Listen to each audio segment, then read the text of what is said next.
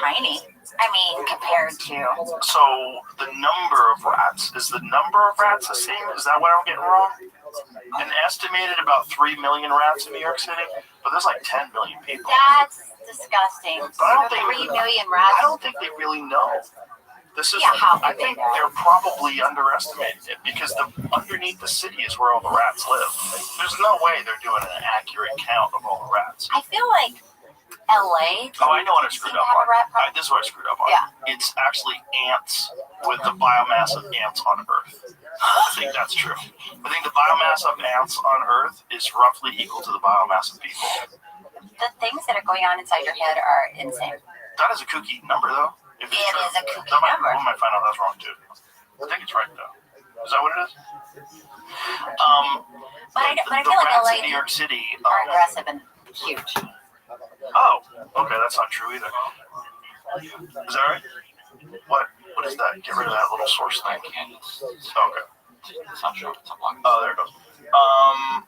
20 quadrillion? I've never seen that word. Me either. 20 quadrillion individuals worldwide. That's the number of ants. Wow. I mean. So it's 20% of human dry biomass. What does that mean after you peed? And more than all the wild birds and mammals combined. That's crazy. There's more weight from ants than all the mammals and birds combined. That's crazy. That is crazy. But that's crazy. I have them in my backyard, and they're leaf cutter ants. No, they're cool. They're cute. They carry all those little tiny. It's weird. It's like, how do you guys know? How do you know to do and this? They work together. They work together. Yeah. Well, they have things. Have you ever seen what the leaf cutter ant colonies look like under the surface? No. So they take them and unfortunately, they do a genocide on the leafcutter ants for science, and they fill up their entire colony with cement. And so they show what the structure. You mean when they were studying? Yes. Okay. But this is how they find out. They have to kill everybody and turn them into concrete.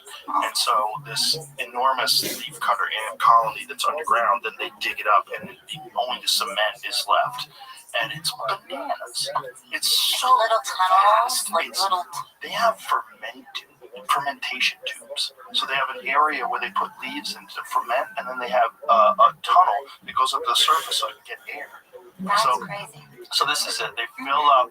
This is the leaf cutter ant colony. Look at the ones on the outside going, oh, my cousin's in there. They are freaking out. Yeah, they're freaking out. And so then they have to excavate, and they dig out this area, and it is absolutely massive. So that's the concrete that. Exactly. So the concrete that's left is what the colony actually looks like underground. Wow. It's enormous. It's like the size of a house. Like, look at that. It's so impressive. Stupid fucking ads that you can't even get rid of that cover a quarter of your screen. But look, pause that real quick. Look at that. That is crazy. Bananas. Absolutely bananas. But that a tiny little ant and all of his friends can make something like that. I like that they're all friends. I think that there are some that are like, I hate that asshole. Yeah, probably. He's so lazy. He's lazy. We're all working our asses off, and he's just over there like taking it easy. Well, there's some ants where the female will find the male, and they cut his legs off, his arms and legs off, and then carry him to the colony so that he can breed. Find out which ant is that. Yeah, they find him, and they cut his arms and legs off so he can't go anywhere. And it just does one thing. Wow. Yeah. Like you think he thinks it's an honor? I don't think he thinks. Right? How can he? I don't know. I think they're almost like little robots. But robots. It seems like they are working together and coming up with plans and, landscapes and... But the thing is, this is a universal thing. This is what's really weird. Like, here we are in Texas, but there's probably leafcutter ants right now in Florida. There's probably leafcutter ants right now all over the world, and they're all doing a similar thing underground. But leafcutter, so they're completely different than, say, red ants?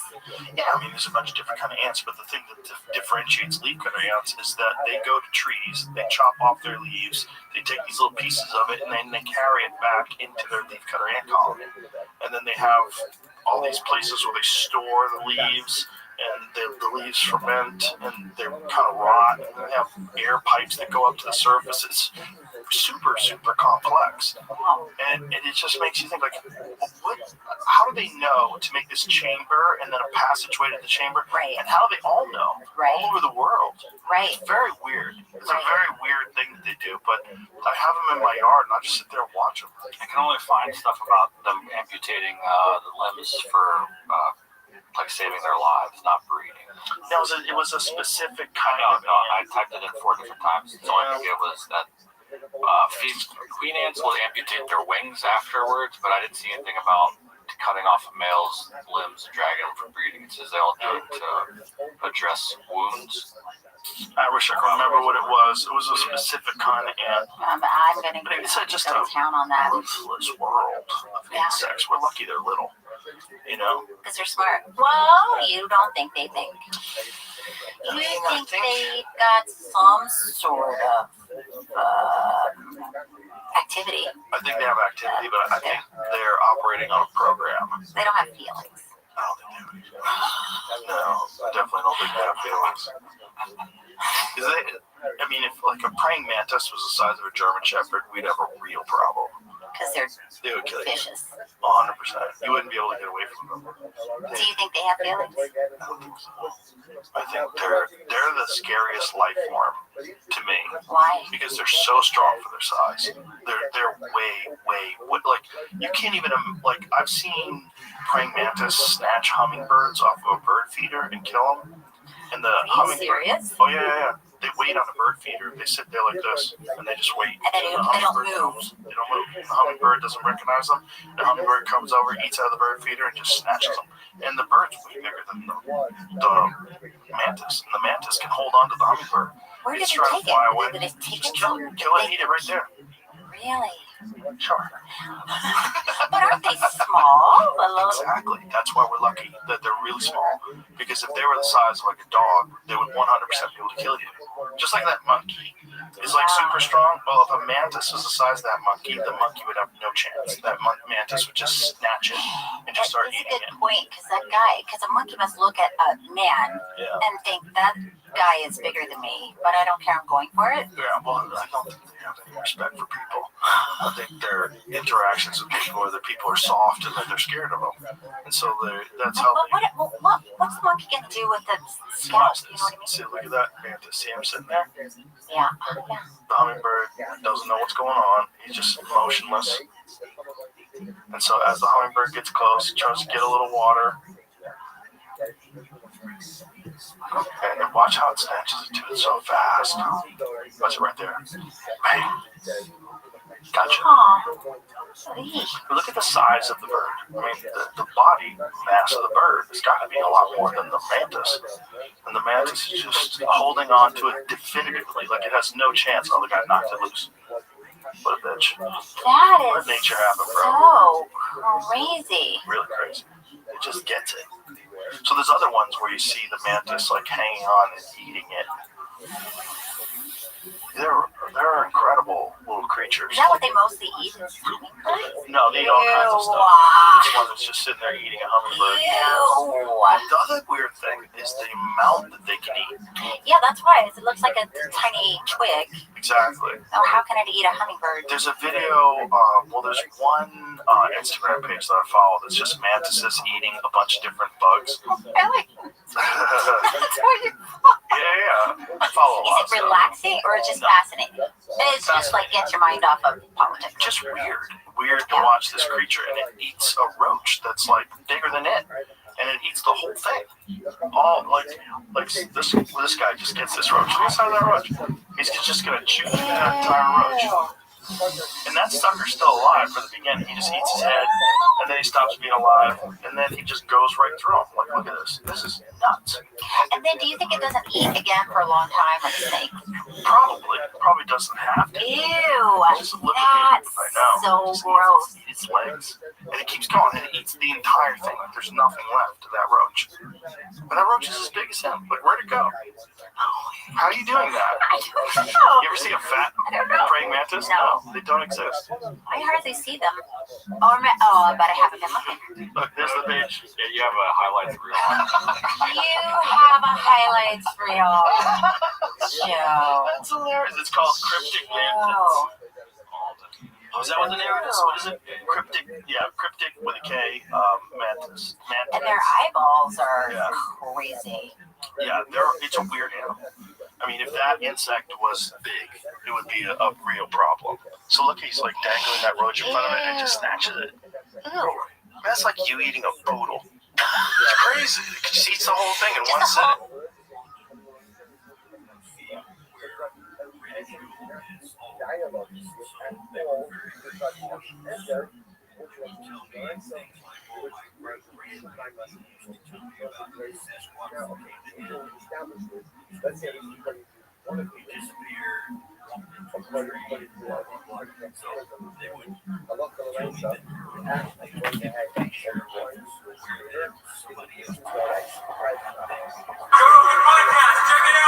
The Joe Rogan Experience. Enjoying my day, Joe Rogan podcast, my day, all day.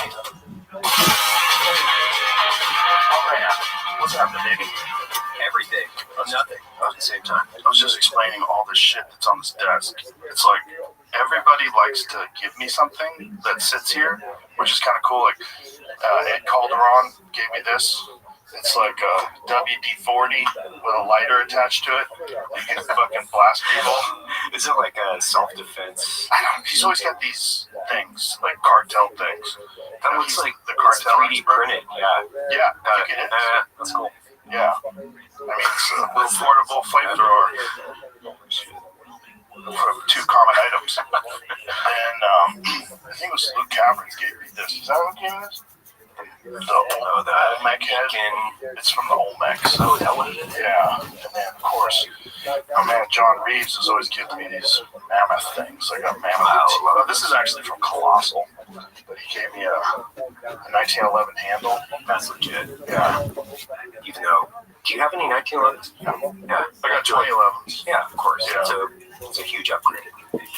Yeah. But, I'm sure it'll probably be able to fit, but bring it to a gunsmith and can make it. Yeah. You know what you could do? You could have them make one for your bow. So you can put the bone on each side of your bow. Oh, I have that. You have it? Yeah, from Rattler Clip. Yeah. There's another piece. Shout out to Handsome Rob, the Rattler Clip rips. He always hooks me up. Gives me those keep hammering ones. Yeah, those are cool. Yeah, it feels better too. It feels better in the hand. It's interesting, like Hoyt doesn't have a whole lot of options. Like Ultraview doesn't make their handles for Hoyt, but they make them for Matthews. Yeah. He shoots Matthews. But it's a nice handle upgrade. It really does, like the way it sits in your hand, it really does feel like a little better. Are you still putting them on your Hoyt for everyone? The Rattler rips. Yeah. Yeah, he just sent me some new ones. It feels better. And the bone, there's something about the bone. It's more tactile in your hand than plastic. I've been wrapping mine with that camouflage athletic tape. Oh, really? Yeah. Omar sells stuff like that. He sells specific bow grip. Right. It's got a little bit of tackiness to it, but some people think you shouldn't have that. They think your hand should be so relaxed that it should be able to slip around your hand so there's like no torque whatsoever on your front hand. I don't like that. I like to feel the dexterity of it, right? I like to have a little bit of relief in the hand in the context of, like, I gotta have some grippiness to it. It's just like a baseball bat or even all of the Glocks and 2011s. I'll still do an upgrade on the stippling. Yeah. But I've also got giant hands for I shouldn't say I'm small. Like, I am 2 inches taller than the average Asian woman. So I don't like to brag about it. I don't want to come out with that right away. It just might seem a little bit egotistical. Yeah, but if you do anything, I think it's just like whether it's with archery or anything with shooting, it just has to register with you. It's not gonna be the same with everybody. Yeah, like I know dudes who just can't get used to finger triggers, and some dudes just love finger triggers, and some guys just have to shoot a hinge. Some guys just can't do it. I shoot them all, man. Yeah. Like I just have. So I got that dump bag now that I'll wear on the side, and then I'll do the hinge roulette. So I'm just reach in there. Reach in, and then I gotta shoot a hit. I gotta shoot this. And the only way that you don't, or that the mix-up part, you've got to shoot the wrist strap, right? You have to put that on. So you can't just do shooter roulette with all of that. But that's the wrist strap's a little bit more involved. But I love having one. I've been using the Wise Guy. Ever since our last hunt. I've been only using the Wise Guy. And I'm used to it now. It took a while. I was like hammering the trigger for a little bit. Like after the thing is, it's like with archery, once your form breaks down and then you try to compensate because you're tired. Like I think I should just limit myself to 1 hour, and after Just 1 hour, just stop. So is that what you're doing every day? Is basically an hour? Yeah, A little bit more, a little yeah, but when it's more, it's when things go sideways. Like I'll give myself like a few minutes break to let my arm relax, and then I'm just it's too much compensating because my arm's tired, right? And not enough, especially because the bow's 84. Now I got the new one that's 90 pounds. Is that what you're shooting every day? Yeah, you're shooting 90 pounds. 84. 84. Yeah, I haven't set up to 90 yet. It's still got archery country. And then are you going out to 100 plus every day too, or are you sticking 85? 85. That's my standard in my backyard. As long as there's no one wandering around. When people are wandering around, I tend to, like, I don't, like this landscapers. I don't. Yeah. Bomb. I've got my wife is redoing this little garden house in the back, so she won't let me shoot at it anymore because she's afraid I'm gonna put an arrow through her little hut that she's making. She's actually doing all the work. She's got like a tool belt on, and she's out there hammering away. Oh, that's great. And everything. She's doing all the work. Wow. So she's like, you can no longer use this as your backstop because it was just a pile of shit, and I can basically shoot arrows at. That's a bad trade. It's a super bad trade. Yeah, I need a backstop. You gotta fuck off. Like we were talking about, like must-haves for backyards. Like I'm not living in a house where I can't shoot at least 50 yards. No. I go out in the backyard. I get my rangefinder. I bring a rangefinder when I look at houses. No bullshit. Are you serious? 100%. I've been doing it for the last like 6-7 years. Before I bought this house in Austin, when I bought the house in Austin, it was a big yard. I'm like, we're good. I just had to find a spot. I was like, this is at least 100 yards from here to here. Have you ever punched the trigger and put one out in the river? I guess you shouldn't tell me that. I never shoot towards the river because kayakers, right? You never know when something, because like the kayakers, they like to go like real close to the shore. And well, yeah. Like, if you hear, fuck, that would suck. Oh my god, I'd be in such deep shit. I would never do it. I would. You would be. I just would. Yeah, deep shit. Deepest of deep shit. An asshole like me is always promoting archery. I shoot a kayaker with a field tip right to the fucking forehead. See some poor lady? Like a unicorn running through off the river. Oh god. Oh my god. I very rarely. I mean, if I'm shooting broadheads, I really know where I'm going. I don't fuck around. But with field tips, I'll launch some bombs. But it's never in an area where there's anything behind me. No, I don't. I had an little archery range in the back of my Salt Lake City building. And I used to let everybody use it in the company. And then after you worked for the company for a while, you'd get your choice. You'd get like a staccato or a rifle or a bow. And then we still do a lot of veteran adaptive athlete shoots and the tactical games and the total archery challenges. So I've given away 100 bows probably. Oh, that's awesome. Company. Do you let them pick their brand and the whole deal? No. We partner with Hoyt on the last batch, and we partner with PSE. We partner with nice. Anybody that wants to like go in 50-50 on us, right? Oh, great. That's awesome. But then we'll make them black rifle custom, right? So it's cool camouflage, a little branding on it.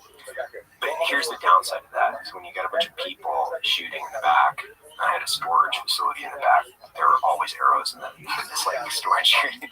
But so finally, our general counsel gave me, he's like, no more. You gotta stop. You can't shoot any more arrows. So I banned it for everybody except for me. Me, Logan, Matt, basically the people that could have either absorbed the legal fees or at least like explain it away. Well, the thing about archery is it's a skill that 100% degrades. Yeah. Like you have to stay on it, and you just can't trust that everyone's staying on it. No. It's even hard for me if I take 3 weeks off. Yeah. I was having that a little bit of tendonitis in my left elbow, so I took like a month off after running season, and then you put it back in your hand, and it feels almost like a foreign object. I know. It feels horrible. It's just gross until you have at least 3 or 4 days of shooting consistently back into the groove. You can't put the arrow where you want. It's just 3 weeks off. And it feels to me like the more consistent I am in off season, like the entire year, those are the years where I'm really shooting my best. You can't just get back on the bow like a month before you have to go hunt. You can't do it. I can. I know guys that can. Guys that I grew up with have been shooting since they were 9. That's right, but they're really good shots. Imagine how good they would be if they did it all the time. Yeah. Like a guy like Cam, like he's not taking any time off. Like, no. He's shooting every day. But that's part. He takes pleasure in the pain too. He doesn't take time off because that would be relaxing. Yeah, it'd be relaxing. Like imagine, just imagine that. Like Cam Haines on vacation, his feet up, drinking on the beach. Is that even like a? No. That's not even a thing. Well, I've gone on vacation with him. Have you really? Yeah, but we went vacationing in Lanai, where we could bow on. Yeah. So we would bow on at least once a day, because Lanai, you've been, it's crazy. It's one of the craziest places on earth. It's great. For people that don't know, there's 3,000 people and 30,000 deer. Yeah. And they were given by King Kamehameha by the whoever the head dude was in India. He's like gave him a gift of access. Is that where they came from? Mm-hmm. I didn't realize that was the actual timeline. Yeah. I didn't realize that. Yeah, and they're everywhere. They tried to reintroduce them, try to introduce them to the Big Island. Like I know Shane Doring was all pumped about it, but then they eradicated them. People killed them. They said they were invasive, but I think they need to be everywhere they can be. they're delicious. They're delicious. They're the most delicious meat Of the deer, of course. Yeah, next to elk. For me, it's elk and then axis. But axis is the most challenging hunt. They're the fastest things I've ever seen in my life. They move so fast, it doesn't even make sense. It's like, how are you doing that? You could dodge an arrow from 30 yards away, and the arrow's not even close to them when it gets there. I had a female bedded at 30, and she jumped the string on her bed 30 yards. That was my first shot. I realized, holy shit. Yeah, they're different. I've got to up my game. Well, it's like they evolved with tigers. Oh, yeah. Yeah, that's the thing. It's like you got to be able to go. Can you imagine how tough you would be if you involved with tigers? That would be sick. Well, that's the problem with America, period. It's like there's not enough, there's too many people running around with zero physical challenges, and they're so soft. Like there's a giant percentage of our population that is so soft. And if there was if the world went nuclear, we lost everything, and then it was like hand-to-hand battles. Every country could invade America if we ran out of bullets. Once we run out of bullets, every country can fuck us up. Yeah, like you can walk around. I think, well, that's with coffee, right? The best coffee shops are like it's so much stuff on Instagram. It's so funny because you walk into a coffee shop and if you see the craziest looking freak, it's gonna have the best coffee. But it's just so left wing weirdo fucking. Lip rings. Oh yeah. How many nose rings do you have? How many colors do you have in your hair? And how many pronouns do you have? That's like you're gonna make the greatest espresso I've ever had, and that's the joke, right? Because I'll go cruise around in Austin for the last couple weeks. Yeah, you see a dude who's jacked with a hand tattoo. He's gonna make you a bullshit coffee. It's like I can make you pour it over. I mean, I can just pour it over. What? He'll make you some cowboy coffee. He's gonna fucking one of them tin pots that you put on the fire. Take his sock off. Like I'm good. I'm all set, man. What is it about baristas? Like, how did that become such a left-wing safe place? I don't know. I think the origin of it comes from San Francisco, Seattle, right? All the, we'll say the left-wing, left coast, all of the woke hubs. Yeah, because that also drove most of what I would say is the third and fourth wave, because there's 1, 2, 3, 4 basic waves in coffee. The third and fourth wave are the most recent. Fourth wave would be considered single origin, very lightly roasted coffees, and you've been to these coffee shops. You know what they look like. It takes you 15 minutes to get a cup of coffee. They typically won't even talk to you. They look down at the computer screen, but it's going to be decent coffee, right? So if you go first wave, which is going to be like Folgers, Maxwell House, that's like been around for 100 years. That's a commodity coffee. It's going to have Robusta. It's going to be darker roasted. That's going to be first wave. And then second wave would be experiential. So it would be more like Starbucks. Kind of second wave would be experiential dark. And then third wave would be more artisan, micro lot, single origin. And fourth wave is kind of a mix of the best in third wave that really activates your senses in the sense of like now they're doing anaerobics, so they're using things from like wine and beer, and they're developing all these different profiles. But that artisan craft, the genesis in like San Francisco and Seattle from third wave, they took on identity politics and then drove it through the trade. It's pretty impressive. It's so weird because if you go anywhere, you can get amazing cups of coffee. You're just gonna like wade through the wokeism to go get it. Yeah, I can't go there. No. I was at a Starbucks the other day, and two lesbians walked in. They saw me and they left. What? That's how bad it They was? said, we can't do this. Seriously? They looked in my face and they said, we can't do this. They left. It's like, I'm a big fan. Yeah. I'm a big fan of your work. I had a cup of coffee from Starbucks, which I rarely go into, but was with my family. And it was so bad. A cup of black coffee. That's all I drank. I don't put anything in it. I was like, this is like not drinkable. It tastes like shit. Which is like everybody throws a bunch of cream in there and a bunch of sugar in there, and you get your caffeine, and it tastes like what you like.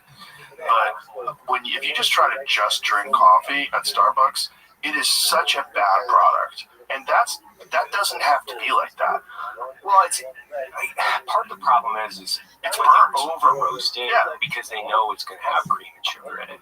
And But why over roast it then? because you can make a consistent profile, and it's just consistently very dark and extremely acidic, basically, and that becomes the consistency in the product. Do you think people have this thing in their head that the darker the coffee is, the stronger it is? Yeah, of course. That's one of the huge misconceptions, right? So, Right. like, it's just bucket the misconceptions in here, which is, coffee is not a bean, it's a fruit. So it's a cherry, and then you roast the pit. So the second one would probably be the darker you roast something, the more caffeine it's going to have, which is absolutely not the case. It's the opposite. It's completely opposite because you got two genetic strains. You've got Robusta and Arabica. Robusta is a smaller bean. It's got more caffeine. It's also more bitter. Arabica probably constitutes 60 to 70% of the world's coffee, but it's more flavor. It's got less caffeine, and it's less acidic in general. And then when you over roast it, you can kind of combine multiple lots, multiple variants of Arabica. Oh, I see. And then you can make this consistent profile. So it consistently sucks. Yeah. But if you're going to put cream and sugar in it, Yeah. nobody cares because they're like, I just need something that's going to serve as a caffeine vehicle for my cream and sugar. I know, but wouldn't that be okay if you just had good coffee and did that? Oh, yeah. Burn it? Well, I do. I think that's where third wave and fourth wave, it's more directly related to the quality of the coffee. It's no cream, no sugar, and it's more first and second wave, it's cream and sugar, because you're going to have to cover up the inconsistencies. Well, some people just like it anyway because what they're getting is a treat. It's not. They're not thinking of it as like I'm drinking coffee. Like they're getting a treat. Right. Like if you have an order of frappuccino, It's a milkshake. it's milkshake. Yeah. It's tons of sugar, tons of caffeine too. You're like sitting in your cubicle. You got like 100 grams of sugar, 200 milligrams of caffeine. You're skyrocketing with just energy until you crash, and then you need another one. Yeah, and then you're just doing that all day, frying your central nervous system. And then when you get out of work, you just die. You just go home and Go home and melt on the couch and watch some sports, man. yeah, your insulin's all fucked up. Your falling asleep. The coffee nerd conversations just put half the fucking audience to sleep too. I don't care. I don't care. Yeah, it's so funny, man. I'll start talking about it. I'm like, I should not. Because I was a comms guy back in my previous profession, my previous life. And it's so funny because when you talk about communications and just technology in general, and you start analyzing like, frequencies and spectrum analyzers or whatever you want to talk about, people's eyes would just glaze over in the team room. And I'm like, all right, well, you guys want to go blow some shit up? Like, why don't we shift the topic, because you guys don't want to talk about this. I know you don't want to hear about it. So in cross-training, it's just try to keep people awake, basically. This episode is brought to you by Roka. And this is important, so don't skip this. I've been wearing Rokas for years, and I absolutely love them. Of all the glasses brands out there, I choose Roka. Roka shit just works different. You'll notice it from the first time you put them on the face. They feel great. I can run around in them. They never fall off your head. They're super high quality, lightweight, super comfortable, and they stay on your damn face. Even if you're sweaty, they stay in place even better. They don't slip. Gym stuff, kettlebells, yoga, sprints, chasing the dog, whatever you're into. You could be just leaning over to pick up your kids. Everything stays on your face and feels great with crystal clear optics. Check them out and feel the difference for yourself. To help you get started, Roka is offering JRE listeners 20% off your order. So go to Roka.com. Well, there's a lot of people that have a hard time focusing on something that isn't exciting. For whatever reason. Even if it's like important technical details that'll help you do things that are exciting. It's the delayed gratification. Right. They're the same type of people that don't like to do cold plunges or don't like to do certain things that, like, you're not going to feel an immediate benefit. It's going to suck while you're doing it, so you put it off. Like, you've got to have a mindset that there's some things that suck that will make the things that are exciting way better. Yeah. Like for comics, it's writing, like sitting down and writing. Because a lot of comics don't want to write. They just want to come out with ideas through the day and then work them out on stage. I'm like, that is great. You can do that. But you should also write, because the ideas that come to you while you're writing, they won't come any other way. And those are like little gifts from the universe. And the only way you get them is you got to sit down with a fucking pad of paper or a computer in front of you and come up with them. You got to sit down and start working and let the mind just slowly but surely pop them out. How often do you do that? At least 4 days a week. For hours and hours? Yeah, at least an hour. I try to write 1,000 words. So it might be an hour, it might be 2 hours, and then out of those 1,000 words, I might get a paragraph. Right. That's what I was looking for. You're basically looking for arrowheads in a field. You're picking up a giant clump of dirt, and you're shaking it out and washing it over, and got one. So do you try that out on anybody before you actually? No, you just like, okay, this is the. I'm pretty sure I got something. When I got something, Hello, how are you? I'm pretty sure I got it, but I don't know what it's going to be until the audience tells me. Like, Well, you have your own club, so you can just try it out. You just like try. Hello, how are you? It's Wednesday. Let me try this even out. when I didn't, I would go to the store. I would go to the, like, say, if I have a bit and it's exciting, I'm like, oh, I wrote something that's good. I would go to the improv, and then I would go to the store. Maybe I go to the ice house. Right. I bang out a few sets, at least 2 in a night. Some, you can travel around. Like, LA was really good for that. Austin's amazing for that. There's 7 clubs on my street now. What? Between my street and the neighbor streets. So you got, and then right down the street is the Sunset Room, which Red Band owns, and then right up across from that, you got Creek in the Cave, which is awesome, and then you got the Vulcan, which is right down the street. There's a bunch of other small rooms. There's the Black Rabbit. There's all these rooms that allow me at least 3 or 4 nights a week. So if you're like a guy or a girl coming up right now in Austin, you can really work. You can work, and they're all paying. So you're collecting $50 here. My club pays more. My club pays the most. But all these different places, they pay, like actual money for you to do a set. At the end of the night, you got a few $100. You can get something to eat. Like, there's all these comics that don't have to do the road now. Right. So, like, they used to just have to do the road to pay their rent and for food. You don't have to do that anymore. You could, like, stay in town and really build up material and then go out on the road. Is the material going to shift? I know it's regionally, you've got to have. I'm not saying like left or right. I'm just saying, does the material have to shift based on where you're at? So if you're in LA, is the crowd a little bit different the people are going to be more accepting, less accepting, accepting a little bit different. You can't here. think of that. You can't. You just like, here's the joke. Yeah, right. Well, the good thing is if they're not accepting of an idea, maybe you should re-examine that idea and maybe figure out like maybe I should figure out a better way to make this idea acceptable. You know, because there's ideas where I'll start it off and it's just like, ooh, this isn't going anywhere. And then I'm like, there's got to be an angle in here. And then I'll find a whole other angle, like, haha, now I have it. And then I have to find an angle. Like, what if I was a woman and I was watching this and I'm looking at this fucking meathead on stage and I'm like, okay, like I got to figure out a way to get them to understand that just because I look like this doesn't mean I'm a bad guy. Like, let me work this into your head first and then explain it from my perspective. It's funny because I look like this. It doesn't mean I'm a bad guy. It's an automatic assumption. Yeah. You know, I mean, it's an untold prejudice that like men with muscles in particular are assholes, right? Like instantly.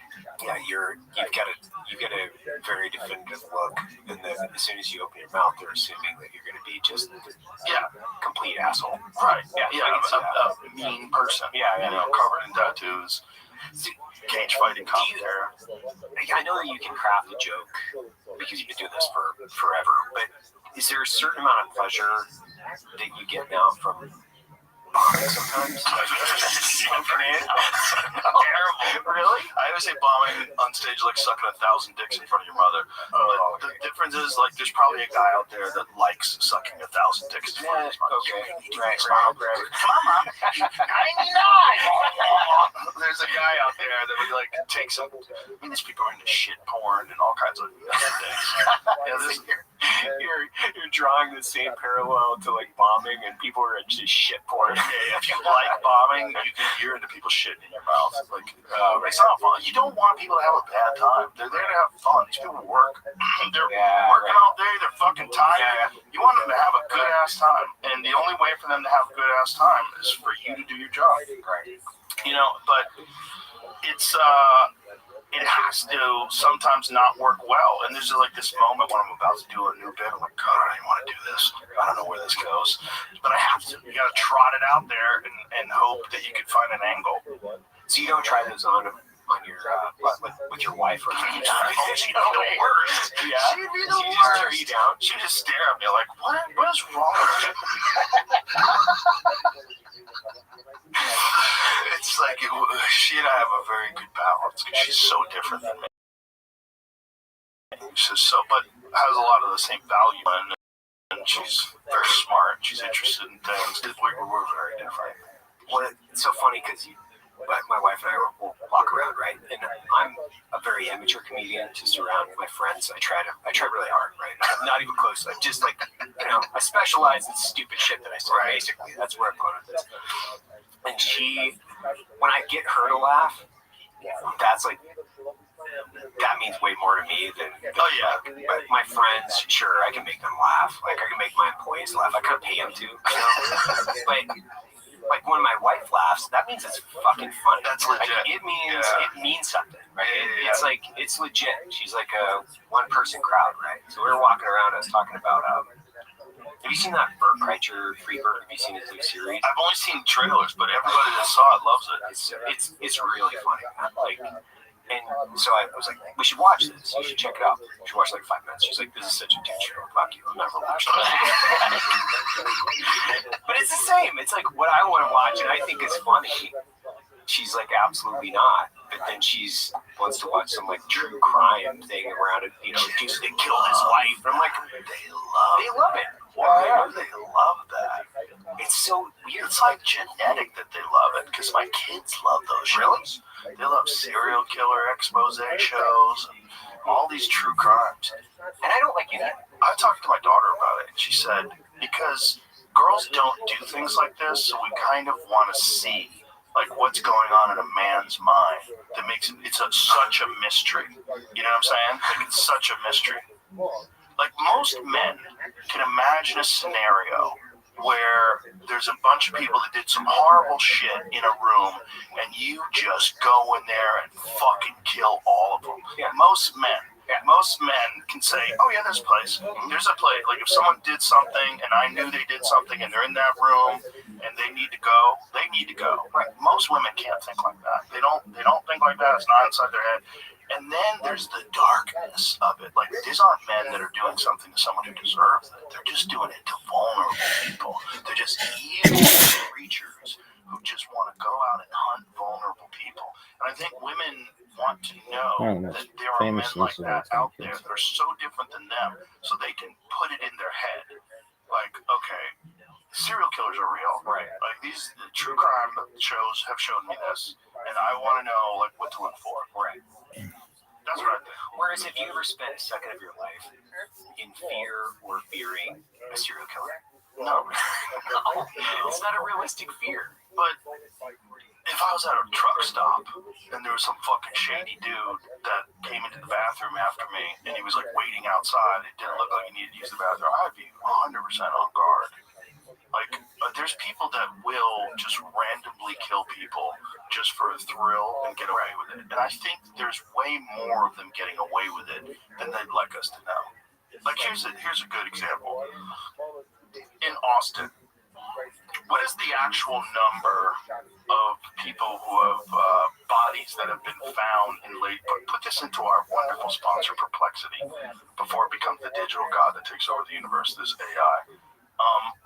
What are the numbers of people that have been found drowned in Lady Bird Lake over the last 3 years?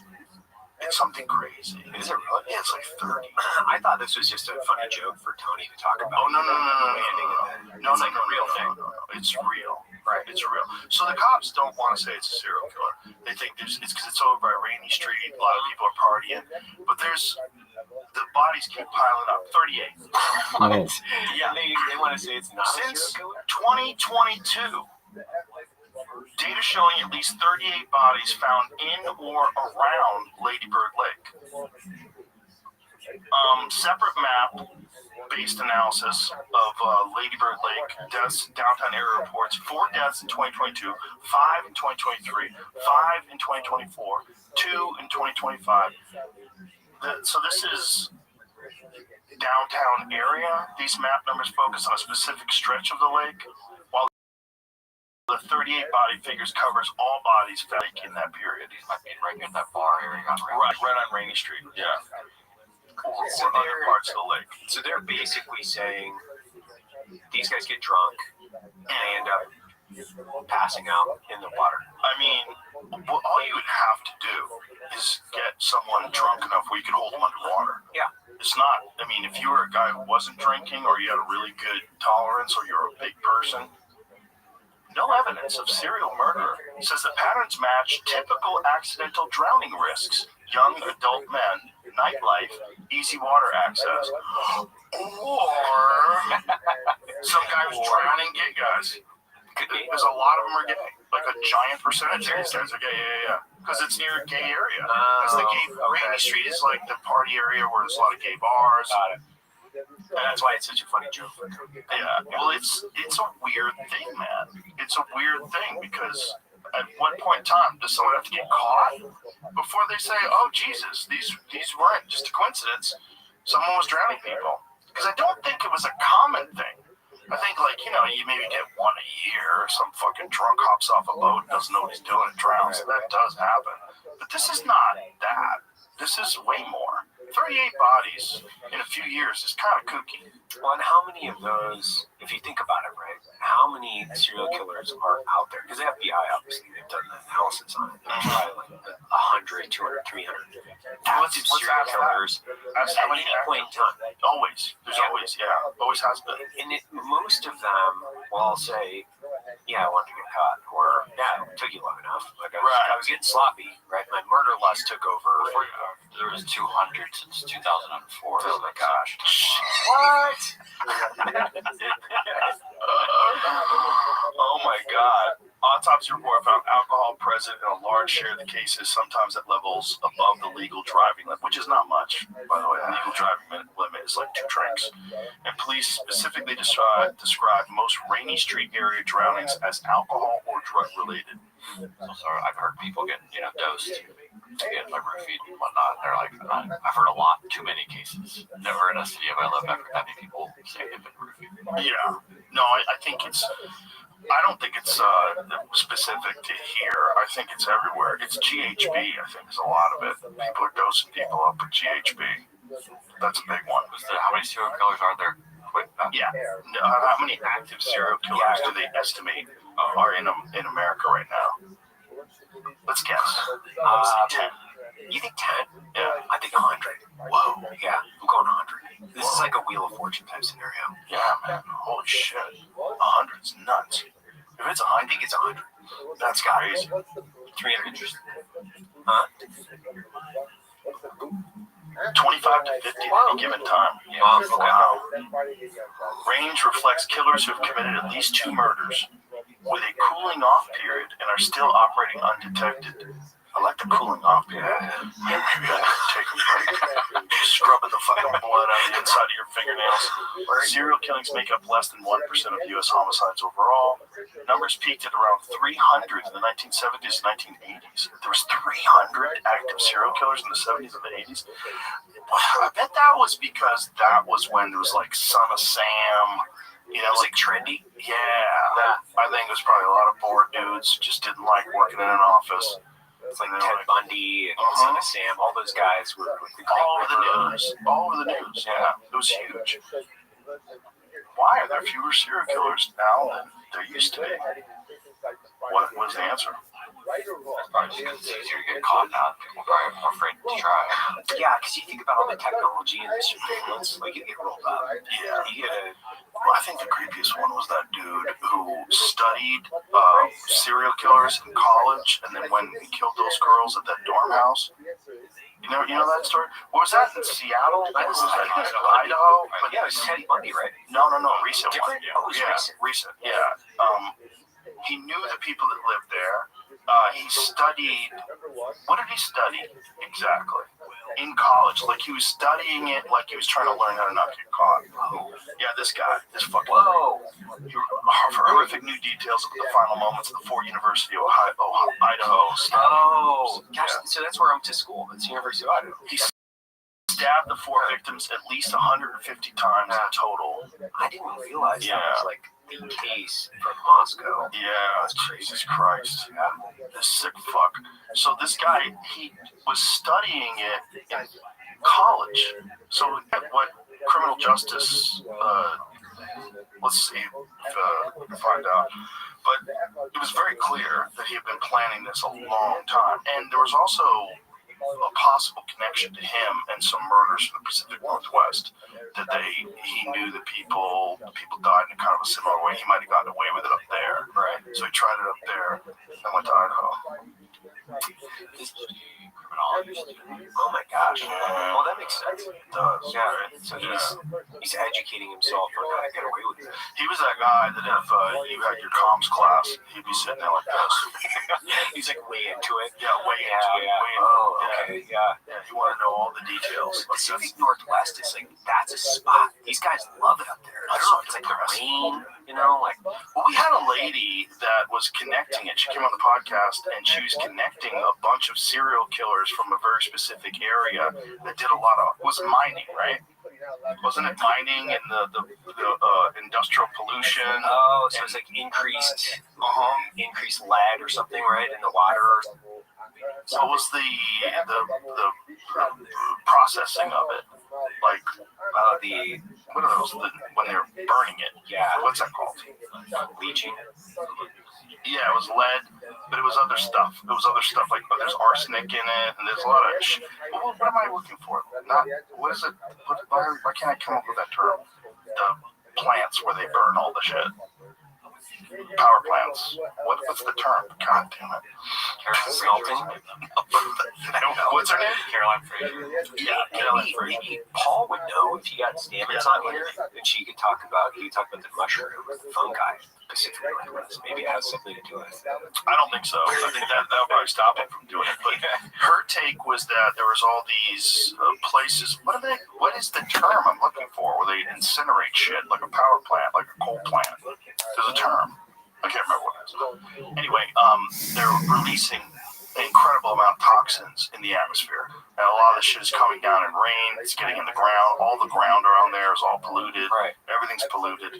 And so what her take is that all these people have suffered chemical pollution, and a lot of that chemical pollution leads to all sorts of weird psychological disorders and psychosis and all kinds of shit, depending upon the levels of exposure. So this is why you have an increase of serial killers specifically. Yeah, there was a bunch of power plants up there. Interesting. Coal plants, and smelting, and just a lot of mining. There's a lot of mineral-rich resources up there, and so I should be concerned because I spent most of my life up there. Well, half of it at least. Yeah, it depends. I think now they've cleaned it up though. Like she was connecting it to a long time ago, but there's areas back there where she was saying that they do an analysis of the soil, and it's just completely fucked. How long has it been since you've done Seattle? Oh, I haven't been back in a while. I did the Tacoma Dome with Dave Chappelle. We did that right before the pandemic popped. Oh, okay. And I really haven't been back. But it's just like, once that whole Chaz thing went down, and they locked off the block, and the mayor said maybe it's the summer of love. Or maybe you've got some fucking crazy people that you've empowered to take over a giant swath of your city, and you're cool with it. And you're the fucking mayor?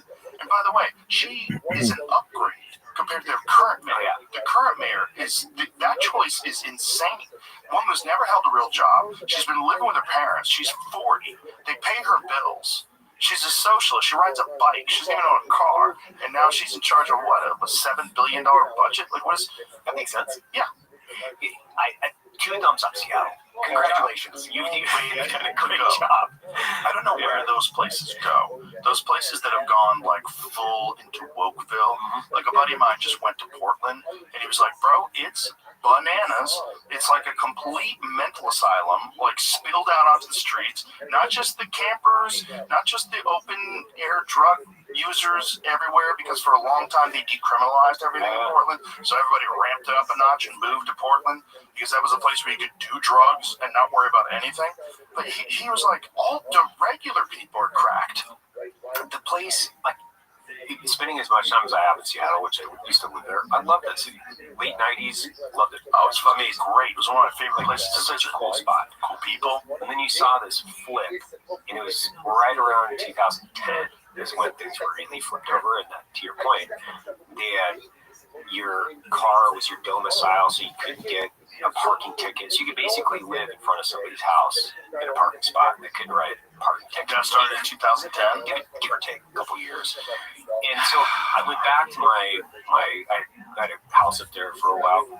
Then the day I decided that I was going to sell this place. Like, we fly up there. I've got my daughter. She's like a year old. My wife and I are walking down the street, and this is a part of the city is called Ballard, which is a beautiful part of the city. Tons of like old bars, awesome place. Back late 90s, early 2000s. But then there was a camper in front of my condo, and there was a naked man with a tennis racket. My daughter's a year old, and his dick's flying around, and my 1-year-old's like, I'm holding her, like walking away from the other end. He's got a tennis racket. He's like playing U.S. Open in his head, whatever he's doing. And then on the corner, no less than 50 feet away, there was a half-naked lady like taking a shit, and you're like, nah, time to leave. I think this is I think we're all good here. We had an issue like that in California for a while, where when the economy started to go south, this is pre-pandemic as well, we started having these campers camp out right in front of our studio. And they would, the studio where we had in LA, even that place, it was the warehouse, we had a big lawn in front of the warehouse, and these guys would spread out on the lawn. So they would park their camper there, and then they would like cook out, and they would lay out, and it was so like, you're in this, you're asking people to walk past these people to go do your podcast in this big ass warehouse that I had leased. And I was like, why are you doing this? Like, you can't be doing this. You can't use my lawn as your front yard. Like, this is crazy. I mean, spread out, dude. They have shit laying out there. Nothing you can do. Well, there was. Oh, really? Yeah, we contacted the police, and the police eventually, they realized this is not a good thing, and they moved them all. but they moved them to different parts of town. And so then you would drive to like the more industrial areas of town that didn't, like, our place was like semi-industrial. There was a bunch of warehouses, but there was also a bunch of like foot traffic businesses, restaurants and stuff like that. And so they moved them out of there. But if you go into the deeper industrial places where they have factories and stuff, they were there, like whole blocks of them where you just have campers laying out and just open meth smoking. These people are just full-on meth heads that had just started a community of fellow meth enthusiasts with campers. And a lot of their campers didn't even run. They could just get into the spot wherever it was, and then they would steal power. You know, every now and then the dude would die because he didn't know how to do the wires right and he'd get cooked. Yeah, that's right. It's the same where we were at Salt Lake. I'd have full-time security out in front of literally in front of the building. Our concern was when we left. It was like if we left at night and someone broke in, it would take fucking forever for cops to show up and do something about it. And so I was like, you just can't have these guys knowing that like famous people and high profile people are going to be at that spot. And you've got like open meth smoking right in front of the place. Like, this is too crazy. Yeah. They're too unpredictable. You know, I don't care if you live in your truck. It's probably cool.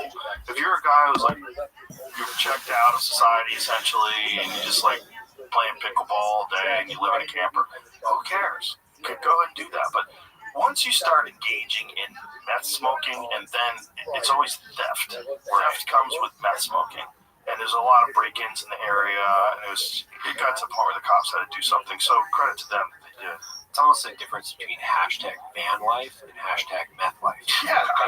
There's a big difference. Right. Van life is like you want to be a guy who's not saddled down to one particular spot. You have a place that's in this van that has a bed. You have a little tiny kitchen area. You have a little portable fridge. That's all you need. I don't need a fucking house. Just travel around. It's probably fun. Yeah. The freedom of it, you know?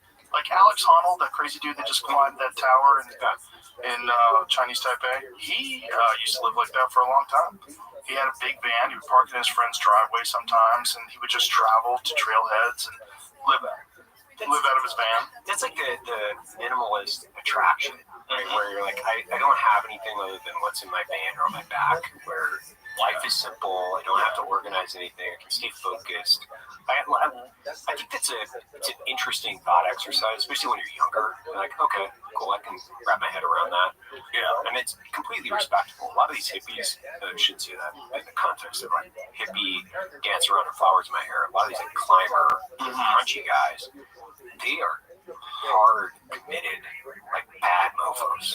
When they're living on dog food, like there's this great story about the founder of Patagonia, where he went to the store, he was climbing El Cap, and I'm trying to recall a story from Outside Magazine, 20 years ago, but in general circumstances, what it is, where he went to the store, he was going to be climbing El Cap for months, and he's just working on a specific route.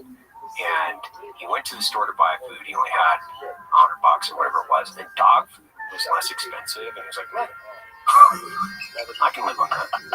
And he bought dog food. And lived on dog food. He just lived on kibble. And yeah, so he could climb and stay out there longer. His farts were like, bro. He wouldn't want to be behind that on his route, right? He would not want to be climbing behind that guy. I'll tell you that.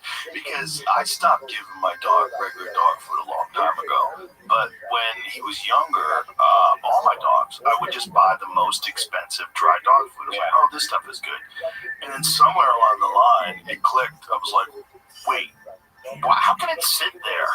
How can it just sit in that bag for a month? That's crazy. How can it sit on the shelf for years? That's nuts. That can't be good for you. And then I started feeding them frozen food, and then they like that. But then I switched to Farmer's Dog, which is human-grade food, which is lightly cooked. They fucking love it. That stuff I would eat. Like, you smell it. It smells like food. It doesn't smell disgusting. Right. But regular dog food is fucking terrible for a dog. It's not good for them.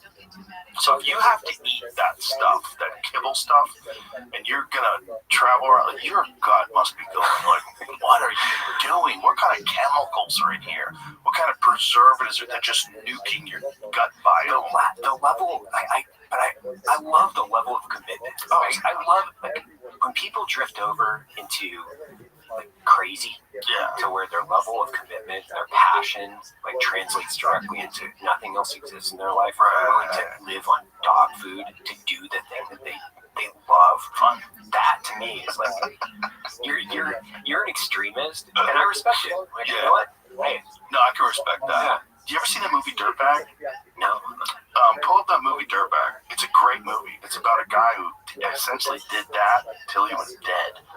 This guy just camped out on the ground in front of his friends' houses. Most of the time didn't have a car, but that's all he did. He was always mooching on people, and he had very detailed. What was the dude's name? Fred Becky. Fred Becky. Oh, The dude's a legend. Yeah. So he had been doing this from the 1950s. Like he was an old ass man. And he still look at the gnarled hands. Look at his fucking hands. From just climbing. Imagine that guy got a hold of your dick. He'd rip it right off. With his, do you know who Mark Twight is? no. Okay, so Mark Twight, he was one of the foremost names in alpineering. Like he's written several books on it. He wrote a book called Kiss or Kill: Confessions of a Serial Climber back in the day. Very, very similar, like in the context of, I would imagine, the psychological makeup. And he started a gym called Jim Jones back in the day. Like it was where a bunch of people, it was invite only. So you could only get invited. It's like a lot of special operations guys, CIA guys, and professional climbers. Like everybody that was trying to push the envelope physically would go out and train with Mark. And I've been friends with him for years. But anything Mark does, he moves from like, I'm going to be the best climber, like mountaineering. I'm going to be the subject matter expert. He's a professional. He shot IPSC for a while, so he's a professional, pistol shooter for a while. He's a professional climber. And now he's a photographer, writer. But everything he does it to a level of perfection that it probably drives everybody else in his life bananas. Like, he's fascinating. He's a fascinating human. Those people that go really to the outer level of whatever's possible with whatever the fuck they're doing are always fascinating. Yeah. Because it makes you go, I don't know if I want to do that. Like, what is the sacrifice to get really good at rock climbing? You never have kids, you never have a life, you never have a child. Like, this dirtbag guy, like, everyone around him both admired him and felt sad for him. Right. Because, like, he died a dirtbag. He never had a family, and it's like all his ex-girlfriends talking about how an interesting guy he was. He was really fun, but eventually had to fucking move on. Like, this dude, all he wanted to do was, like, sleep on the ground and get up and start climbing rocks. His whole life. But there's, like, if you think about everybody around us in their profession or their thing, right? You're at the apex of your professional, your profession, and your level of commitment. I'm not like boosting you up. I'm just saying, like, your level of commitment is unparalleled to a huge percentage of other people. So you have a portion of whatever that is. And there are all these other people that have that thing where their pursuit of passion around that specific profession or product, whatever it might be, they're so committed to it that it takes over. It's all consuming. Like, I've seen it because even when you go play pool, like when we were in Vegas a couple months ago, they're like, "Oh, we're going to play pool." I'm like, "Oh, he's going to be there till like 6 o'clock in the morning." But no, I'm not going to do that. And Creechy was like, he was there till like 6 o'clock in the morning, played for like 8 hours straight. I was like, yeah, I could see the writing on the wall. I'm out of here. The pool is my number one problem. That's my biggest one. Really? Yeah, that's the one where if I ever wanted to not do anything else, I would just become a professional pool player. If I just said, okay, I'm done podcasting, I'm done with the UFC, I'm done with everything. I'm just gonna travel around and do tournaments. I could go crazy. I could go crazy and just do that 100%. Is it just the game fascinates you, the angles, the ability to like just continue to evolve within that all the time? You can't ever be the best. You definitely never achieve full perfection, but to be really good requires this level of laser focus and concentration and an understanding of what's going on. I mean, you're taking a stick and you're hitting a ball into another ball with pinpoint accuracy into a pocket that is, on my table, it's 4.25 inches. So you've got the cube with the ball, the object ball, which is about that big, and then you got that much space on each side, just a tiny little space on each side. You got to slip it through there. Oftentimes, like 8 feet away, 7 feet away, 6 feet away with English. So you're putting spin on the cue ball, which imparts a throw on the object ball. So if I put right hand spin on the cue ball and I hit the object ball, I have to calculate for the fact that it's going to throw the object ball slightly to the left because of the right hand spin, because it clings to the ball a little bit. So all this is playing in my head, and then I have to have it at a speed where once the cue ball then collides with the object ball, pockets it, then it's got to go 1, 2, 3 rails for perfect position on the next ball. Then I have to have an angle. I have to make sure that I have an angle for the following ball, right? And you don't want to be trapped on the rails. You want to be off the rails. Like all these different things. You can't think about anything else. Your mind has to be clean. It cleans your mind. This episode is sponsored by BetterHelp. Look, there's a lot of pressure when it comes to dating, especially in February. But you're putting too much on yourself and on your partner. There's no such thing as a perfect relationship, whether you're on a first date or have been together for years. It's completely normal to go through rough patches, and what matters is how you deal with them. And therapy can be a huge help during any stage of your dating life. You can figure out what you want in a partner or get perspective for a growing problem in your relationship. The point is, you don't have to come up with a solution by yourself. Now, finding the right therapist can be tricky, but that's where BetterHelp comes in. They have an industry-leading match fulfillment rate, and they do a lot of the work finding the right therapist for you. Really, all you have to do is fill out a questionnaire, sit back, and wait. Tackle your relationship goals this month with BetterHelp. Sign up and get 10% off at BetterHelp.com/JRE. That's better, HELP.com/JRE. So have you gotten, I'm sure you have, like professional coach players, coaching guys have come out, like the best in the world have come out and played with you? Oh, yeah. How do you hold up? Like, what's your... Well, I can never beat them. Right. But I beat them some games. I can break and run out. So I'll break and run out 1-2 games in a row sometimes. But they'll make... So, like, if you have, like, a score of accuracy, it's called like a Fargo rating. It's based on 1,000 points is you never miss. I am in like the 700, on a good day, 750 range. But a real world-class pro is in the 800 plus range. Like Fedor Gors is probably like 850. Joshua Filler is probably like a little higher than that. They get into this rate where they so rarely miss. And again, they're playing on 4-inch pockets, which is like a 1/4 inch smaller than the pockets I'm playing on. Although they are playing on new cloth, which helps a lot. Makes things more slippery. They fall in more worn out cloth. Like when it's broken in for a couple of weeks, it gets tougher. Really? Yeah. The cloth gets a little less slick. And you got to hit a ball a little bit more pure. But on the plus side, English takes better. So when you play with these guys, is it one of those things where they like instantly humble you in the context of you start feeling, I'm really confident in my game, and then you step in? No, not really. No. There's not that big of a delta between. There's a gap. There's definitely a gap. I mean, they're just way better than me. But it's a lot of it is just time.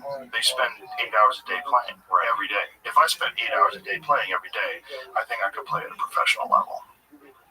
I wouldn't be able to beat the best guys. I would never be able to beat like the Koping Chungs and the guys that are at the very top, because those guys have been playing 8 hours a day for decades. They never stop.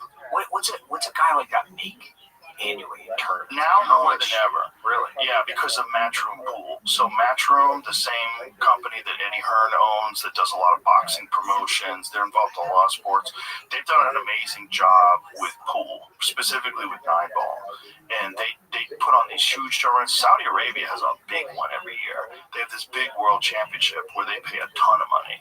And so, a good player, like a top of the heap player, is making $500,000 plus a year. Okay. And then also endorsements. So they have endorsements like companies like Predator Qs pay them, Q-Tech, and all these different companies pay them X amount of dollars per year. They have a sponsor for the chalk they use. They have a sponsor for the tips they play with. All these different things. All that adds up. So what's the difference then between, what is it, snooker? Is that the That's a totally different game.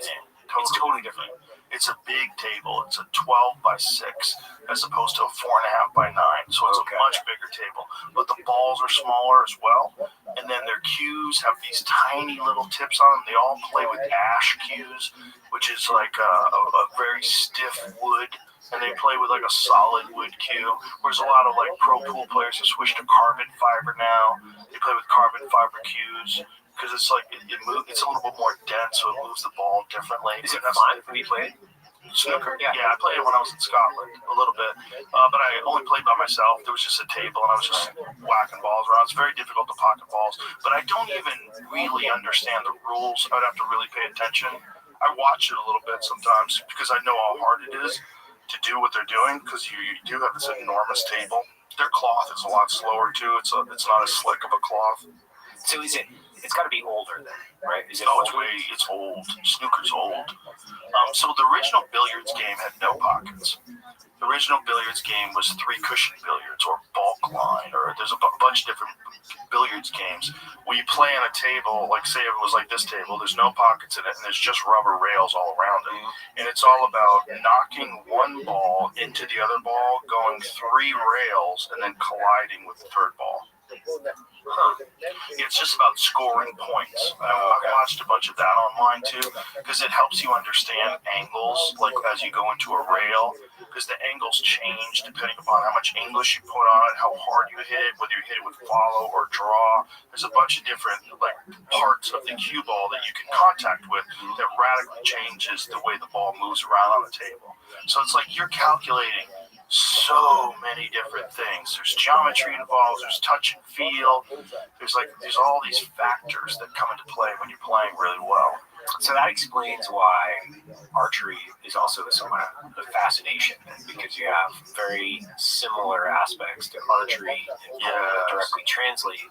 That's like why those things snap together real well for it. Oh, for me, they're hand in hand. They're basically the same thing. It's basically the same thing. You're just doing it in a different way. You know, it's the same thing. It's like having everything just flowing together perfectly after like years and years and years of meticulous practice, and then it starts to come together.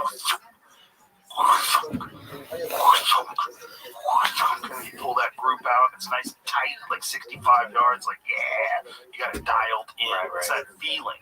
And it's the same thing as the world goes away. There is no room for anything when you're about to pull that trigger. Whether it's in pool, when you're about to make the shot, or whether it's in archery, there's no room for anything. That's what I like about it. I also like that there's no bullshit. There's no shenanigans. There's no personality. Nothing matters. Nothing matters. Did the ball go in the hole? If it didn't, you lose. If it did, you win. It's really clean. I like that. Yeah, that's the thing I love about like shooting just in general. Like, if I'm hitting a target, it doesn't matter. I took my kids to the arcade the other day and skee ball. Oh yeah, I love skee ball.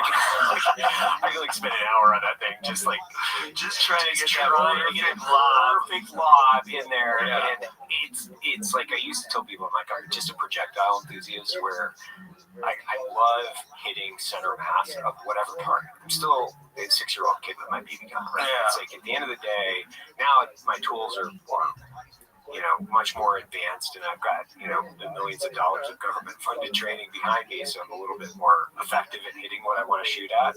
But it still has the same exact thing. Mm-hmm. Like, if you're 6 years old, hitting a pop can with your BB gun, or ringing a piece of steel at a mile with a rifle, or hitting the heart of a foam elk in your backyard, it's the same.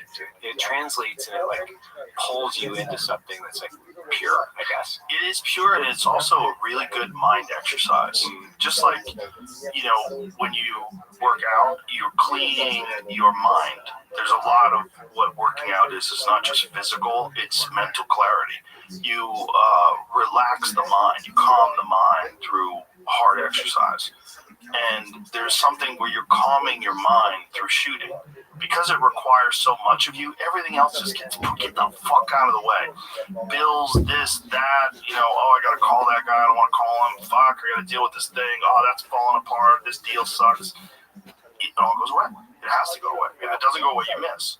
And then you go, fuck, what did I miss? You miss because you're distracted. Like, let's focus, put the fucking arrow on the knock, put it in there, draw it back, center it, calm, relax. At that moment, there is nothing else in your fucking head. There's nothing. And then it goes in there, you get this nice burst of happiness when you watch that fucking arrow just drop right in exactly where you want it to, and then you go pull the arrows, and you go right back and start it again. And at the end of that practice, I feel way better. I always feel better. I always feel clearer. My head works better. It's just like it's a focus exercise which excites all your synapses, and then on top of that, it's a mental clearing. Like Fred Berry used to talk about that. Like something about, I forget the quote, but it's something about there's nothing like shooting a bow that clears a man's mind. It's totally true. There's something about archery in particular that just cleans your mind. Yeah, I 100% agree. I used to have this trad bow. That's how I started. I told you the story. So I'd stuff the old coffee bags, the ViralRabbi coffee bags, and stuff them up and fill them up, and then I started shooting a trad bow originally. Well, the roasting cycle took about 8.5 minutes. So I couldn't really do anything. I'm watching the, coffee roast, which is just tumbling in a big dryer. And so I just shoot a trad bow in the back to try to focus something other than the business, family, whatever it is. I would just shoot my trad bow.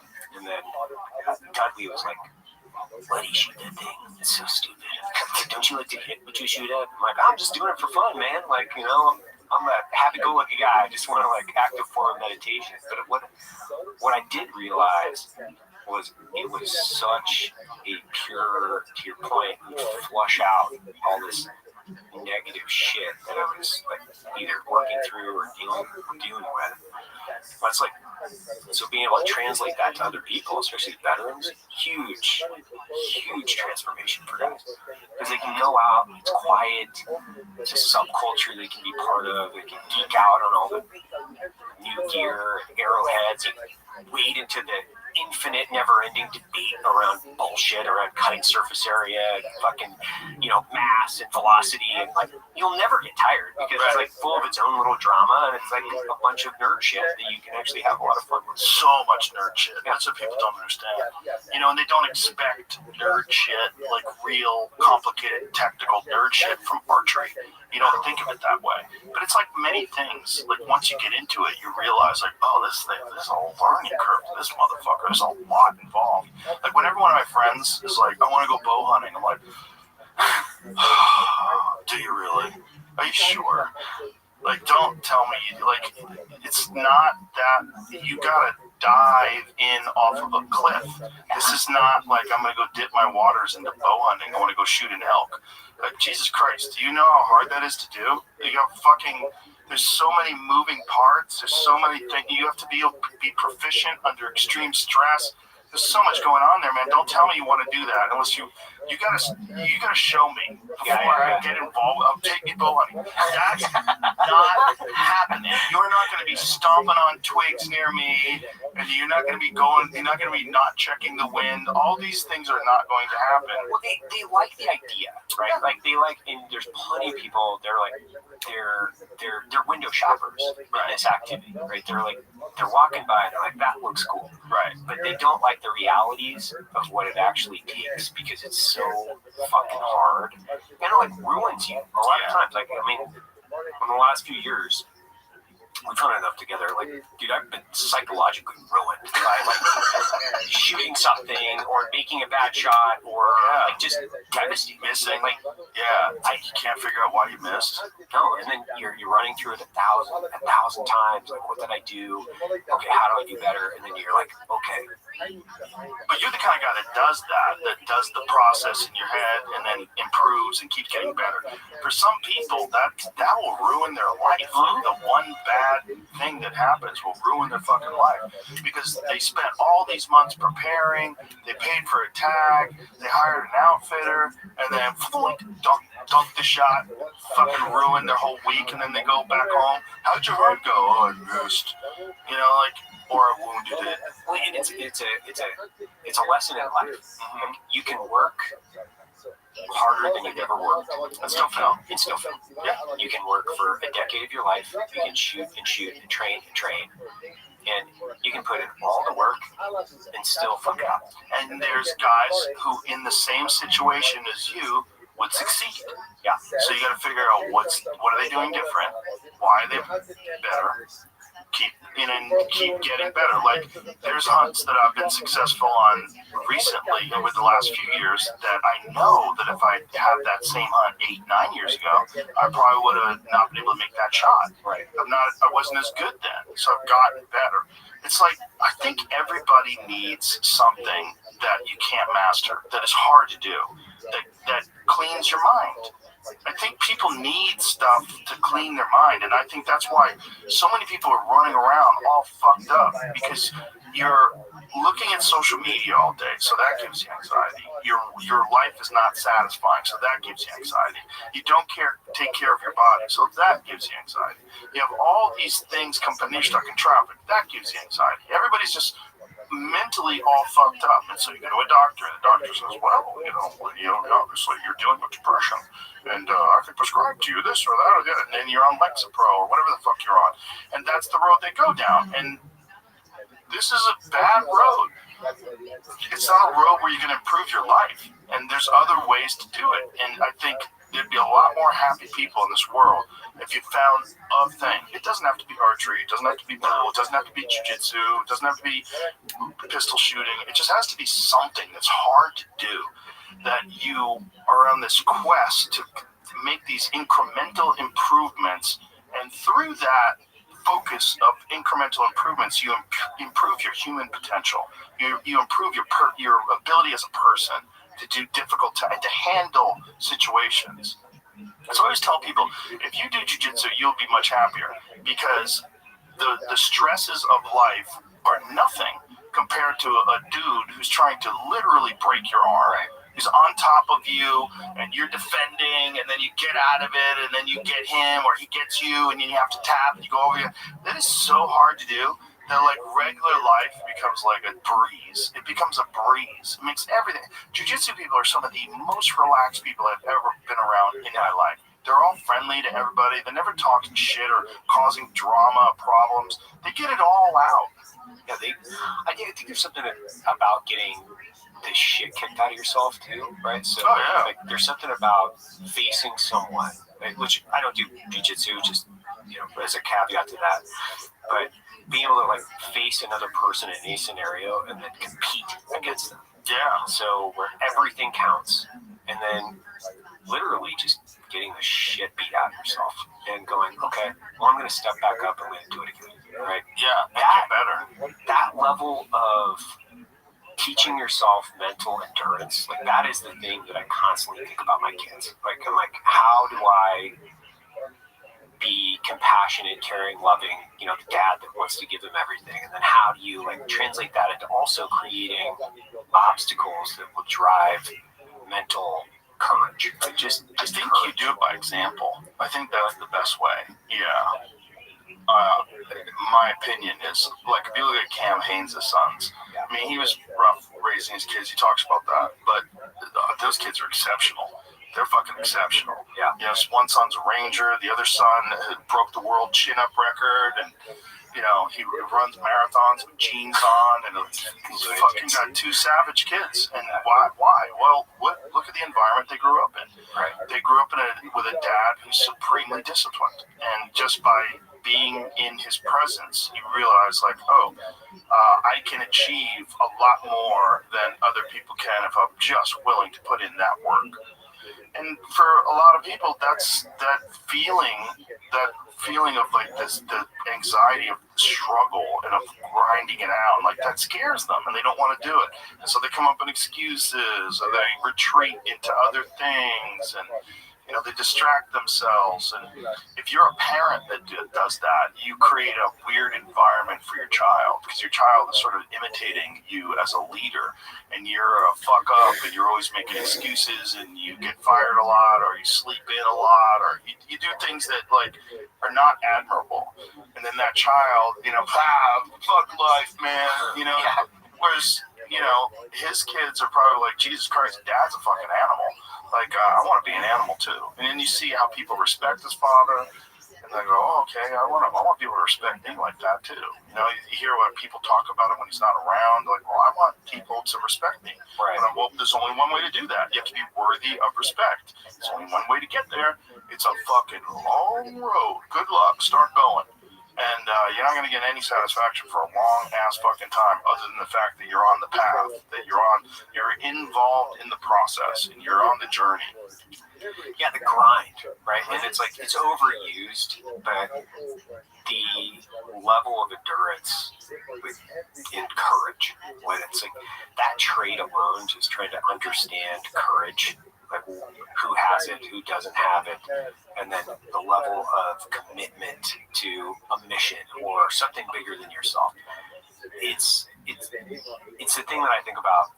I would say a huge percentage of the last several years, especially as I get a little bit older, right, a little bit further away from the GWAT, and I was with I'm doing a documentary on Earl Plumley. You know who that is?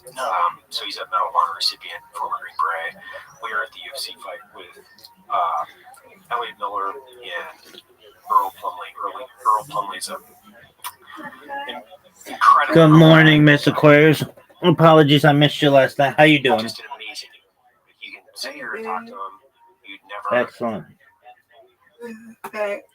How'd you sleep? I slept good. That's wonderful to hear. Excellent. You ready to take on the day? Yeah, I ain't gonna be doing it with laying here till later on. We're gonna be going to my cousin to get our hair done later. So I've been doing it with getting up and straightening up a little bit and stuff like that. All right. Hey, that is Twitter acting up on you? Not right now. Seems to be okay. Why? Cause I can't. It keeps saying loading, and it won't load on my end. Did you reinstall the app?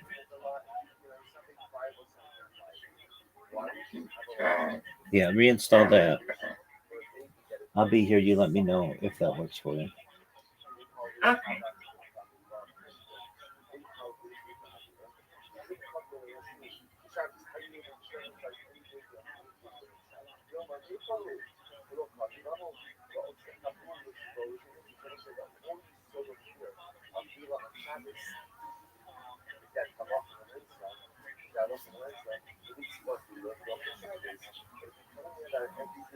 The book is The Most Human Reconciling with My Father by Adam Lloyd. I love it.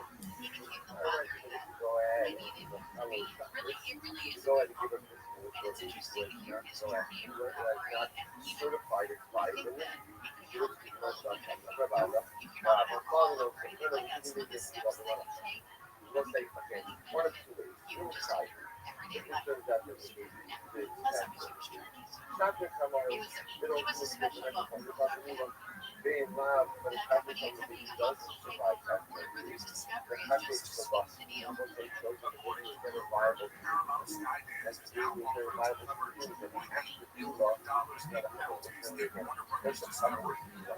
It's still acting up. Okay. What's it saying? Let's see. It says, because I didn't log out nothing. I just uninstalled it back.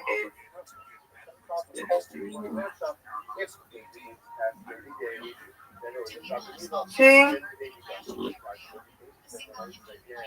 Yeah, it's a little small. What's it say? It says posts aren't loading right now. Okay. Can you log out of your account?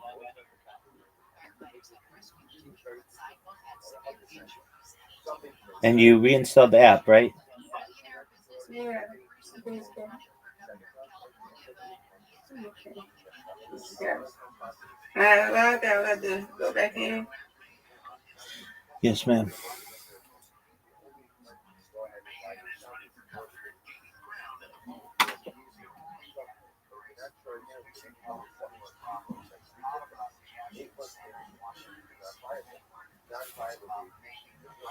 I'll check.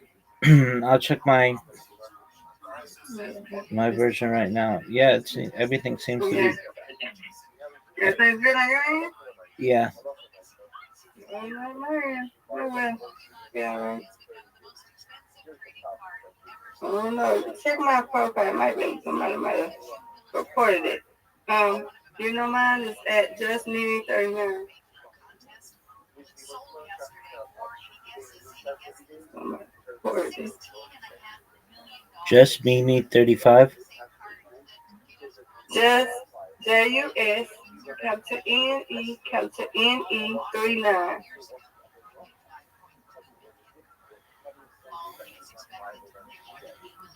Can you repeat that for me, please? Capital JUS capital N as in Nancy E capital N Nancy E 39. Yes.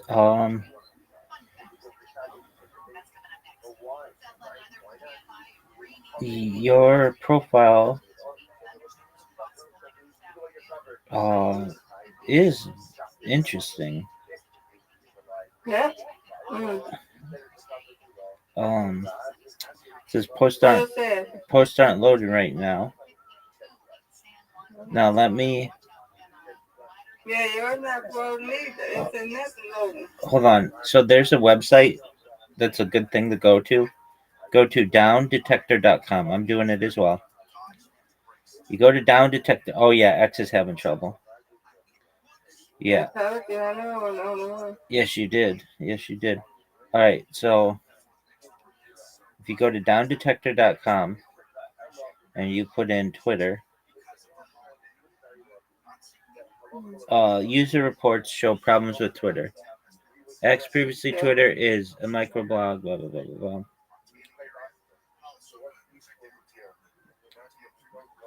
Yeah, but it's not showing. It always shows. I've never seen it not show. Interesting. Okay, a few seconds ago, it was working like 5 hours ago. Yeah. Yeah, you're 100% right, Miss Aquarius. There's a global outage. Oh, okay. On everything or just that? You mean like the whole internet or just X? Just everything you see. And I tag is good. Let me see about TikTok. Yeah, TikTok is good. Yeah. Wow. Instagram. Yep. Instagram's okay. Yeah, Instagram is okay. But yeah, everything's out on X.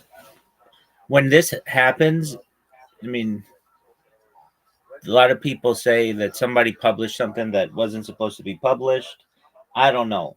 But it happens randomly. Like, you would think that a big company like this, they would be like, okay, welcome to X.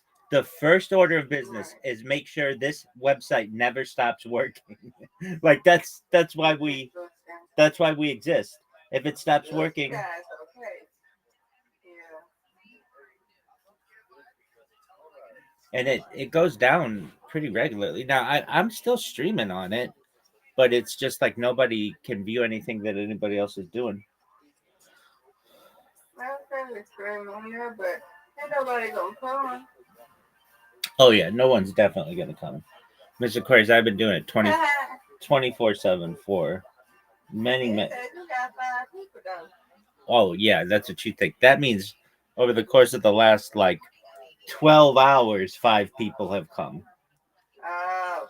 Yeah, isn't that how do I want to say it? Like it's disingenuous. It's not accurate. Like they should say 0 people are there now, but 5 people have shown you over the course of the last 12 hours or whatever. But no, it just says 5 people. You can imagine when I had like 30, I was like, I've never had 30 people watch me on one stream at once. What's going on, everybody? Yeah, YouTube. I don't do YouTube live.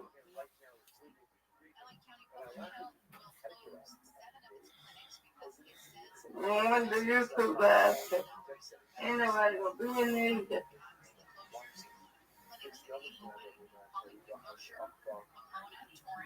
Yeah, I don't know. I don't know what's going on.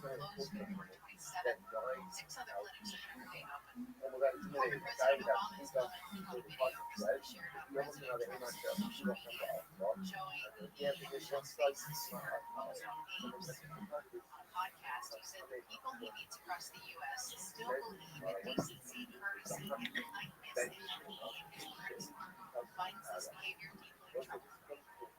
At 6:05, the table on the news, the shutdown. They got live stuff. Don't look at it. They got people live already. Oh, yes, Always love to hear too. your comments on Talkback. You can find the Talkback list on the microphone and the upper right-hand corner of the radio app down the street. We were talking with ABC's Bookends on Friday about movie Marty's 3, which is not everywhere with Timothy Chalamet in it. And now it's available to rent. Well, he liked it. I didn't at all.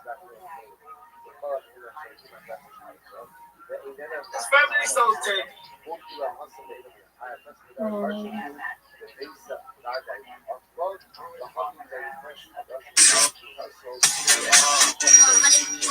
like my boy doing that.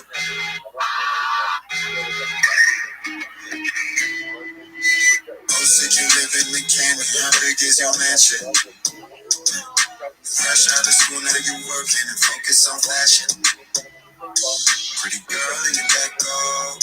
Got time, but you got goals. Hey, baby, waste your time with me in California. Hey, baby, waste your time with me in California. La, la, la, la, la, la. Gotta have one. La, la, la, la, la. Now we at the same house party. La, la, la, la, la.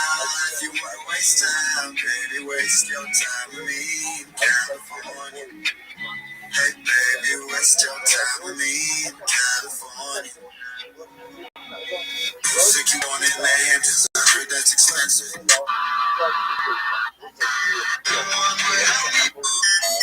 Lead to your password. Hit that skate school, what up, real one. Why you boys fake? Yeah, I don't got no patience. I don't got no shame, man. I don't play no game, 'cause if I like you, I'ma say that. Aggressive and I'm playful. That's a perfect balance, dude. I'm from you. No miss, but I just say, yeah. I just stay from. I didn't know now what I didn't know. This one,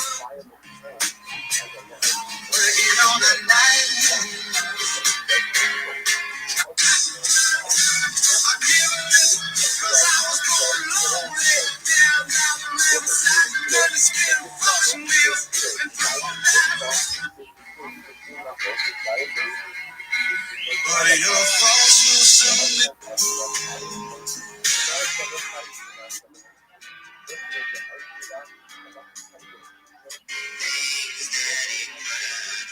In this room, it's Saturday.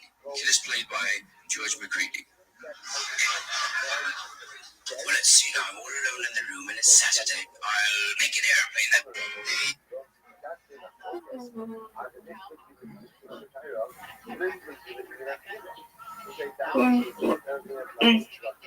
Is that Rumble? Is Rumble on? Yeah, Rumble, nobody gonna come to your live either?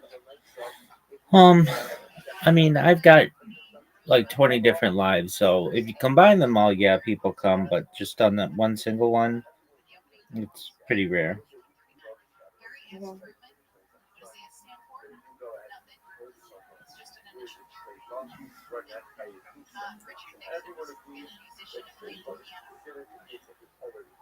course, Jimmy Carter, he informed before becoming president, he reported a UFO sighting in Georgia. Claiming it was the darkest thing he'd ever seen. Ronald Reagan worked as a lifeguard, saved 77 lives. Bill Clinton won a Grammy for the best spoken word album for the audio version of his autobiography. George H.W. Bush was the youngest pilot in the U.S. Navy during World War II. He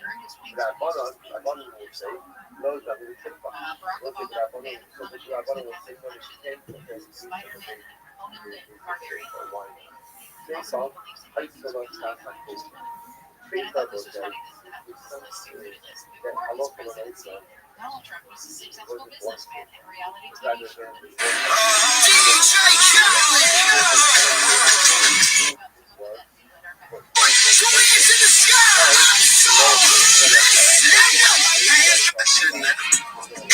Fuck for free. I know you work day and night to get a college degree. Ain't nobody that you know would even know you're free, right? You know you only do that with me, right? Yeah, double checking on you. You know I never put the pressure on you. You know that you make your own mind up. You knew what it was when you signed up. Now you gotta run it up. I be out of words trying to sum it up. Pray and throw it back like one love. Even let me slash on the tour bus. Yeah, I told her, but she don't do enough. Even though you're in the hood, I'm still pulling up.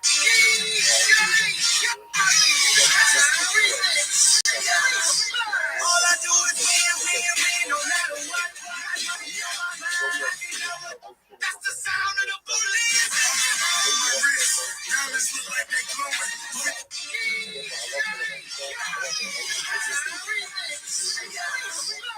That's the sound.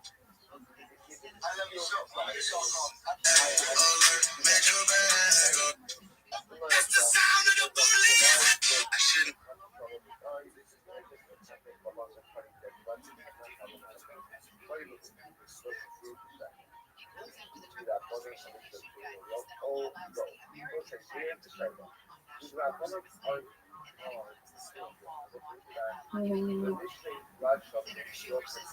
How much did she answer the phone? Well,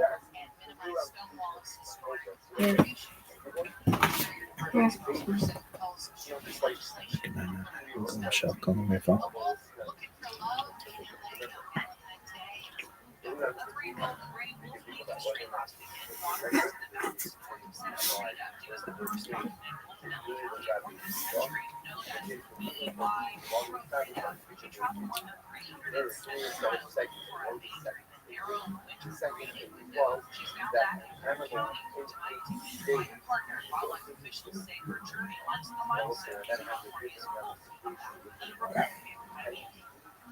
In a million years, know that this guy had earned the Medal of Honor. Never, like, because one, he's never going to tell you. Two, he's going to ask you 100 questions about you and be way more fascinated with that. Two, and three, you know, we were having this conversation. He's like, man, it belongs to the guys. Like, I didn't do it. Like, it belongs to the guys. Like, the guys, any of the guys, if they would have been shot, would have done the same exact thing that I did. And I was like, man, that is an incredible statement from, you know, a guy that's sitting here. And so this documentary follows his path from joining the Marine Corps, which was literally where the judge, you know, those old stories of the guy that was like forced by the judge to join the military or jail. He literally has that. And it starts, he goes into, you know, the Marines, and then he's a Force Recon Marine, and he'd gone through all the selections. He got out of the Marine Corps, joined the Army, and we follow his story through the eyes of his peers and his leaders. Because we wanted to see from his perspective, what do other people say about him through his entire journey? Not the story from his perspective. One, he'll never tell it the way that it's probably needs to be told. Two, what were the choices Watching a podcast throughout his professional life that made You the can. man who was capable of such an incredible act of courage that it warranted the highest medal literally earned in the United States military. And that single word, courage, how do you build courageous people, is a fascinating, it's quite literally, it's such a fascinating subject, and most of it is, it's the man in the arena, right? It's that poem from Teddy Roosevelt. It's like, it's not the critic who counts, it's like keeping up, stepping back in, this commitment to something greater than yourself, and then making these thousands of choices in your life every day as you wake up, step forward, step back into the fray, and like make the active decision to be better. And it's like, it's such a fucking fundamental thing of being able to any part of your life. If you don't get up in the morning, like commit yourself to something. I'm not a motivational speaker, but it's how are you ever going to get better if you're not committing to something, like being a better dad, or husband, or better your profession, and then committing to this evolutionary process takes not only a huge amount of commitment, but mental and physical endurance. It does. And I'm never going to get tired of trying to figure this out because obviously it's like my peer set. I was having this conversation with Jack Carr and I ran into the airport. We ran into each other at the airport on the way down here. We were talking about fucking love that guy. Fucking such a good dude. And it's not just in the military, right? It's not. It's just in all of life. All of life. Yeah, you find exceptional people in all of life, and they're fuel. Those people are fuel. And they enhance the lives of the people around them. And then if you become one of those guys, you enhance the lives of the people around you, and then you feed off of them, and they feed off of you. Everybody feeds off of each other, and it's so good for you to know that people like that are out there. That there's a guy like that capable of incredible courage. And then how did he get there? What did he do? How did he become the man he is right now? Because goddamn, that's an admirable man. So how do I? Yeah. And there's all these stories. Jack and I were talking about because the Navy SEALs obviously they've got a lot of positive PR over the last several years, but this special operations community's got so much just airtime, right?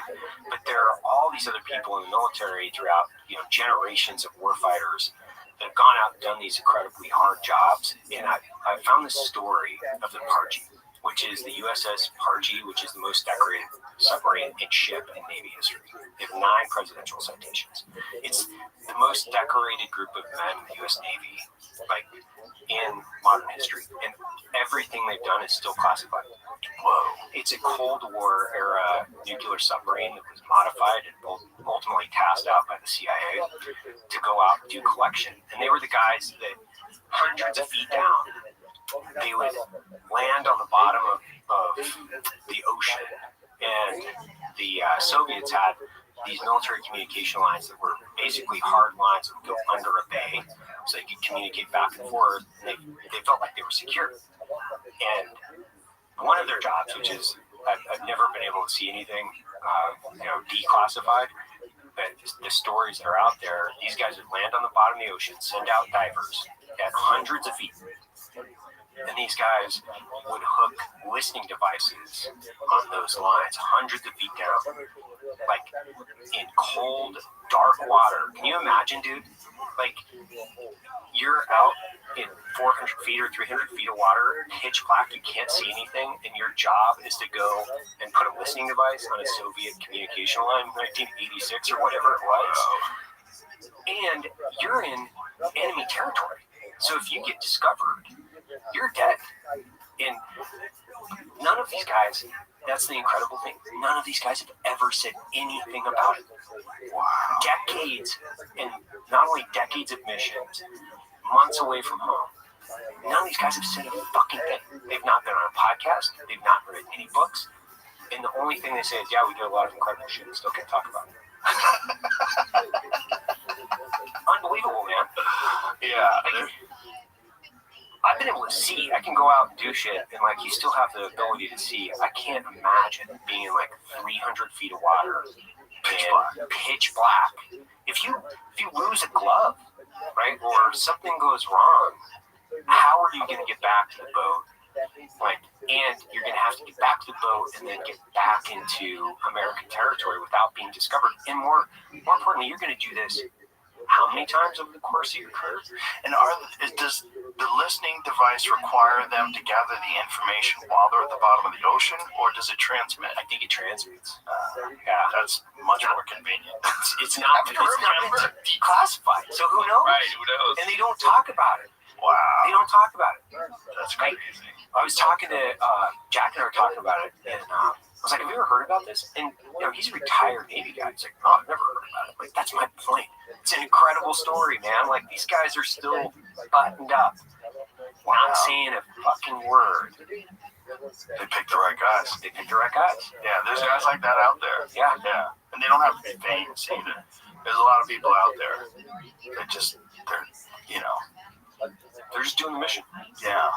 They come home, not tell their families. Their wives be pissed off. What are you doing? Out on the boat with all your friends for months, just hanging out, hot racking, Yeah. Like, I can't say anything. You have to have the right wife. Mm-hmm. If you don't have a woman that can understand that, that becomes a real problem. Yeah, I'm sure a lot of them ended up in divorce. Oh, yeah. Well, that was part of the Bob Lazar story. The Bob Lazar was the guy that worked at Area 51. Yeah. He couldn't tell his wife what he was doing. And they would call him at like 10 p.m. There's a flight for you that leaves at 11:15. Be at the airport. And he had to leave. And he would tell his wife, I got to go to work. She's like, it's 11 o'clock at night. He's like, I have to go to work. What are you doing? He's like, I can't talk about it. Because all his phones were bugged. Everything was bugged. Right. So his wife was like, this motherfucker's cheating on me. She starts fucking her flight instructor. And that's one of the reasons why they removed him from his duties. Because they're like, this guy's going to be unstable. We have to see how he handles this. Because he's involved in this top secret back engineering of a flying saucer program, allegedly. And we have to, keep an eye on this motherfucker because he can't be mentally unstable and have this kind of responsibility. Because he couldn't tell her. Couldn't tell her anything. You can't tell anybody. Yeah.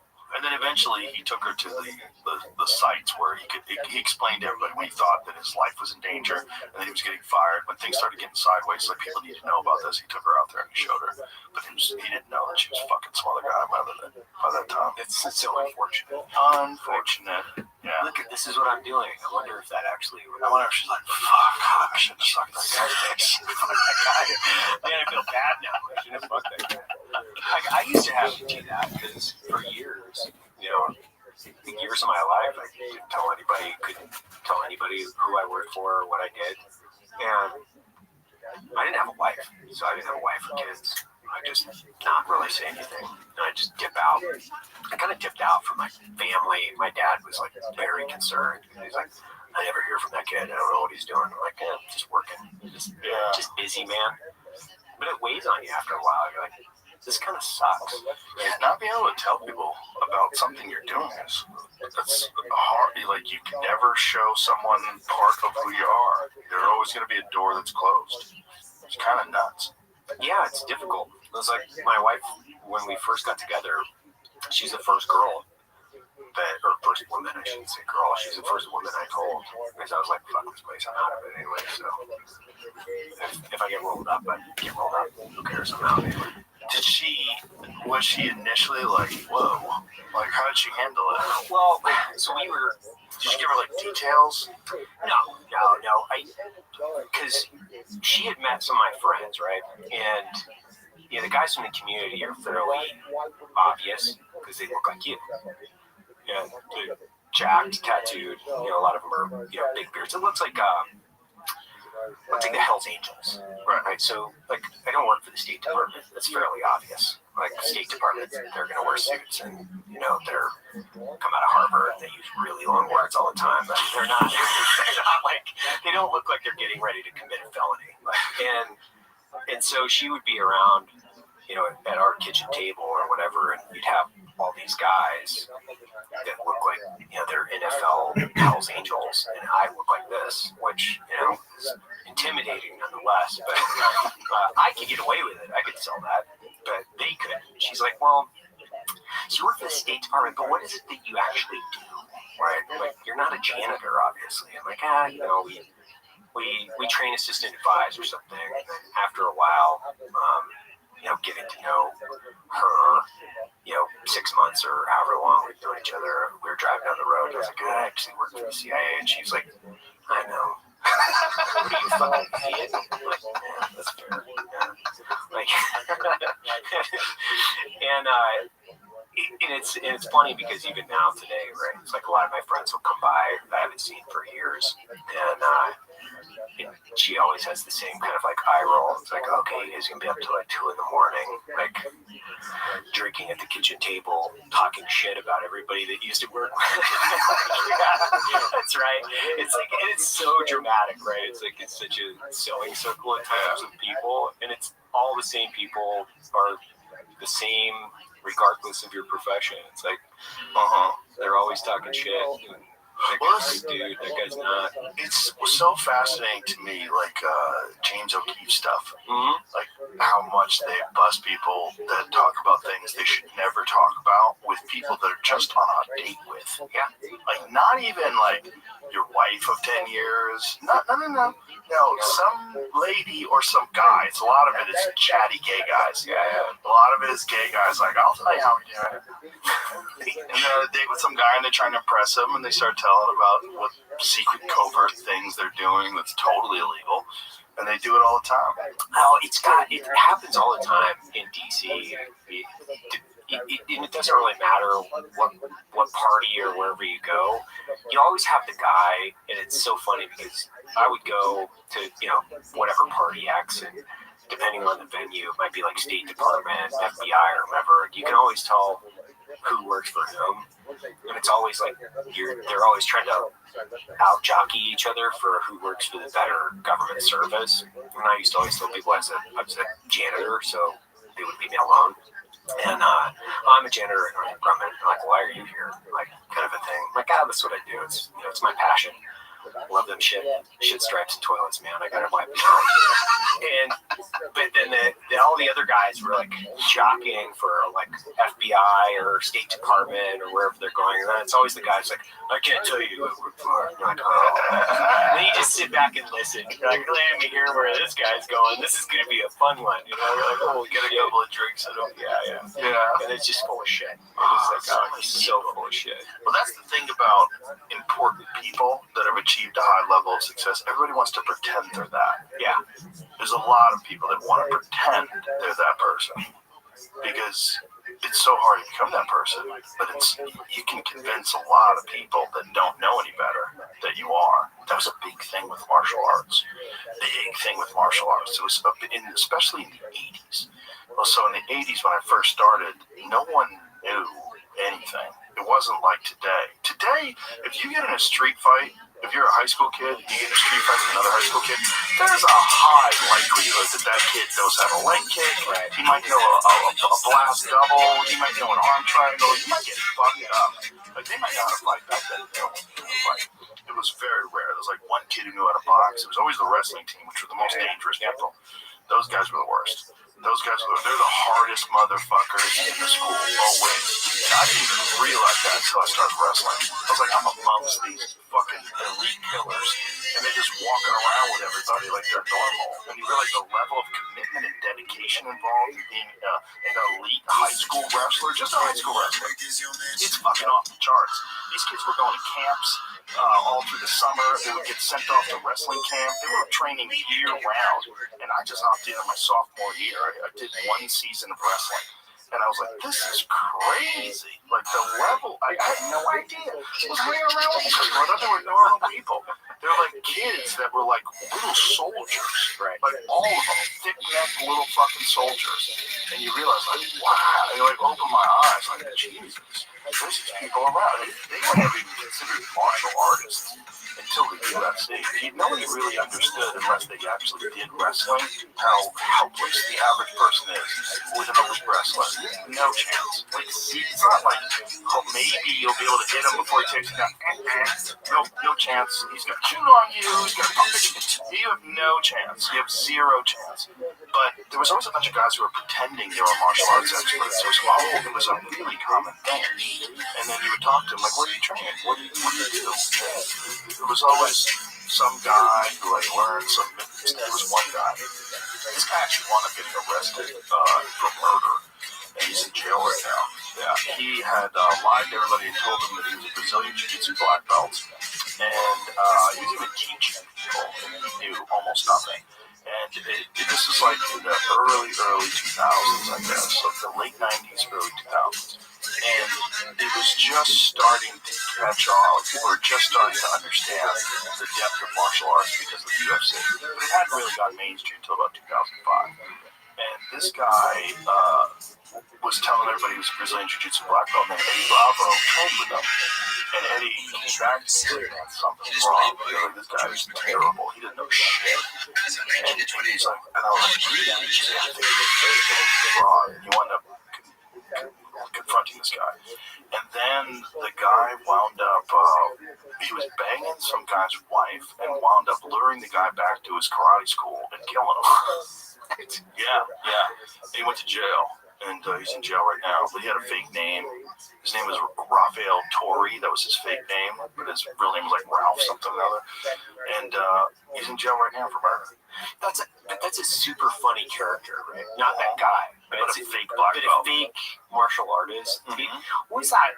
There's a movie years ago where it's like 1 foot the way of 1 foot or something. Did you watch that? Yeah, with Danny McBride. Yeah, and awesome. It was fucking hilarious, man. And it's like that guy, that like character, that strip mall, martial artist, it's just a piece of shit. Yeah, there's a guy on Instagram that documents all these guys. It's McDojo Life on Instagram. It's a fucking great page because it's all people doing bullshit fake martial arts like death touch, like people that can like touch your forehead and you like go limp and fall to the ground. And you get all their students become like brainwashed and they go along with this whole facade. It's really weird. They're in on the charade. It's very strange. Super weird. It's like it's very cultish. Mm-hmm. Like, martial arts are very cultish, especially traditional martial arts. Like your instructor is always sir, you're always bowing to them. There's always a lot of weirdness inside. Yeah. In like traditional Taekwondo, you always would refer to your instructors as Mister. It was Mister. I hated it. I was like, just don't. How many years did you do that? Oh, like hardcore for 7 years. Yeah, hardcore. And then you switched over to jiu-jitsu? Yeah, I switched over to jiu-jitsu a few years later. I stopped fighting when I was 22, and then it was like doing comedy. I started doing comedy at 21, and I kind of half-assed, still trained, and fought a few times while I was also doing comedy, but I didn't have the commitment that I had before. I had a series of events that led me out of like wanting to compete. And one of them was recognizing brain damage, recognizing it in other people, recognizing it in friends, and then laying in bed with headaches after sparring sessions going, okay, where does this lead? And I'm not even making any money off of this. And then there was a guy that hurt really bad that put him in my doctor's one guy out when I was in California. I was competing in the Nationals. And I KO'd this guy, and he never got out. They had to take him on a stretcher. He was on a stretcher for half an hour, and then they took him to the hospital, and it freaked me out. Because I was like, that could have easily been me. It easily could have been me. And that one bothered me. Because what am I doing? Like, why am I doing this? Like, I'm trying to win, the national championships. I'm trying to be in the Olympics. I'm trying to do these things. But I'm like, okay, well, where does that lead me? To teaching? Do I really want to? I was already teaching at the time, but do I really want to teach for a living forever? Like, I don't think I do. There's not, and then recognizing that the martial art that I had picked, Taekwondo, had a lot of flaws in it. It was really good for kicking, but it wasn't the best overall martial art. And when I started kickboxing, I really realized that. And then I started getting into Muay Thai, and I realized the power of leg kicks, what the devastating impact it has on your mobility, and like 1 or 2 leg kicks, and you're so compromised. I was like, oh, there's so many levels to this. So I was like kind of half-assing martial arts like the last year, not nearly as committed. Like I was all in all throughout my high school years, all in until I was 21. And then from 21 to 22, kind of half-assed it. And then I didn't start doing jiu-jitsu until years later. So what's going on at like 21, 22 in you? Like, what are you thinking? Do you remember what you're thinking? Like I'm going to be an actor, I'm going to be a comic? No. What are you thinking? I didn't think I was going to be a comic until I did an open mic night when I was 21. I did, and then even then, I was like, this is just something that I think I can do. But when I'd bomb, I'd be like, fuck, I should go back to fighting. I just gotta get a few. And then you know what happened? I tore my ACL. And when I tore my ACL, I had to have surgery, and I couldn't do anything for like 6 months. And then I realized like my body's vulnerable. Like you're counting on your tissue staying intact in order to like live this life that you want to live. So I got my knee reconstructed. I was like, all right. So that was the first knee reconstruction? Yeah. Back then? Yeah, I was 22, I think, when I blew it out. 21, somewhere around there. It was like right around the time when I was like thinking about stopping competing. It's like my, you know, like the universe was like, let me help you. Right. Let me fuck your knee up real quick. So I had to get that fixed. That takes a while before it gets back to normal again. But the comedy became a thing where I was like, this is very exciting and really difficult to do. It's so different than anything else I was doing. Well, you have to get the people to like you. Like, it's dependent upon, like, personality. And whereas with martial arts, I wanted them to not like me. I loved it. I didn't have any problem. Like, no one's going to save you. It doesn't matter if these people hate me. And if you're looking at me and there's just you and me in a referee, I liked it. I liked that this person had, like, a bunch of, like, so one of my favorite things was, like, hearing cheers stop. Like, when people were cheering, like, yeah, fuck yeah, kick his ass, then flop. And then the guy would collapse, then you hear silence. You just hear silence, especially if you go to where they live. Right. Like if you had to go to Ohio and fight in Ohio, I just loved that silence. It was this final moment. And my thing was I would always walk away like it was normal. I'd never celebrate. I'd just walk away like that was, I do this every day. I'm going to do this to the next guy too. This is what I'm going to do to you. And I would always take naps too. That was the other thing I did when everybody was freaking out before fighting, before sparring. I would go to sleep in front of everybody. I just put a hoodie on and just lie down on the ground and go to sleep.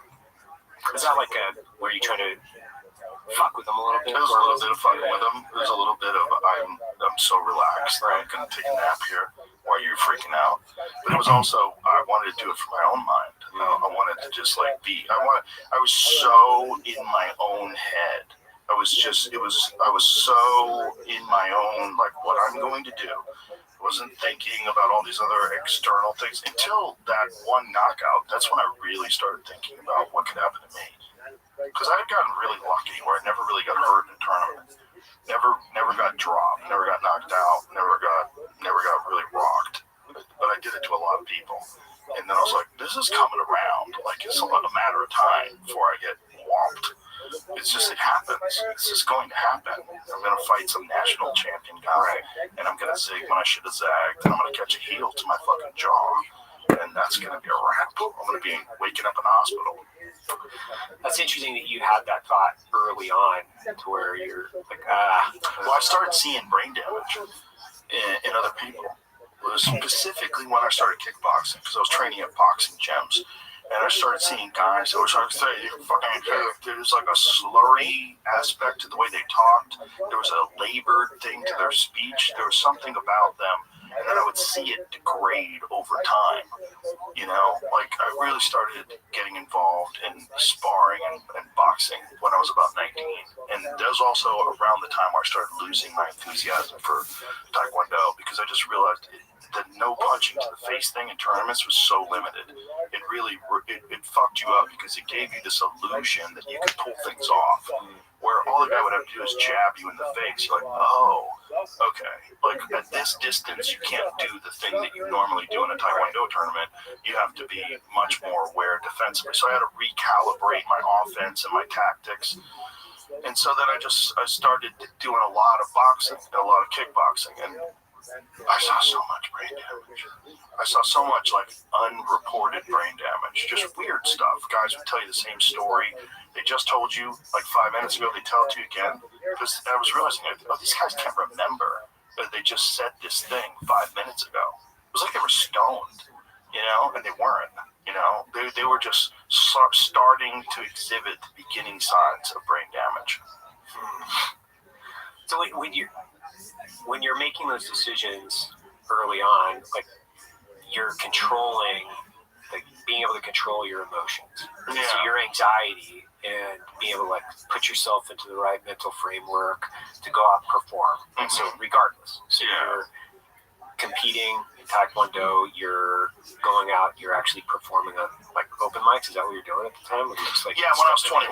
Once I was 21, I started doing open mics. Yeah. And so being able to control your emotions, because you got to be freaking out a little bit. Yeah, well, the first time I went on stage, I was more scared than I had ever been fighting, which I thought was crazy. So I started fighting before I could really be scared. I started fighting when I was 15. It was like the first fights that I had. So you were scared, but you were so stupid. You didn't know what could happen to you. And I was really lucky that I had a really good school. The school that I trained at was super technical. It was the guy who I trained under, this guy, Jae-Hun Kim. He trained with General Chae Young-hee, who was like the founder of Taekwondo.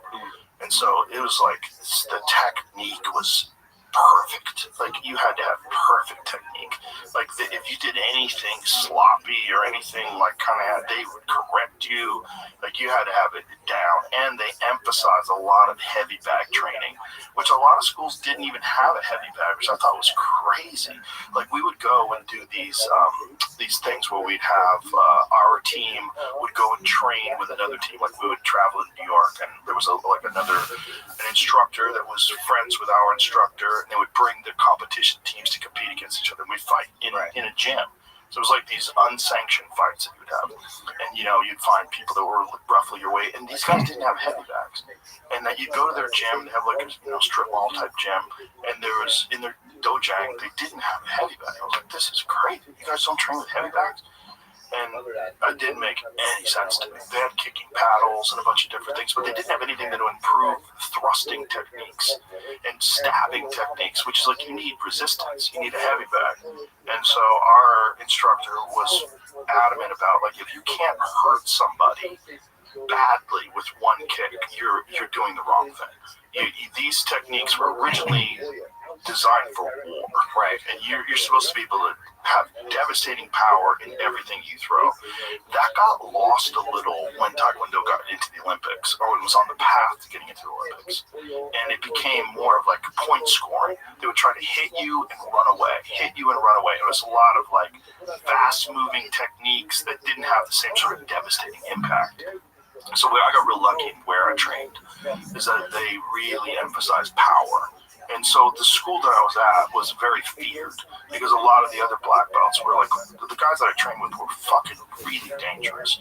Like they were known for, when they would go to a tournament, people would get scared because if these guys hit you, you're in trouble. Like these were dangerous cats, that were like just wheel kicking people into another dimension, turning side kicking people, crushing rib cages. There was a lot of that.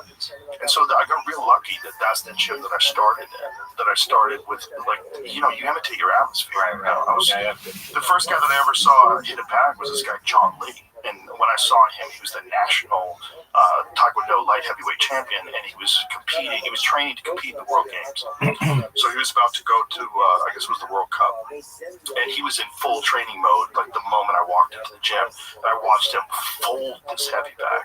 And as I was going up the stairs, I could hear the sound of it. Because I was just visiting this gym. I was leaving a baseball game at Fenway Park. And me and my friend just walked up the stairs just because we didn't want to wait for the tee. It took so long for so many people leaving the baseball game. There's going to be big lines. There's going to be packed. Let's just walk up here and see what's going on. And as we were walking up the stairs, I heard this sound that I'll never forget. It was like, whoop, ka-ching, whoop, ka-ching. And the ka-ching was the chains of the heavy bag, because this 120-pound bag was flying through the air when this guy would hit it. And the chains were going and rattling, and then it would come down, they would set it up again. And he was 7-10 feet from me. Like there was this like little ledge we could sit and watch people, and they'd set it up like that. So the heavy bag was set up right where people would walk in, because it was a great recruitment tool, because you would really get to see what people are capable of. And the moment I saw that, I was like, I want to know how to do that. Like, how do you do that? Like, he was doing spinning back kicks over and over again, turning side kicks, just folding this fucking bag in there. I'm like, that's crazy that a person could I didn't think a person could generate that kind of force. And I trained with him a lot, and I learned from him a lot. He taught me a lot. And he was an interesting guy, too, because he was like a real street guy. Like, he'd been in and out of jail. wound up having a substance problem. But it was this funny dude from Chelsea, which was like a real hard, dangerous neighborhood in Boston, and just a fucking killer, man, a killer. Just a killer. And when he would compete, people would get so nervous. It was crazy to watch because I started training with him and going to tournaments with him when I was a white belt. So I was a white belt and he was a black belt national champion. And when John Lee would show up, you'd see people whispering like, "Fuck, John Lee's here." You'd see guys take these deep breaths. They knew he was in their weight class. Like, fuck, because they knew this guy wasn't trying to win on points. He was trying to break your body. He was trying to just crush your organs. He was trying to separate your fucking brain from the inside of its skull. He was trying to hurt you. And he did it to a lot of people. I watched it knock out a lot of people. A lot of people. It was wild to see. So, like, you know, but to me, it was just like this new thing that was going to change who I am. You know, I went for the first time in my life, I felt like I wasn't a loser because I was like really good at this thing that was scary, you know, and I just threw myself into it. It was my whole life. I didn't do anything. I didn't party. I didn't I had very few friends outside of high school. You know, it was my whole thing was just training. I'd get home from school, get something to eat, immediately leave, hop on the train, head into town every day. That was like 15? Yeah, from like the summer of my freshman year of high school. And that's when I first started. Right, like when I graduated from high school in my freshman year, I started training. And it was nuts. It was just like this complete new life. It was so weird. And then competing, like traveling around competing. First it's like a white belt, then a blue belt, then working my way out, purple belt. And then all of a sudden, they're in Taekwondo, red belt is brown belt, right? And then black belt. And then my instructor was crazy. He would let me compete as a black belt before I was a black belt. He let me compete in the men's division when I was 16. Yeah, it was nuts. Shit.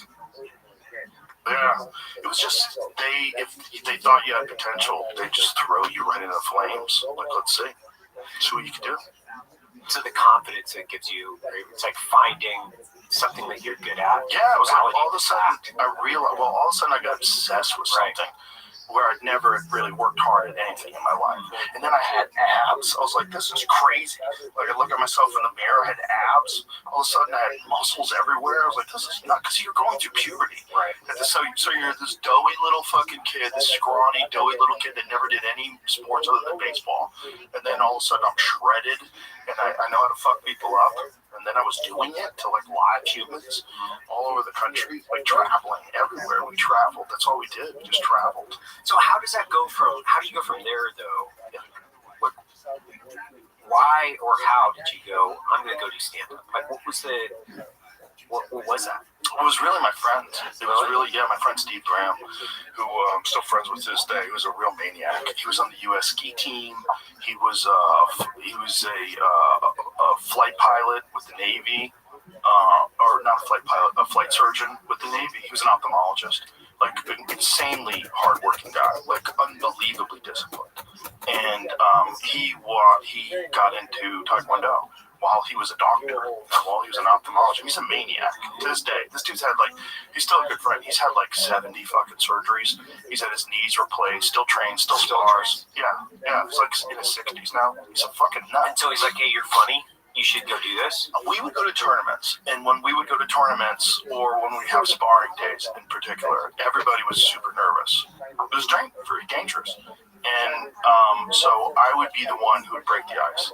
I would be the one who would make fun of everybody and do impressions of everybody, and I always was cracking everybody up, and it was a captive audience, right? And everyone was looking for relief from the fact that there's this we'd be on a bus headed to Poughkeepsie, New York to compete in a tournament, and I would be the one on the bus making fun of everything, just cracking everybody up. And my friend Steve said, you should be a stand-up. You should try it. You should just try it. And I'm like, look, you think I'm funny because you like me. And I go, other people are going to think I'm an asshole. My sense of humor was very dark. It's I was very crazy back then because I was living a crazy life. And then did an open mic night, and then I said, I think I might be able to do this. Did you bomb like straight Oh away? yeah, Was no, it just I like didn't do well. awkward? I got like a couple of laughs, like ha ha ha. It wasn't good, Right. but everybody Do sucked. you remember any of the jokes? Yeah. Being rolled out Here's with? my impression of a good-looking girl getting pulled over by the cops. Do you realize how fast you're going? No. Do you like my tits? Yes, I do. Here's a warning. It was terrible. It was so bad. It was so bad. I had so many bad jokes. But I also realized like everybody sucks in the beginning, and then I thought back to martial arts. I go, oh, this is like everything. Right. Like if you started off, you suck. Like everything in the whole thing is like getting better at this thing you suck at. Which is like, well, I had this guy, Tommy Woods, Dr. Tommy Woods, we were talking about new things, about the value in terms of like people that acquire dementia. And one of the best ways to keep your brain fresh is do new things. Do things that you're not good at and learn how to do them and get better at it. And I think I sort of just applied what I had learned from martial arts, because obviously I wasn't good at martial arts when I started. It was terrible. Everybody's terrible. You don't know what you're doing. Right. And then you realize, like, oh, through repetitive effort, concentration, focus, discipline, you're going to get better. It's a path. So I was like, oh, this is a new thing, but it's also a new thing filled with other misfits. Because I was a misfit, right? Right. It's like, oh, well, these comedians are misfits too. They didn't have regular roles. They always wanted to smoke pot, drink beer, and they stayed up late and they slept late, and they were just maniacs. I was like, okay, I can hang out with these people. Like regular people that wanted a regular job scare the shit out of me, because I don't want to get sucked into your drone-like frequency. I can't live. I tried regular jobs. Like, this is not going to work for me. I'm too ADD, HD, whatever the fuck it is. Whatever it is, I got it. Like, I can't do this. But those people were misfits. There were these weird, renegade, occasionally professionals would go up, and you'd realize, wow, this guy's a master. Like, the mastery he has of, like, concepts and jokes and tricking you into thinking one thing, and then he hits you with another thing. And, like, God, and the smoothness of it all, it just became an obsession. Do you remember the guy? There was this one guy, Teddy Bergeron. There's this guy who had been on the Tonight Show, and he unfortunately developed a substance problem, which a lot of people do. And I think some of it is just the pressure of stand-up, the pressure of fame, the pressure of constantly performing, and then it's just also like just living that dirtbag life where you're just like, you can do whatever you want. It doesn't matter. Do coke. They're just doing coke. And like, there was clubs that would pay you in coke. What? Yeah, they would. Yeah. Nick's Comedy Stop would offer you cocaine or cash in the 1980s. Yeah. I can see that. I can see how this thing becomes super addictive. And this is like your dirtbag life. And it's that same parallel we're talking about. Where this becomes the rock that you're climbing every day, because this is the audience that you have to entertain. It becomes about getting better, honing a craft, and ultimately succeeding with the crowd right in front of you. They're giving you the feedback. And that's very similar. Like, you're either getting higher on the rock or you're falling off. And so the falling off was important, because the bombings would really teach you didn't want that. So what was it about the bomb? Like, how did you bomb? What did you do wrong? What went wrong? What's wrong with your material? What's wrong? Like, are you being lazy in the way you're setting things out? Like, what are you doing wrong? And then figuring it out, because that pain of bombing was so, like, sometimes it's bad to do well a bunch of times, because then you get relaxed. Like, you can't be relaxed. Like, you have to, like, constantly grinding at it. You have to constantly be taking that fucking thing apart and trying to figure out how to make it better. The guys like Andy Kaufman, right, that would go out and they had a whole shtick, and nobody understood what the fuck they were doing. That's a different thing. It's a different thing. Wild. Like, it is wild. Because it's almost an intentional. You're bombing intentionally, but it's funny. You gotta like stretch it out a little bit to understand what's going on, and it's a different individual psychology. It's a different thing. He's doing a different thing. My criticism of that, I don't really have a criticism. Maybe that's the wrong word, because I think Kaufman was brilliant. He was brilliant on Taxi. He was an interesting character. The shit he did with pro wrestling was just bananas. It was wrestling with wild. Fucking maniac. So wild. Great. It was so great. But he never was a great comic, right? Like, see, if Shane Gillis decided to go that path and just bomb on purpose, That would be almost more interesting. Right. Like, here's a guy who knows how to kill. He's a real comic, one of the funniest guys ever. Yeah. And then he starts saying, playing the theme to Mighty Mouse and just repeating, "Here I come to save the day." Like, this is what Andy Kaufman did. He would have a record player and just play the Mighty Mouse theme song and just repeat, "Here I come to save the day." And everyone's like, what the fuck is going on? Like, it was like this weird mind fuck that he was doing with everybody. But he never did the other thing.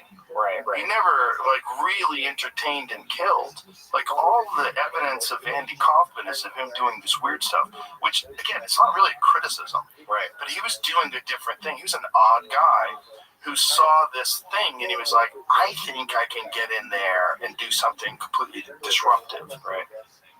I can see that. Like, it's very distinctly different. Nothing wrong with it. I loved it. I love especially the wrestling stuff, but it's not my favorite. Like, if someone told me Andy Kaufman's performing in this room over here, but Dave Attell is in that room over there, I'm going to see Dave Attell. I want to go see the master. Yeah, I'm going to laugh, and I'm going to see a guy at the top of his craft that's doing this hypnosis on everybody, and you just leave there, your sides hurt, you're dying. You don't leave there going, what the fuck was that? Like, but he wanted people to leave there and go, what the fuck was that? Yeah. That was the magic of Andy Kaufman. But it's just not my, like, I don't like jazz. I don't want to go see jazz. It's hard to like. I think it's kind of cool background music, but I'm not leaving the house to go see jazz. But I know people who fucking love it. Like, so if you think back to Taxi, like, I was thinking about this the other day with Danny DeVito and Taxi. Like, that guy's still going. Like, it's incredible. I know. Like, I was, and it's just like a snippet of Taxi came up, and I was like, holy shit, how old is Danny DeVito? He's 150,000 years old. It's like, Tony Danza's long since retired. holy shit. Yeah. That guy just keeps going, and he looked old in Taxi. Is Judd Hirsch still alive? I don't know. That's a good question. I don't know. But That was a great show. it was a great show. That was a great show. Was he? He's 90. Is Mary Lou Henner was Taxi too, right? Wasn't she on Taxi? Mary Lou Henner, she has that crazy mind thing where she remembers everything. Seriously? Everything. You can give her a date, and she can tell you, like, 1973, February 2nd. She'll tell you what day it was. She can tell you what happened on that day. She can tell you news things. She can tell you what she was doing that day. She has, like, not just a photographic memory, but a complete recall of all events and dates. I forget what the term is. Superior autobiographical memory ability. Oh my God. Yeah. Remember almost every day of her life since she was 11. Isn't that nuts? That's amazing. And she's got to be 70 years old, right? 73? She remembers everything. The funny thing is DeVito's still funny. Like, he's still funny. Like, I mean, like the way that he lands jokes. I mean, Always Sunny. Oh, how many seasons is that? Like 20? No, I don't know. But I mean, it's How many fucking things has he done? I don't know. Taxi was when I was a boy. Yeah. To Always Sunny. That was the thing my dad used to watch. Yeah. Like, my dad seems old. My dad's 80 years old. My dad used to watch that. How old's Danny DeVito? 81. Still banging it out. Still fucking killing it, man. Still funny. Yeah. I mean, how old's... I'm not trying to equate Ron White to Danny, but I'm saying, like, how old's Ron? Because he's still killing it. 70? Yeah, about 70. Yeah. Like, I was watching the other night, and, he flew back from where he was, and he just, like, came in and stood up there and did a set. Like, he just kind of, like, walked in. Yeah. I felt like he was just like, I'm here, I'm just going to stop in and do this. And then he fucking killed seamlessly. Just, he was perfect. He's better, I think, than he's ever been right now.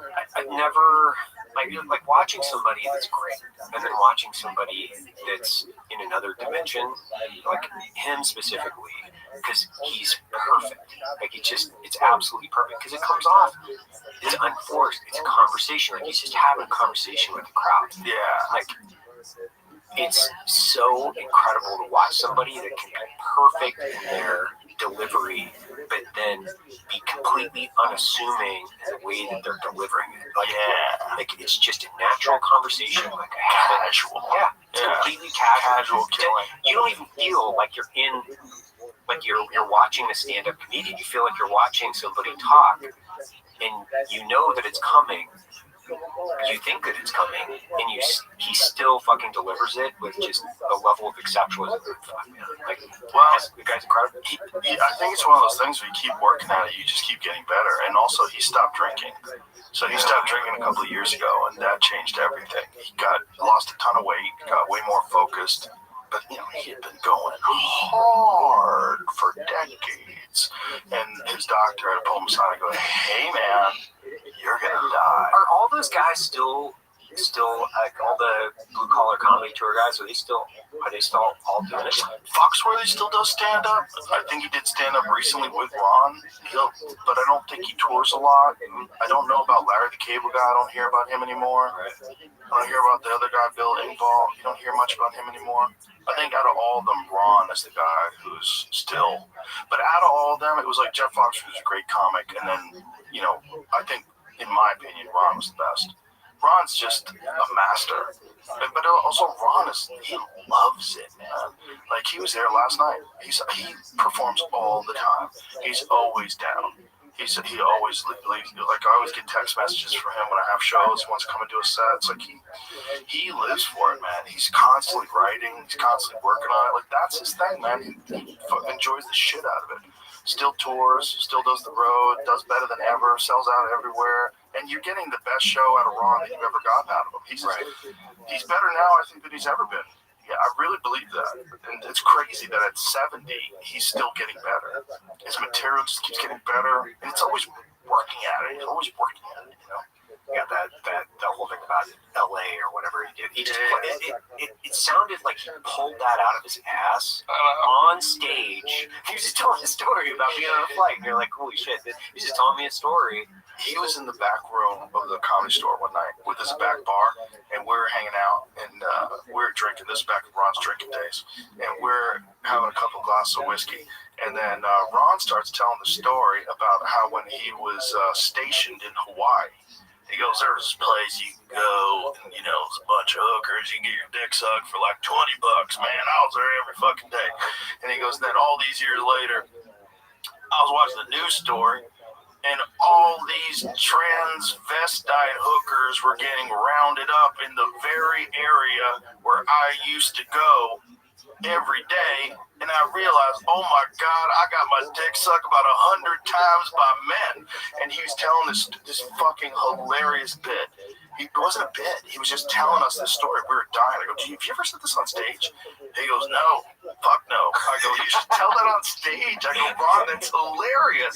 I go, listen, we were dying laughing. I mean, it was like it was a bit, but it was just him telling a story. It was just no intention of ever saying. We're in the back room. He goes from the back room onto the stage in the OR, the original room. He walks down the hallway. I go with him. He goes on stage. He goes, let me tell you a story about how I got my dick sucked about 100 times by men. he just goes into this story that it fucking murders. Like it had been a polished bit that he'd been working on for years. It was just a story. But Ron is a great storyteller, like a natural storyteller. Like, if he's not trying to be funny, he's funny. Yeah. He doesn't have to, think about it. It's like, he's just got his personality, man. He's just cool. Yeah, he's like that iconic almost a Western storyteller. Like the guy that you would expect sitting at the campfire at hunting camp. It's the old, guy that's been around 100 years. Like, he's killed thousands of animals. He's packed shit out, and then he's got these stories. Yo, Tracy, what the fuck? We gotta listen to you burp. We gotta listen to you snore.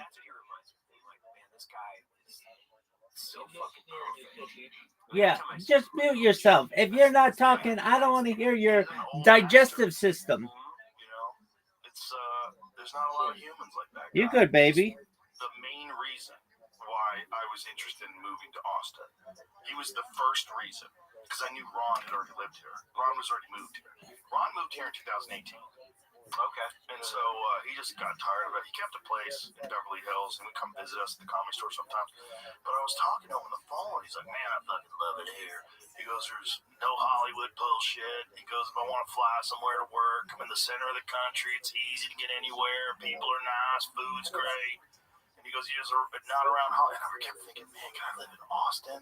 Like, I always liked Austin. And On It was out here. So when I would come out here for work every now and then, and I'd always come out here and love doing stand-up here. It was like that planted the first seed. And then when the pandemic hit, Ron was already here. And when I came out here to look at houses and stuff, and this is in May of 2020, so this is only a couple months into the lockdown, but I had already had enough. I was like, I'm getting the fuck out of here. Like, I knew these cocksuckers in LA were never going to give up the kind of control and power that they had over people's lives. They get off on it, those fucking weirdos. And so I was like, well, at least Ron will be there. I go hang out with Ron. Like, even if I never do stand-up again, at least Ron will be here. And then, Ron was also the guy who convinced me that I have to open up a club. I had the thought in my head, and I was thinking about doing it. We talked about doing it, and then Ron went on stage for the first time in like 6 months. It was in November of 2020, and then he grabs me by my shoulders when he got off stage because he fucking murdered. First of all, when he went on stage, they went crazy. There's a giant standing ovation because there was no indoor shows anywhere else near there. It was like we were doing it at the Vulcan. They had some shows they were doing at Cap City before Cap City went under, but they were like separating everybody by like 20 feet or some stupid shit, like as if the virus can't go through the air. It was dumb, right? Everything was dumb. But the Vulcan was just like unhinged. It was packed. I was like, this is so crazy. This is such a super spreader party. And Ron went on stage and he had gone over his notes and material and wasn't even sure. He was thinking he was retired. He was talking about retiring. I think I'm retired. Do this one set, and then he grabs me by the shoulders. He goes, whatever the fuck we have to do, we're going to keep doing this. He goes, you got to open up that club. I'm like, okay, we're going to open up the club. And then we started looking for locations, like, right afterwards. So, like, Ron was a key force. He's the godfather of the Austin comedy movement, like, where this became, like, this big hub. It started with Ron, 100%. Because I know if he was here, we said have my friend, I could go hang out. Right, like, because, like, even if I couldn't do stand-up again, I need someone who's just a renegade. I need a dude I can hang out with that's a real comic, that we're going to have fun. We can just talk shit and laugh. Well, who would you hang out with when you were in LA? Him when he was there until 2018, always. But, of course, Joey Diaz. Yeah. And, when the pandemic hit, Joey moved to New Jersey. He's like, fuck this place. He was on the same things as me. Fuck these people. And he always wanted to go back home to New Jersey, which was where he's from. And then Duncan moved to North Carolina. Like everybody moved out, but it was like Duncan. I hung out with Duncan, Segura, Ari, Bert, all those people that were the mainstays at the Comedy Store. There was an amazing crew. Tony Hinchcliffe, of course. Yeah. And Tony was one of the first guys to move out here, too, with me. And then Segura moved out here, and then everybody moved out here. Just like this wave started. Is there anybody that you're, like, we started with, like, back in the day? Because you were, in Boston? Mm-hmm. Like, was there anybody you started with that you're still, like... Yeah, Fitzsimmons. Greg Fitzsimmons. Yeah, we're real tight. Greg Fitzsimmons started 1 week I think I started a week after him or before him, something like that. But we're separated by 1 week. Oh, seriously? Yeah, we did open mics together. We traveled around together. We did road. We would drive 90 minutes and do 5 minutes for free. Yeah, we would drive to Rhode Island to do stand-up for free. We traveled all over all over New England. We did road gigs together. Yeah, we came up together. We had so much fun. We just had no money, no career. You even thought of one day having a career. The goal was I want to be able to make a living doing comedy because we knew that there was guys in town, they're headliners, that could, grind out $100,000, $50,000, whatever it is a year, only doing comedy. They didn't have to do anything else. I'm like, that's the dream. Imagine if you could pay your bills with comedy. Right. The idea of a career was like, we never even talked about it. Because everybody in Boston stayed in Boston. Nobody left it. Other than like Stephen Wright and Jay Leno, there's like a few people that had kind of, air quotes, made it, during that time period and left Boston. Right. The goal in Boston was just to be a good comic. It was a real interesting thing because it was a real artist colony. in the most unpretentious of ways, because these guys were all coke snorting, whiskey drinking psychopaths. And a lot of them were big guys, like these big fucking football player looking dudes who were just animals. And they were just wild men, you know, and they had this life that was so envious to me. I was like, God, to be so free. All you have to do is just tell jokes. You don't have to ever show up at the fucking the newspaper depot to deliver newspapers or I was driving limos and doing construction gigs. I didn't have to do any of that. You could just do comedy. And that was me and Greg. We would just drive around just thinking, like, one day, imagine being able to make a living doing this. That was the only goal. And then we both wind up event. He moved to New York for a bit, and I lived in New York for a while. And then I moved to LA, and then he eventually moved to LA as well. And now he's still there. He's still back in LA. Gosh.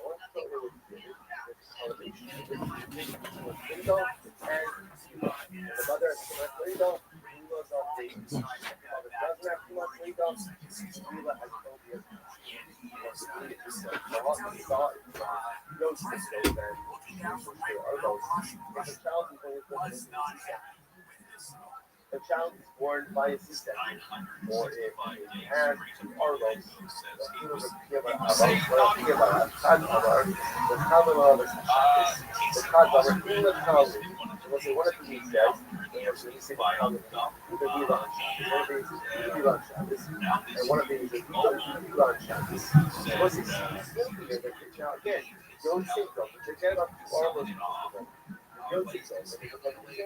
the mother doesn't have too much labor, it wasn't even normal birth. Right? And yet, again, what you see is that there's no feeling that says, still being a college child, that seems to be a principle. So, teaching everybody to use this principle that wherever the mother is coming from us herself, there gets the meal on it. But if she's not coming from us herself, doesn't get a feel on it. Which commercial is going to hard color to be alone. I love this. I shot this. Because they never go there. That's the organization of the college Shabbos. Grown up, God died in the house. Every one of these that halacha reminds you that he loves everyone will agree that receiving gets the on the that's why everyone whether my mother has too much doesn't have too much. Everyone agrees that he loves on the university. Focus is that type of music. The face comes from a mother who doesn't have too much labor, is such a diva, goes and shouts. Look, it's very important. Every Jewish baby gets this diva on day number 8. That's not the shayla. That's not the shayla. Shayla is like this. Or just this stuff. And again, how do you know that you love the Shabbos? You know you love the Shabbos. Because again, the Father says, by Yom, Ashwini of the Shabbos. When we dash by Yom, Ashwini of the Shabbos. Now, it's interesting, if you don't get that drasha, it's juxtaposed to too much later. What I want to suggest that it is only when the mother is coming too much later that the Milah is built for Shabbos. But if the mother is not coming too much later, the Milah will still be on the day. Right now they're basic 100% tariffs if they do. In reality, again, I will say, by the way, just you should know, this doesn't have a major again, a baby born by a C-section. That would have a baby born by a C-section. Each day, even 4 times this is such a Milah everyone already agreed that a C-section baby still gets a Milah on the 8th day because you're baby. Shayla is Milah go for Shabbos. Usually when you're keeping this whole thing, this is not worth it for like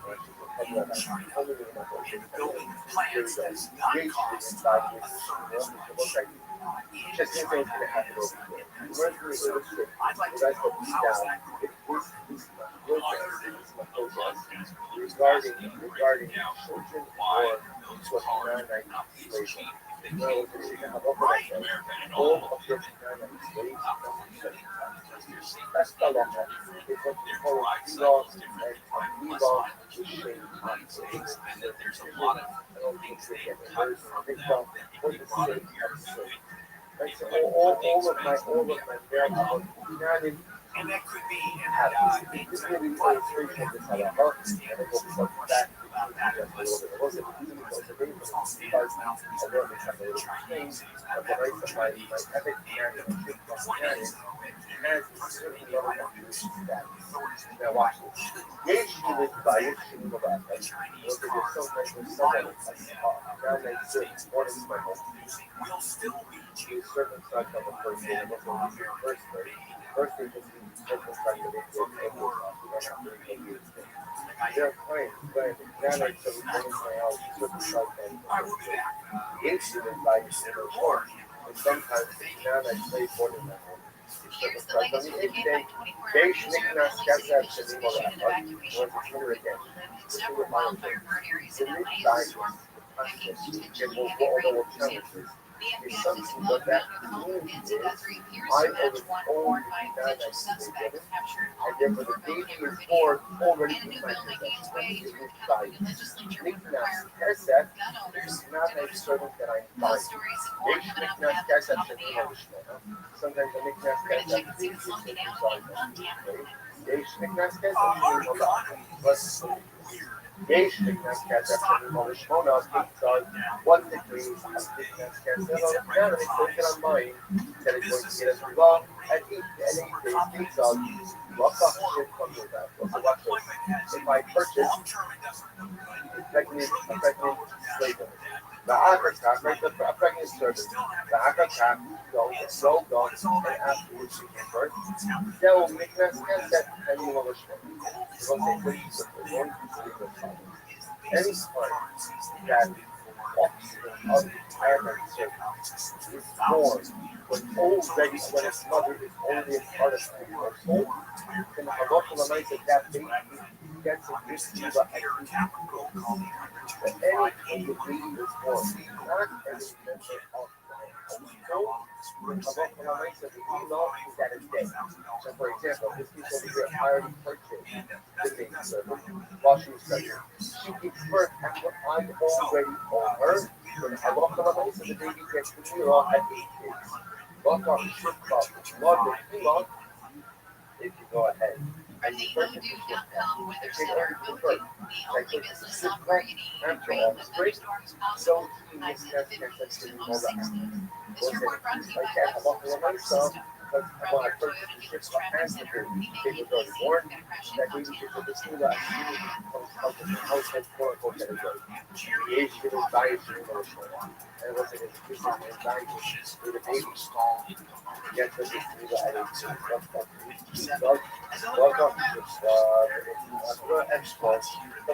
purchased the maid servant, and she gives seconds while it is household. Scrolled on, and then she gives birth. Yeah, virus animal response. So then, that offspring will get a boost directly within 8 days. Tell about the Kama alert, don't go to African. It's similar again. It's tell us when I was to give birth. I will do anything and give birth. Afterwards, did you go ahead and what are the consequences again? What's the next thing? Fire. In this case of here, what happens is I purchased it,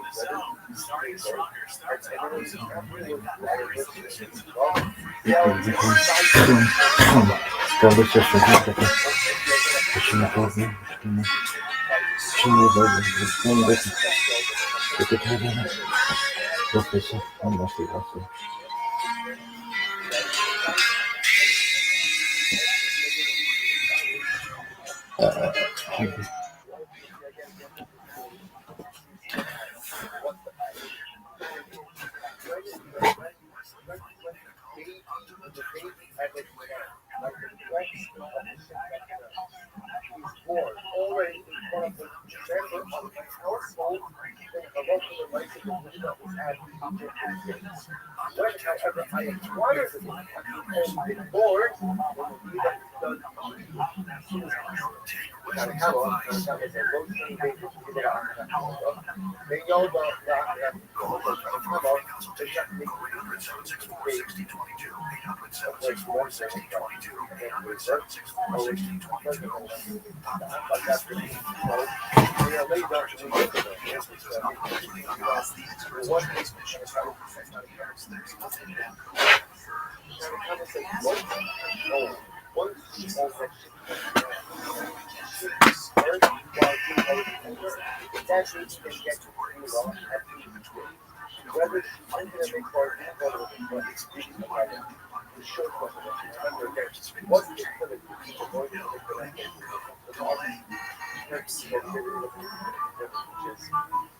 a business and not thinking about podcasting?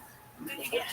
More Americans listen to podcasts than every streaming user from Spotify and Pandora. And as the #1 podcaster, iHeart's twice as large as the next two combined. So whatever your customers are into, true crime, sports, comedy, culture, they'll hear your message. Only iHeart can extend your message to audiences across broadcast radio. And all this reach means everything. Just think about the universal marketing formula. The number of consumers who hear your message times the response rate equals the results. Now let's get those results growing for you. Think podcasting can help your business? Think iHeart. Streaming, radio, and podcasting. Let us show you at iHeartAdvertising.com. That's iHeartAdvertising.com. I can't imagine, man. Like living there and staying there, even professionally. Did you see what they just did to the guys that won the Super Bowl? You see the jock tax? Yeah. Jamie, you see the jock tax? Yeah, it's not a new thing now. I understand, but it's specific to California. Yeah. And this jock tax in California, some of the players lost money playing in the Super Bowl. They had to pay. Oh no, it is true. I don't think so. No, it is true. I went it through AI last night. No, it was in. They pulled it up on Grok, and people analyzed it, and it's based. No, Jamie. Jamie. It's based on the 7 days that they had to be there. So you have to pay a fee based on the 7 days, dependent upon what your salary is. So it's a percentage. Okay, whatever. Well, the Super Bowl specifically, these guys. Jenny's so funny. I know, but this is one of those things that's not real. What do you mean it's not real? I told you it was run through AI last night. He made $178,000 for the Super Bowl. He had to pay $249,000 in tax. I'm pretty sure those are the numbers. And it's based on the fact that he was there for 7 days. So it's a percentage of your income over the course of the year. So if he makes $2 million a year and he's there for 7 days, this is how much money you have to pay. And so the Super Bowl pay is not, it's like on top of your normal salary, right? So it actually cost him money to play in the Super Bowl. So he made $178,000, but because he's there for 7 days, he had to pay $200-something thousand. Did you watch it? No. I was gonna watch it just for Bad Bunny, just because everybody was so pissed off. I thought it was hilarious. But this guy's like, what do you fucking care? It's like this weird cultural war that this guy is singing. And objectively, people that saw it said it was a great show. I don't know. Can't take their word for it. Like somebody was telling me the other day, they're like, "Oh, you're gonna watch the Super Bowl?" I'm like, what? Super Bowl? Oh yeah, that's sports. Gotcha. Yeah. I was halfway through it or whatever. I'm like, I have no idea what's going on. Yeah. It's your team. Other shit. It's your team. I get it. Yeah. It was the Patriots. I can root for the Patriots, but it's like I'm busy. If it's on, like at an airport or something, like, I'll watch it. Yeah. Like I'm not going out of my way. I'm not gonna be like, hey. If Aaron Rodgers was playing, I'd watch it. Maybe I'd even go if Aaron was playing. But it's like, God, it's so hard to go from combat sports to regular sports for me. Oh, God, it's so hard. It's so hard. The UFC last Saturday was fucking spectacular. It was a small one in the Apex Center, and there were some incredible fights. It was so good. It's like, that to me is like home. I don't have a lot of time for entertainment. That fills it all up. Yeah, that fight, Saturday was like incredible. Yeah, that was incredible. Yeah, the Mario Bautista performance was fucking insane. He's so good. that guy just keeps getting better. He looks like a world champion. And it's like, you watch combat sports and the consequences are so grave, what they're doing, the dedication, this moment, they train for months and months for this one moment when this referee's like, fighter one, you ready? Fighter two, you ready? Let's go. And it's, whoo, here we go. That to me is the most exciting thing in all of sports. It'll never stop being that to me. I love it. So football's fun. I like it. I've been to some UT games. UT games are fucking great. They're fun. Well, this is like the state, right? Yeah. This is not only like the state pastime, but people are like grown up. They're completely modeled to go play Texas football. Yeah. This is like the icon of Texas sports. Yeah. And it's just the enthusiasm for the crowd is nuts. I got to shoot the cannon once in a while. Did let me shoot the cannon off. Yeah. What? That was pretty cool. It's fun.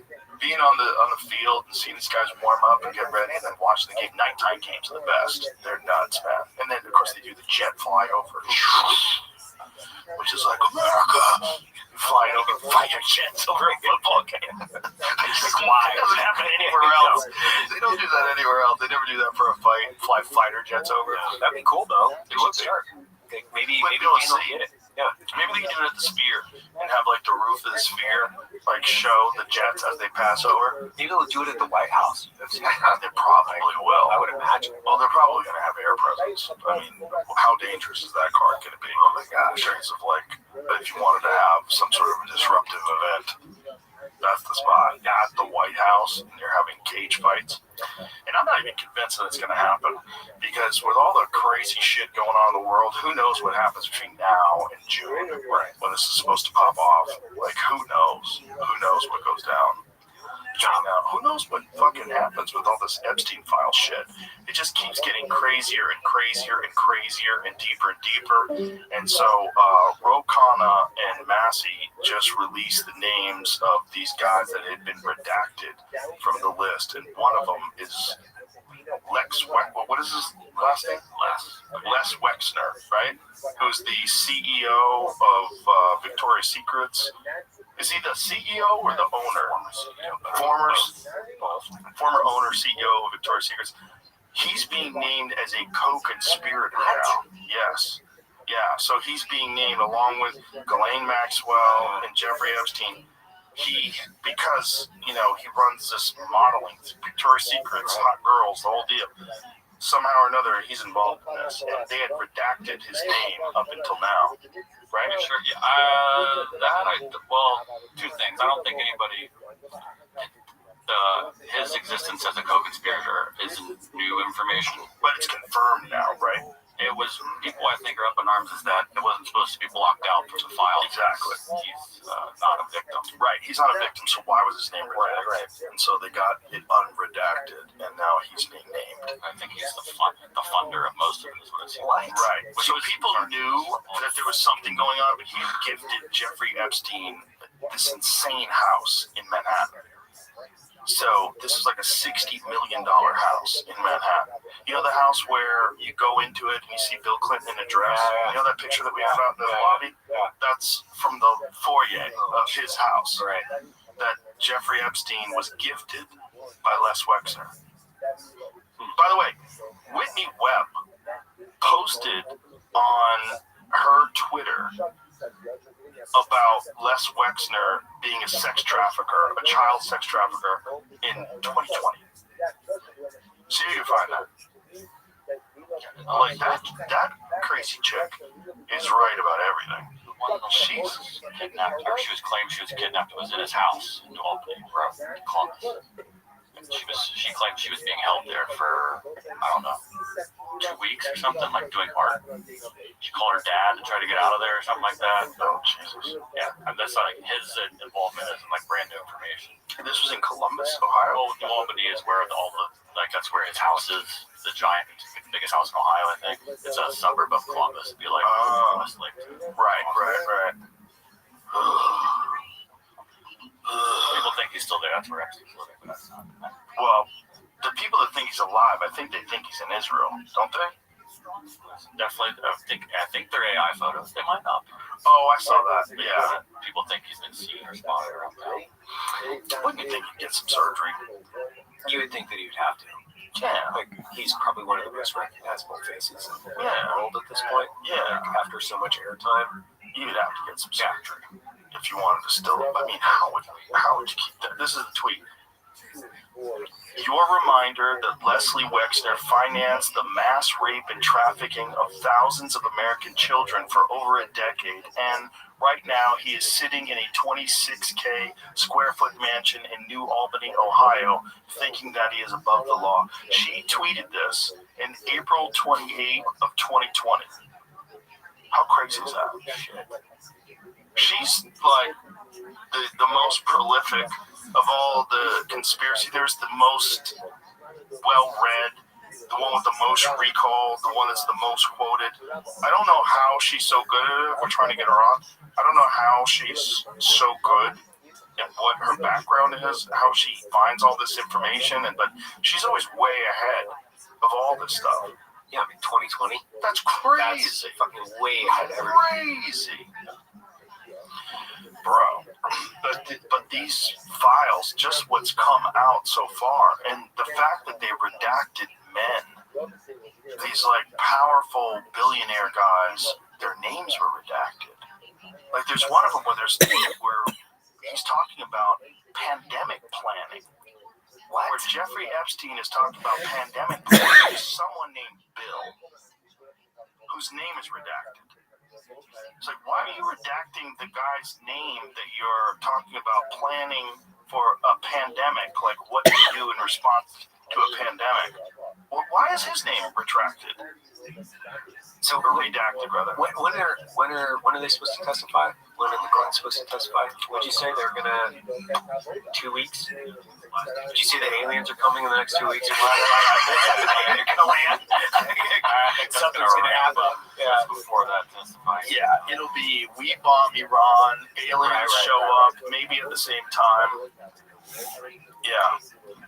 Fuck. Outside of this, because this, I mean, obviously this conspiracy, it's not a theory anymore, right? Because they're connecting the networks, they're like exposing a lot of this. Like when you look at your total conspiracy catalog of things that you like to dive into, outside of aliens, because everybody knows that. What are your other ones? Well, aliens is the most fun one. Yeah. This is the one that I hate the most. Yeah. Because this one scares the shit out of me. Because the fear of, we talked about this yesterday with Roger Avery. The fear of these, like, literally demonic human beings that are running the world and don't give a fuck about human lives and enjoy watching people being tortured, enjoy watching people killed, participating in ritual sacrifice of people, and they do it in order to show that you're a part of a team. And we know that has always historically been a real thing. And it's been something that you look at in history and go, God, it's so sick. It's so twisted. It's so disgusting. And everybody wants to think, thank God that's not happening now. But then when you realize, like, that might have been happening now. Here's one of the craziest ones. The day he was indicted in 2018, the very next day he ordered 330 gallons of sulfuric acid. What? Yes. He ordered 6 55-gallon drums of sulfuric acid to be delivered to the island. And so there's a lot of people online saying, oh, that's probably for his desalination plant. It's probably like a regular thing they need to order. So then someone else did a deep dive and said, no, this is the first time this was ever ordered. Check that again. I thought there was 2 other ones. Oh, there was 2 other orders? 17 and 2015. Oh, so that guy was wrong. The first one from that company, potentially. That makes sense. So maybe it was for this desalination equipment, but also that's a lot of sulfuric acid. If I needed 5 gallons for my desalination equipment, but 239 gallons, whatever it is, to burn kids. Yeah, to fucking get rid of bodies. Well, it's kind of hard to think of any other use for acid, just in general. Right? Immediately, you think. Immediately. Yeah. The other orders, were they that large? Because here's the other thing. How long has it been killing people? How long have they been boiling bodies to get rid of them? I mean, if you do have, for lack of better word, words, let's call it a service, where you allow rich people from foreign governments or whatever, you set it up. I can give you whatever you want. Like, what I want to do is I want to kill a hooker. Like, I want to kill her, I want to torture her, and I want to, get rid of the body. Like, I want to do that. Like, can you do that? There's one where this one guy is saying to him, "Thank you for the torture video." It's literally a part of an email. The actual quote, "Thank you for the torture video." Like, enjoyed the torture video. It's so gross. And they think they've identified that guy. And what do they think? He's a sultan? I was trying to find that right now. I think because Massey said he got the. Look that one up, I believe. Because it's weird. They're letting them into the files one by one for like an hour at a time. What? Yeah, bro. Like the Congress people can go look at specific millions of files. You got to tell them which file you want specifically to look at. It's crazy. The whole thing is crazy because, like, why have you protected people? So we know Sultan Ahmed bin Sulayem sent the torture video to Epstein. This is in 2009. So Epstein was saying that, "Where are you? Are you okay? I love the torture videos. I am in China. I'll be in the U.S. second week of May." What the fuck, man? And why is his name redacted? Why would your name be redacted if you are not a victim? Like, this is what's crazy about all this. Like, how come you redact some people and you don't redact other people? Like, what is this? This is not good. None of this is good for this administration. It looks fucking terrible. It looks terrible. It looks terrible for Trump when he was saying that none of this was real. This is all a hoax. This is not a hoax. Like, did you not know? Maybe he didn't know, if you want to be charitable. But this is definitely not a hoax. And if you've got redacted people's names and these people weren't victims, you're not protecting the victims. So what are you doing? Right. And how come all this shit is not released? Like, this, all of it would just, get rid of all of it. Just expel it all. It's crazy. So this is the conspiracy that drives me the most crazy. Because I don't like it. Julian Dory talked about this yesterday on his podcast. I just saw a clip going around. American billionaire Tom Pritzker had an email to him that says... You mean Julian Dorsey? Dorsey, yeah, sorry. Oh, okay. I'm in a remote valley of Afghanistan. It's my birthday wish with boys with toys. Spent time with Petraeus yesterday, and he loaned me a chopper, actually two, with one as a backup. Can't call till tomorrow. Yeah, but boys with toys could mean, like, military guys with weapons. That's what I assumed. That's not what the video, they thought they were talking about little boys because they were in Afghanistan. But boys with birthday wish is an interesting part. it's my birthday wish In a remote valley. in a remote valley. And telling us about it. But it also loaned me a chopper. Well, actually, this is to Epstein. Right. But the thing is, like, the loan me a chopper, my birthday wish, his birthday wish might have been to, like, gun down villagers. I know, that's what I thought they were talking about, not go play with little kids. Yeah. You just want to go kill people. I bet that. Look, he loaned me a chopper. Doesn't sound like I came there to fuck kids. It's like my birthday wish sounds like I'm here to fuck people up. Right? Like, Or I'm just out here to tour Afghanistan, which, I mean, I don't know why anybody would want to tour Afghanistan, but well, it seems like the only reason why I would be interested in going to Afghanistan is the stuff that Jason Everman told me about. Like, when he showed me all those ancient Greek ruins, which is nuts, where archaeologists have no access to them. Right. That stuff's crazy. No, it's incredible. Crazy. All from Alexander the Great. Like, there's immense ruins in Afghanistan of cities. They had Greek cities. Like, beautiful columns and incredible construction in Afghanistan that are like, how old? What was Alexander the Great? What was that? The 1400s? What was that? 1,000 plus, right? So, like, I mean, what year was it? What year was Alexander the Great? I believe it was actually You don't fucking know. 300. I don't know, Jamie. 300 AD? 300 BC. Wow. 600. Wow, I was way off. 300 BC, and they're building these immense, beautiful Roman cities. Greek Roman cities. Like, it looks like Like, it looks like you're either in Rome or you're in ancient Greece. Like, incredible architecture. Well, I think up until the Soviets invaded, Afghanistan was kind of like the crown jewel, right? They referred to it as the Beirut of Central Asia because you had a very eclectic group of people, and Kabul was known as like this beautiful city. And obviously, post-occupation, the Soviets had killed, hundreds of thousands of people, and then with the build-up and the devastation of not only military occupation of the Soviets, and then us coming in, soon after, obviously, with when the mullahs took charge, it basically went completely to the other side of the extreme, the Taliban. And then us coming in, they've had nothing but decades of war. It's completely eviscerated any semblance of intellectualism. There's no infrastructure of technology or advancement. Like, the universities were essentially demolished. So everything was ruined. So you're talking about at least several hundreds of years of advancement that just were eliminated in 3 decades. And just a complete collapse of society. Yeah. I would spend a lot of time just trying to understand the place, right?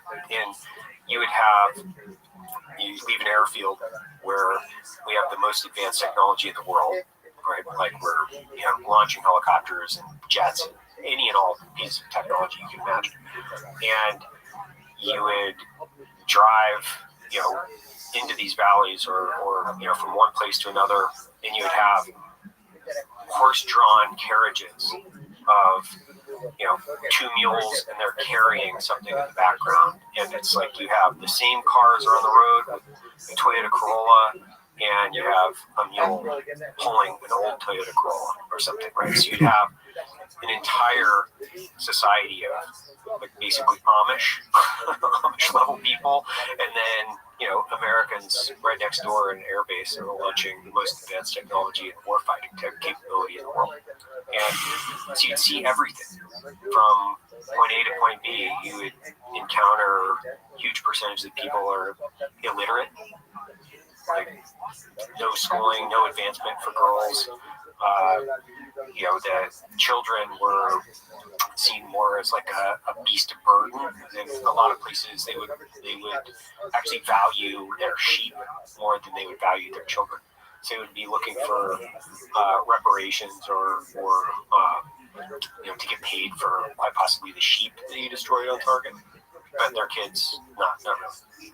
So you had a really clear picture to what civilization was like 500 years before that, or 1,000 years in some certain times. And you'd see it too, right? Because you'd have Buddhist architecture, Greek architecture, and then you'd have the standard kind of Taliban infrastructure. You'd have the Soviet architecture from their invasion. You'd have all these different layers of military occupation. You could see them all within 2 weeks.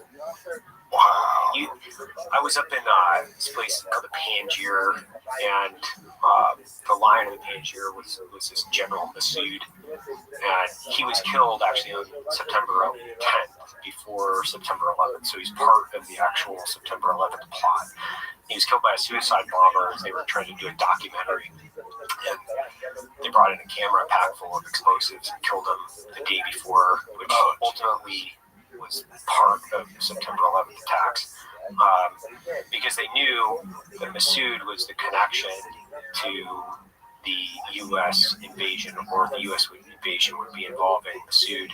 And the Panjir is this beautiful, like, it's incredible river valley, and it's also part of where the Soviets would just get their asses handed to them, because we had the Mujahideen was being funded by the CIA at the time, obviously back during the Soviet invasion, and they would ambush the Soviets on these windy mountain roads next to this river, and they would cut them off basically on the front and the back of the convoy, and then destroy the entire convoy in between, and they would just shove all the shit that was destroyed in the river. So the river would have rapids in it, and not all the rapids were made from like rocks and natural occurring rapids. They were made by like P-52s and Russian tanks and all this like this war material that was pushed into the river by the Panjers. And I went up to his grave. He's a really incredible guy when you like read about him and like all of his like combat accomplishments against the Soviets. But the Panjir Valley is like, such a beautiful place, and we used to joke around about how, gosh, we'd love to come back here and like go skiing or like recreate Panjir Valley because it looks like Colorado or someplace incredible and beautiful. And at the same time, you're in Afghanistan, so you're surrounded by just the chaos and the devastation of war with this one tiny little piece, this like little sliver in the middle of nowhere. It's absolutely beautiful. And some of the rapids are made by T-52s. And as a whitewater guy, I was like, man, I'd like to kayak this. Cool. If you were a person who was a wealthy person, that your desire was to go gun people down, like there are people that will provide you with that service. Like there was a thing with the Soviets, or not the Soviets, with the Russians, where they're allowing people to kill pirates. Yeah. Like you would pay a bunch of money and they take you to where the pirates are, and you go on a ship and with a 50 cal just fucking blow up pirate boats. Yeah, I'd heard about that. I'd heard about there were places that you could go as, a combat tourist, basically. Has to be. Yeah, There has to be. It's all going to be like Russian or Yeah. Somalian or a connection between the two, right? So you'd have these like rogue elements and places where there isn't an organized government. There's essentially just chaos and anarchy. Which is Afghanistan. Correct. Yeah. Yeah, So you could if definitely. someone from the western side was providing that service to someone and letting them borrow a chopper. Well, that was Petraeus. So they were saying like Petraeus was the commanding general at the time, which I find it's kind of hard to believe. Hard to believe. Yeah, that a general that's in charge of combat operations in Afghanistan would loan just a rich guy a helicopter, and it sounds correct in the context of plus another one, because they could never fly anywhere alone. They always had to fly in Right. twos because they had to have a support. But just loan me a chopper. Loan me a chopper. It's a stretch, as much as I disagree with the way that they were running the war. It'd be hard for me to believe that a general would just loan some rich guy a couple helicopters and fly around Afghanistan. I think he's lying. I don't know. Like, you'd have to like dive into it and figure it out. Yeah. But either way, there's nothing normal about these emails. Yeah. There's nothing normal. Nothing wrong. One thing to take into consideration is how much of these emails are actually factual. Like accusations that they're putting on other people. You gotta take that with a grain of salt. This guy was all about like influence peddling.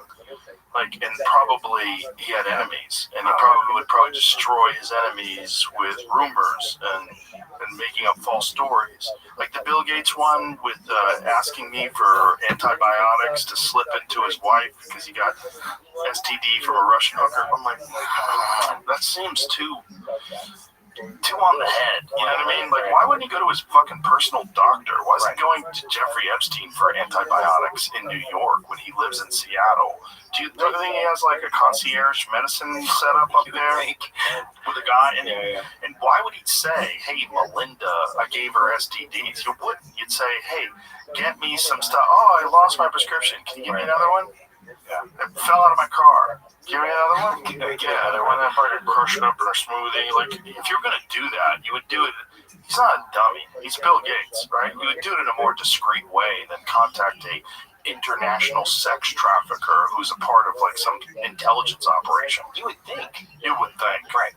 Yeah. But the skeptic in me tends to kind of like look at it under a magnifying glass a little bit. Yeah, I don't want to take everything at face value, but also at the accumulation of all of these different things leads you to just go, what the fuck was going on? Did you find out how many other the sulfuric acid orders, if the other ones were just as large? I struggled to even find that. I was like, maybe I made this up. But I did find one. There was different. So they were talking about, there's emails back to 2012 or 14 about, I don't have the thing up. This is the thing saying there's nothing there. The sulfuric acid? Yeah. Emails released in document. I don't even know there's nothing there. No, this is Water yeah. maintenance systems dating back to 2013 implying possible routine use of sulfuric. Possible is a weird word. Use of sulfuric acid for pH adjustment and filtration, but no specific prior invoices or shipments are detailed. Yeah, that's exactly. It wasn't an invoice. There was one they were talking about getting 1 drum of sulfuric acid with 40 bags of like carbonate salt or something. Yeah, see, that makes more sense than 6 fucking giant 55-gallon drums of sulfuric acid the day after you get indicted. When you dig into the actual files website, I started looking up the RO plan, which is the reverse osmosis system they had there. There's a ton of discussions about it going all the way back to 2012, when I think is when he bought it. So, of using sulfuric acid? No, just having a reverse osmosis. Just right. Water, there must have been a problem. Right. Well, it makes sense because they were using desalination technology, but it just the volume is suspicious. They were lying at the time for a while. Yeah. Also, dude had to know he was going down. Like when he gets arrested in 2019, when he gets indicted, he had to know he was going down.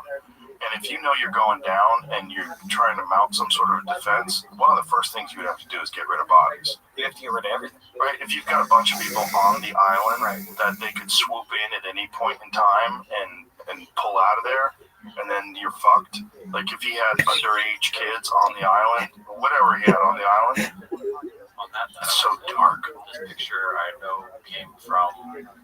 There was rumors of him getting concrete machines shipped there, but that was from the first time he got arrested. So I think in 2008, the first time he got arrested, they had a bunch of machines shipped. Oh, bro. And but I don't know how you do construction on the island without getting concrete machines shipped. I don't know how you get rid of bodies or put inside of concrete. Yeah, that's the problem. Well, I mean, maybe it's two in the same. It's like, hey, I go to an island and I've got to make all the infrastructure. So I need a bunch of concrete. I need an RO. So I've got to have sulfuric acid. What's better for a cover up? Picture of the machines on the island. Here's the description of it. Yeah, right before his 2019 arrest, industrial car mix 5.5 XL self-loading concrete mixer. So he got a concrete mixer and he got the fucking sulfuric acid right after his arrest? These details are correct. Oh, God. There's a guy on Twitter, though. I don't know. So this is right before his arrest and right after his arrest. He got sulfuric acid and a concrete mixer. Like, why would you be thinking that you are going to be able to do construction when you're going to go to jail for the rest of your fucking life? Yeah, I don't know if construction plans would be top of my list. Yeah. If I've got to innovate, what a fucking weird. I know I'm going to get arrested, but you know what? I got this big construction program that I'm really interested in. I don't know if that's the same. The whole thing's so dark, dude. It's so dark. It's so dark, and they ran it for a long time. They ran it for decades. That's another island that no one talks about. Oh, Jesus. The bigger island. This is Little St. James and Great St. James, which is the one next door. He owned that one too? Yeah, he had both of them. Oh, what? God. Both of them were part of the sale. We almost got. It was for sale for a while. I understand it. Yeah, we thought about it. We just didn't think there's enough sage in the world. No. You can't clear that. No, you can't clear that. Well, it's also you would never find peace because people keep visiting that island constantly, and also it's just so gross. A lot of bad karma. You just need to use that as maybe a bombing island. Right. Just turn it into a UX UI. Yeah, like that one island in Hawaii that you can't go to. Just fucking light it up all the time. Just light it up all the time. Have a little bit of grace to the way that we actually end this whole story outside of the files. Just start blow it up. It's so dark. It's my least favorite of the conspiracies. It's not fun at all, man. It's like aliens. It's fun.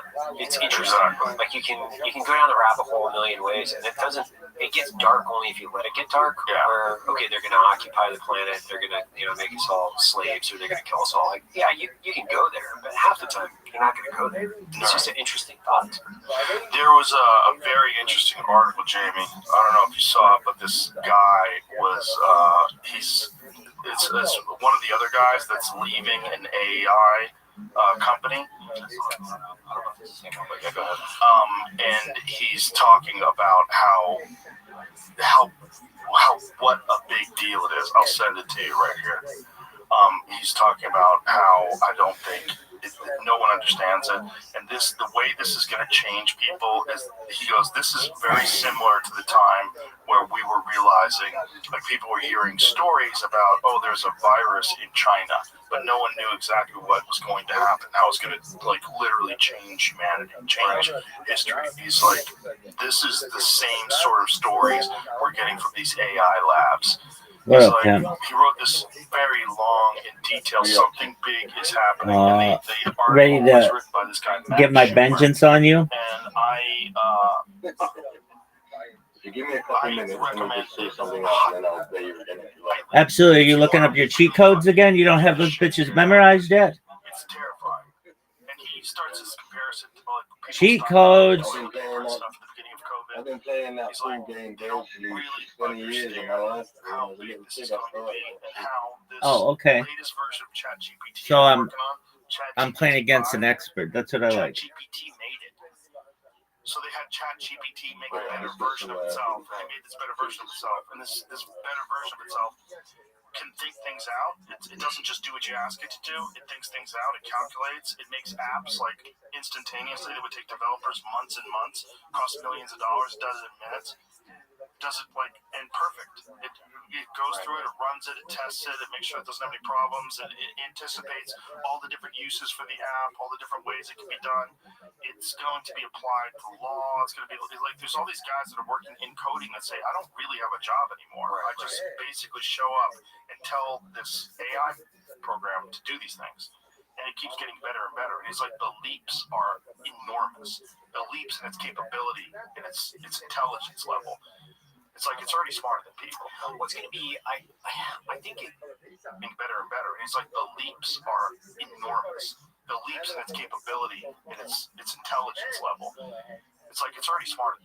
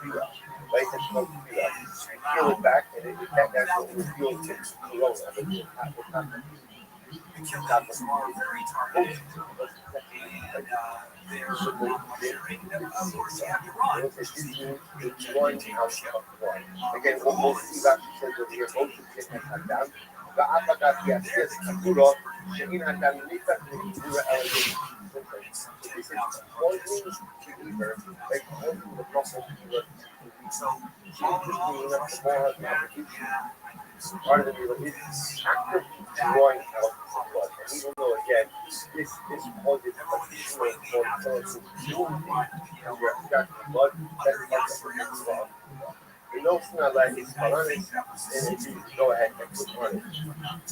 Most of his Palanis is the bandage. And you can put a bandage on the people on Shabbos. So that's basically the for the people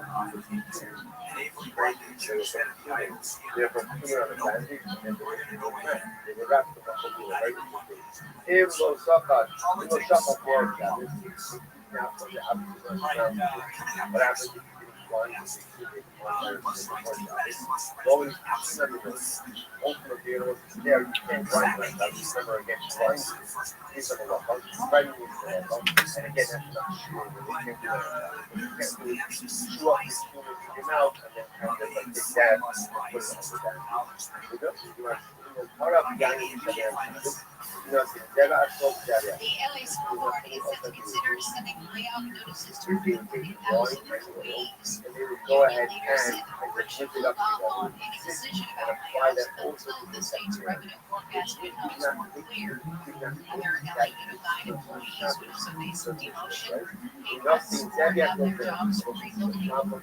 Officials say the nation's second largest school district is spending more money every year than it is receiving. 2 people are in critical condition following a crash in a small plane in Camarillo. On Sunday night, this holiday, aircraft was shot down next to a drainage ditch in Ventura County, not far from the Camarillo Airport. Ventura County Fire Department says the crash victims were extricated from the plane and taken to the hospital in critical condition. Eyewitness news reported that the plane did not hit any structures in the area. The investigation remains ongoing. Sharon Reardon, KFI News. Near the mall, Nancy Guthrie appears to match one worn by a potential suspect captured on Morgan Avenue. The search of the Nancy Guthrie's family continues to ask for help in finding their 84-year-old mom. Savannah Guthrie has released a new video saying it's been over 2 weeks since flying her over the mom buffalo was dog she and to her prevent baby the were horses from taken coming out. up. You can't go ahead and this bubble punch out. About coming up with it. If you don't have the color, it's down to the bandage. It will be seen there. It's out of color color. Well, maybe I think Savannah thanked investigators for their support, saying her families hold lots of faith in the search. you can wrap it around She finger. raised her KFI. The partial government shutdown is in effect, one because Washington ran a pass on funding the Department of Homeland Security. So The go like shutdown took effect first thing there's Saturday, a fair that support TSA, Shabbos.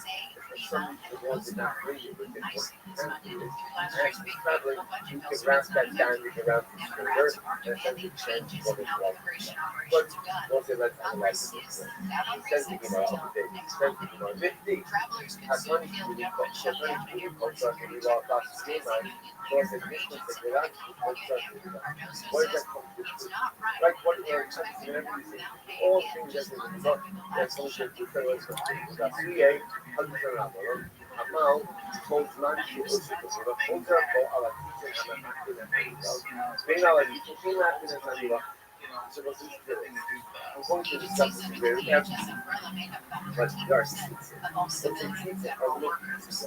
Check and see what's slowing you down. We need Anaheim Hilton. let's see the more Saturday all of those that are left. So it's very good. The other that are left. I asked always when the fidelity is the daughter of believer ultimately against our covenant. So I think at the end of the day, that's definitely teaching so what I tell them, because this is what most people, that's validation of what is the way I do it. As long as you have the other side, what makes this hard is they call that the insurance company that whether that is the mistake or how much you heard and but once the ball is done, little against the experts in now and the accident that so I'm going to suggest go back to any of these would be validated. However, However, I'll keep the abstinence and ultimately I guess the pieces of forces that are not don't collect now. We love that don't think that's very so essentially as long as the law is actively engaged in the Milah, you can tune up whatever you want. Even if it's not going to get you once it's finished, you can go back and you realize that there's something that negates the effectiveness of the Milah. But if you're still that doesn't negate the effectiveness of the Milah, you can't learn it. Once you're done, once you're done, you only go back to something absolutely necessary. But the thing that is more aesthetic, I guess, you can't go back. Or it's not kind of weird to us. Only the color that says, once the law is finished, you can't go back. You can't go back to 56 now, that are not 56 in Redondo Beach. But There's something like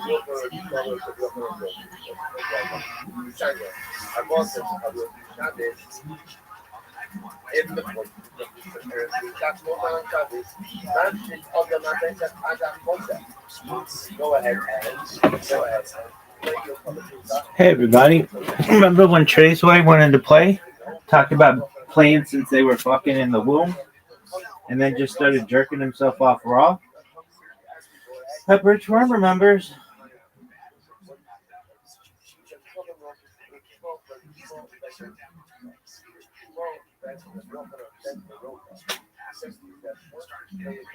Folks, if you're wondering, like, hey, are you gonna whoop this motherfucker's ass? He's got fucking cheat codes and a protractor. Motherfucker's got a compass. T-square. This motherfucker has a T-square, folks.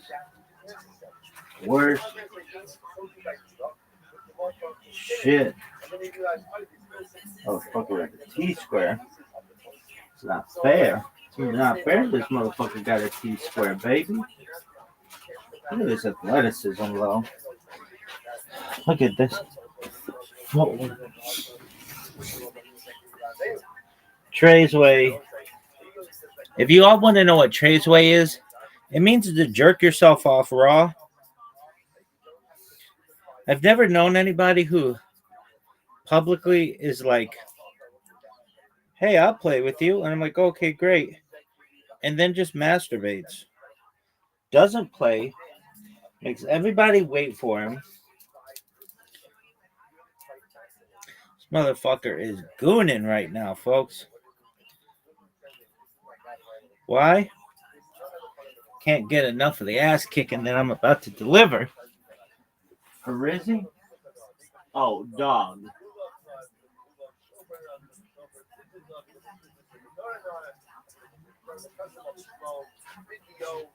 I'm about to deliver one of the great ass kickings in history. Ow.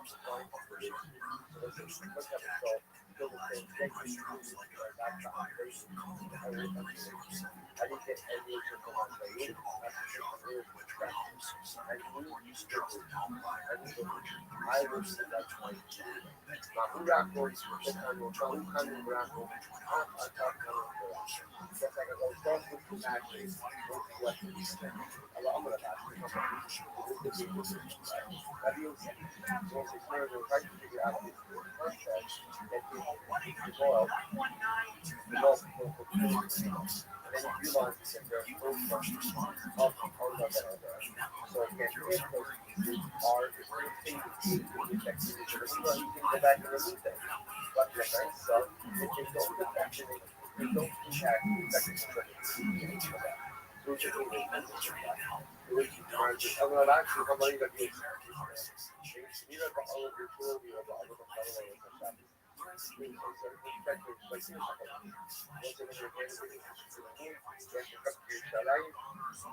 And to go ahead and protect them that they saw in the so the opposition said, what is the rule?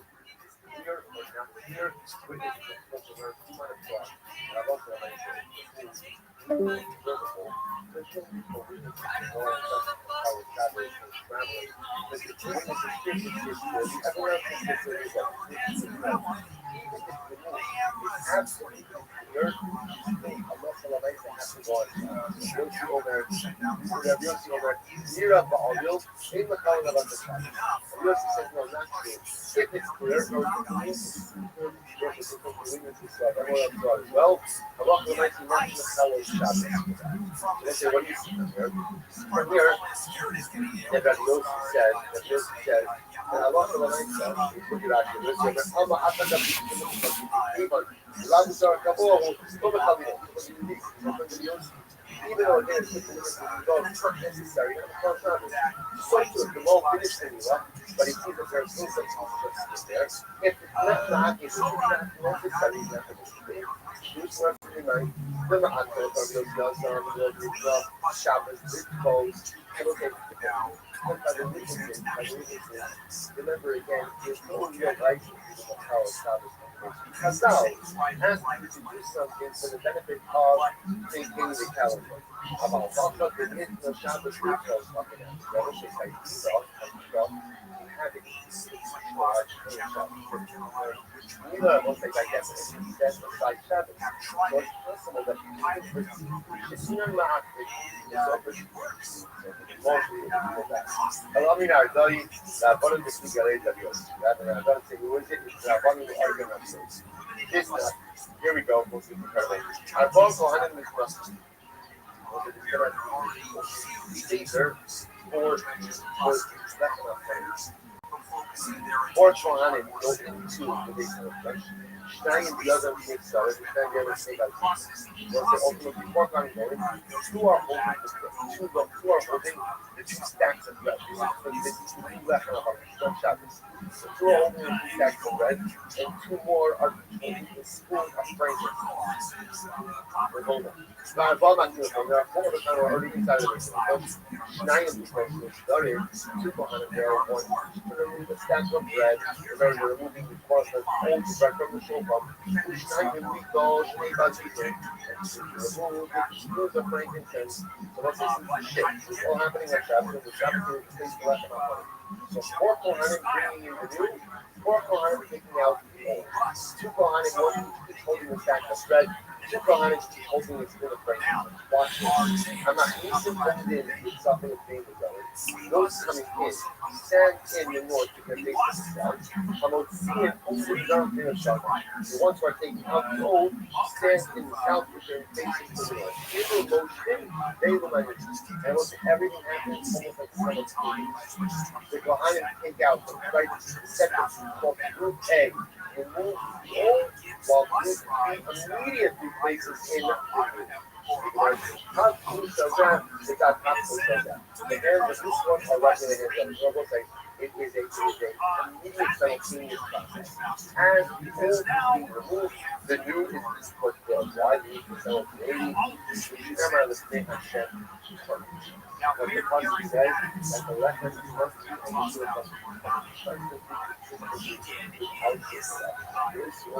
not even any no food, written in anything, ask them how you have to go. Even if it's what they tell you, just in terms of Yossi, and Allah for myself, the Sultan can't remain overnight out. But it doesn't have that level of it's about 6-7 lines down the white line. ومعني مكاين مش طويل الشوط below that and ولا بني جاب الشاط بعد الساعة اللي كمان خلاص خلاص الانسان حاكي الشوط below that قال يدير شنامي هذا أصلي نص حديثي قال ربي يوسف جاب الشاط هذا ما سمعني كمان אחד הנושאים, חוכנני קריב, חוזר אבא שאין מעקבים, which my brother is also interesting. You know, that Yosef that you think that halach on the right side, even after the Gemara finished, go ahead and go back. Because it's all part of the same thing. So we'll say, what Yosef essentially said is that halach on the right side, something is still part of the same concept. So it's not good for today. We're going to pick up with this tomorrow. Alright,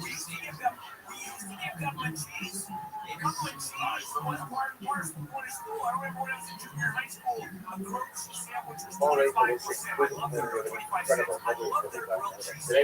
today that is 132.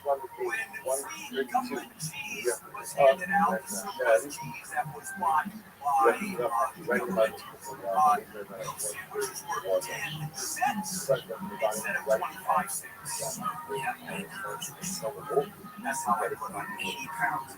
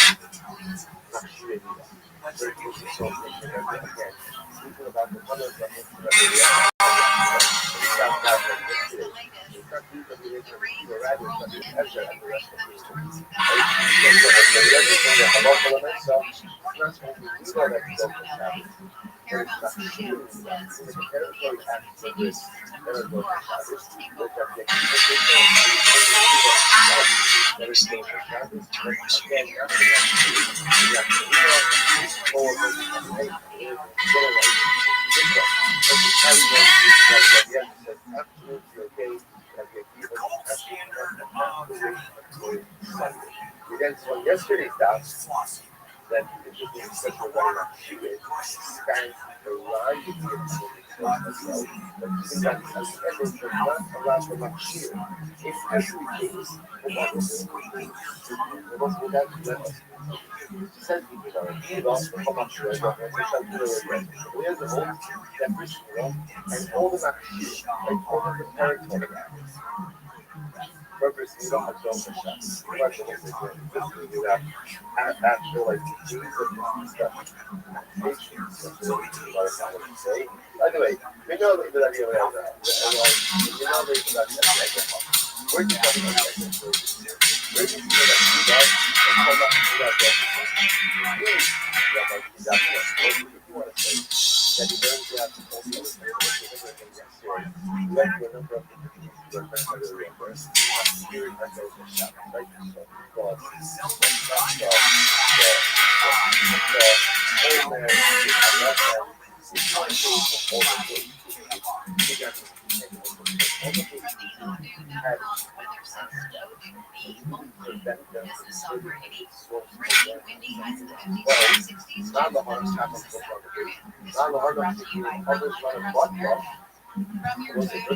traffic center, we make it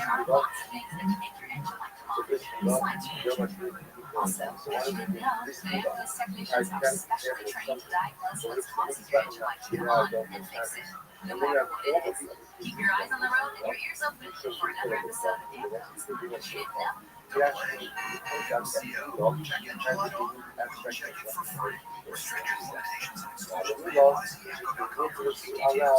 Hi, I'm Angie. Did you know a important thing of people's life? It's true. You can make a difference by helping us spread a good message to reach those who are struggling with mental health. Please make a gift today. Visit BlackRockAmerica.org.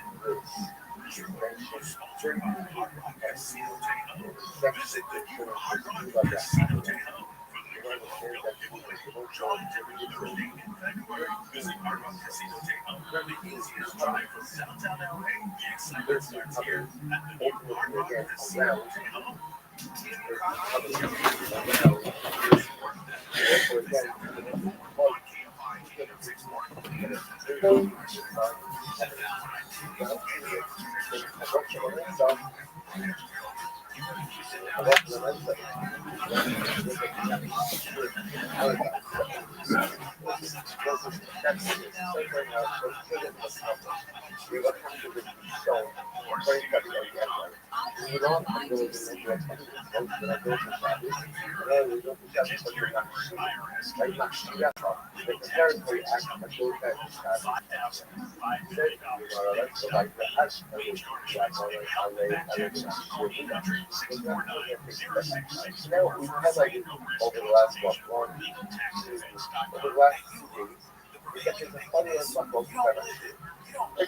That's abundance. Like, so can you go ahead and clean up, regularly change your very, very actual that's not what it is. Because, yes, that one of the things, no, that focus spreads out to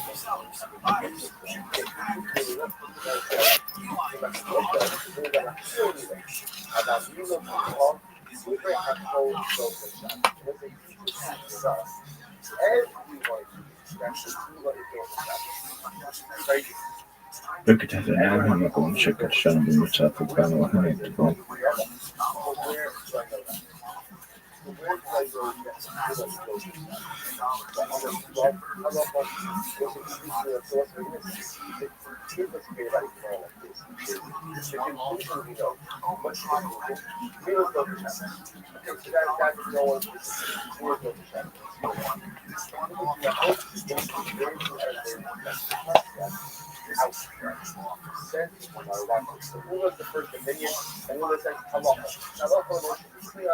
Rökheteven elhányokon sikeresen bűnöcsátot vállalható.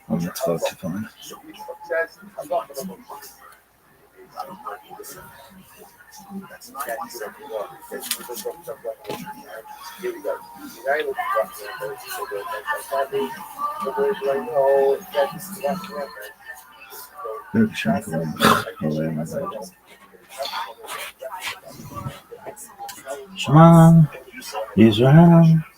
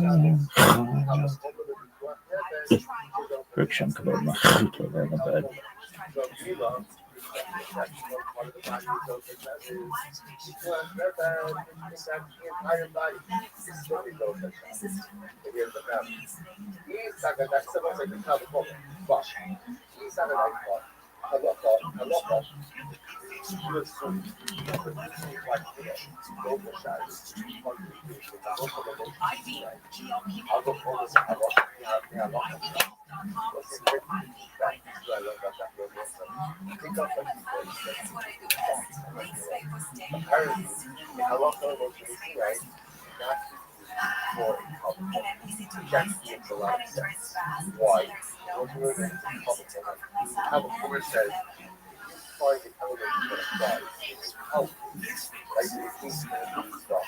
We'll call it instructive. They sort of could apply that thing not just in the course. A local emotion is stimuli. The five years categorization of how and color. For the given that exercise from the start. Are categorized differently. Different expressions like this. If you just hope that those that are Daria, you're learning how to license to violate Shabbos with structures to save a life of the Sula. Just like this is Sula Shabbos, this is the only effect one part of the body, this is the Chal Shabbos, certainly the Chal Shabbos is the entire body.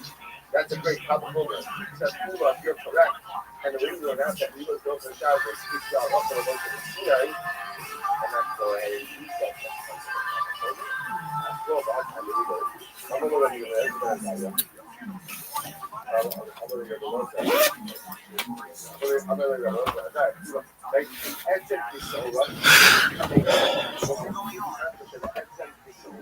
Did you look up your cheat codes yet? Or, I don't know, you got your game genie? What's going on, big man? Dog, I mean, I was born ready. I was ready to play. And then you're over here jerking yourself off in public. Everybody's like, what's Trey's way? That means to jerk yourself off raw. It's just incredible the amount of time I waste. While you... Listen, big boy, you need to focus on your free losses and row loss. Dog. Not gonna lie, if I can't say that didn't leave a bad taste in my mouth.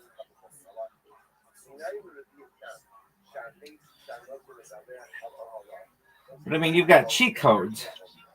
So I can't say that it doesn't make me feel a little justified that, like, anybody who uses cheat codes or takes this long to hit their fucking shot. You need to learn some patience, Mr. Rob. Do you have a fucking protractor and compass? You're in such a rush to lose. Look how beautiful that shot was. Absolutely sexy. Bitch is just squirting all over that shot.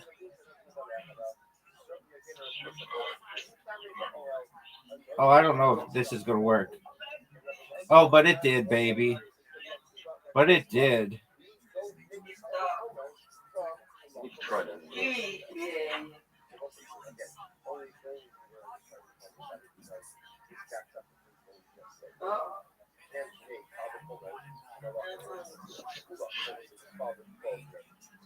How do I know?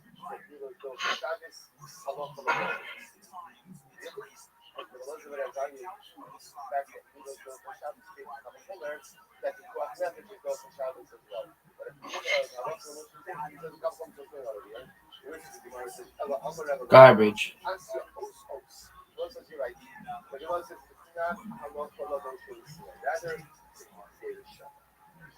What am I? Swords. Which I said by this oats, right? And it says again by Shabbos and Shabbos. So it's like Milos and Shabbos is an oats, there's a Milo and no Shabbos. Although they have to go and have oats with the Shabbos, right? So they also have to do oats. So right, so the rest is sorry. I got to cover it in the second one. So it's really oats of it.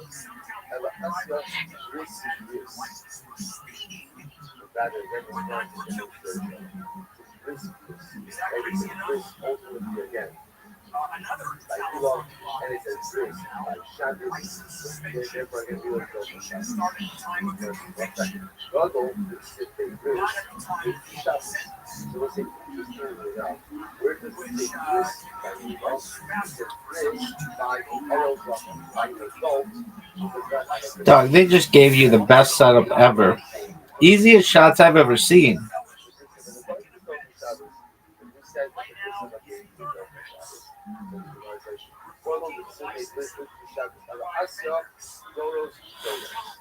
This is garbage, folks. Folks, if you're looking to see just one man get absolutely fucked by cheat codes, I am that person. Just absolutely fucked. in the history of humankind, I've never known anybody to be this fucked, folks. What was that? This motherfucker just runs the table. You focus on what you're doing. You're gonna lose. Sickest shots ever. Oh, fuck. Oh, fuck.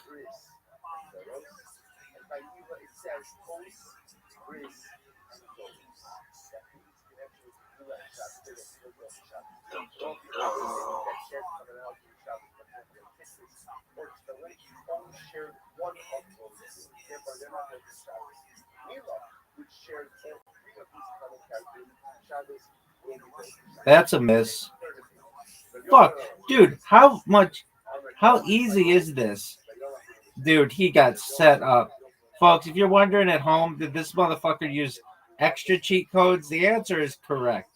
That is, extra cheat codes were involved in that. Because it wasn't even close. It wasn't even close. He didn't have a single challenging shot in the whole fucking game. Not one challenging shot. He'd hit the ball and he'd have a straight on shot, 1 foot away. Oh, look at this shot. Look at this shot, folks. So I'm about to go to top. Oh, illegal break. He's already cheating, people. He's already cheating.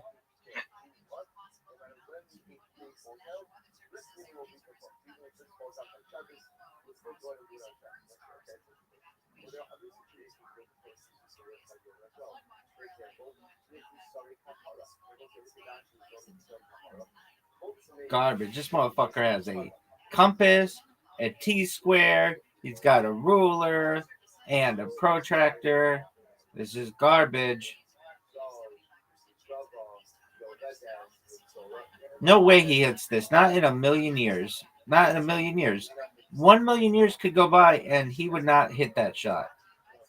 Maybe a trillion years. Trillion years could go by and there's no way he hits that shot. Folks, that's a miss. And everybody loves it. That's a miss. Now I'm going to start to dominate.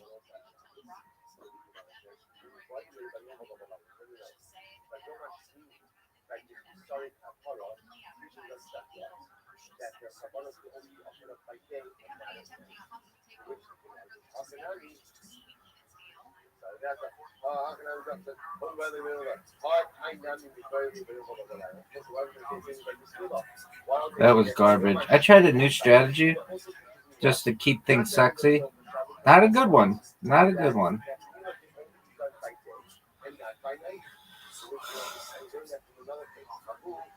That's a miss. And everybody knows. Easy miss. One of the worst misses in the history of the game. Oh, what beauty. That's beautiful. Beautiful.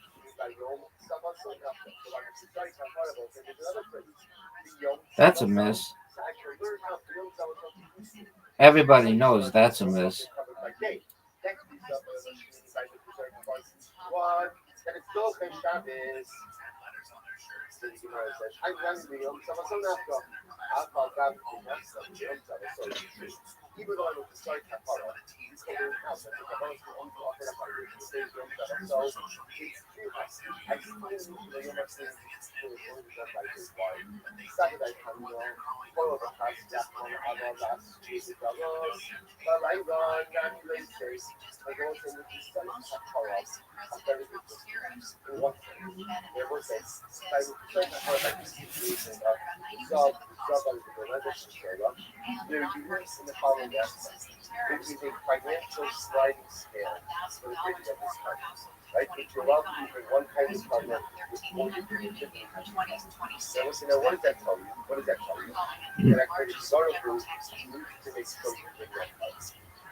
No.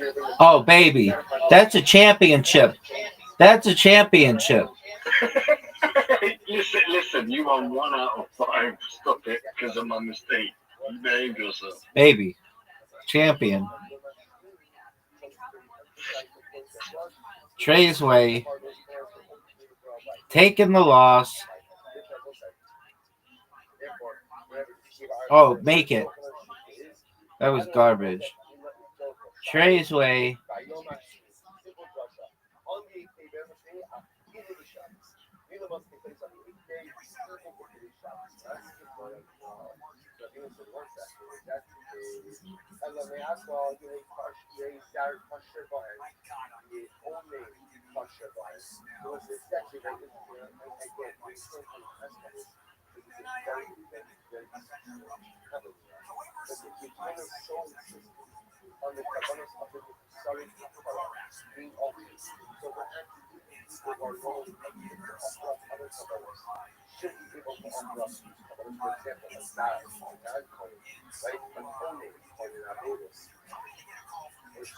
Wow.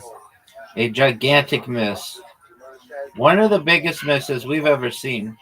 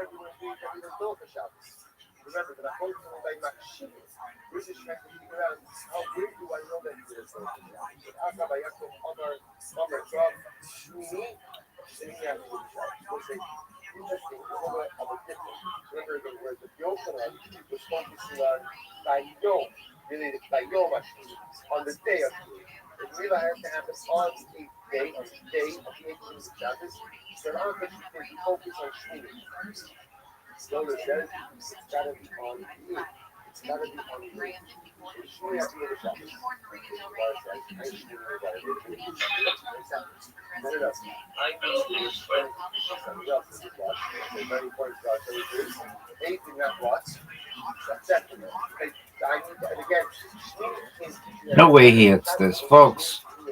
There's just no way. That's a miss. Oh, what a... Go, go, go! Garbage. No way he hits that shot. Or that one. Not even close. Folks, now it's an open table. Get ready to see domination.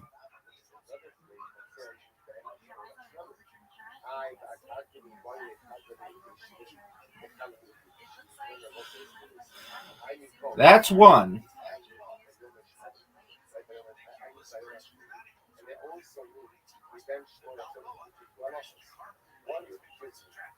That's two. Oh, no. Oh, fuck. I saw the wrong color.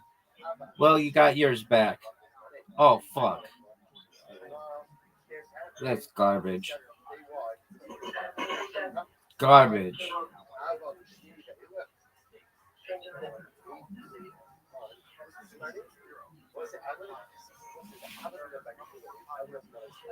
Trey's way. Taking his fucking time.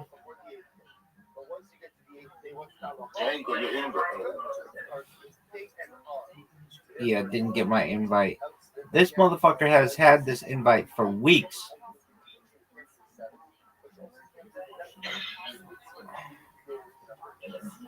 What the fuck kind of shot is this?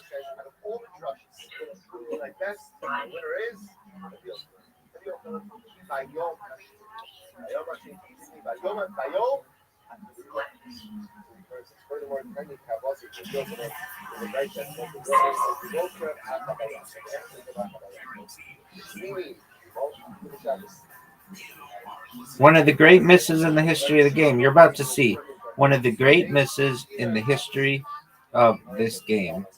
That's a miss, and everybody knows it. The people at home are cheering.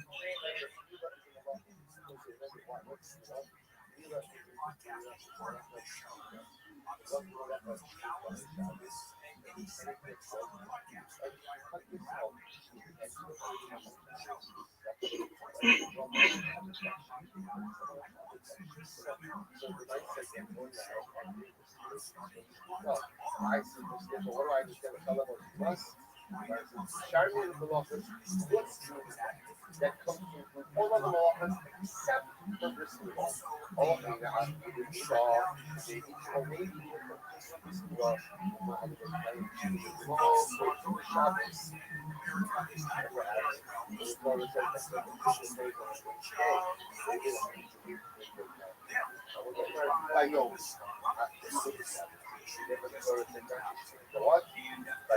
If this puts the black one in, I'm gonna be pissed.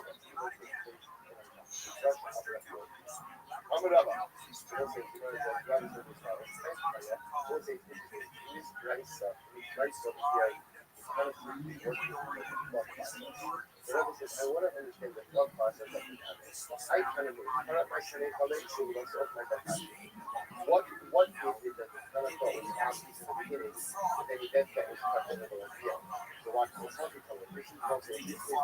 Look at this MF for getting fancy. Oh, what a beautiful shot with no time left on the clock. Fancy. I'm so fancy.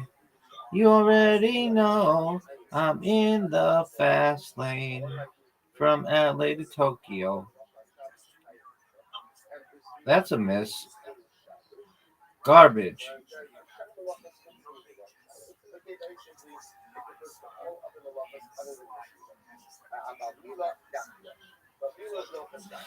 One of the fuck. I'm glad to know that it's impossible for Trey's Way to do well on this shot. Impossible. Of all the opportunities at shots in the world, terrible. What a beautiful shot. Folks, I personally thought it was amazing.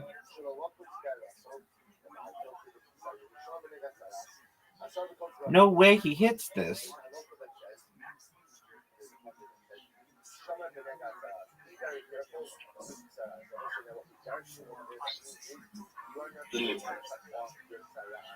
Yeah, the delivery of the capsule.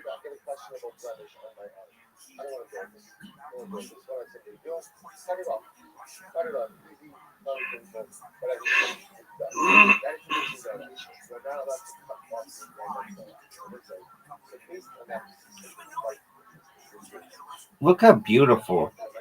One of the great, beautiful shots. Look at this.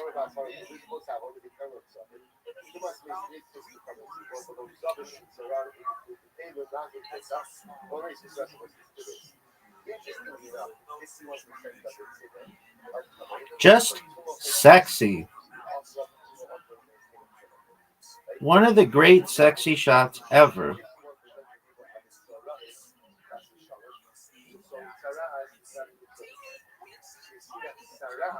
Oh, I hit his bowling. But that's all right, babies. We're looking at a championship. Champion. Are you fucking serious? Bullshit. Oh, we are fucked, people. We are absolutely fucked. Oh, I cannot believe that happened. The people at home can't believe that happened. The good people of the world can't believe it happened. Miss it. This is bullshit. This is one of the great bullshit shots in the history of humankind. Oh, hit it in the thing. Okay. What's going to happen here? That's a miss. It's a big time miss. Biggest miss ever. That time is ticking, folks. If you're watching at home and you're wondering, will Trey's Way have time to miss this shot? Perhaps. It all comes down to this. There's no time. Oh, are you serious?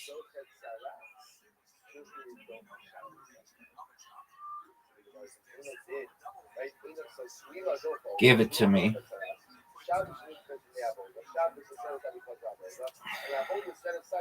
All right. I've got one more game in me for now.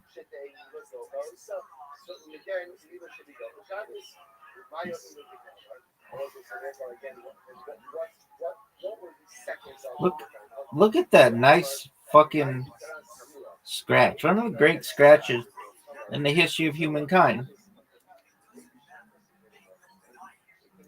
I've seen scratches before, but never any scratches with such precision and sexiness and just overall amazingness and skill. One of the great scratches, perhaps in the history of the universe. I don't know if they play pool on other planets, but if they do, they would know that that was one of the great scratches that we've ever had the opportunity to witness, folks. Now look at this, Traceway. Oh, get in. I even wanted that one to get in. That would have been redonkulous. Huge miss. Maybe the biggest miss ever? Ever?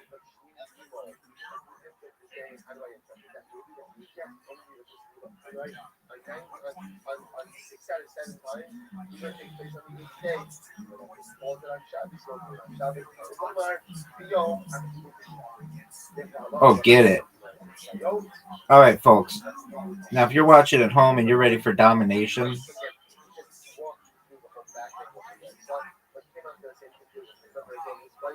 just Sounds like Bonnie's telling the motto.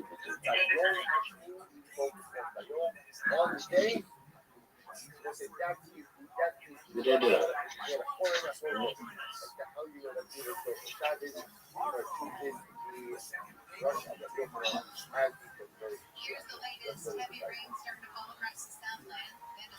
are you fucking serious?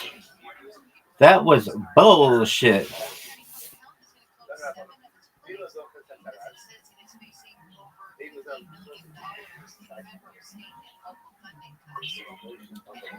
Traceway doesn't really have a good opportunity to score anything here. You should probably just give this shot up because everybody knows there's no. Oh, are you serious? That was dirty. He pocketed 2 balls. Folks, that was disgusting. Maybe one of the great shots in the history of humankind.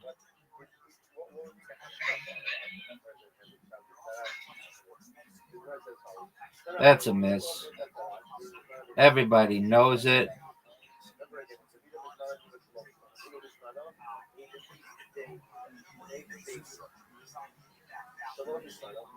Give me this.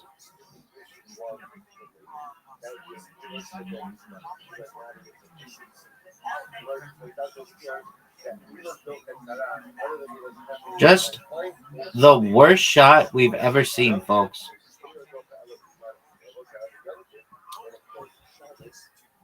It's like I was giving him the match to build his confidence.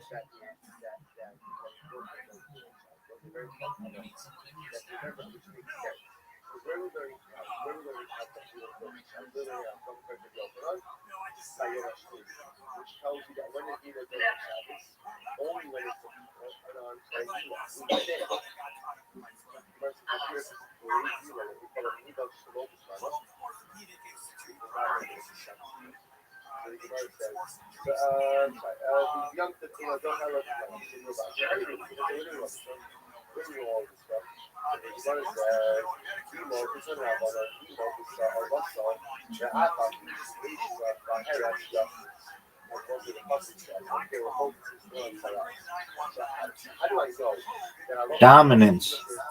Folks. Oh, man, that's a tough shot. Dude, all of these are tough shots.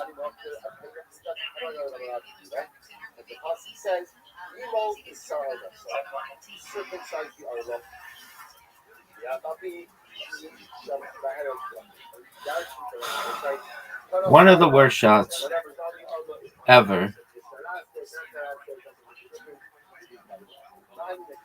This is going to be a tough angle shot, folks. you're watching us at home,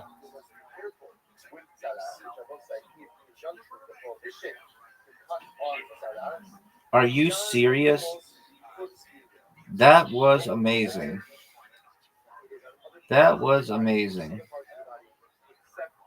Fortunately, this is like an impossible shot because there's no way he's getting this in, folks. Too hard. Banking it off the wall. Champion. Fuck this game. All right. I need a break. I can't comprehend how many cheat codes you have to put into Play-Doh at this time. But I want you to know that you play extremely well. And it was a pleasure to play with you. And I look forward to playing with you again. Beautiful job. Trey's way. Excellent work. Good job, my man. Shout out to Trey's way.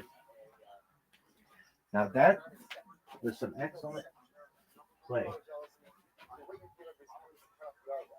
And whatever else happens is totally inconsequential. That's how it goes. Maybe not. Maybe. Also, we should have got some not kind of us. Otherwise, even for us, our love. Looks at the mother says, I'm going to boss, sir. How about the she Shema Harris? That the person says you shall cut off the flesh. Our love means cut off the flesh. No matter what is there, they're taking off that armor. So if there's saras on it, they're taking off your armor. Other armor, so I would say. Height cutting, so it's the same thing. So rather than this discussion, this back and forth, like a deep and love class, another one, this floor. Height Hana, maybe color minded, already with a soft mind passion. This Hana, what was Hana's in the beginning? Yet that bothered him with his hands. What changed? So watch this. Different comments. Evil, this are Allah Sol, Yahweh, Baharas. Really, I would say as follows. We can give Rasulullah, even though again there's Saras and the Arba. And the giving the wrist, and the end of taking off, the Saras. We're not in the kind of Shamar Ayazas. I want to do the concept that says you have to be careful with Saras and not remove Saras.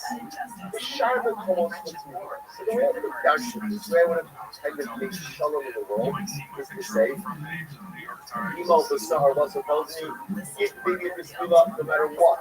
No matter what. What about the Shomer Benegat Saras? That you can't cut up Saras?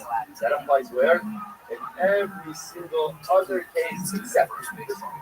Okay? There's one exception to the one. Not so crazy. So the Gemara says about Mila don't miss Saras. But ultimately again, Mila will be don't miss Saras. Yeah, nice payment.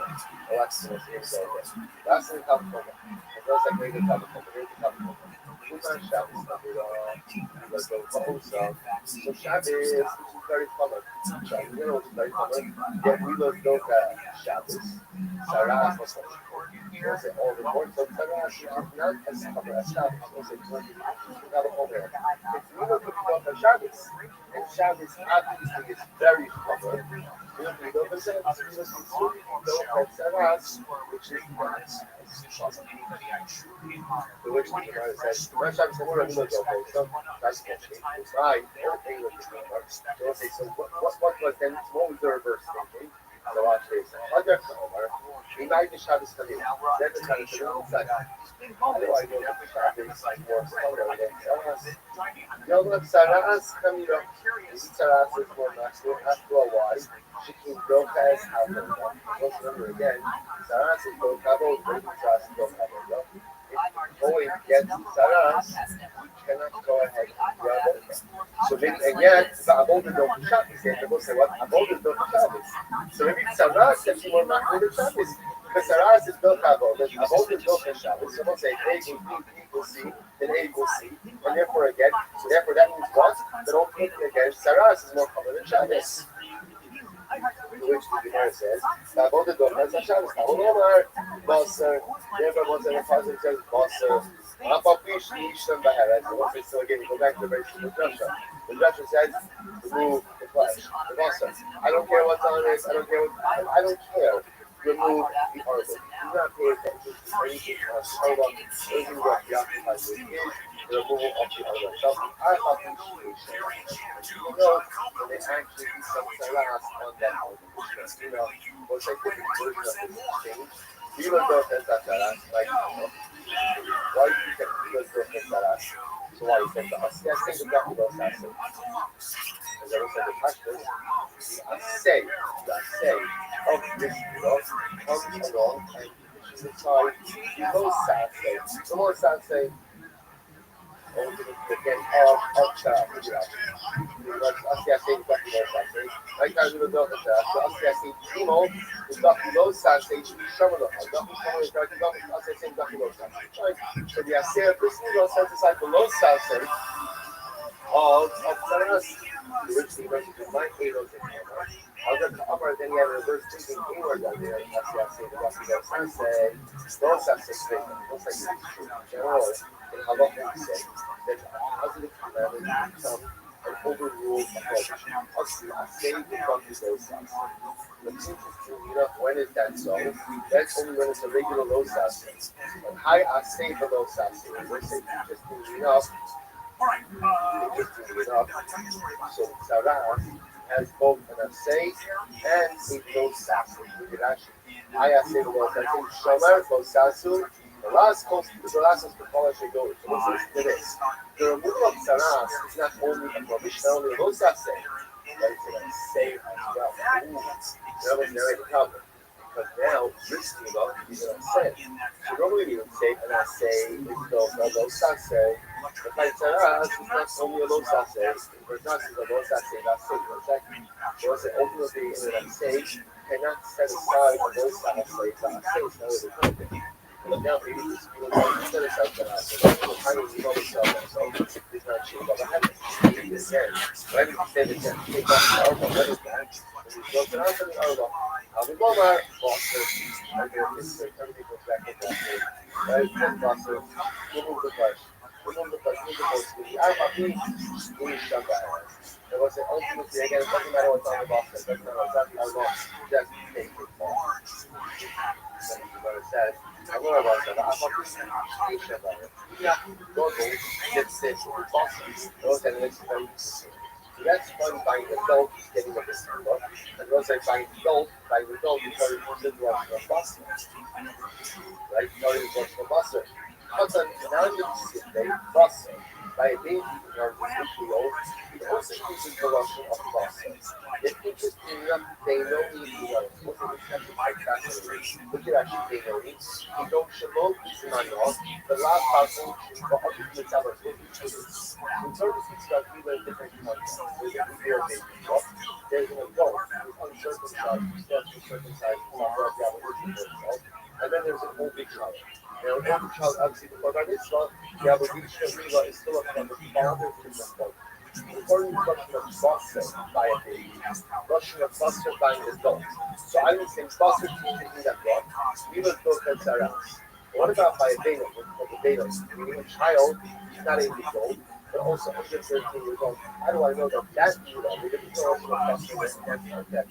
It's so fast, Saras. Rabbi Asya Nebine. So ultimately, we learn from the combination between Hatan and Godo. Godo will Asya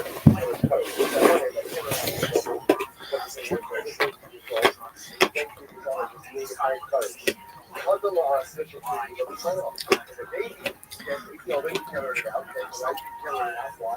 Because that's the son of. That's how the Shabbat Shemahan became molded with those in the Tasaras. So we'll say,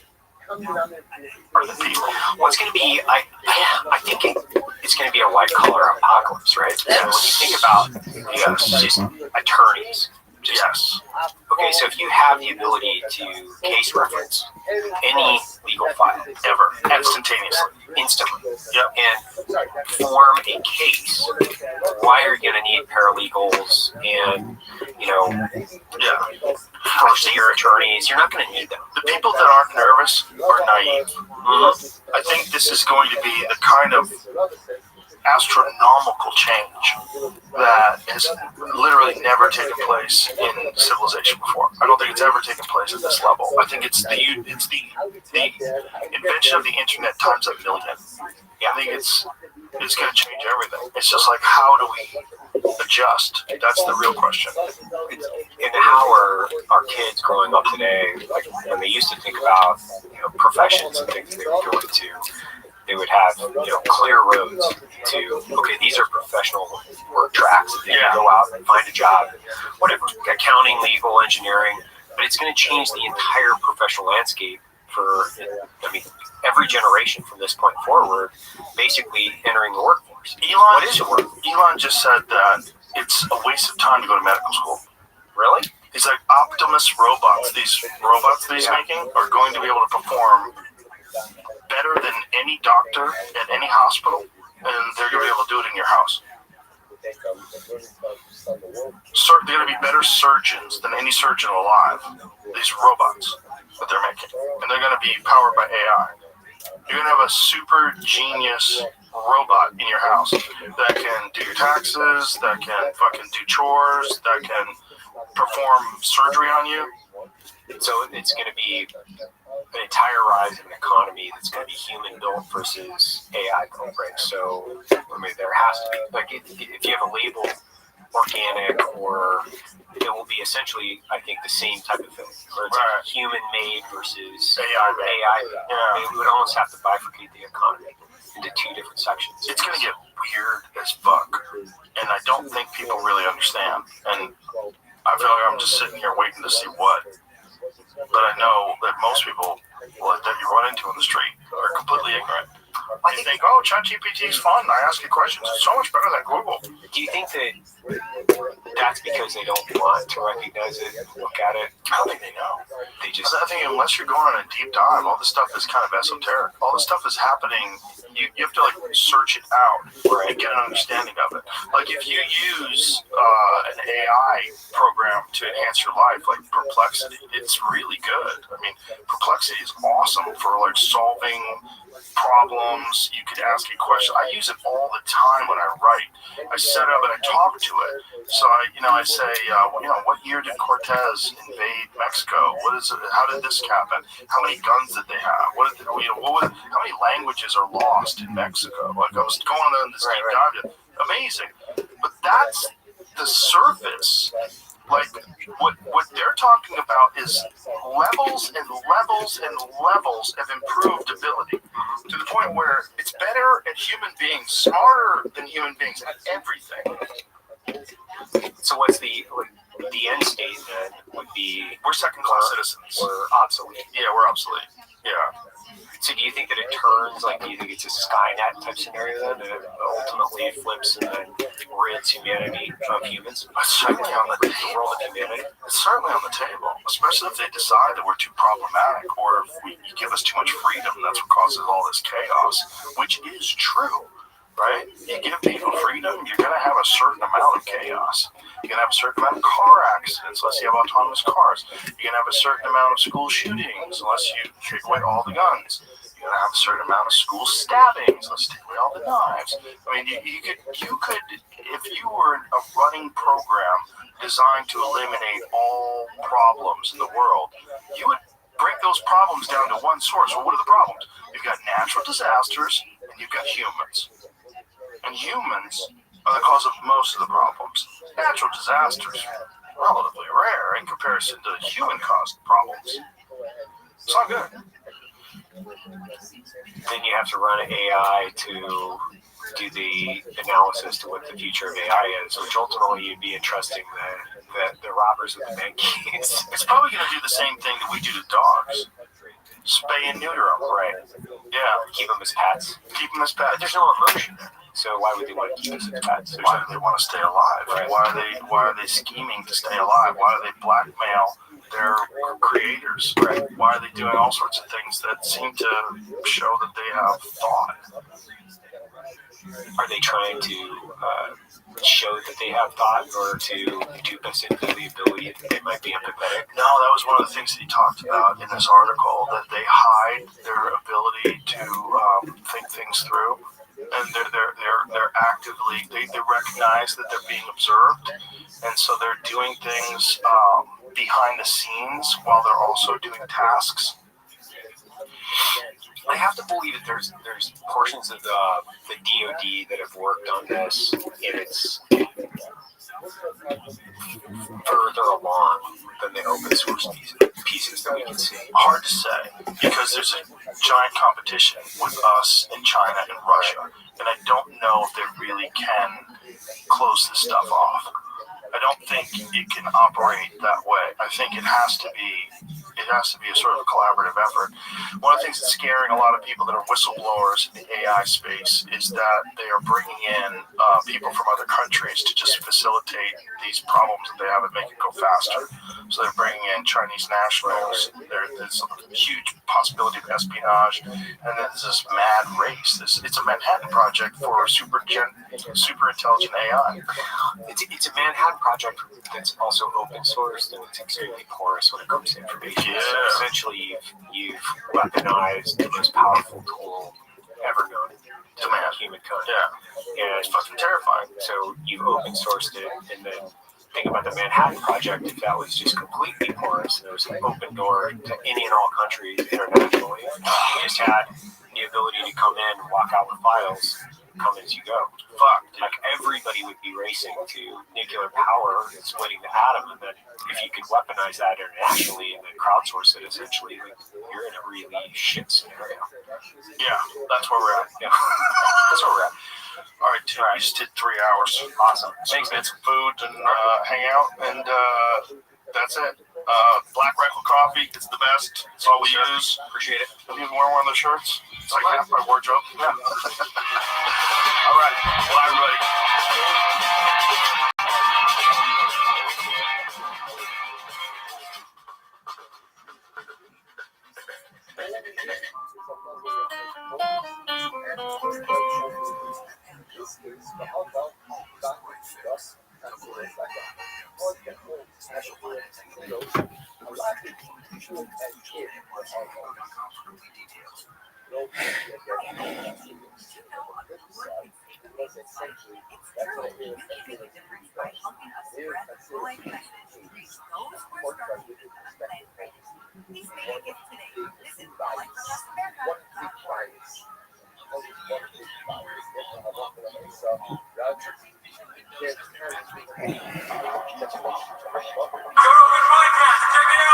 The Joe Rogan Experience. Drink my day, Joe Rogan Podcast my night, all day. Come on, Roger. Yeah, fuck it. Fuck it. Fuck it. Go for it. Fuck it. We'll do it live. Do it live. That's a classic. Yeah, that's a classic look behind the scenes. Do it live. Fuck it. Crazy people telling you the news. Yeah. That's good. And the William Shatner one where the studio guy, he says Shatner's doing some ADR for the cartoon, the Star Trek cartoon, and he says, he uses the word sabotage, and he gets corrected by the studio guy. He's like, Bill, it's pronounced sabotage. Please don't correct me. It disgusts me. It sickens me. And you say sabotage. I say sabotage. Absolutely. I love William Shatner. My favorite ones are the I can't remember his name. Rosebud. Orson Welles. Jesus Christ. Orson Welles. What happened? I know. What happened? My brain just, nope. No access. When Orson Welles was doing the Gallo wine commercials. Remember those days? Like, Orson Welles, selling the wine before its time. I know. And he was like, everything was like a exhaustive sucking of air to come in.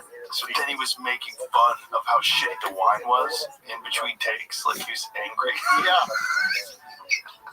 There is a CD that you can get. I can't remember what it's called, but I have them at home, and it's like all these radio things like that, where just when celebrities, lose it on while doing voiceover and ADR, it's hilarious. Orson Welles is a crazy story, right? Because when he made that movie, when he made Citizen Kane, which was about William Randolph Hearst, William Randolph Hearst essentially shut down one of the most talented guys alive at the time.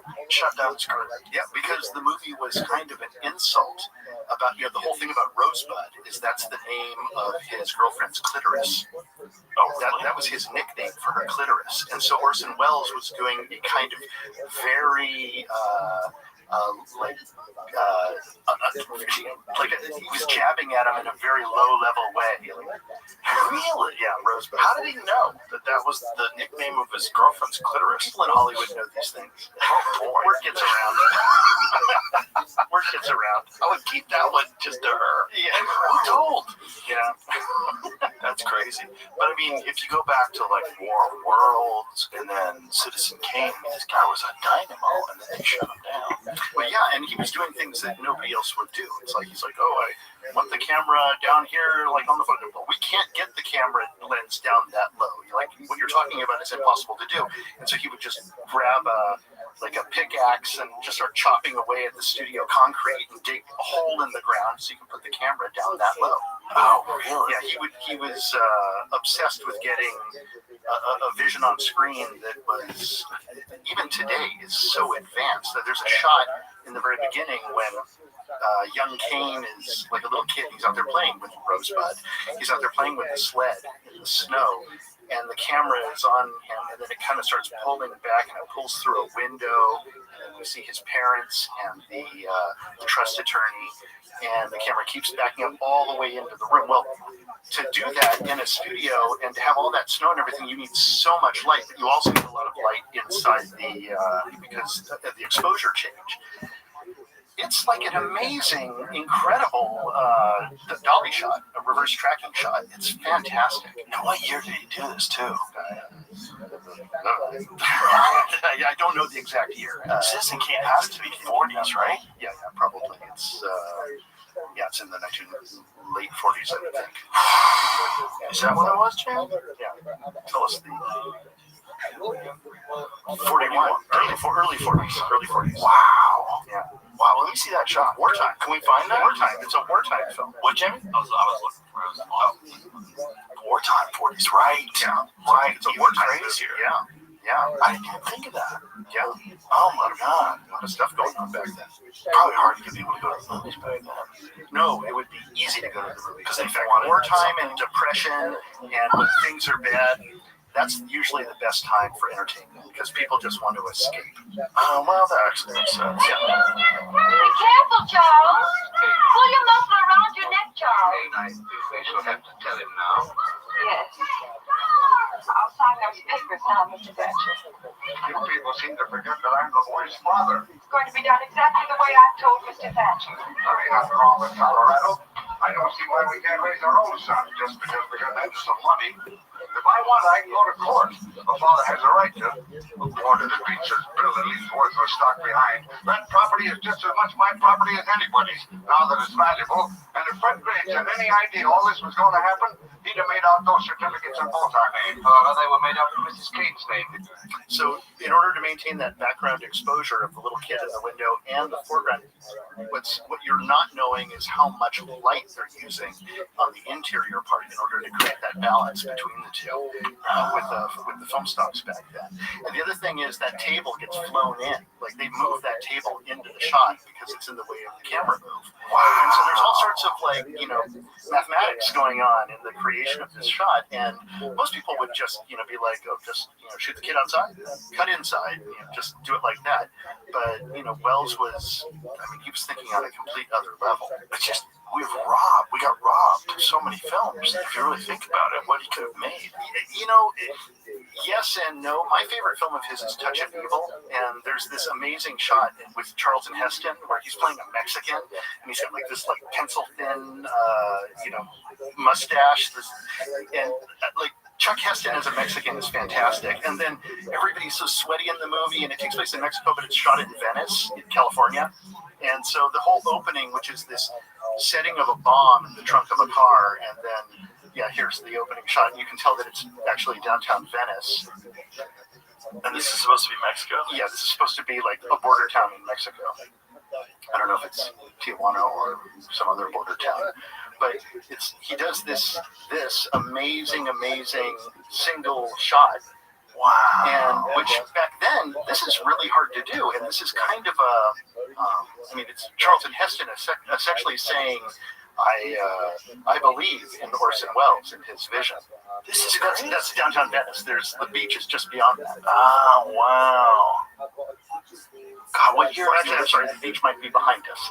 What year was this? Yeah, 1958. Wow. It's an incredible shot. And this is incredibly difficult to do as well because you've got a crane. And now you're following the people. There's Charlton Heston with his mustache. And we know as an audience that there's a bomb in that car. He doesn't know. And so he's still, just the fact that this is all one shot is crazy. And for back then, I mean, it's a big deal. Back then, the camera that you're using isn't just some little handy cam or something like that now, an iPhone. It's a Mitchell BNCR, which is it takes 4 guys to move that camera. It's made out of cast iron. It's a giant camera with a blimp. And a blimp is a soundproofing device. And so you have the camera, and then you've got to build a giant encasing for the camera so it makes so much noise. You don't want to hear that. What did that look like? I have one in my home. It's of course you do. Well, that shot's incredible. I would have never. I didn't know that film existed. I bought mine from this commercial director named Charles Whitmire, and he had a massive collection of stuff, and then he liquidated everything. He just kind of cashed out of Los Angeles, and he had a warehouse full of stuff. And so I went in. And he's like, well, here's, you can get this, and you can get this. I was like, okay, the Mitchell BNCR. We went over to it, and he's like, this Mitchell BNCR was used, to shoot The Godfather. So that's what it looks like with the big lid on it? Yeah, that's basically the camera. That's the camera. Is that I also have some camera blimp? Is the thing on top of it? Yeah, the blimp is, the whole thing is a blimp. So there's a smaller, so that's the camera with a blimp on it. The big one, like the whole thing is a blimp, and when you can actually open up all of these trap doors on it to reveal the camera inside of it, and then the reels that are there you go. There's an opened up one. Wow, looks like it's holding an area on the inside. Area 100. One of the things about old movies is they would let a scene cook. He had so much time before people would talk, and he just let the average daily life sort of play out, and it set the tone for the film. And now it's like built for Netflix. Well, now you have a white paper that Netflix gives you, and that I think was it Ben Affleck that was talking about it. How you've got to have a beat in the beginning, and you've got to have this and this and this and regular things. I mean, there was this book by Sid Field, which was a screenwriting book that. At one hand, it gave a kind of formula on what a movie should be. By page 7, your inciting event should happen. And by page 30, the first thing, he had everything mapped out by page, and that eventually found its way into the hands of studio executives, and they were like, oh, now we know what a screenplay is supposed to be structured like, in order to have proper story arcs and structures and a satisfying design. And that's just the next iteration is Netflix giving you a white paper saying you have to shoot with these cameras, you have to process at these labs, you have to have tech specs that are within this range, and that's now extending to story because they've analytically looked at what audiences are able to process now, which is less and less, probably because of the COVID shot, completely frying their pineal glands. So they can no longer pay attention to anything. And then on top of that, the mind control device of cell phones. And, with all of that, they're now like, well, how do we maintain the audience? And so you end up with white papers. And I think it's options too. It's almost like if something is not really fascinating within the first 20, 30 seconds, people just want to, let's see what else is on. They just want to keep searching. Well, there is that. I mean, there's something magical about being in a movie theater. It's, you're in this congregation. Clinton always talks about how movies are my church. Well, it is a congregation, and you're sitting in the dark next to someone you don't even know.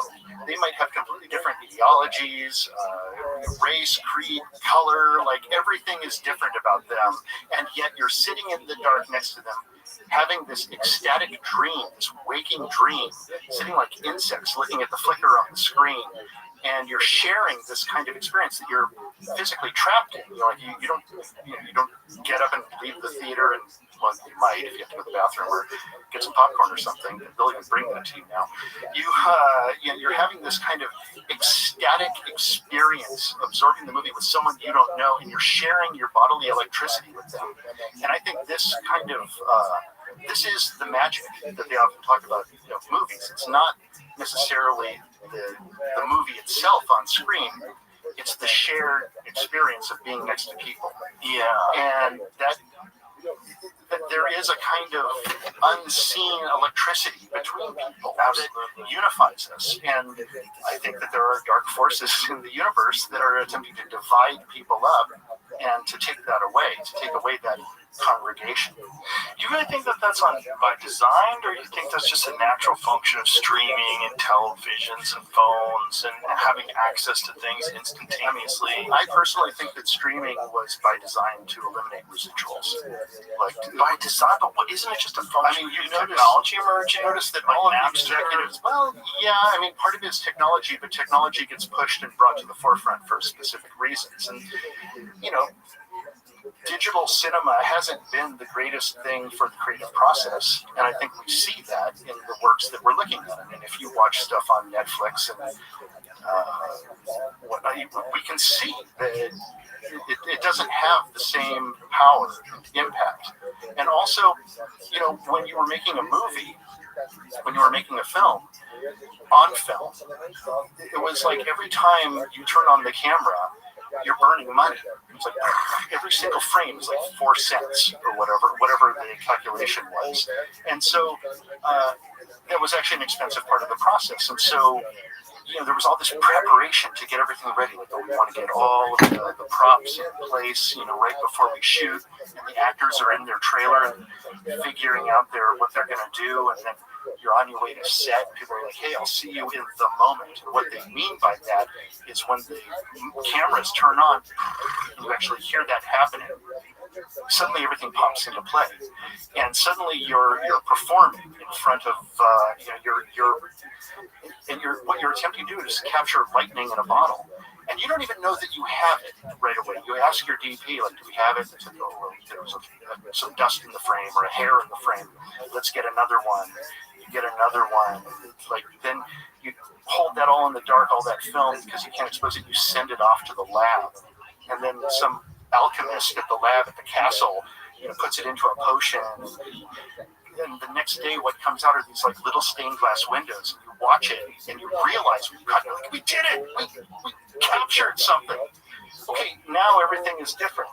You show up on set and everything's digital, and you've got producers, network executives, and broadcasters, and everybody's there, studio people in Video Village, and they set up like a little tent, and everybody's sitting there in their Canadian Goose jackets on high chairs, and they're looking at a big color-corrected monitor, and there's a guy doing color correction in a van, and they're basically watching an approximation of what it's going to look like. And they're sitting there. Okay, on my first film, there was none of that. You had to stand next to the camera. We didn't even have video tab. Stand next to the camera and look at the actors and see, did the actors do what I wanted them to do? And now, they just turn on the camera, and it costs more money to stop the camera and to restart it again. So you just let it roll, and you're just like letting it go. And you're like, hey, the director now is like, hey, go back, start over, and smile this time. And then they redo it, and then the editor is now like having to take those takes and separate them in the editing room, and the actors are like, suddenly the moment is gone.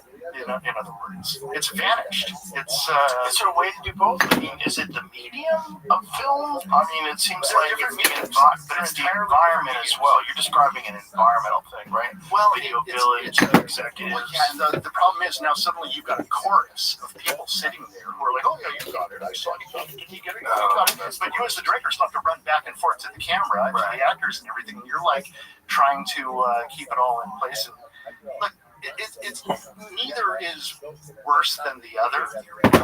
They are both paint, but one is watercolor and one is oil paint, and those are opposingly different. If you were an oil artist during the British renaissance of watercolor paint, where all of a sudden watercolor came out. Everybody wanted watercolor. Why would you try to make your watercolor paint look like oil or vice versa? They're just completely different mediums. They're both paint, but they're different. And so digital has its advantages and its purposes. You can, because you can run like a long mag of video. I call it video. Everybody calls it digital cinema, but that was just to push it through. And actually the technology is different. With film, light travels through the glass. It travels through a gate. It exposes the silver and the acetate, and then you keep it all in the dark and send it away. With video, the light travels through the glass. It strikes the golden sensor, and then it bounces back into the glass. And that's why video or digital cinema is flatter by nature than most film. And so to combat this, filmmakers have started to do the exact opposite of what we used to do. It used to be that you would go to shoot something. You're outside. You're on set. I've got my camera on Joe, and I have the sun behind me because I want all that light on you. For the most part, I'm over-exaggerating my point, and the analogy would be, or the saying would be that at the end of the day, you go home and the back of your neck is sunburned because you've always had the light behind you.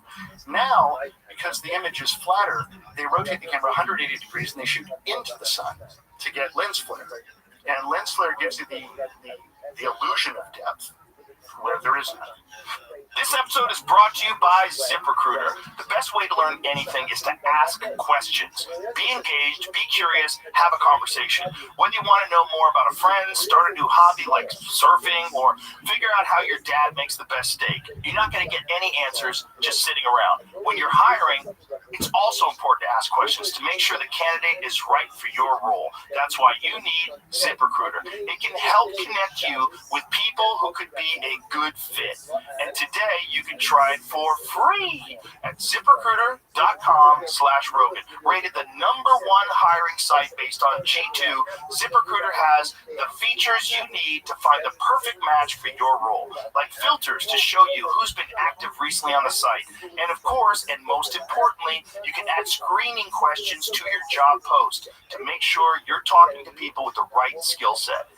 Ask key questions and hire faster with ZipRecruiter. 4 out of 5 employers who post on ZipRecruiter get a quality candidate within the first day. Try it for free at ZipRecruiter.com/Rogan. That's ZipRecruiter.com/Rogan. Meet your match on ZipRecruiter. I always thought that, like, when you would watch soap operas, I was like, why do they look so weird? And it's because they were shooting them on video instead of on film. Like when we were filming News Radio, the sitcom, we were doing it on film, and they were like really adamant about doing it on film. Like they really wanted it to be on film. And then there was some process where you could make video look like film, and I was like, this is so interesting. It's like we're design. Like when you take your photo with your camera on your phone and you use portrait mode, which is you blur out the background, so you're making it shittier. You're doing an artificial. Yeah, that's because we associate.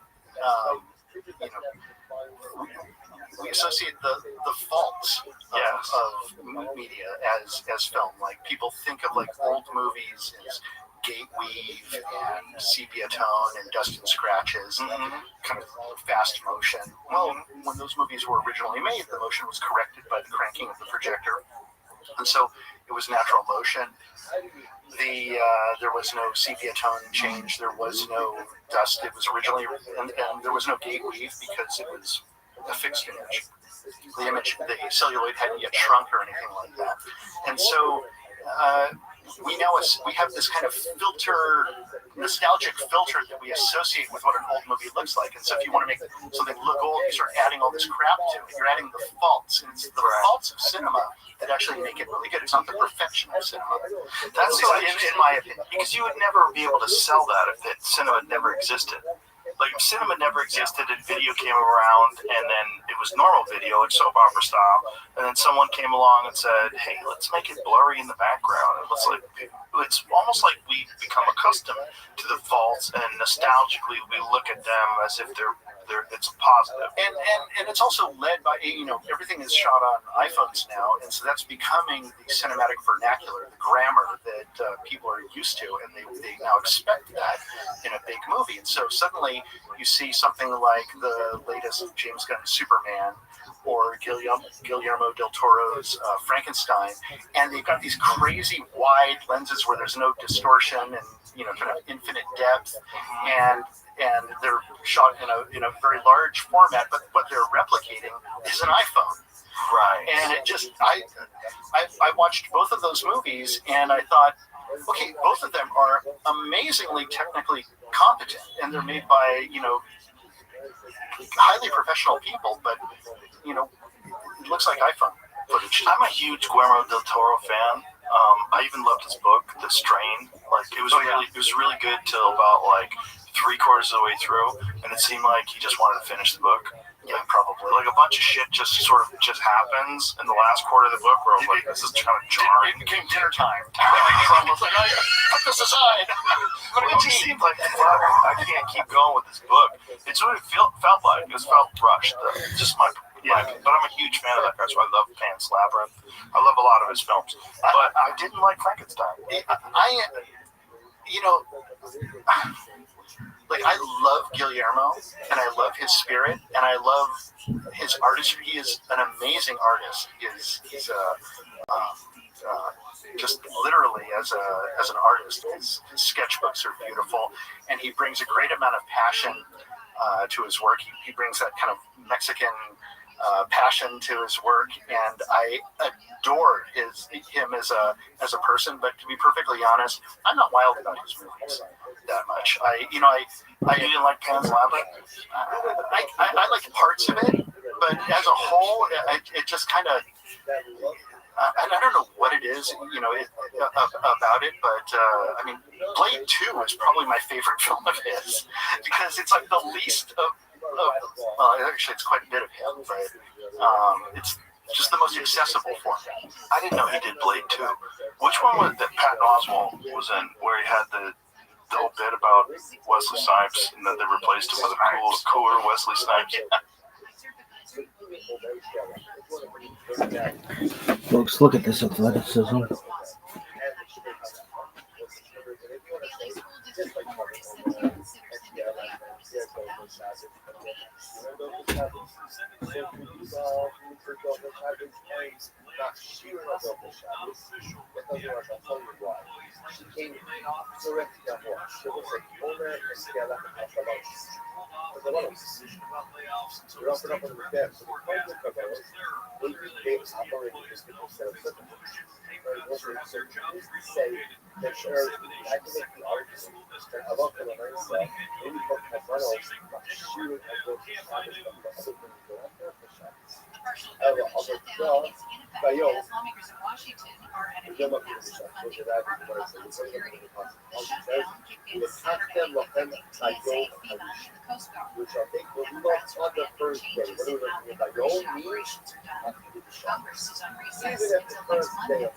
Orders our top moment says nothing will change your ICE operations, even as funding for the Department of Homeland Security was allowed to expire. The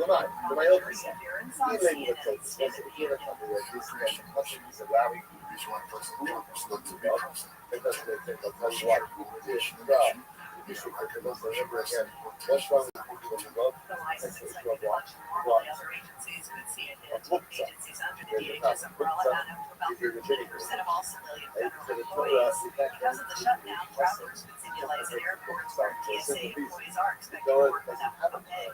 Kathy Trujillo, U.S. military civilians boarded another sanctioned oil tanker, this one in the Indian Ocean. The Pentagon said in a statement yesterday, U.S. forces boarded the Veronica 3 after tracking and reporting at sea. Venezuela had faced U.S. sanctions on its oil for several years and relied on a shale tankers. President Trump quarantined sanctions leaders in Minnesota. He is considering a ban on social media versions of Ferguson. Ferguson, Lolly, Isolation, posts of suicide prevention. Lolly doesn't go far enough to protect children. Bashir, the military act So whatever you need to do to be able to perform the mitzvah of Tefillah on the first day of Yom Tov that falls on Shabbos, even once, even if it means cutting down your off of shoes, even if it means doing it, whatever you have to do, that shoe is going to be finished. Without Bala. Don't without Bala is the word by you. You also remember again, without Bala is not a Greece, Spain, and Slovenia are leading similar legislation. And the U.S. women's hockey team is 1 win away from the gold medal round of the 2026 Winter Olympics. To secure their spot, they have to get past Sweden today. Team USA advanced to the semifinals with a 6-0 round of Italy Friday. U.S. forward Carolyn Harvey says this is a special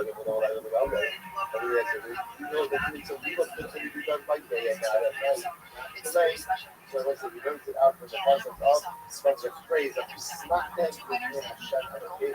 Shivas, Southland weather from KSI. Rain, 7 days. heavy rain at times. Highs in the 50s to low 60s. Rain continues Rain's expected to continue tomorrow morning through Thursday. Without sunshine returning It's on today. Friday. It's 56 in And you Orange, get to 58 something else. in I like Beach, that, 56 in Cerritos, David and 56 in Aliso Viejo. otherwise, Financial I would markets have closed thought for President's Day. There's crashing downtown Well, I LA. should say, we don't have the 7 days of quarantine. People in Esther, some of the 7 days of Sukkah. Not La Havon, it's just a Sukkah. And it's a Sukkah is both by day and at night. And Few else problems up in surgery by Carolina, it's also great much for long. Also, I said that first thing was smack. Smack in the door, so I'm taking Shiva 7. I need to do for a few of the stuff that I gave, and that is I think all right. We're going to go back all of the resources. So again, that's what you have so far. Therefore, again, you have Rabbi Eliezer coming along with you. That by Yom teaches you, with a national effect by Yom Arishon, that by Yom teaches me that with the Shirei Tivot is done on Shabbos first day of the insect. Cut it down to 3. That one is speaking of this one, that by Yom.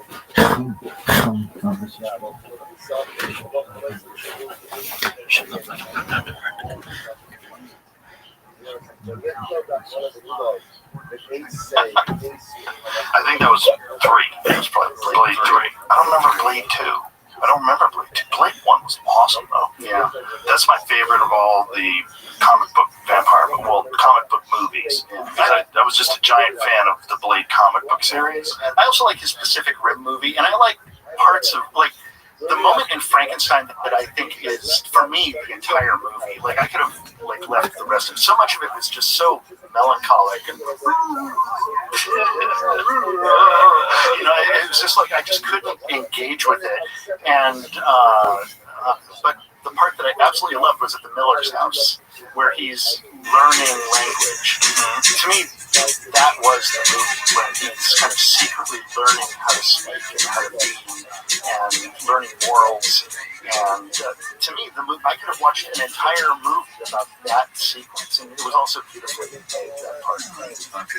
Just the rest of it. It was just a little flat. And also, it's like, why does it have, it's so freaking long. Like, really, like, learn a lesson. Well, I was going to say you could learn a lesson from Ridley Scott, who just clips through things. Like, takes, you know, oh, there's a dialogue scene, I'm just going to do the essentials and just get out. Like, it's a commercial. It's dialogue scene doesn't need any longer than 30 seconds. And he just clips along. Somehow, yet his movies are still like 2 hours long. Well, they're so involved. You know what I really loved? Nosferatu. Did you see the new Nosferatu? I haven't seen it. I don't want to sound like a persnickety guy, but I had to be in the right mood to engage with that movie because I mean, I like that guy's first movie, The Witch, or The Witch. I actually never saw it. I heard it's great though. I love that film. I think that's a great movie. It's like a production. She's got hair. Of course it is.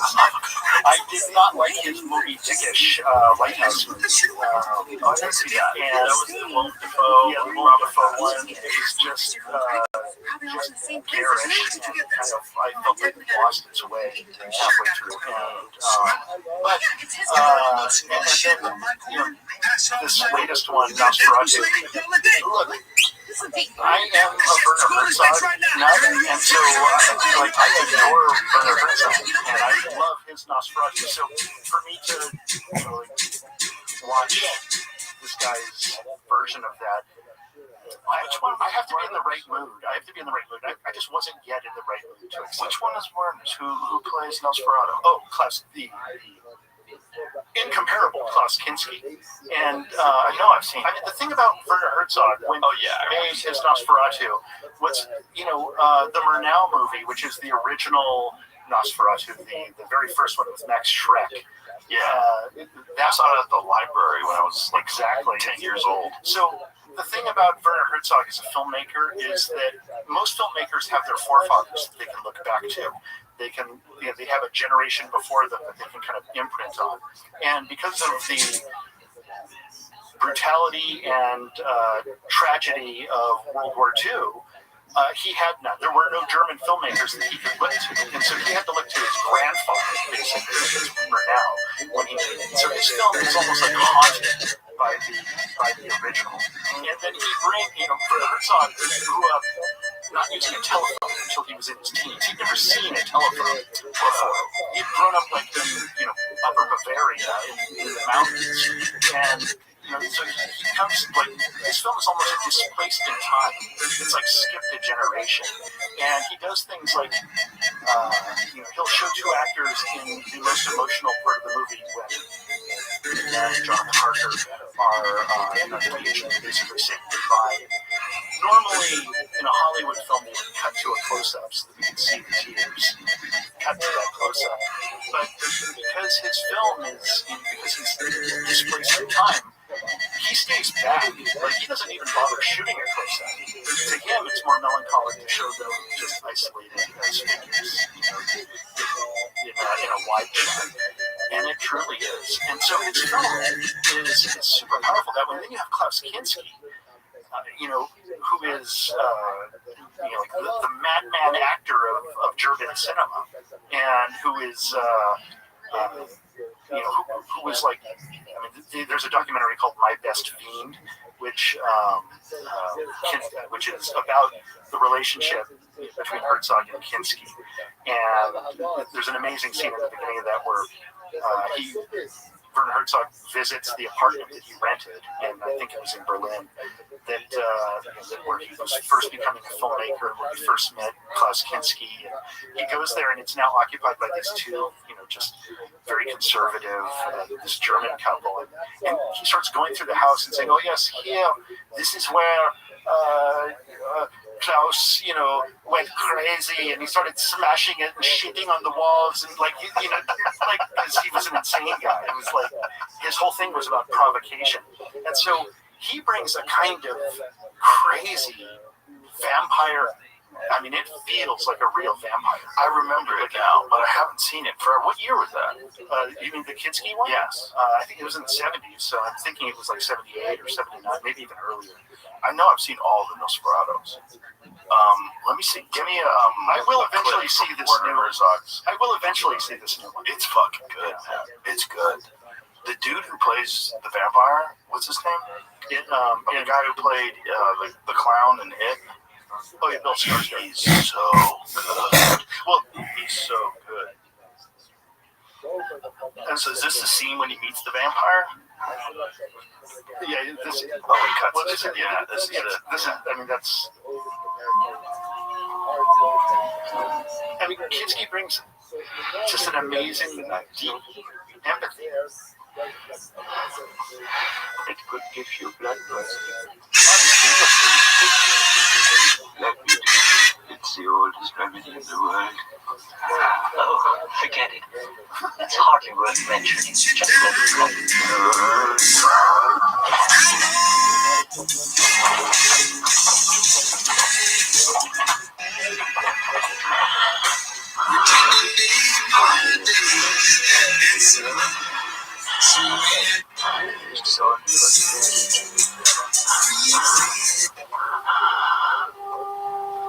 The original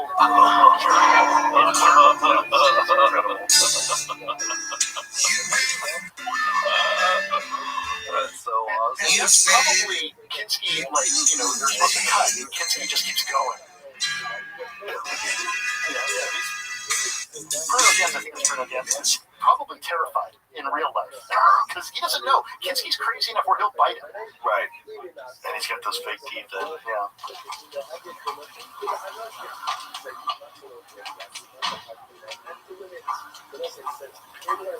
That's it up for All right, show me a clip from the new one. You got to see the new Nosferatu. I mean, I had never seen a vampire like that. I mean, I think Salem's Lot was made after the TV movie. Yeah, Salem's Lot is super similar to it. There's a scene when he meets the guy at the castle.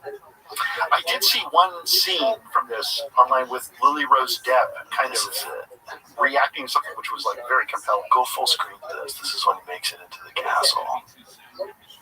It's really dark, man. He did a fantastic job of like capturing the creepiness of it and also the surreal aspect of him being under the trance of this vampire. You recognize that reality is all fucked up and skewed. Like time passes very quickly. It doesn't make sense. He's super confused as to what's going on.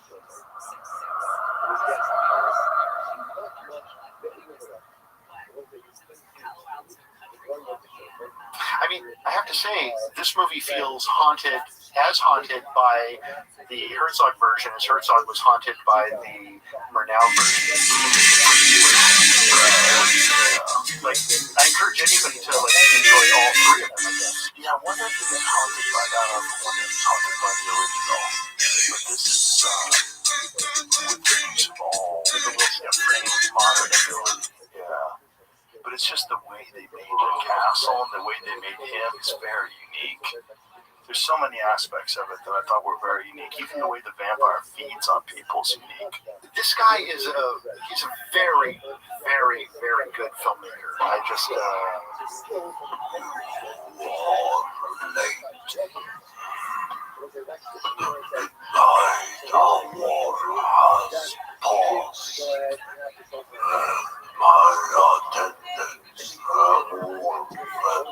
I don't know so much about the way he's talking. It's weird, but it grows on you. Yeah. It grows on you. Well, I'm sure it has a haunting quality over time.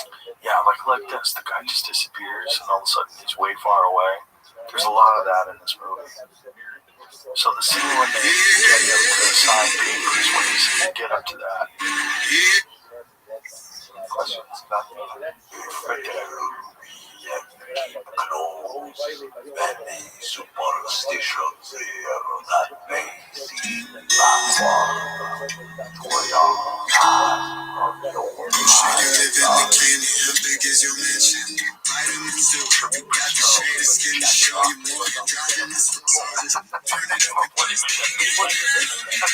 visits Castle Dracula like every year. Well, isn't he related to Vlad Tepes? Yeah, it doesn't surprise me.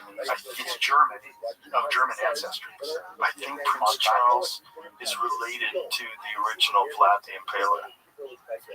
That would track. No feather head, so they would track with the whole baby thing. They give you a look of what it looks like. They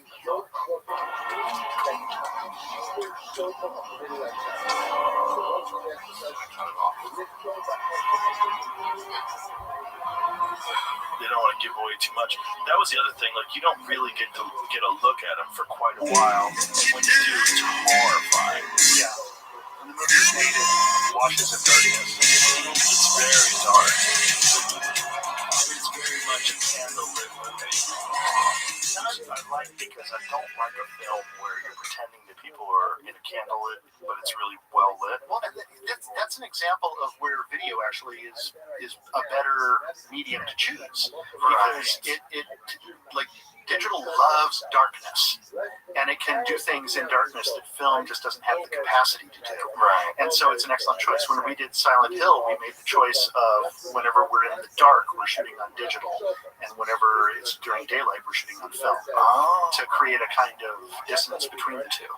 And so, and that's largely because digital loves dark, and this is a great use of it.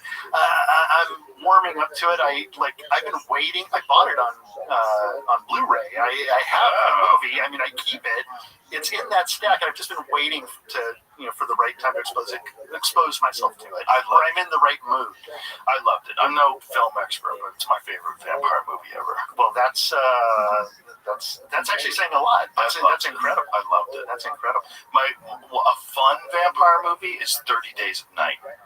Yeah, 30 Days of Night is great. I love that one too. It's mean, not as good as this. This is a I think I Am Legend is actually a pretty good vampire movie. The one with Will Smith. But I thought they were zombies. Well, they're kind of, it's a Contagion film technically. They're not really zombies, but they've been turned into like vampire-like creatures. They're in that film. That's a really good one. And then that one that what's his name? Taitiki Wakataka that Polynesian director who did the Thor movie did. Oh God, what was it called?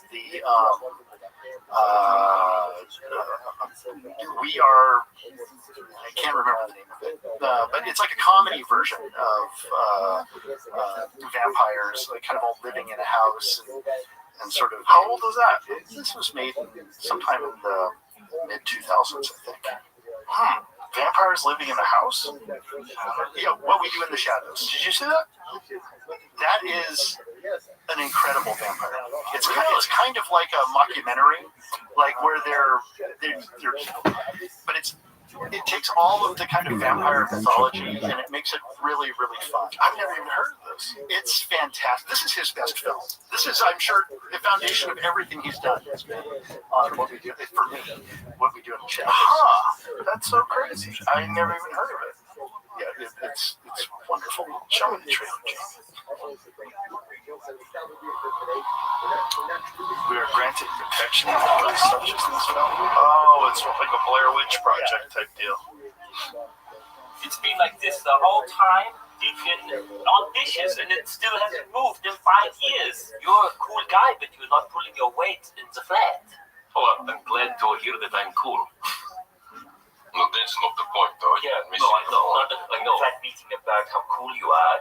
When you get 3 vampires in a flat, obviously there's going to be a lot of tension. The alcove was an 18th century dandy. The ghost? Vladislav is a bit of a pervert. This is my torture chamber. Deacons like the young bad boys of group. I'm supposed to pay rent, but I don't. The trouble with being a vampire is you have to be invited in. You invite us in. You need some friendship. The whole movie's like that. It's fantastic. Oh, that's funny. We invite us in. Just invite us in. The bouncer's like, no. And they can't do anything about it because they're vampires. Let the right one in. Oh, okay. That is, of all the modern vampire movies, I mean, I haven't seen what's his name, Eggers? The American version of it? No, I hate the American version. The American version is Let Them In is terrible. Like, I had to wash my eyes afterwards with another movie. I didn't mind it. I hated but because I loved the foreign version. Which country was it from? I think it's Sweden. Sweden. It's an outstanding. Film in the book is fabulous as well. It's an amazing novel. Yeah, I just love a good horror movie, a well-made horror movie, because the suspension of disbelief is like inherent to the enjoyment of the film. Like, just show me how the guy turns into a monster. Yeah. Show me. Yeah, make it so. Yeah, so and also you can see they have been making Dracula movies again and again and again. It seems like every year there's another vampire movie coming out, or every couple of years at least, and there never seems to be an exhausted. The market never seems to be exhausted, by it. It's zombie movies. They continue making them. It's like that's the most overused genre. is zombie films. Zombie films, zombie TV shows. I mean, how many versions of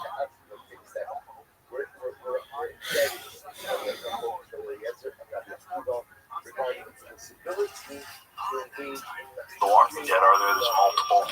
Yeah, and I'm not a big fan of them. I like. The beginning was great. I think first When season it started, of but then when I realized, oh, it's just sadism. And I get the point. After the first season, I realized, oh, the point is that the Walking Dead are the living. They're actually the Walking Dead. Yeah. Because they become emotionally. I didn't like it. When it got to the point where it was just murder porn. Yeah, and that. I think I even talked about this before. That that's a real problem with television. Is that they're just trying to get the serotonin levels spiked by killing someone that you care about. And real television you return because you love the characters and you want to return to it. Well, sometimes it's done well. Like Game of Thrones did a fantastic job of doing But that. even that kind of lost its way after a while. And actually, 8 seasons. I'm rewatching it right now. We're actually on season 3 right now. It's fucking great. I kind of forgot how great it was.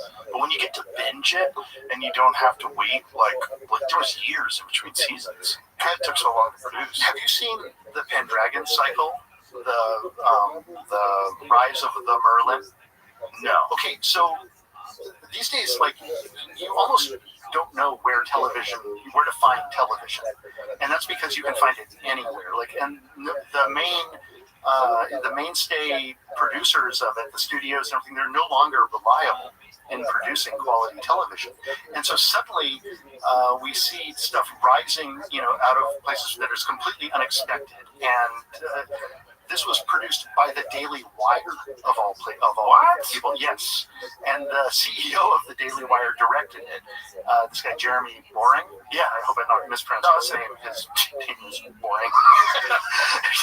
But And this is good. Okay, to me this is better than it's. I have a very high watermark for Arthurian mythology. To me, Excalibur is the high watermark, and this really went there. I had a chip on my shoulder when I started watching this. I was like, okay, this is very unlikely that I'm going to enjoy this production.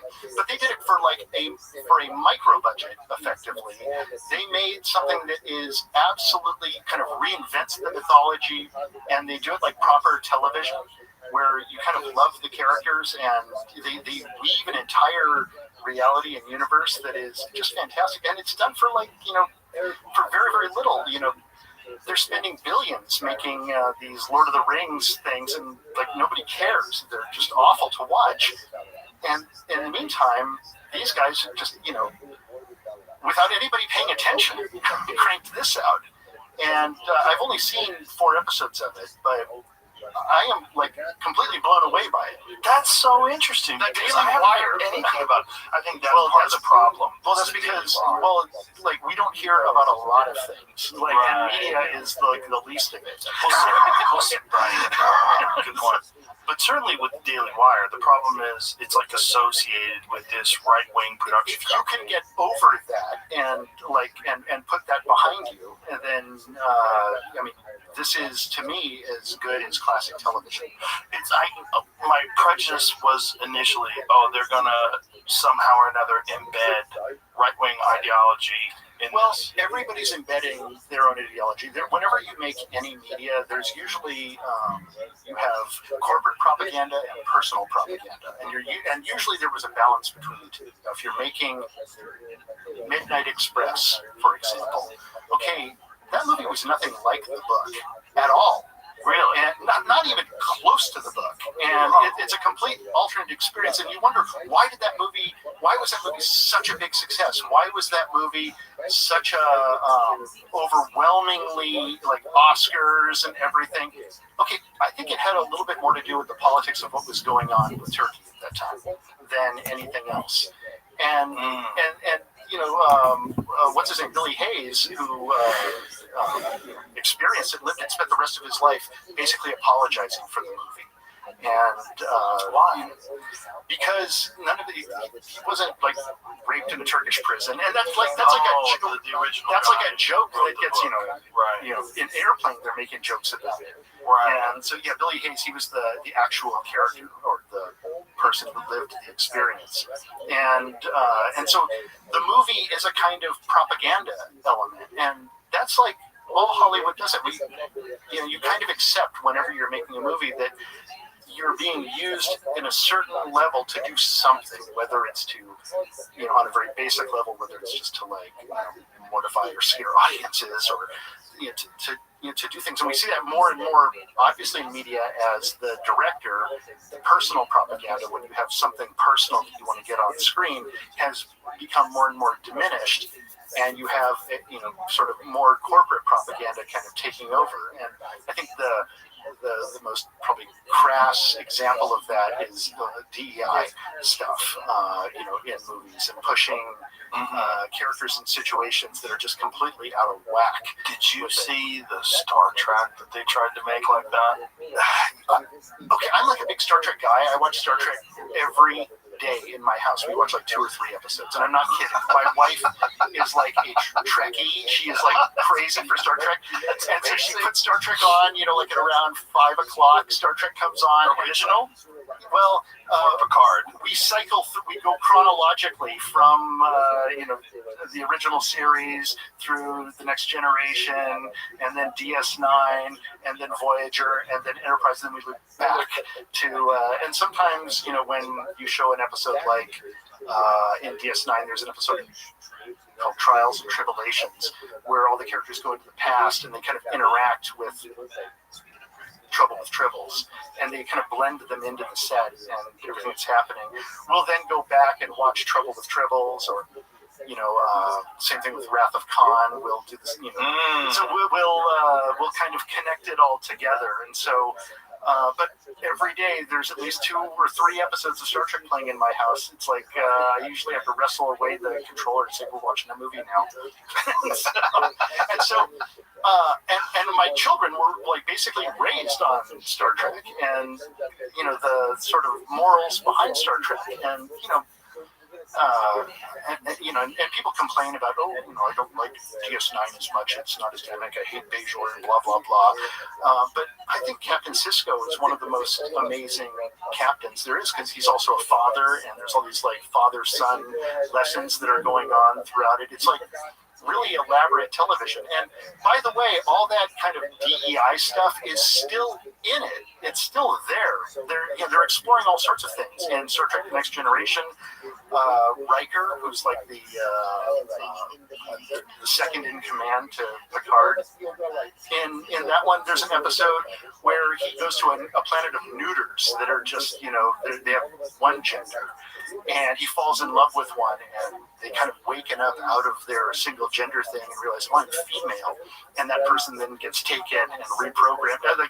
And then there's an episode where Quark is turned into a woman in order to, for some cockamamie reason that they come up with in the show. And he kind of likes it. He's like getting into it. So it's not like they aren't exploring gender and not just beating you over the head with it. It's somehow integrated into good storytelling. And I think something happened at the studios where they fired all of the legacy people and they hired on a bunch of new people who just weren't as good at storytelling or as respectful of the canon, I guess you could say, right, is what it was. But those seasons of Star Trek are, which I guess you could call from the Gene Roddenberry into the Rick Berman era. And I mean, they had such amazing writers. They had guys like Rene Echeverria, Naren Shankar, and they had technical advisors. And so if you were just into the tech, you could really and most of our technology and most of our aspirations have come from Star Trek. Our telephones are basically, like tricorders, and we're all, and when we see it on Star Trek, like, oh, we talk to the computer. Well, I want to have that. And so somebody figures out a way to develop that, to make it so. And now we have that. Didn't he actually say computer? Yeah. He would say computer and ask a question. Yeah, well, like, hey Siri. Hey Siri, same thing. Mm-hmm. Yeah. And so, it's I think it's a fantastic show. And then this dweeb Alex Kurtzman comes along and just shits all over everything, just like craps all over it. And I went in and met with the guy. I was like, hey, I will write for Scale.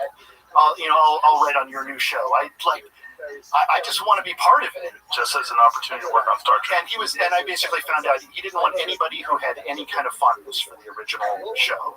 He wanted to do something new and to create something new. And boy, has he shit the bed, like in a big way. And this latest thing that they've made, this Starfleet Academy, now it's still ongoing. Maybe it writes itself at some point. I think they canceled it. Did they? Good. The newest. Good. They read the room. They read the room. Finally.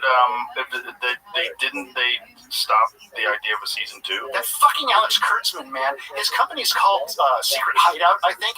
He's going to need a secret hideout after all these, after destroying Star Trek for, this latest generation. Are we talking about the newest one, the one with Tig Notaro?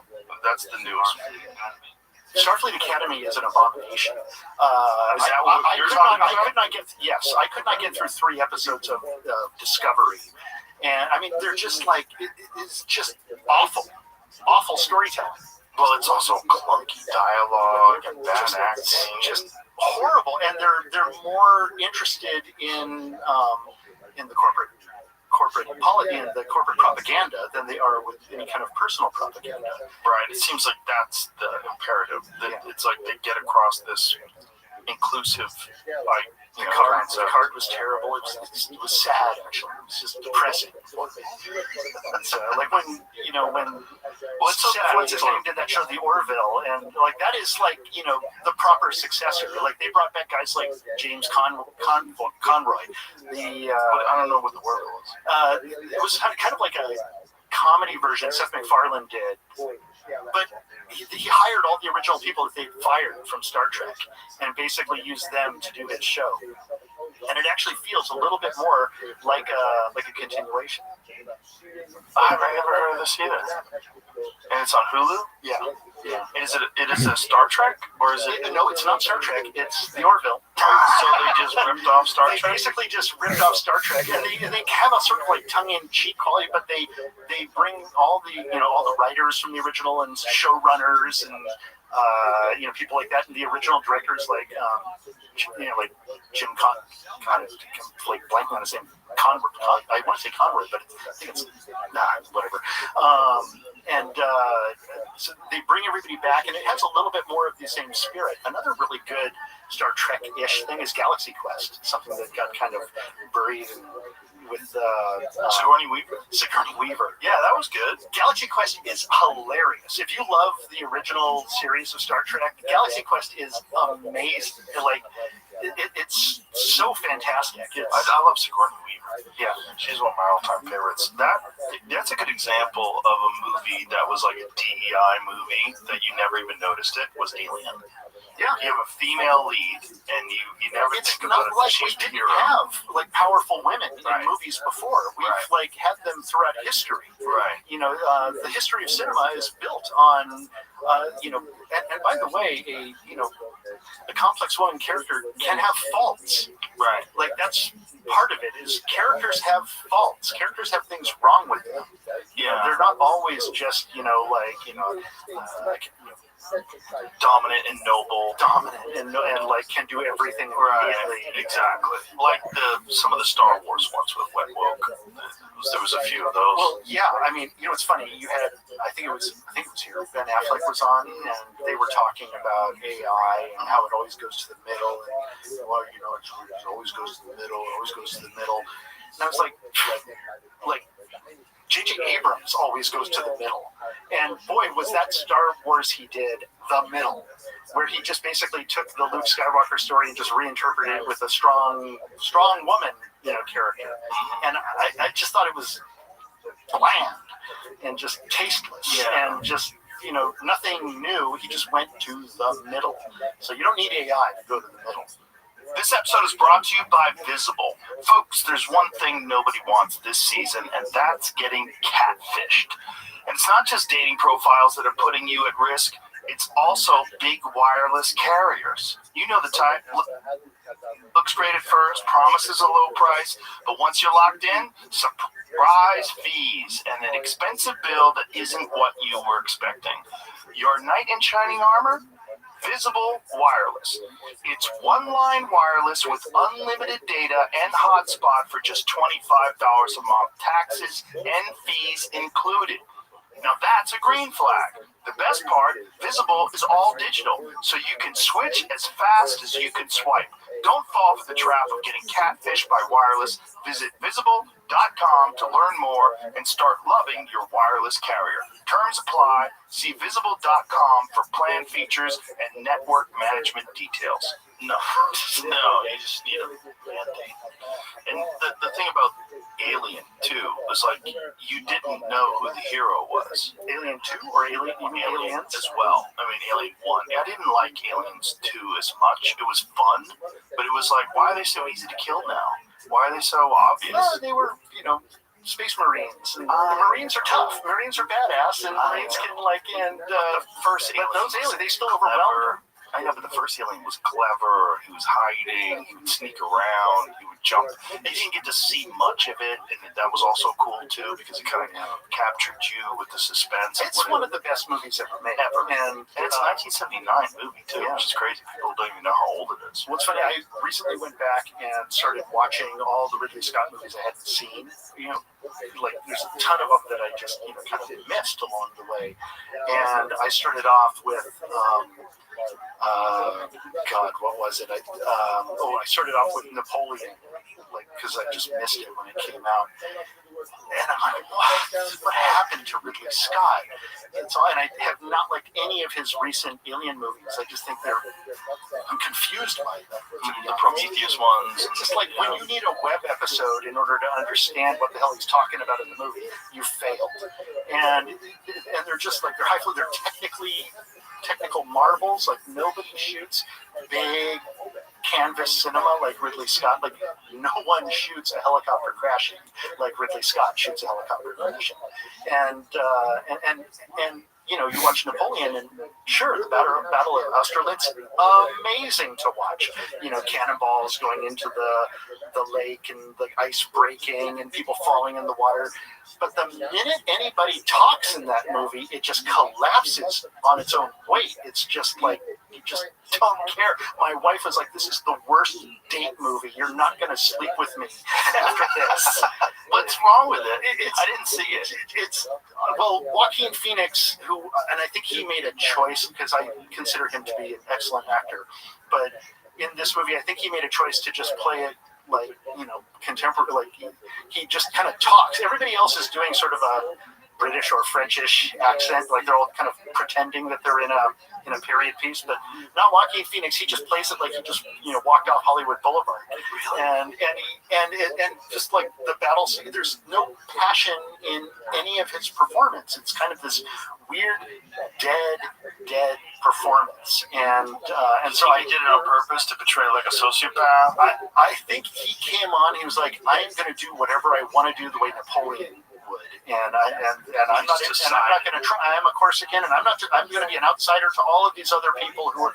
I think there was an intellectual idea behind what he did, and it completely failed. So I'm like, okay, I adore watching Ridley Scott do these big scenes, but what a terrible movie, and like failure. And then so then after that, I'm like, okay, let's watch something else. Well, he did Exodus. I've never seen that. Gods and Kings with Christian Bale. Same thing. It's like you start watching that movie, and there's some interesting things in the film. He's got like chariot battles and archers shooting things, and whenever he's doing that, like Ridley Scott's like, this is my day on set, and he's got a cigar, 20 cameras, cameras everywhere, and he's like shoot from every angle, and he's like a great general, shooting. But the minute anybody talks, that movie falls apart. And actually, I mean, I don't know how to say this, but that movie almost did its best to turn me on the Jews.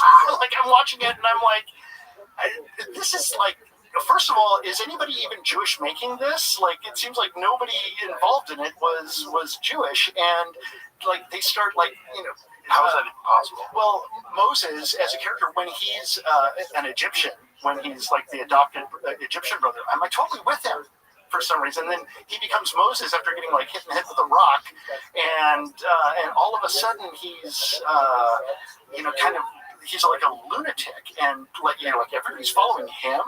Like he's distasteful all of a sudden. But every now and then they would show a battle scene, and it's like okay, I can like Ridley Scott's doing his thing again, but like. And who's also really good in it is I can't remember, Joel Edgerton, who plays Ramses. It's really funny because Joel Edgerton is like usually you imagine Egyptians when they're cast as being kind of tall and sort of noble looking and everything. He's kind of like this butch, like sort of tough, wide-bodied butch. Ramses, like just kind of like a tough Ramses, and every now and then his Australian accent comes out, so he's like, oh, he's like an Australian Ramses. And John Turturro plays his father, a bald. I'm like, is that John Turturro? Like, what a crazy choice this is. And so there were all sorts of like interesting things going on in the movie, but again, I was like, this is awful. Is it impossible for you to watch a movie without just becoming hypercritical about all these different aspects, like how I would do it, what I don't like? Yes and no. So the next Ridley Scott movie I watched, which I stayed away from, and with great apologies to Matt Damon and Ben Affleck, was The Last Duel. And I just kind of avoided it. I was doing other things at the time, and the poster looked awful, and I was like, I'm not going to go see that. And then I put it on after watching these other two, and I was like, okay, here we go, let's go again. And lo and behold, one of the best films of the century, in my opinion. Absolutely. First of all, those guys know how to write a script, and I know that they wrote it with Nicole Hofstadter or whatever her name is. And look at Ben Affleck. Like when I saw him blonde, I was like, that's one of the reasons it kept me away from it. But he's hilarious in the movie. He's a genius in the film. I never even heard about this. I was gripped by this film, and this is a great date movie. Like this, my wife got turned on for this film. Believe it or not. That's hilarious. I don't know anything about it. Adam Driver is magnificent, and like this relationship that these two guys have, and it's kind of a Rashomon story, meaning that like Akira Kurosawa's Rashomon, which was 3 stories that are all sort of the same event told from different perspectives. And Matt Damon is like a revelation, and this movie says so much about Hollywood. Like when I watched this, I was like, okay, I'm Matt Damon, and Quentin is Adam Driver for sure. Like Adam Driver totally knows how to like. You learn about Hollywood in this film, and I'm sure they're writing it like knowing about Hollywood.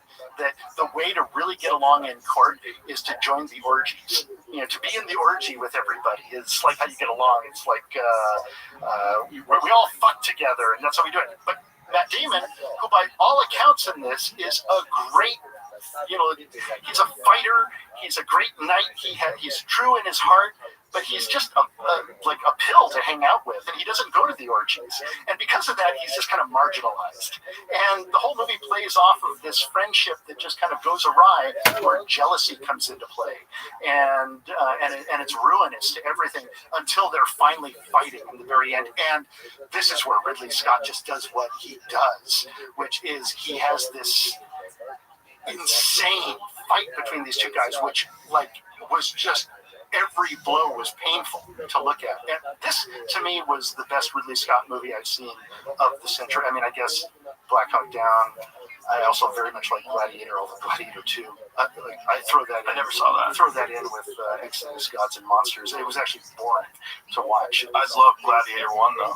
Gladiator 1 is magnificent. It had some kind of secret sauce in it that was fantastic. And Gladiator 2, it just kind of goes through the paces. It's just kind of everybody shows up. Speaking of showing up, when Sigourney Weaver shows up in Exodus, Gods and Monsters, she's not even trying at all. She knows that she's there for a paycheck.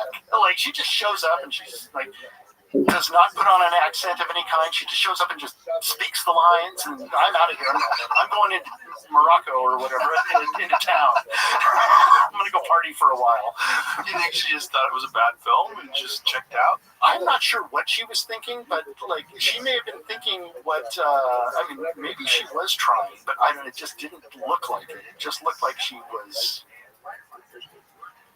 Well, that's got to be a weird thing when an actor makes a choice with a character and it just doesn't work, and they don't realize it, but they're committed to it. And the other Ridley Scott movie that I just watched that I hadn't seen, again, I avoided it partly because of the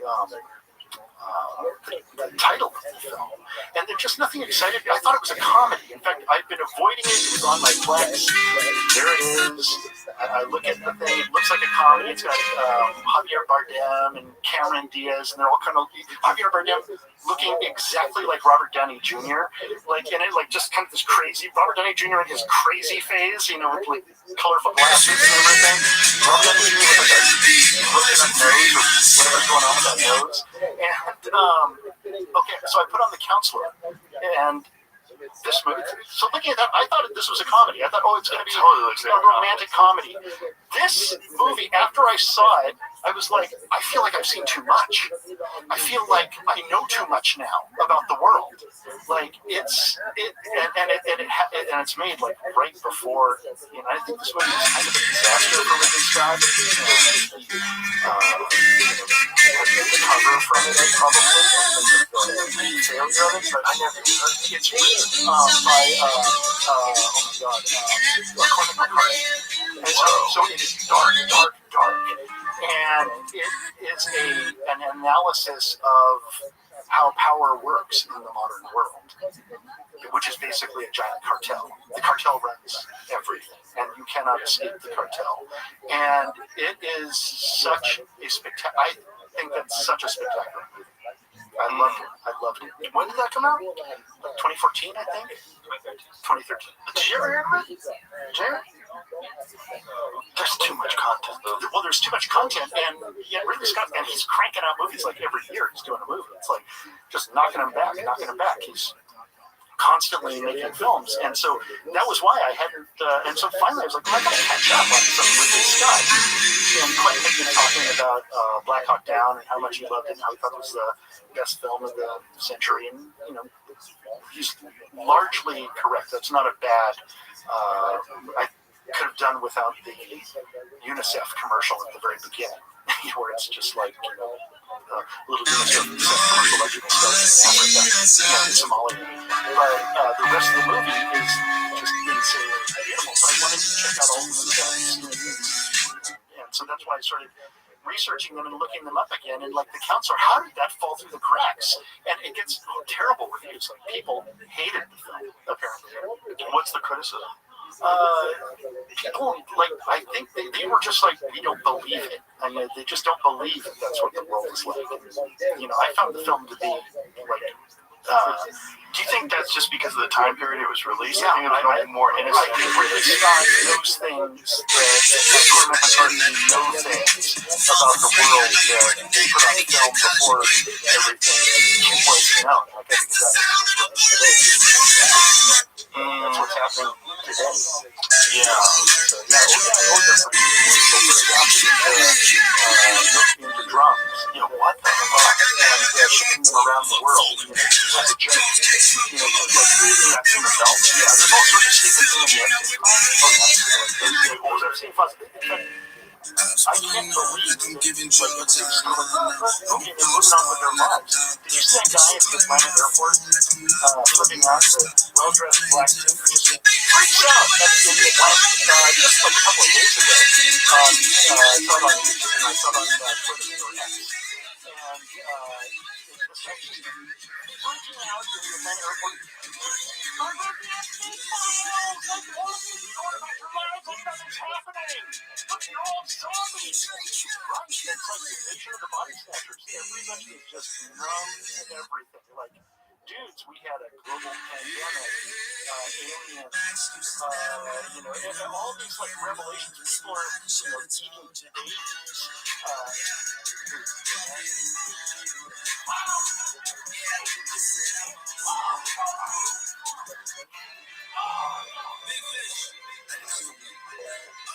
It's a longer version of that, where it's basically like you're all acting like nothing's happening. Like, what the fuck? You know, you're all just pretending you're just drones going on in your normal life. Or a condensed version that lays out all the facts. It's the people that are like really interested in reading all the emails, the Luciferians, kind of stuff.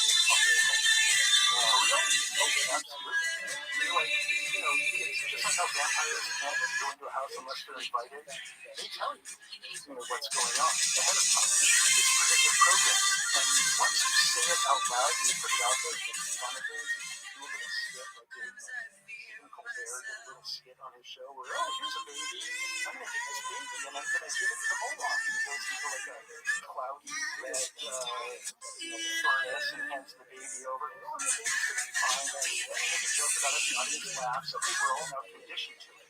We've all seen it. And by laughing at it, we're complicit. You think that's on purpose, that this is like some sort of grand design to get us desensitized to the idea of babies and babies? For sure. And by the way, nobody's doing anything about it. We know it like that. But that has to take like a person or some group of people. About 8,500 people that are manipulating the Colbert show. They're manipulating everything. It's all in a illusion. Reality as we know it is that's the revelation that guy is saying. And he's looking around and it's like it's a illusion of the body. Well, it's certain. See, I don't. The thing about the emails is one of them is just stuff written down. And so that's sort of hard to digest. Like, what is this? Like, what are they saying? Like, some of it's in code, like walking over being jerky. Like, saying, talking about jerky, did you walk being jerky over to this person? What is that for? All this pizza they're talking about, right? Right. Great soda. It's like, with my cheese pizza. Yeah. And, like, there's all this coded language, and everyone's like, that's, Mariola. And you're seeing things where you want to see it. It's clearly code. Well, now we're talking about absolutely code. And in fact, Lucas spoke this at it's a long-known concept. And so, in Latin, Lucas spoke this means the world wants to see everything Therefore, we want to. We don't want to believe the horrors that are actually behind the veil. But with the Epstein files, people are, because of the details of the people are just now starting to be aware of the bizarreness of the code and some of the things, like the facts. Like, let's just talk about the sulfuric acid. So this was like right after he was indicted in 2000. Yeah, I gotta get rid of some bodies. Yeah, how much did he solve up some bodies? What did it say he ordered? Like,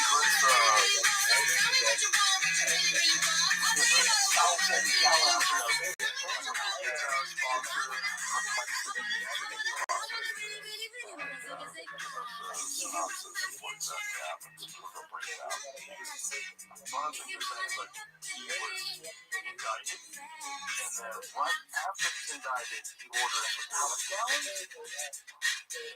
5 gallons full of sulfuric acid. Jesus Christ. Jesus Christ.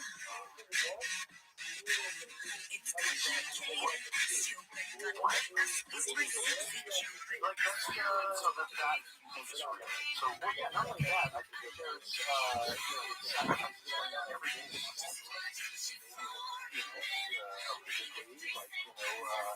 High-level musicians, let's say, high-level female musicians, is killing chickens every day, doing sacrifices, like, high level. I don't want to say this because I don't want to get sued. I don't want to be dead. What is it? Why? Here's the purpose for it. I started looking at the comments or something. Not that this is the answer, but I'm looking at someone did use that. This could be for like a reverse osmosis water treatment system. It's on an island. There's enough pushback because Lucas spoke that there's the Mississippi Tour. That's like the timing of all of that, like, where the purchase orders for all of that sulfuric acid before that. Oh, no, I just want to put sulfuric acid into my kitchen. We're running out of gas. Well, that's the question. Was there orders for sulfuric acid before this? Did you have a water treatment plant? How does sulfuric acid play into water treatment? Okay, it says RO plant reverse osmosis seawater desalination facility. Sulfuric acid is commonly used in maintenance of such facilities.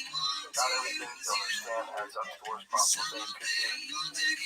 Look, maybe they're all eating pizza and great soda. Who is that guy? How many billionaires do you know that they sit down and eat lots of pizza and great soda? And ice cream. This is bio boiler. That's why we just don't agree with all this on the way. You're wrong. So does he have a desalination plant on the island? Oh yeah, for sure. He had everything. He had a dump and so that's tunnels. So they were using that so they could get seawater and convert it into fresh water for what? For irrigation, or for drinking, for all the above. One similar someone said that around the island they tested that. I'm like, what the fuck does that mean? It's like, it's about 4 days around my island, or what else do you mean by that? What does that mean? I don't know. They say a lot of things, and they're not really coding it very much. Well, the code is glaringly obvious when they say pizza and when they say jerky. That's glaringly obvious. That's not how you want jerky. You know what I'm saying? And why do I need a chilled container to a chilled bag or whatever it is? And so you think they're eating babies? Oh, yeah.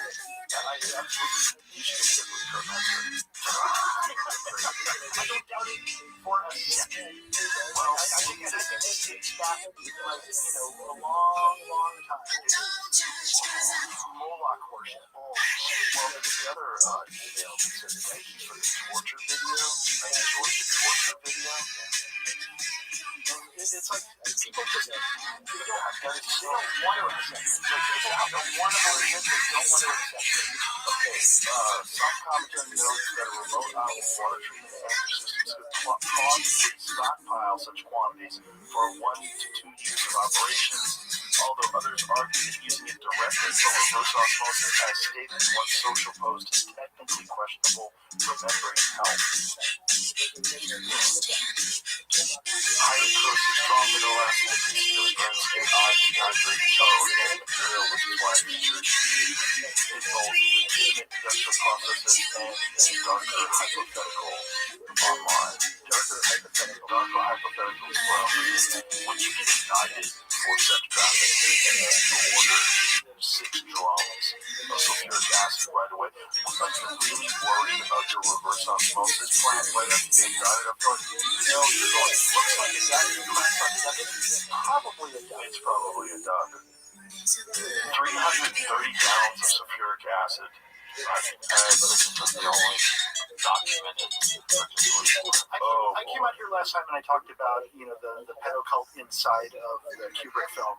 Yeah, by the way, that went viral. And I got so much blowback from that. The online critics are like, no, there's nothing in there. Lucas fault, this and they don't want to see it. They don't want to see those 2 guys walking away with that girl in the end. They just like, well, no, it wasn't in the Schnitzler novel and blah blah blah.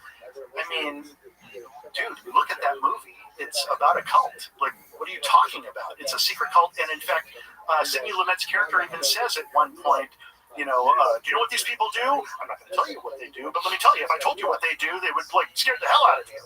I mean, that's after he's been to the place and seen everybody walking around in the sex club. I mean, there's obviously more going on in that movie, but people don't want to see it.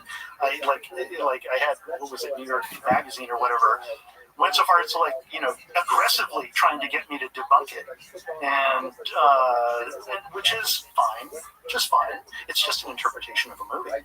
Right, but that interpretation resonated. I mean, that clip went very, very viral. Especially now, it's like people are looking at it and they're like, well, he was obviously saying something. Even if you extract that out of the movie, he's obviously saying something about people at high levels of power. Well, there's always been weird secret groups and rituals. Yeah. And it's one of the ways to ensure that you're compromised, you'll stay. It's a confidence operation. Yeah. And so what you do is you find somebody when they're young and they're, less inhibited, and they, or uninhibited, and you catch them doing something that is illegal, and maybe you even provide the mechanism for that to happen. And then once it's happened, you now have the video proof or the audio proof or whatever proof you have. You've got proof of it. You show it to them. You say, "Look, this is what we have on you, and we can ruin you at any minute. But you know what we're going to do? We're going to give you $20,000 a month, or we're going to give you $20 million a year, whatever level that is, instead. And you're going to work for us." And what else explains some of these people who are so flipped out about, like, about Trump? Yeah, he's a putz. He's it's over the top. It's it's strange how people behave in regarding that. But don't you think that's also just because the Democratic Party didn't want him to get into power because he was a complete outsider? I don't think there are parties. I don't think there. I think that's all an illusion. Also, I think everything that you think that it is an illusion. It's all fake. I don't think that any history before 1600. I think everything has been falsified before the year 1600. How so? Well, there's this guy, Anatoly Fomenko, who's a Russian mathematician and historian. And he wrote a book called The New Chronology. It's actually a series of books. It's like 6 volumes. I've read them all. And also his addendum book, The New Chronology. He has an addendum book about it. And he basically says that all of history has been changed. About 1,000 years have been added to the timeline in order to justify land claims, and those land claims largely have to do with the Eurasian horde and the elimination of the Eurasian horde by collusion between the Vatican, the Romanovs, So you mean like the Mongols and the Huns? Yeah, there was and if you look on very, very old maps, you see that there used to be a country called Tartaria that was in existence, and at a certain point they wiped them out. And so his theory, and it's just a theory, it's just a posit, but when you see how history is constantly being rewritten in real time, it's not so hard to believe. And then he uses astronomical evidence, and mathematically kind of proves it. And he basically says that, let's see if I can get this right, that Rome and Greece and those and Egypt were actually active till around 1600, and that Rome actually fell around 1600. So kind of imagine, or more like late 1400s, 1492. As opposed to what's the conventional timeline? About 1,000 years before. And so, if you can wrap your head around it, the Salem witch trials took place around the same time as the Inquisition. Columbus was discovering America around the time Rome fell, and that all of this was designed to justify or to erase this entire civilization from history. And then there are people who believe that there are a lot of buildings that are still in existence that were this. They claim that Jesus Christ was, I can't remember, it's kind of a composite story. There's a number of, so they think 1,000 years are missing from the timeline. If you're a Byzantine guy and you're like, hey, I want to move to the country, and you look over at France, let's say, and Germany, and you're like, yeah, there's all these like indigenous peoples there. We want to wipe them out. So you hire, a mercenary. You hire a guy named Charlemagne, and you get him to go in there and kill all the chieftains. And one day, like 5,000 chieftains were killed in a single day, apparently, by Charlemagne. And you completely wipe out everything, and then you move in. You become Jerome the First, and you run Paris, or you begin, France. And what it really is just land. And so you add time to the timeline in order to justify that land claim. Because what makes more sense, that history was cruising along like this and then suddenly flatlined for 1,000 years and then picked up again? Or does it make more sense that somebody took that time, that the Dark Ages, and kind of added to the timeline? So I'm confused. So, but isn't there like documented history from multiple cultures about that time period? Yeah, but it's all like written down by the Jesuits, who were completely in the control of. It's that history. History is easily changed, and in fact, we see history being changed before our eyes in real time. And so the deep past is easy to change. So we're not in 2026. We're in the 1700s. Oh, Jesus. Oh, my God. Just a theory. It's just this guy, Anatoly Fomenko. And it's a very interesting theory. And so I read that, and I kind of had a tentpole collapse. I was like, well, holy crap. Explain to me the flatness. Like, what do you mean by history goes up and then flat? Well, the progression of humanity through history is we kind of are progressing as we go. And then all of a sudden there's this flat line called the Dark Ages where nothing happened. Is there a conventional explanation for this flat line for 1,000 years? The collapse of Rome and falling into barbarism, the time of barbarism. That's not plausible. Everything is plausible. It's plausible that sulfuric acid is used for RO, reverse osmosis water cleaning. And so everything is possible. The question is it probable? And well, Jamie just pulled up that was the first time they had ever ordered that. Oh, really? Yeah. Okay, so there it is. Yeah. That's not good. Yeah, that's not good. I mean, that's the least of the things. The thing is, we become desensitized to stuff. I mean, look at everything that has happened in the last 6 years. It's like an insane amount of stuff has happened, and everyone's just kind of like numb to it. Well, they get desensitized. And I think it literally is that people's brains have been fried. Do you think by COVID vaccines? Yeah, for sure. Well, there's some scientific evidence that for some people, at least, it crossed the blood-brain barrier and had some sort of detrimental effect on their cognitive function. mRNA is reprogramming your system, and I think we've been looking at a giant die-off of people. People are collapsing left and right. Nothing is normal anymore. I mean, that guy at the airport who's flipping out, that's what he's realizing. He's having a sudden awakening, and he's tweaking over it. He's like, and he's looking around, and no one cares. Everyone just wants to, like, get through their day. Everyone wants to just make their next movie, and maybe they'll let me make their next movie. And everybody wants to just, I just want to keep going at my job, and I just want to do my thing, and I just want to protect my thing. There's certainly a lot of that going on. British only care about it as long as I have my daily pint at the end of the day. That's all they care about. They'll in the meantime, their entire country is being overtaken and overrun by. Like, when else in history has this happened and ended well? No. Well, it's so shocking how quickly it's happening in England that you just go, well, how do you bounce back from this? Like, what is the remedy? Because they're doing this mass arrest thing with social media posts, which is bizarre. It's bizarre to watch. And then they eliminate jury trials for anything other than like murder and rape. If you say anything, you're in jail. If you repost anything, you're just immediately sent to jail. Look at what's going on in Canada right now, with Carney. I mean, I think that's insane what's going on. And most Canadians are just kind of vibing along with it. Nobody wants to rock the boat. Nobody wants to be racist. Nobody wants to be, nobody wants to be discriminatory in any kind of way. Rightfully so. You want to believe that your leaders are taking care of you. And they're not. And it's over. We've lost. It's over. I mean, you think it's over here in America as well? Well, it got slowed down a little bit.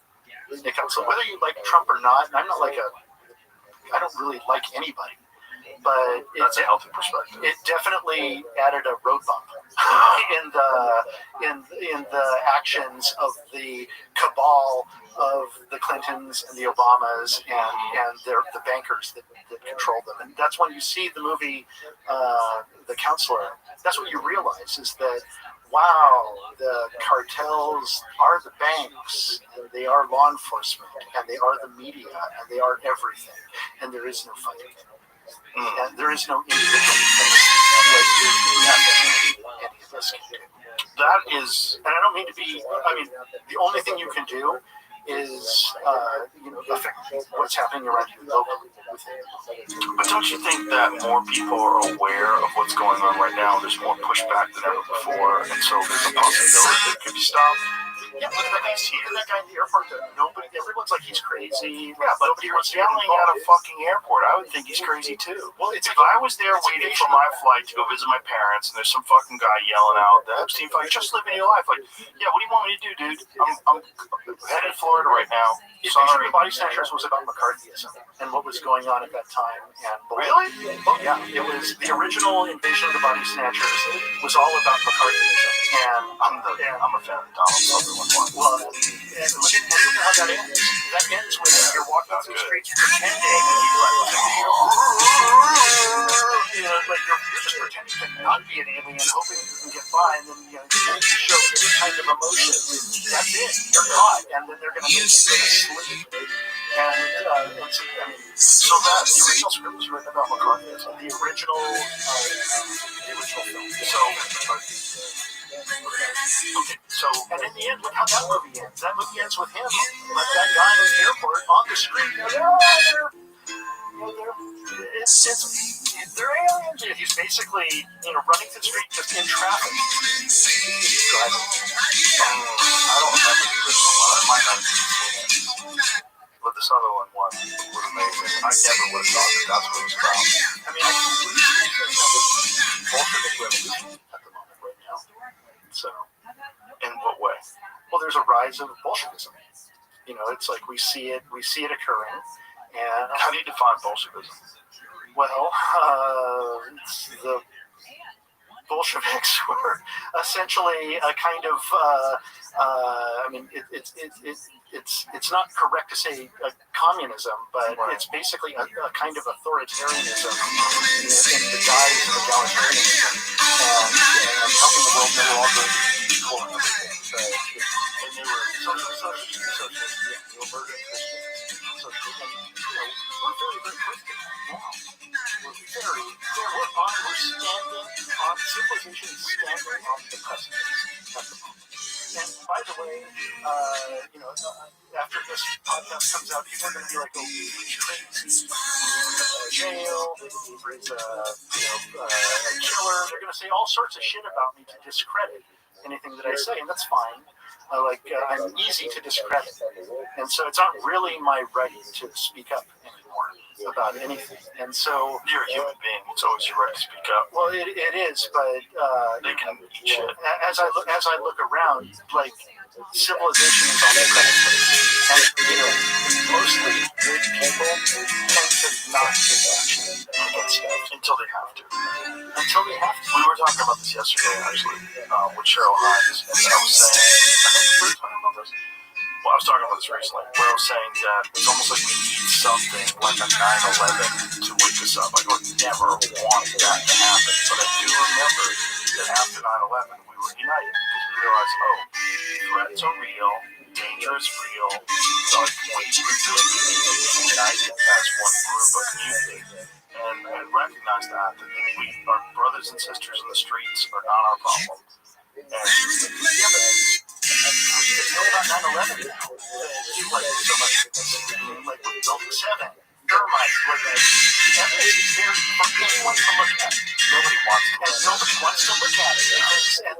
Nobody wants to look at the conspiracy, like how did these guys get a hold of these planes? How did they fly and build it? Why were the dancing Israelis watching and cheering it on? Why did we get shipped out of the country? And the guy who owns the building and bought it took out the insurance policy and then had Elliot Spitzer kind of push it through and force it through so that he would receive his millions in insurance claims and more money. And really, he didn't want to go because he wanted to tear down that building and it would have been too expensive to do. And all the asbestos and everything, so I'm not sure to that. What was that building? The housing. Building 7 was housing all sorts of IRS, NSA. Yeah, right. What was in Building 7? We'll find that out so we don't just think. But there was certainly some intelligence and data that was being collected. The fact that no one wants to get that building fell like a controlled demolition is really crazy. I'm not saying it's controlled demolition, but the fact that people want to say, no, it wasn't like controlled demolition. When was the last time you ever saw a fucking building collapse like that? Ever. Controlled demolition. Many buildings that have been very badly damaged and lit on fire, but their frame remains. Reputable structural engineers have disagree that the towers could not have fallen the way they fell without pre-planned explosives. And the people on the scene, the rescuers on the scene, people who were there said, yeah, I heard explosions. Boom, boom, boom, boom. And they describing the sounds of controlled demolition.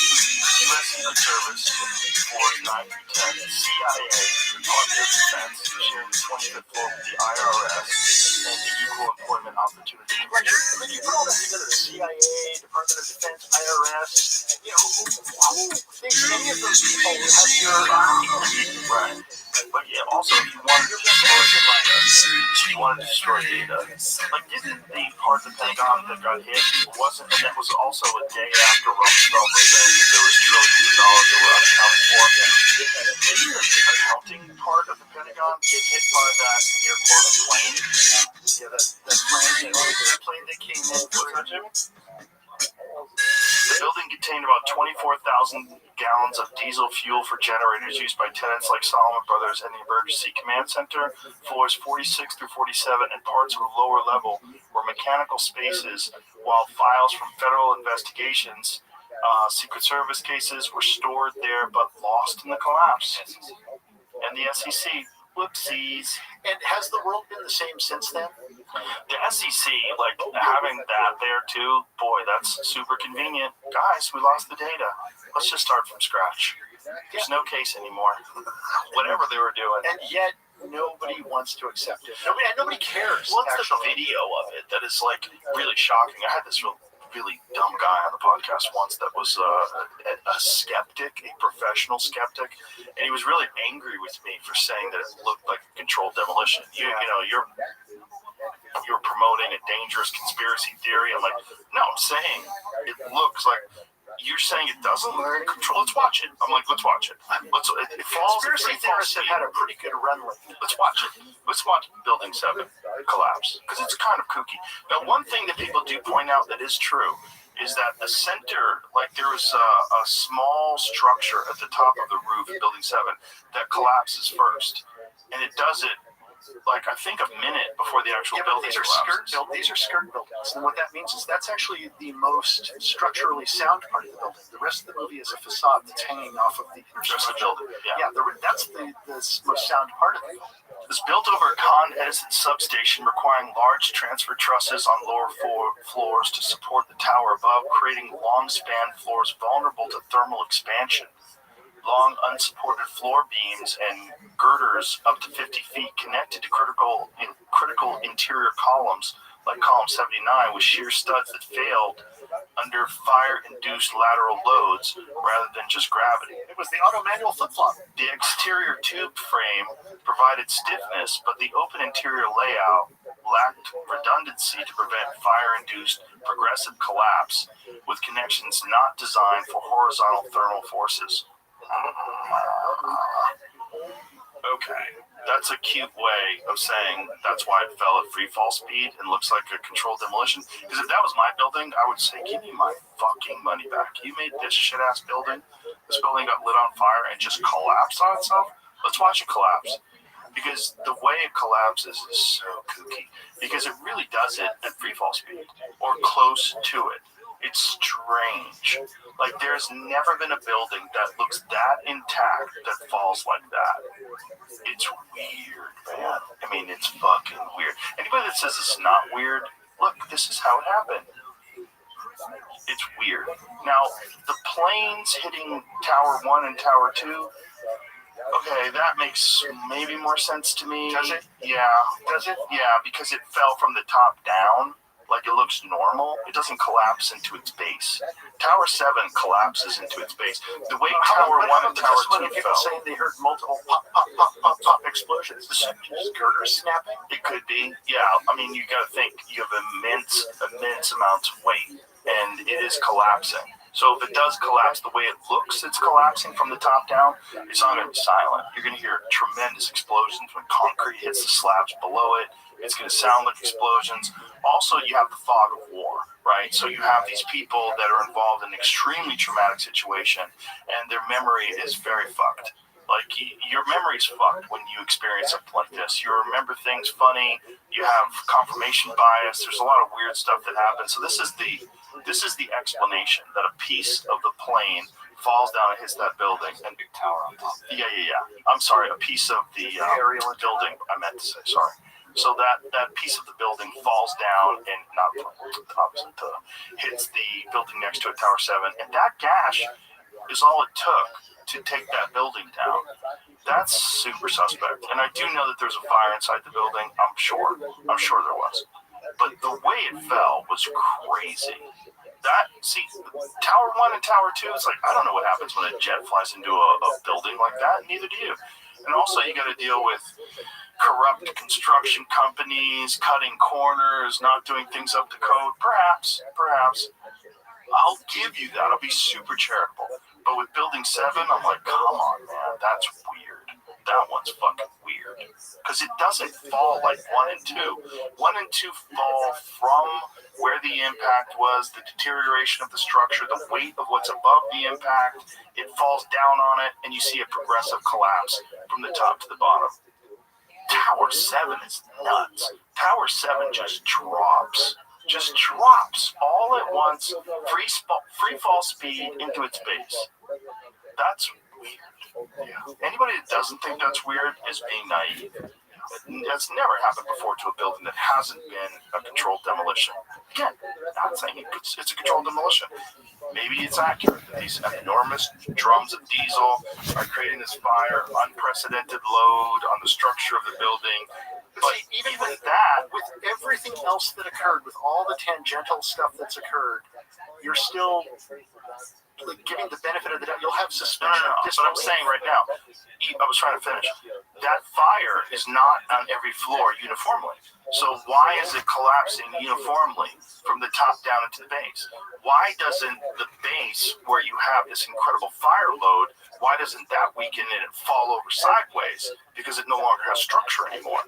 Why is it every floor has the same amount of damage and it gives it at the exact same time? That kind of doesn't make sense because the fire is not uniform throughout the building.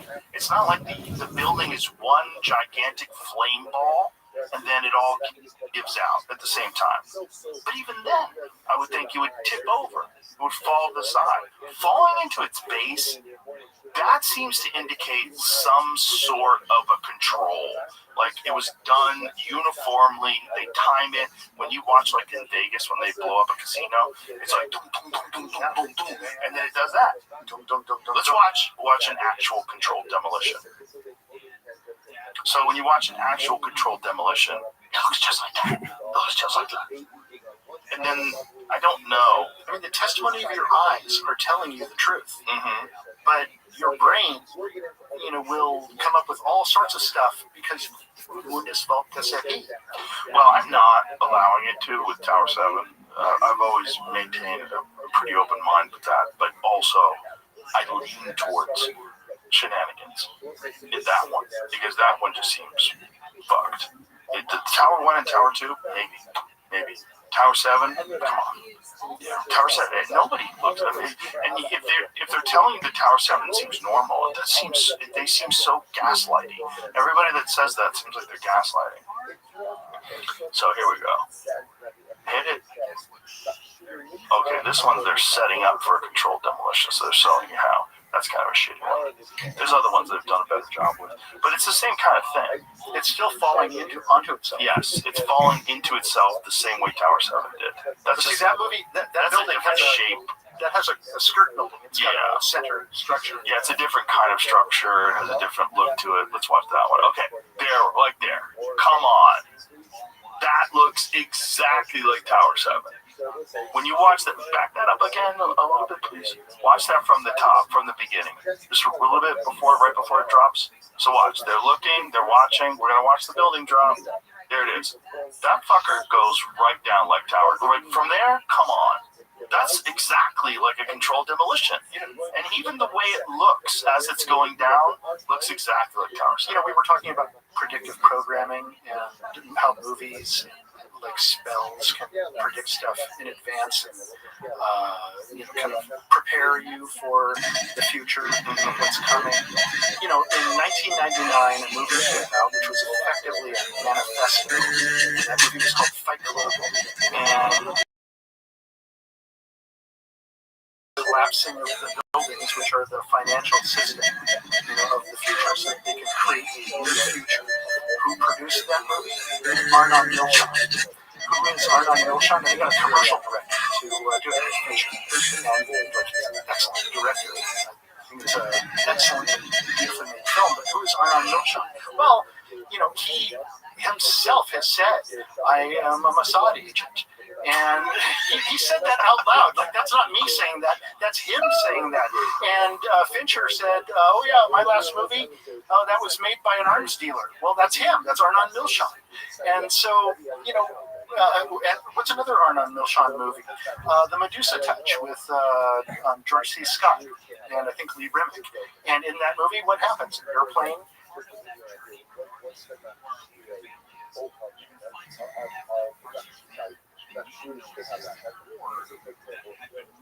Himself has said, "I am a Mossad agent."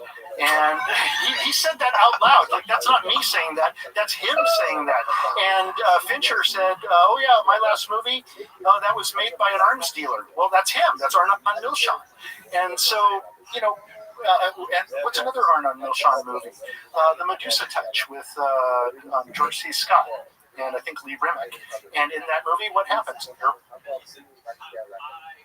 Himself has said, "I am a Mossad agent." And he said that out loud. Like, that's not me saying that. That's him saying that. And Fincher said, "Oh, yeah, my last movie, that was made by an arms dealer." Well, that's him. That's Arnon Milchan. And so, and what's another Arnon Milchan movie? The Medusa Touch with George C. Scott and I think Lee Remick. And in that movie, what happens? An airplane crashes into a building. You could probably pull that one up too. An airplane. So that they can create a new future. Who produced that movie? Arnon Milchan. Who is Arnon Milchan? And they got a commercial director to do it, Fincher. And he's an excellent director. I think it's an excellently, beautifully made film. But who is Arnon Milchan? Well, he himself has said, "I am a Mossad agent."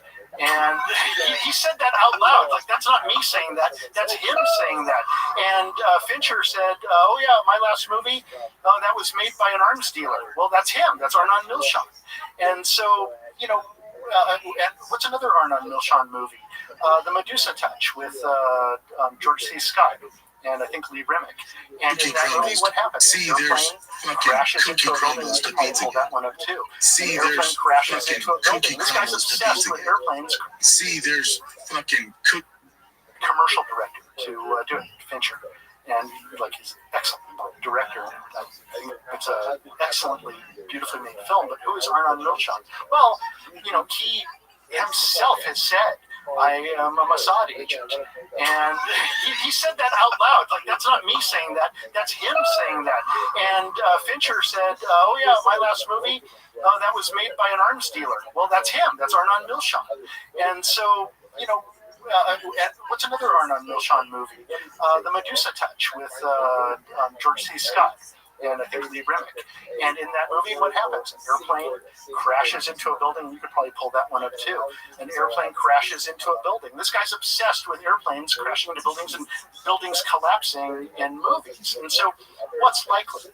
Has he been reading these scenario plans that defense departments make and that are maybe Mossad plans that are made? I've worked for the DoD through John Milius, and we wrote scenarios. They gathered together a bunch of Hollywood writers into a conference room. It was more like a ballroom, but like a small one. And gathered a bunch of us together around a table and said, "Let's come up with ways on how to attack Los Angeles." So they all wrote scenarios on how to attack LA. And now they just use AI to do all that. But so, has he just been reading these? Does he have access to them? And so he just puts them into his movies. Well, that movie was made in 1999. What happened right after that movie got released? Those buildings came down. 9/11 came down. And so is it predictive programming where you're showing the world what's to come and that makes it almost somewhat acceptable to do? Or is it just coincidence? And most people out there will say, "Oh no, it's just coincidence. It's coincidence. It just happens to be." I mean, that's what he has said. I don't know if he is or not, Mossad, but that's what he said. So, well, that's the thing about the pejorative term conspiracy theorist. It's slapped on things and it immediately sort of diffuses any real questioning of, oh my God, are things this bad? Is there this much? But as time goes on and you're confronted with more and more information, and I think we're in the beginning stages of reckoning with these files that were just released where so many people, like, I haven't really read much of it. I've only read the things that are really outrageous that my friends have sent me because I'm just trying to maintain my sanity. Well, that's just it. Most people want to maintain sanity. You just, like, I just want to get through the day. You know, I just want to, like, you're busy. People are more than busy. I want to be happy. Right. I want to raise my children in a world that is, you know, a peaceful world and where people respect each other and where we can, like, you can make something out of yourself, you know, through hard work and through merit. You know, it's like that's the world I want to live in. And more, it feels like we're not in that world. Did you see that thing that was just released today? I think it's the AI company Anthropic. I think that's the company. So one of its engineers resigned and essentially said that humanity is doomed and he's going to move to the UK and just write poetry and just wait it out. Hasn't that guy seen Threads? Like, the UK is like one of the most dangerous places to be. That's where he's going to wait it out. Like that's. Well, he probably has his when he says romantic UK, idea. does he mean like we're? I'm not sure. Maybe he means like the Scottish Highlands. Yeah, He's gonna hide and go into some small town, fucking just hang out in a pub. Yeah, they're gonna populate that town with something like 800 war-capable men from you know, another country are gonna move in. They're gonna move into the local. Someplace that the West has conveniently been bombing and creating refugees on. Yeah, creating angry people. Yeah. Who have But you don't want to think that it's all planned out like that. But of course you don't. Like, you know, that was a bit of the exposure of USAID. You know, so I, like many people, thought USAID was about aid. I thought it was like a beautiful philanthropic program where the United States donates money to all these poor countries. That's how they get food. Like, I had Bono on the show, and he's like, I've heard that 30,000 people have already starved to death because of this. 30 million people are going to die. And I'm like, okay. But do you know how much corruption was involved with this? Do you know that it's not aid? It's the Agency for International Development, and mostly what they were doing was regime change shit. And Mike Benz laid it out, and he said USAID was for tasks that were too dirty for the CIA, which is crazy. So, like, if they've been engineering this long game and engineering the collapse of legitimate governments all throughout the world, bombing places, creating refugees, and then having these not just open border policies, but inviting and helping people in these countries and then giving them money when they get there. So many people do not want to admit that was really going on. And despite all the evidence, that's another designed to destroy whatever confidence you have in law enforcement, in civilization, in the electoral process. What's the answer? Okay, so the choice between totalitarianism or cannibalism, you know, which would you prefer? Right. I would rather not be in the movie The Road. But I feel like we're increasingly in the movie Children of Men. That was a pretty accurate history example of where we're headed. Collapsing birth rates and partially civilization looking at extinction. And there's things like South Korea, Japan. Do you find that God's manifesto or the Quran? Children of Men, fantastic. So today, my last day in Anthropic, I resigned. Here's the letter I shared with my colleagues explaining my position. What is the synopsis? Just ask perplexity what the synopsis of what this guy said. Sharma, who built defense against AI-assisted bioterrorists and police transparency on model risks and percentages of AI firm announced his resignation on Monday.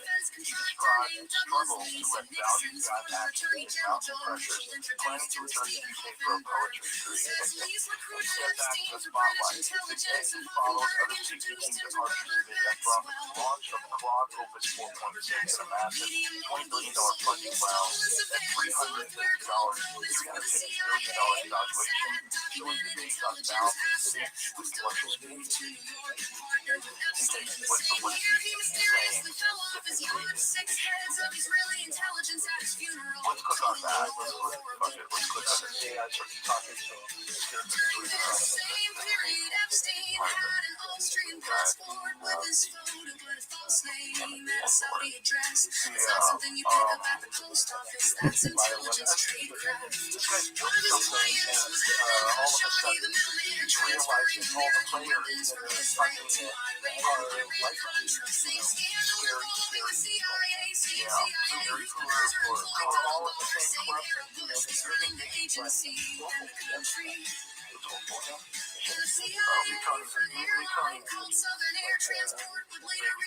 talking to what comes next, I do not know. I think fondly of this famous Zen quote, not knowing is most famous words.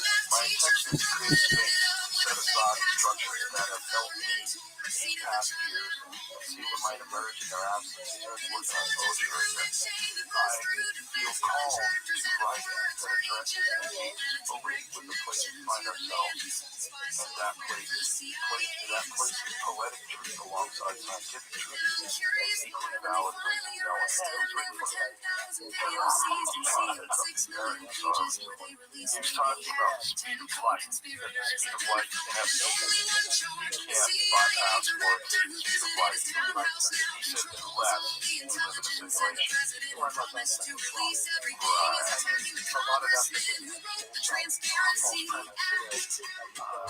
just curious if those files they see not to protect one man's secrets. It's completely wrong. Everything that we know about the stars and how we view the nature of the universe is fundamentally incorrect. How is it wrong?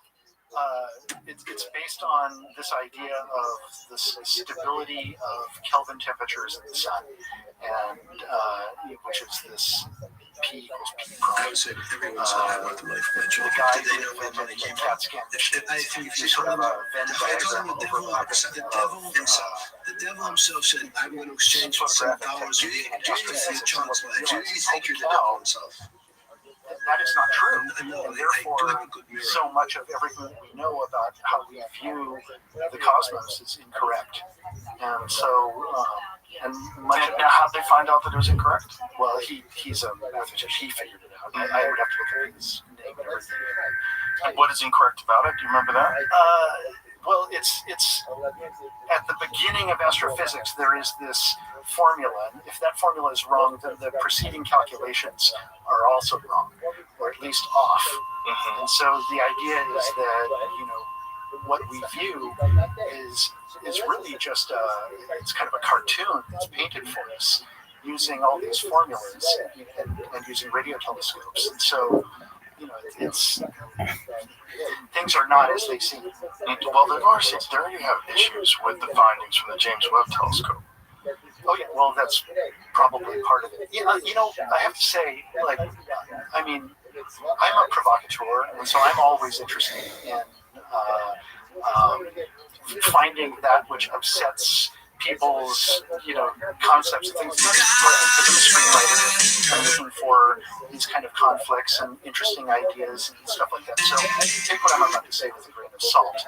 But the big one, the biggest conspiracy theory that freaks everybody out is flat Earth. Now, I don't know what the Earth is, but experientially, through the testimony of the eyes, it is flat. And there is very little chance that I will ever in my life, or most of us will ever in our life experience anything other than what is effectively a flat Earth. And the way laser sighting across large bodies of water or navigation maps for air travel for pilots is always the presumption of a flat Earth. It's always in the pilot manuals and on maps. So, well, if you're flying a jet at low altitude, you're not making corrections for curvature, even though you're going fast enough where you should be. And so, what's actually happening?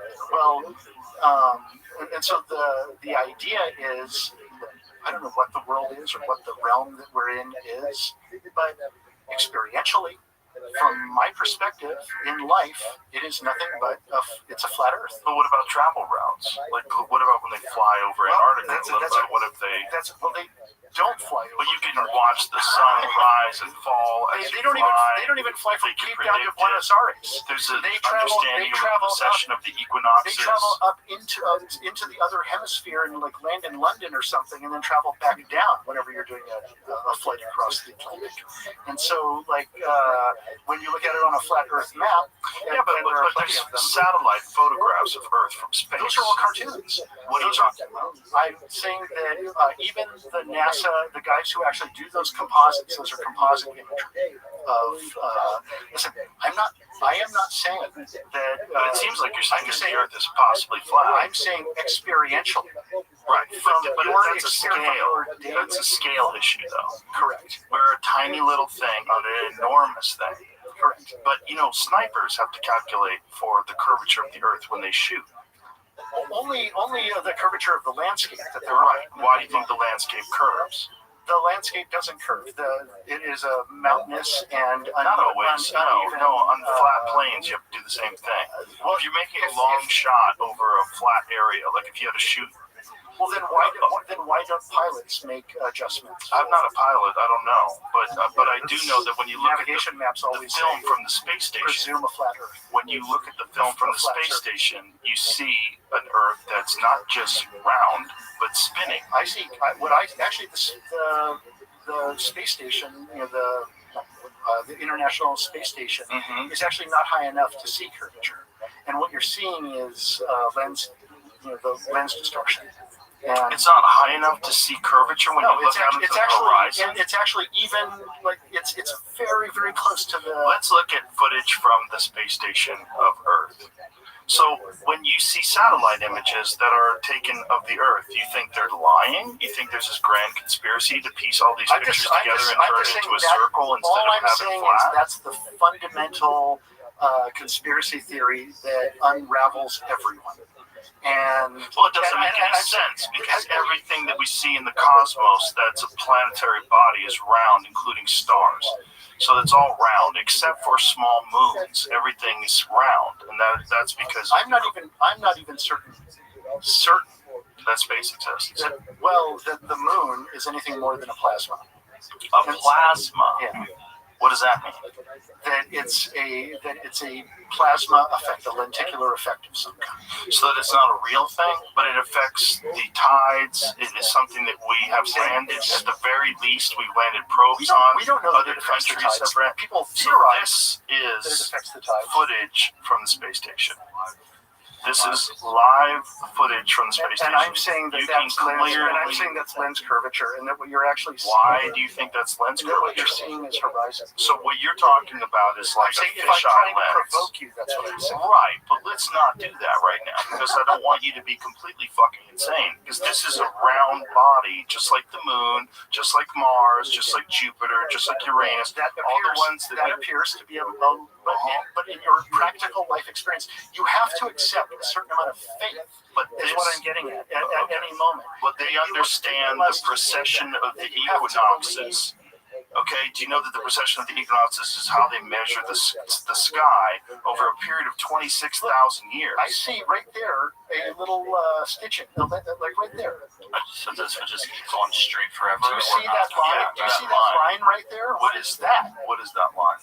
Yeah, what is that line? Well, that looks like stitching to me. It looks like they've stitched together and it crosses over there through that mountain range right there. That is weird, whatever that is. So by your very example, I'm just saying that you have to have a certain amount of faith in that. And on the surface, mundus voltus ap. Well, okay. You freak me out. Go back to that, Jamie. So what is the explanation? Go back a little. Yeah, what is the explanation of that line right there? Right, but how weird is that? That is weird that there's this line. Right, because that itself is a composite image cartoon that's been put together for you to look at this apparent live image. So, and is this multiple images that are supposedly pieced together? Is that what they're... I'm saying that things fall into, like, the way perspective works is that things appear to fall into the horizon. But now you use what is that camera? Is it a P200 camera? Where you can actually see the things out of the horizon. It doesn't appear to fall into the horizon. This live video feed from the International Space Station has been interrupted because you're watching too much. Change in the onboard camera configuration or loss of signal with the communications network. The video will return when the connection is reestablished. So this is during the live feed from NASA's YouTube channel. It's just out right now. Okay, so you're saying that this is like a fisheye effect of a lens. Yeah, I'm saying potentially. I'm saying that, and that we can even see that whenever they're up there shooting with cameras outside, you're like, oh, there's the curvature, and then every now and then the camera turns and it inverts for a moment, then it goes back down. I've never seen that. I watch a lot of NASA stuff, and listen, I'm not saying that we're not living on a globe, or at least an oblate spheroid, as Neil deGrasse Tyson says, but have you ever noticed how sophisticated that guy gets whenever you throw out the word flat Earth? He flips out like the way Robert De Niro flips out on like irrationally. He flips out when you say that men can't be women, which is very weird. Yeah, and that they should be able to compete in women's sports, which is very weird. Like for a man of science, that's bonkers. Or that they should be able to go to jail and that a sex offender. Yeah, fucking insane. Not just that, but rapists. Yeah, like people who rape children, and then they have to pay for their electrolysis and breast augmentation, which is okay. At what point in time do you say that this is some sort of a bizarre agenda that you're trying to get us to accept something that doesn't make any fucking sense? So much so that you're willing to house male prisoners in with females because they say they're a male with an intact penis, and then even if they get like female prisoners pregnant or rape them. We're all just trying to construct what reality is, and it tends to be a consensus of what it is. But there are fringes that on the ends that don't believe with what the consensus says. Are they wrong? But do you know how many people would have to be involved to promulgate this idea that there's a flat Earth and you got to cover up that thing and pretend it's round? And what's the motivation of covering up the fact that the Earth is flat? I mean, if we're really fundamentally getting down to it, it's about God. And it's about what is this realm that we're in, and are we part of creation? And, but why would it be more likely God if it was flat? Every culture throughout recorded history draws us in this kind of flat, earthish environment with a dome, a firmament that covers it up until like when, the 1930s or so? When they start making telescopes. Right. I mean, so this is a grand conspiracy, like Galileo was wrong, Copernicus was wrong, all these people all didn't of know. recorded history is wrong. And I mean, the other option is that we are just specks of nothing floating around in an endless, vast nothing that goes on forever, and that you are completely insignificant, that you are not God's perfect creation. I think you are. Well, they're not mutually exclusive. Just because we are in this vast cosmos that's almost impossible for mammal minds to grasp the magnitude of it, doesn't mean that God's not real. It's exclusive to people who believe the Bible word for word. I'm not saying I do necessarily. I am. I would be considered apostate by most people. I've been reading the Bible a lot, and one of the problems that I find is it's clearly got the hand of man on it. Well, it's been edited. Yes. It's been edited. The King James, or who was King James? He wrote Bible. He wrote books on demons as well. And so, even the Old Testament. The Old Testament has the hand of man on it. Not just that, but it's also been translated so many different times. Like ancient Hebrew, the letters double as numbers. There's no numbers in ancient Hebrew, so words have numerical value to them. And imagine translating such a complex language where, like, the word God and the word love, they have the same numerical value. I believe. Here's another thing. I read that. I don't know if it's true. So let me find out if that's true. Put that into perplexity. There's a lot of weird stuff in the Bible. In Genesis, when the Nephilim come down and they find women comely, and so they're like, okay, what's actually going on here? These angels or Nephilim are coming down and they're taking women from men and having sex with them, and then creating, hybrid offspring. When Representative Anna Paulina Luna was here, she told me about the Book of Enoch. So you have to read that. Have you ever read it? I don't know. So I read it. Have you seen The Carpenter's Son, the Nicolas Cage movie? No. Incredible. What did I just have you look up before I lose my train of thought? James Bible thing. What? That's what I was trying to ask specifically. Which part did you even ask about? No, what I asked you was ancient Hebrew. So the letters also double as numbers. That's what pi is all about. And that the word love and the word God have the same numerical value. I'm very certain that that's true, but I want to really double check. Numerology exists around us everywhere, and everything. It seems to have a kind of. That's what the Aronofsky film Pi is kind of all about.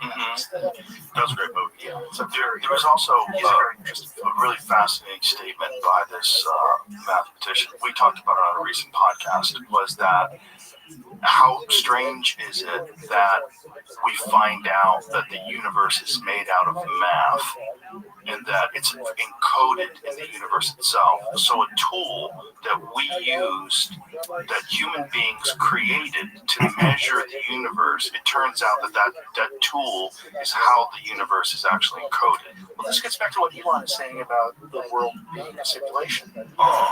What is a simulation? So it says no in ancient Hebrew, whatever that word is, gematria.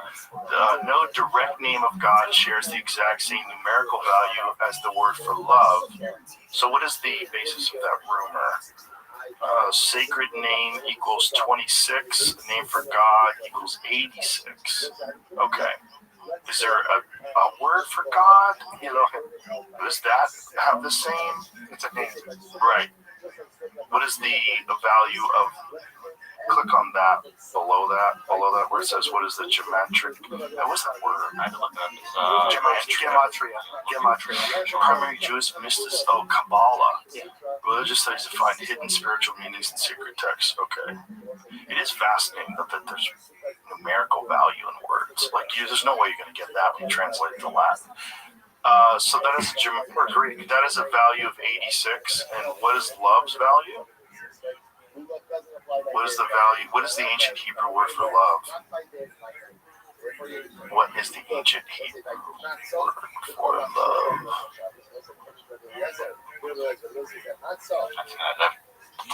What you mean by love is going to be very. You said you mean like love between two people. Okay, what is the gematria? Yeah. That's a good point. Definitely. So, what is that? Click on that. What's the gematria value of a bala? Right there? Yeah. Click on that. It's 13. So that's a different number, too. Interesting. 13 twice equals 26, the value of Yahweh. This movie, The Carpenter's Son, is all about the infancy of Jesus. I think it's written by Matthew. And it's part of these, I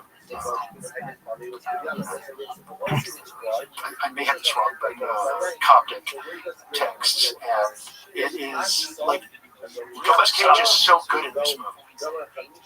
So twice 13 equals 26, the value of Yahweh, implying love mirrors or completes God's essence.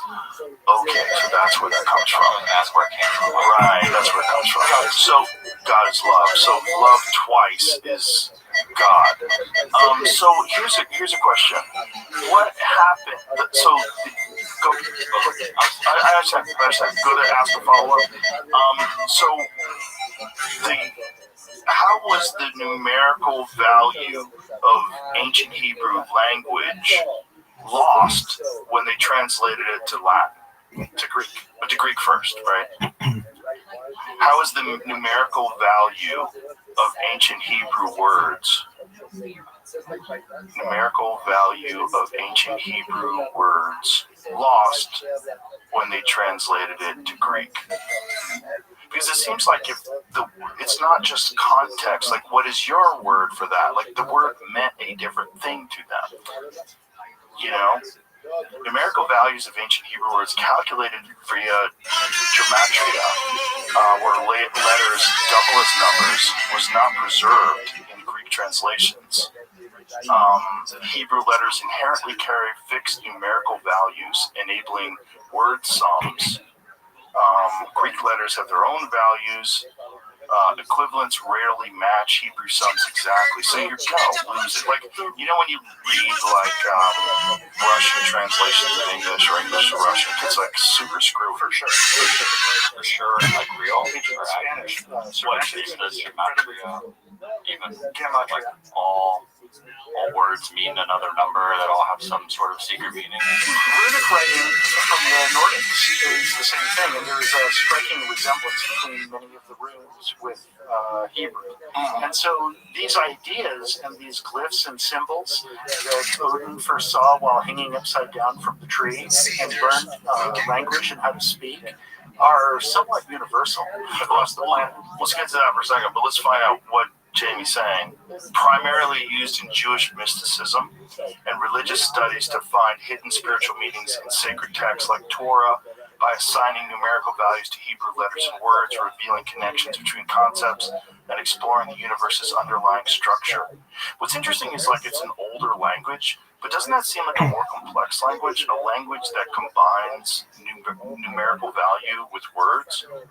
Like if you said something to me, it's not just implied by your tone or by the context of what you're saying that I understand what it means to you, but it's in the numerical value of the words. That seems like a better way to communicate than just nouns and verbs and adverbs, like rather than bifurcating numbers and letters together. Like it sounds like a way better move. I mean, doesn't it? It seems like if you can understand that, and if you grew up with that, that seems What like up, G? How you living, pimp? much richer. Enjoy the Joe Rogan experience. I'm just chilling. Isaac Asimov wrote a book called Asimov on Numbers, which is fantastic, which talks about this. And he talks about Kalahari Bushmen who have no concept of the number zero and how they process and understand concepts like, when no one's around, if the village is empty, things like that. And so, just different people are just trying to figure out how to articulate everything. Computer programming is a language that utilizes numbers. It's weird when there's like certain languages that don't have a word for something, so people really grasp. They have a hard time grasping what the fuck you're trying to say. Yeah. Like, what's the translation for this? Like, what? We don't have a word for that. We don't understand the concept of empathy. Well, there's certain cultures that are like tribal cultures that can't understand the concept of maintenance. Yeah. They don't have it. Yeah, which is weird. Like, you think about it, like, oh, right. Why would they need maintenance? Right. Why would they need If maintenance? you live a subsistence lifestyle, you live off the land, you don't need maintenance. And then suddenly you're thrust into the 21st century, and the Chinese are building highways for you, and the highways collapse. Yeah, the highways has collapsed because no one's maintaining it. Right. Yeah. It's interesting. But it's interesting You're when pulling people out of the Stone Age and dropping them into, or maybe the Iron Age, and dropping them suddenly into... So to take us back to this idea that we're missing 1,000 years. So if we really are missing this there's two things I want to get. I want to get to that. And I added 1,000 years. I really want to get to that. And I meant by missing, like they don't exist in the real world. I want to get to that, and I want to get to, is there a conventional explanation for that stitching? Why that image? Like, what is the mainstream? I gotta think of what that we were even looking at. It was not the NASA channel we were looking at. I can dig down that rabbit hole. Where were we looking at? I've tried to pick up a video of live. The globe imagery that... Hold on a second. So that image might not have been an official image. That might have been something that someone created. I'm not saying that. No. Well, let me retract. So words are taken out of context. I'm just saying it seemed like a live video. It was live on YouTube. Oh, but it could have motion AI I don't know horseshit. where. I have to go back to look at the Right. kind of working faster. No, I get it, dog. I get it. That's why I found Jamie, you do the job of 15 dudes, so I appreciate I found what a you're doing. video from 11 years ago on Vimeo that is from SpaceX, so it's not NASA, it's someone else. It's up and down of the rocket. You can argue all day that it's got curvature. It doesn't have curvature. When you see a rocket launch, what does it do? It goes kind of sideways across the sky. And so, like, we've now seen that, pretty regularly, and that's because they're really not going above the troposphere. Well, I watched the SpaceX launch live. I was there. It went straight up in the air. And then it curves and it travels sideways across the sky. Well, it gets to a certain orbit, and then it traveled and dropped off in Australia 35 minutes later. I went to the command. No, I watched the entire thing from the command center. I watched it from like 24 different cameras. But how did it go above the troposphere? Not likely. Like, this is what not is above the troposphere? This is like how many miles is that up? This is low Earth orbit. Right. But at low Earth orbit, Jesus Christ, that looks like a globe, huh? But watch as the camera rotates.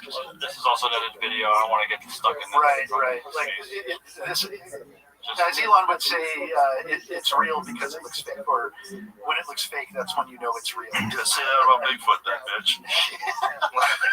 Bigfoot looks fake as fuck, and it's definitely not real. It's real, that Turkish sharpshooter, that dude was like a G up in the corner. Press play. See what this is supposed to be. Big cuts. Okay. Oh, I see. Yeah, so it's a bunch of different. Now you can actually see an inversion occurring on the horizon. There's a small piece of it. Correct, but the lens distortion on the side of the frame is causing the horizon there to go the opposite way, to invert, and that's because of lens distortion. I see what you're saying. If it was, and the fact of the matter is, even at the height that these are orbiting at, and I'm not saying like presuming a globular planet. Even the word plane, it's like a plane that, or the horizon is horizontal. Like, even presuming that, the height that they're at right now, you would still only see, a circular. See the limit of your vision, which has because it's so massive. Yeah, because it's so massive. You're still high enough. Well, you're still not high enough to truly see curvature. If we are in a simulation, and if consciousness affects the reality of things, and they are only real if we are experiencing them, that's when things get really squirrely. The testimony of your eyes. I know that I'm here right now. Not just the testimony of your eyes, but your consciousness interacting with reality as it creates it. Correct. I mean, that's where things get super How do you know gravity exists, for example? Well, gravity's not clearly defined. Correct. Gravity is a concept, and it's a truly non-provable concept because you can prove the exact same thing through density and buoyancy. The density and buoyancy, make a lot of how come the oceans, react the way they do, and it's not necessarily provable, but it's believable. You come to a certain point where you're like, okay, faith takes over at this point. My faith in gravity, my faith in the globe, because that's what's been told to me since I was a baby. At a certain point, that just takes over. Not just that, and you but accept also that as a fundamental piece of what reality is because we want to believe we understand the universe. What I'm saying is, we don't understand jack shit about the universe. We don't know anything. And all we do is we believe what they tell us. And they is just the cumulative understanding of how things are. But in ancient times, they had a different understanding of things. And that was how it was back then. And so, because they had no other way to describe right, but even then, so reality is just built things based on where the sun was going to be during the solar equinox. They also were aware of the precession of the equinoxes, which is the wobble of Earth's orbit. So Earth spinning around doesn't spin perfectly. There is a 26,000-year wobble. You can predict it by the night sky. Somehow Polaris remains centered in the sky, and all stars rotate around it. That's extraordinary. We're traveling. What do you mean?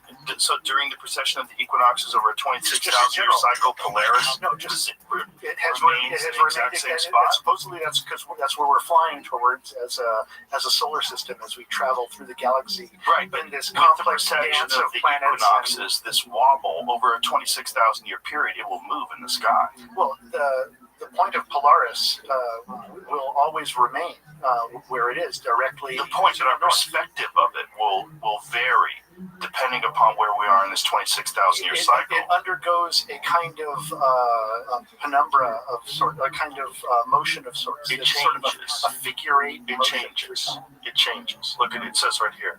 Due to the 26,000-year axial precession cycle, the North Star changes over millennia. While Polaris is the current North Star, other stars have held this position, including Thuban, 3000 BC, and future stars will include Orion, Alderamin, and Vega. So it's not the same star. It's just what is dependent upon where we are in the precession of the equinoxes. That's why. It's not that the Earth is flat. I know it's true because it's on Google. But it's not just that. We know where they've been able to accurately predict the motion of the precession of the equinoxes based on the constellations, which are clearly mapped out. So we understand this wobble. And this wobble may be responsible for cycles of Earth's climate, how things change, depending upon where the equator sits and where these poles sit. How it wiggles around. When we were younger, the sun was kind of yellow and orange, and now it's just like white. Like reality is changing. I mean, What? The sun looks exactly the same to me. It does? Yeah. The sun is the same to me. I think pollution has affected it somewhat, especially if you live in LA. Well, there used to be more pollution, and so maybe that's an excuse of why the sun would be more yellow. But I've lived all over the world. Did you see Epstein talking about gravity? Oh boy. Here we go. Here we go. It's not. I don't know. I'd love to say. What does he have to say? It's only 45 seconds. I just let it go. So someone's pushing the ball because I know that I am confident that the only thing that gets something to move is with a force that pushes. So there's a force that's pushing the ball down. In fact, that's called he called it gravity. He measured how fast it was pulled, but never was able to explain why it happened. How is it? What is gravity? It's this. Everybody says, well, why did the ball fall to the ground? Because gravity took it. What's gravity? That's, as Feynman would say, that's the name of the thing. We have no idea what it is. I think that's Or it's just density and buoyancy. He was really into this topic, apparently. Apparently. He knew a lot about it. You know who you should have on is Eric Dubé. Do you know who this guy is? Oh, he's the flat Earth guy. Yeah, he's the flat Earth guy, and he's written a book called 100 Proofs. And in order to prove something, you also have to prove things wrong. You went down some rabbit holes. Well, I look, I'm a screenwriter, and so I'm always looking for things like this to write stuff about. And so it's so in order to prove, in order to prove what? Whenever you have a proof, you also have to disprove. And so, you know, he wrote a book called 100 Proofs about the nature of the Earth and how it is, and it has explanations for many of the things you're talking about. Hasn't he debated people that actually understand like how you can prove that the Earth is round? He does it very calmly, and it infuriates people. Right, but I don't think he's done well. It's very enjoyable to watch because it's really funny. But to people that are actual cosmologists, he's not performed well in these. Well, the cosmologists will say things that still need to be, if you're making statements, they still need to be, you still need to disprove the other proofs. Like, right, but there's plenty of people that have disproven that the Earth is flat. All I'm saying is experiential experiments. And the Joe Rogan experience throughout life.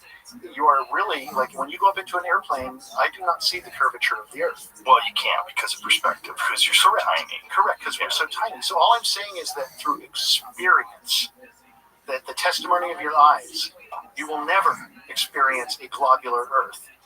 You can't. But you do experience the effect of a Earth that's a globe. If you go to the other side of the Earth and it's dark out, when it's sunny in California. They've made models of how that could work.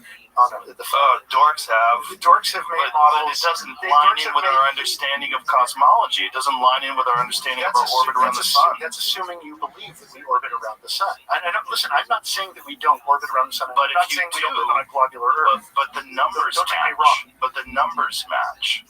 If you do assume that they're correct, that we orbit around the sun, but their calculations are completely accurate. If they make the calculations on their flat Earth model as well, then you still have to prove that wrong. Right, but is NASA doing that? Is MIT doing NASA, that? No. like of all people to believe, the ones who are digitally stitching shit and saying, that's a government agency. You went so deep with this, boy. All I'm saying is my experience. Mm-hmm. When I get on the plane later today and I'm flying back and I look outside, I'm going to see a flat horizon, a horizontal horizon before me, and when I land, and it's everything else is faith based. Well, that's all I'm saying. It's not though. It's science based. It's based on data. It's based on our understanding. The word science means observation. Which is testimony which of I'm the eyes. talking about the measurements. Data. That data is so far removed, from my ability to understand. But you can understand the circumference of the Earth, right? You can understand the numbers, and the numbers line up exactly with how much time it would take for the Earth to go around in a day. Sure. And it works. And what other experiment can you show me where water clings to a spinning ball? Like, that's kind of the classic flat earther thing that they'll ask you. Like, well, show me any other example of that. Fucking ball that's 24,000 miles wide. And the answer to that is gravity. And what he's talking about in that clip that you just showed is gravity is just sort of this idea that we came up with to justify that. But there's clearly a force that does that, that's right? Density. Just density? Density. Well, then how come these two things will fall at the same time if I drop them when this is far heavier? How come? I do not have an answer for that. Right. But gravity does, right? Gravity is, like he said, it's just a measurement. It's a measurement of how things fall. Right. And measurement... And the word that they invented, gravity, is just an explanation for how objects are pulled downward. Right, but those objects, how come, if it was just density, wouldn't a heavier object drop faster? Well, when there's two balls, there's a bowling ball and feathers dropping in a vacuum, and they're falling at the exact Yeah. How weird. Vacuum, no density. They both fall at the same time because of gravity, or whatever the force we call gravity is. But there is some sort of a force that we call gravity that can be measured in a vacuum. How excited they are. Yeah, Brian Cox would be pissed if he was here right now. He'd be shitting. Oh no, he'd be. I'm not. Listen, I'm not. All I'm saying is that my experience in the world. Of course, but your experience is based on perspective of being a tiny little thing on an enormous thing. Correct. Yeah. That is correct. Yeah. That is correct. A few YouTube channels that have broken down all of those flat Earth ideas. A ton. Go watch those. I tried years ago and I gave up. It is absolutely a rabbit hole. But what's interesting about it is that if you extract like the faith that you have in these kind of ideas, and you supplement it with the faith of these other ideas, they're exchangeable. They're only exchangeable if you don't understand the data, and if you don't understand what's actually been measured, or if you don't understand the path of satellites, or if you don't understand how many different people would have had to lie about this shit and not achieve the same observational results that all these different space agencies have. That the idea that they're all in collusion, that Japan, India, and even countries that hate each other, they're all in collusion on this lie that the Earth is round. It seems much more likely that there's a bunch of people with schizophrenia that think that the Earth is flat, and they make these YouTube videos where they're very compelling because they're articulate, they use great words, and they say it all in a nice way without being challenged by real facts along the way by someone who actually has studied this their whole life. I still saw digital stitching, for example. Yeah, it wasn't mine. It was some shit Jamie randomly pulled offline. That was weird though, and that's perfect for this world that we live in to have sort of a glitch like that. But that's kind of what I'm getting at. Is there's so much out there is so much out there that it falls to faith. And also, what does it really matter? That's kind of what I'm getting at ultimately. Is what does all of that really matter? What does it matter to anybody that there's a cabal of 8,000 plus people who are secretly controlling the world and doing occultism and drinking baby blood? What does it really matter? As long as this is a very different subject now. We've shifted. You moved away from the concept of the Earth being flat and it's a giant lie that's promoted by a huge group of people that aren't even connected in any way, shape, or form to evil people that are involved in cult-like rituals, which has, by the way, always existed. And this is why it's very difficult for people to imagine today that some of the things that you're hearing from the Epstein files, like the potential that they were eating children or killing children, or that they use that sulfuric acid to boil bodies. We don't want to believe in evil that is that deep. But in my opinion, if you can find out that evil is real, right? Evil most certainly is real. There's evil acts that we have documented all throughout the world. There's evil that the cartel does. I just watched a video where the cartel chopped this guy's head off and put it on a drone and flew it over to where the other cartel was to show that was funny. Probably did. Having a good time. That's clearly evil. There's plenty of evil. Do you believe in demons? I believe in the concept of demons. I mean, demons don't materialize before us necessarily. They rest upon the shoulders of men and whisper into their ears. I believe people do evil things. This is what I believe. I believe that if I was a demon, or if demons were real, they would get people to do things which are verifiably true that they have done. If you were a demonic idea and you got into Oppenheimer's head or Patton's head or anybody's, and you wanted them to do something horrific to a bunch of innocent people, and you could say this is because we're at war, so we're going to drop a nuclear bomb on Hiroshima. Like, that's a demonic act. It's a demonic act of eliminating hundreds of thousands or 100,000 plus people off the face of the earth who did nothing. They're just citizens that are unfortunately involved in a country that is in a conflict with some people that they don't even know, and then they just got vaporized like that. That seems demonic. You've just expired. But there are people who would argue that souls. There are people who would argue that the war would have continued. I've heard this argument. I've heard that argument too. That the war would have continued and so many more would have died. Well, if I was a demon, I would want to propagate that idea. I would want you to think that you have to do it. And so, like, is evil justification of things? Certainly, if you wanted to find a way where a demon, like assume that demons are real, how would demons best be able to enact demonic things on Earth? Would they do it by saying, "I'm a demon, and this is what you should do. This is horrible and evil," or would you creep into someone's head and find justifications for doing a demonic thing? Like, there's a lot of things. Like, you would creep into someone's head, right? And you would boil the frog slowly. Like, let's imagine this is the AIDS crisis, and you know that AZT is killing people, but you also know that you are making an insane amount of profit off of killing people with AZT, and you have already established a narrative, and Fauci said this publicly, that the reason why they only prescribe AZT is the only thing that is both safe and effective. He literally used the same language that he used during the COVID crisis. He's been doing this for a long time. He has. If I was a demon, I'd want to get in that guy's head, and I'd want to get him to keep doing it and say, look how much money they're making. You got to keep this money. There's a way to justify this. You're the purveyor of information. You are the gatekeeper of the truth. You just find a way to dance around these numbers. You do not know what you are talking about. This is not gain of function. I mean, think just what he did there. That was evil. By taking a virus, funding it, even though it was illegal to fund it in the United States, by doing it through EcoHealth Alliance, and then, farming it out to them, they do it at the Wuhan lab, and you are, in fact, doing gain-of-function research on a virus designed for human beings to make it more deadly and more contagious. That's demonic. You don't have a cure. There was a researcher in Canada at the Manitoba Level 4 lab, Dr.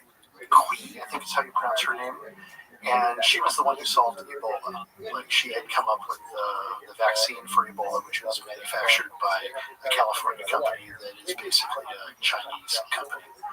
And like a rock star, she had made, like, it was like a hen.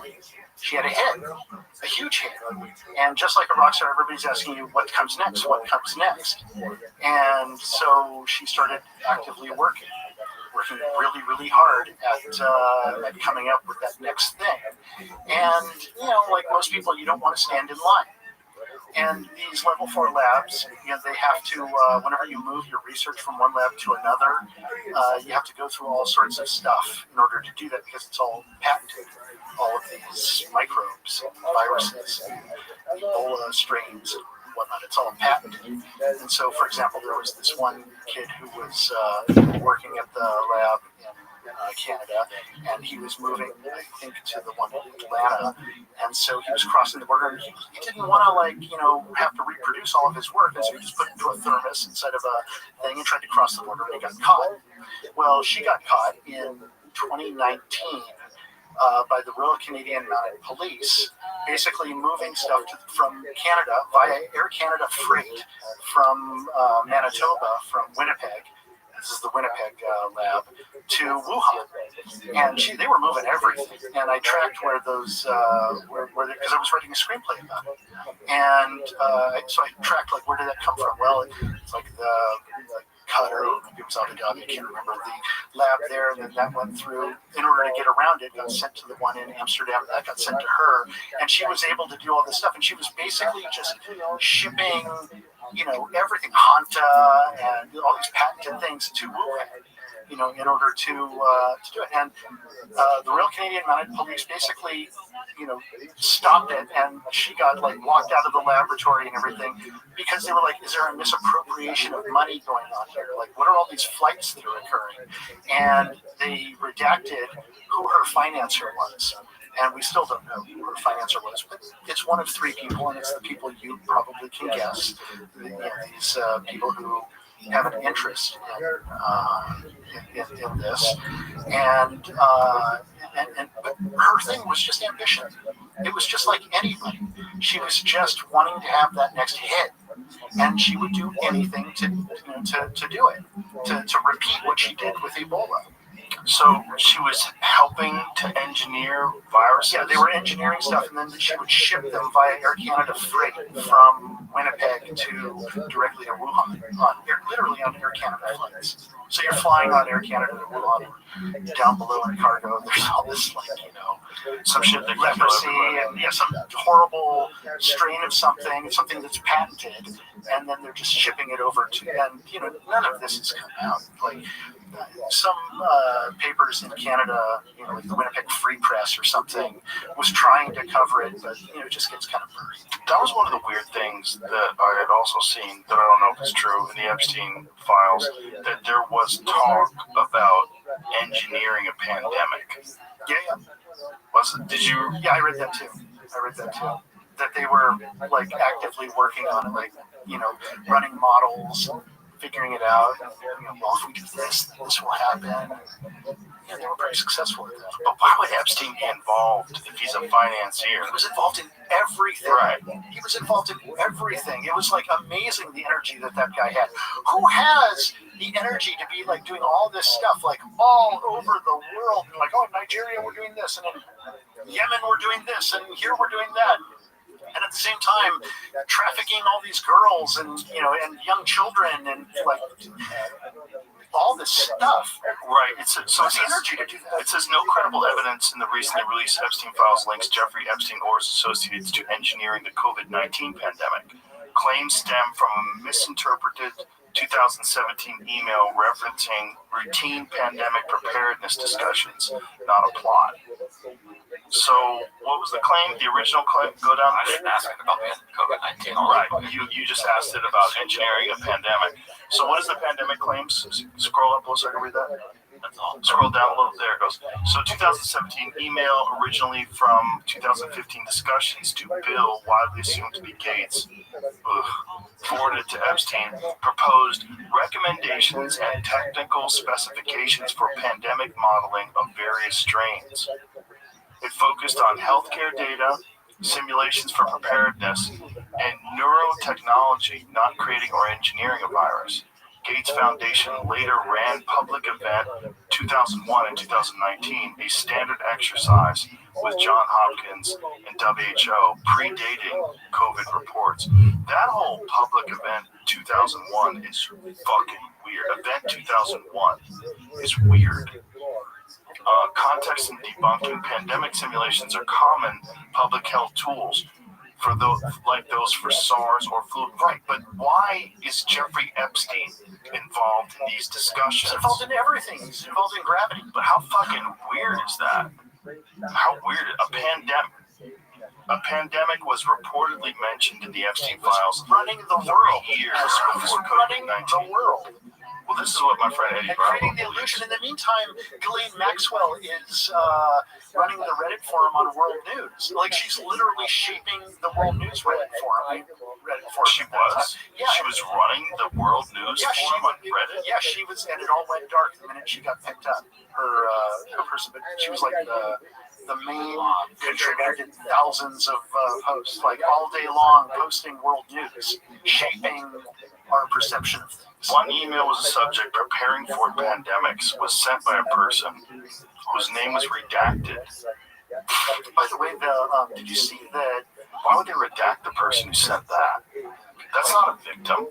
You're supposed to redact. I think they did like supposedly they just did massive redacting. But sometimes you can see like the name is short, it's probably Bill, and then the one that comes after that, if it's a little longer, it might be Clinton, and if it's a little shorter, it might be Gates. You know, like you can kind of. But again, that's just there's no fact. It's like plausible deniability. Right. Until they release all these names. Did you notice that Jeffrey Epstein's Fortnite account suddenly became active in Tel Aviv, and that somebody is playing under his right after his supposed death? Right. Suddenly he's playing Fortnite again. Yeah. He doesn't even have the decency to make a new account. Yeah, well, he wants to keep all of his stats. He wants to keep all that stuff. And he's safe in another country. So do you think they just did? So that's another thing. There was another Reddit thread about some guy who said that he was a guard. It was a 4chan. Was it 4chan? So it was a 4chan thread where this guy said that he was a guard at the facility, and he posted this before Epstein was killed. He was a guard. They uncovered using whatever way they did, using phone records or whatever. Yes. 4chan, they discovered he was a guard, and that he was like a legit guy. He got caught basically talking about it. That they snuck. They used a decoy body. Yes. There was an unscheduled ambulance arrival that night that they never logged in, and you're always supposed to log in. There's footage of orange people in orange moving through the facility on the just glimpses of it. So you think he's alive somewhere? It's not possible. It's not impossible. It's probable. Also, it's a probability. Whatever. It's more than a possibility. The guy who did the autopsy, did anything happen to him? The guy who committed suicide. Yeah, that would be fucking crazy. Because that happened to the guy who did the autopsy on Andrew Breitbart. Didn't he wind up dying shortly after that? Like Andrew Breitbart? Yes. And who's the guy who said that Podesta An alarming amount of people commit suicide. Alarming. Who are doing this stuff. Or die of something real weird. So, something like they do it. The guy who jailed committed suicide. They didn't commit suicide. They killed by themselves. Nobody bothered checking in on that. Yeah, that makes sense. The guy who did the autopsy for Jeffrey Epstein, did anything happen to him? A woman? New York Chief Medical Examiner Dr. Barbara Sampson, and she just resigned like a couple years ago. Okay, so nothing happened to her. You're talking about evil. You know who the devil was in The Exorcist? Who? Well, they say it's like Pazuzu, and we're presented with an actual devil. But when you actually watch the movie, there's kind of evidence that, and people have talked about this, that there's evidence within the film that it's more than just demonic possession. The demonic possession comes from some place. And by the way, Jeffrey Epstein was doing also funding research in how trauma affects like clairvoyance and telepathy, things like that. How you're able to invoke those out of trauma. And in The Exorcist, there's you have Reagan, who's Linda Blair, and there's that party scene. And you remember in The Exorcist, they're making a movie within the movie. They're actually shooting a movie. The character of the mother is she's acting in a film inside of the movie. There's a director in that film, and they have a big party scene after it. And the director, he's basically yelling at the butler, her houseman, calling him a Nazi and stuff like that. And so, I bet you went bowling with Goebbels and things like that. Well, for a while, he vanishes from the party. And we later see like Reagan afterwards, like completely flipped out, like laying in bed. And then after that, she comes, and then he's leaving the party, and he turns to the mother, and he's like, "I have to tell you something. I have to tell you something." And he leaves. And so, and then after that, Reagan comes down and she looks to the astronaut guy and says, "You're gonna die up there." And then she pisses on the floor, and everybody's like, "Shit." From that moment on, there's all this like highly sexualized devil speaking through her with a British accent. And the guy, the director, is a British guy. And so the implication, and then he is for some reason left with Reagan, and then gets thrown out of the balcony. His head is twisted all the way around, and he dies as a character. So the implication is that the director is the one who has raped Reagan, and thus invoking this demonic presence into her. And it turns out that I thought it was some totem that they found and it was possessed. There, all of that stuff is there. The Ouija board is there and everything. But it turns out that William Peter Blatty actually made a movie called John Goldfrapp, Your Life is blah, blah, blah. I can't remember the exact title of the film. And he made that movie with Shirley MacLaine. And the director of the film is this guy, J. Lee Thompson, British director, who looks exactly like the actor in that. And so the idea is that Reagan's mother is Shirley MacLaine. And Reagan is her daughter, Sasha. And the British director is J. Lee Thompson. And when you start looking at his movies, they're a little strange. They're like, he directed the original Cape Fear, which has a kind of strange pedophilic thing going on in it. So does the second one. And they all do. And then a special, they amplify it. Yeah, with Juliette Lewis and Robert De Niro. He did this movie Kinjite with Bronson, and that all has kind of like a weird pedophilic thing. He did this movie, The Reincarnation of Peter Proud, where Peter Proud dies, and Peter Proud remembers his reincarnation. He remembers his iteration of his other self who was murdered. Then he hunts down the woman who maybe did it, and then starts sleeping with her daughter, which is basically sleeping with his daughter because he's reincarnated. So this guy, as a filmmaker, is, and so the question, and so William Peter Blatty worked on that film with Shirley MacLaine, and shortly thereafter wrote the book The Exorcist. And Sasha, in her, autobiography, even mentions, the person on the cover of the book looked a lot like me. Everyone's saying, "Oh, it's just a coincidence." And I never walked down the stairs on all fours, and I never vomited, pea soup or whatever. That none of that ever happened to me. But there's a pretty dark implication behind the whole film. And I brought it up with William Friedkin. Hey, is this meant to be J. Lee Thompson?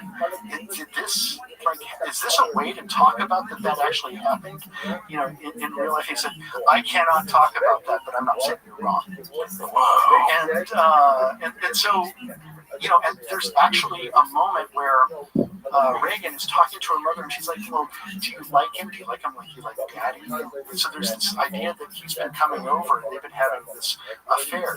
And then all of a sudden she says to her daughter, and it kind of jumped out at me when I rewatched it, she says to her daughter, well, I like pizza, but I wouldn't marry one. And I was like, oh my God, there's like a pizza reference like in the middle of everything that's happening. How long is that? That's Periola, but Ben Swan brought up during the whole Pizzagate thing that got him fired.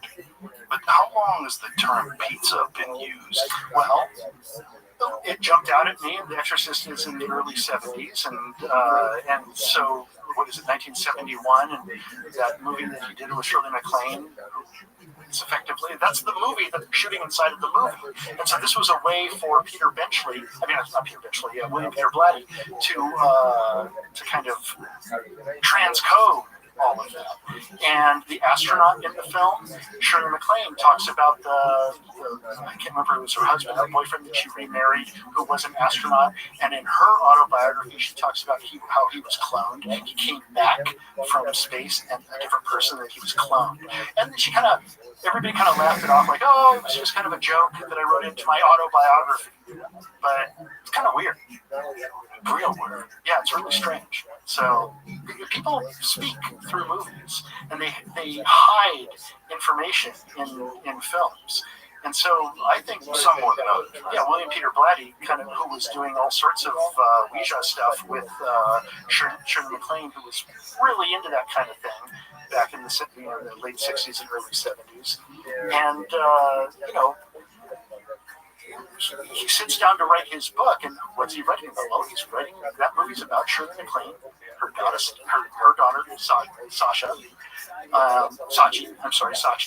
and the astronaut. It's all, and J. Lee Thompson, who basically he inserts within the film, but in a way that nobody really connects it. It all happens off camera. But the implication is that she was raped by that director, and from that moment on, has a kind of, she's speaking with a British accent as the devil. It's his voice actually that's coming out of her. She's talking about being raped by a crucifix. That actor, that's his voice. Is that what you're saying? Yeah, that's what I'm saying. It's like the voice of I think his name is Gowan, and he died shortly after the film was made. Also, shortly after The Exorcist.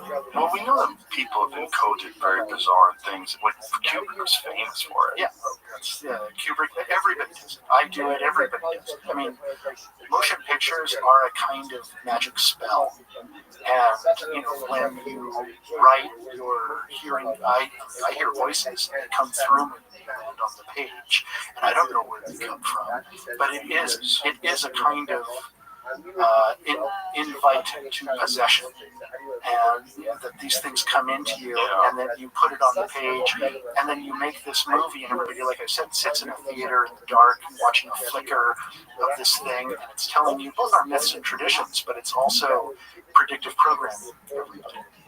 So, Jesus, dude. Have you seen? Have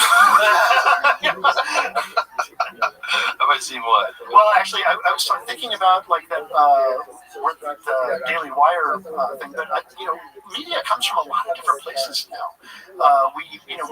You don't know where you're going to find your next entertainment. Right. And there's this show that I really like, that show Rome. Did you see Rome? No, I never saw it. Okay, I loved Rome. It was. I watched the first episode. I thought it was flat. I love it because it told the story of ancient Rome through through Shakespeare, through history, and through Plato, and all these kind of ideas of ancient Rome, or Socrates, and all these ideas of ancient Rome, and then it told a very ground level story from the perspective of like handmaids and centurions and Plasmark and Cleopatra, and everything going on in it, but it tells a very soap opera like drama through it. And so there's this other show, and it had been out like 3 seasons when I started watching it, and it did the exact same thing. Nobody was talking about it. Nobody had ever heard about it. Most people didn't even know about it. It's The Chosen. Do you know this show?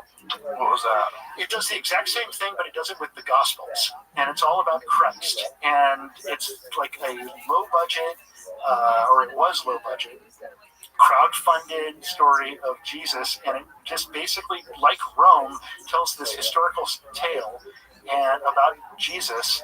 And okay, so I'm watching. I've seen every movie about Jesus ever made. I've seen King of Kings in both versions. I've seen, the Zeffirelli film. I've seen Last Temptation of Christ. I've seen The Passion of the Christ. I've seen all of them. I've seen the Jeremy Sisto Jesus movie. I've seen everything. I worked with Paul Verhoeven on his Jesus film that was unproduced. And so, like, I had a lot of experience in it, and I never really got it, to be perfectly honest. I never really understood the story. This show, I started watching it, and I was like, okay, I've got a chip on my shoulder. Let's see. And it's really cheap. It's like rocks are made out of styrofoam. They can't afford a house, and so they just use blankets and a gourd hanging, and so it's like it's really, really inexpensive, and the script is even a little bit contemporary, which almost becomes like a joke as you're watching it. It's kind of funny, but lo and behold, I'm watching it, and there came a moment by about episode 3 where it was like, ding, I get it. Like, Jesus is kind of punk rock. He's basically saying there are no rules to anything. Like, you can commit miracles on the Sabbath. There are no rules. Anybody is like, all you need to be is wanting of salvation. And it was like a third eye opened up to me. And this show is fantastic. And it breaks all the rules. It's outside of the Pharisees of Hollywood. One guy, this guy, Dallas Jenkins, who's absolutely my favorite modern filmmaker right now. I think this guy's brilliant. He's directed every single episode of this show. And they've got like 7 seasons out, and you can watch it for free.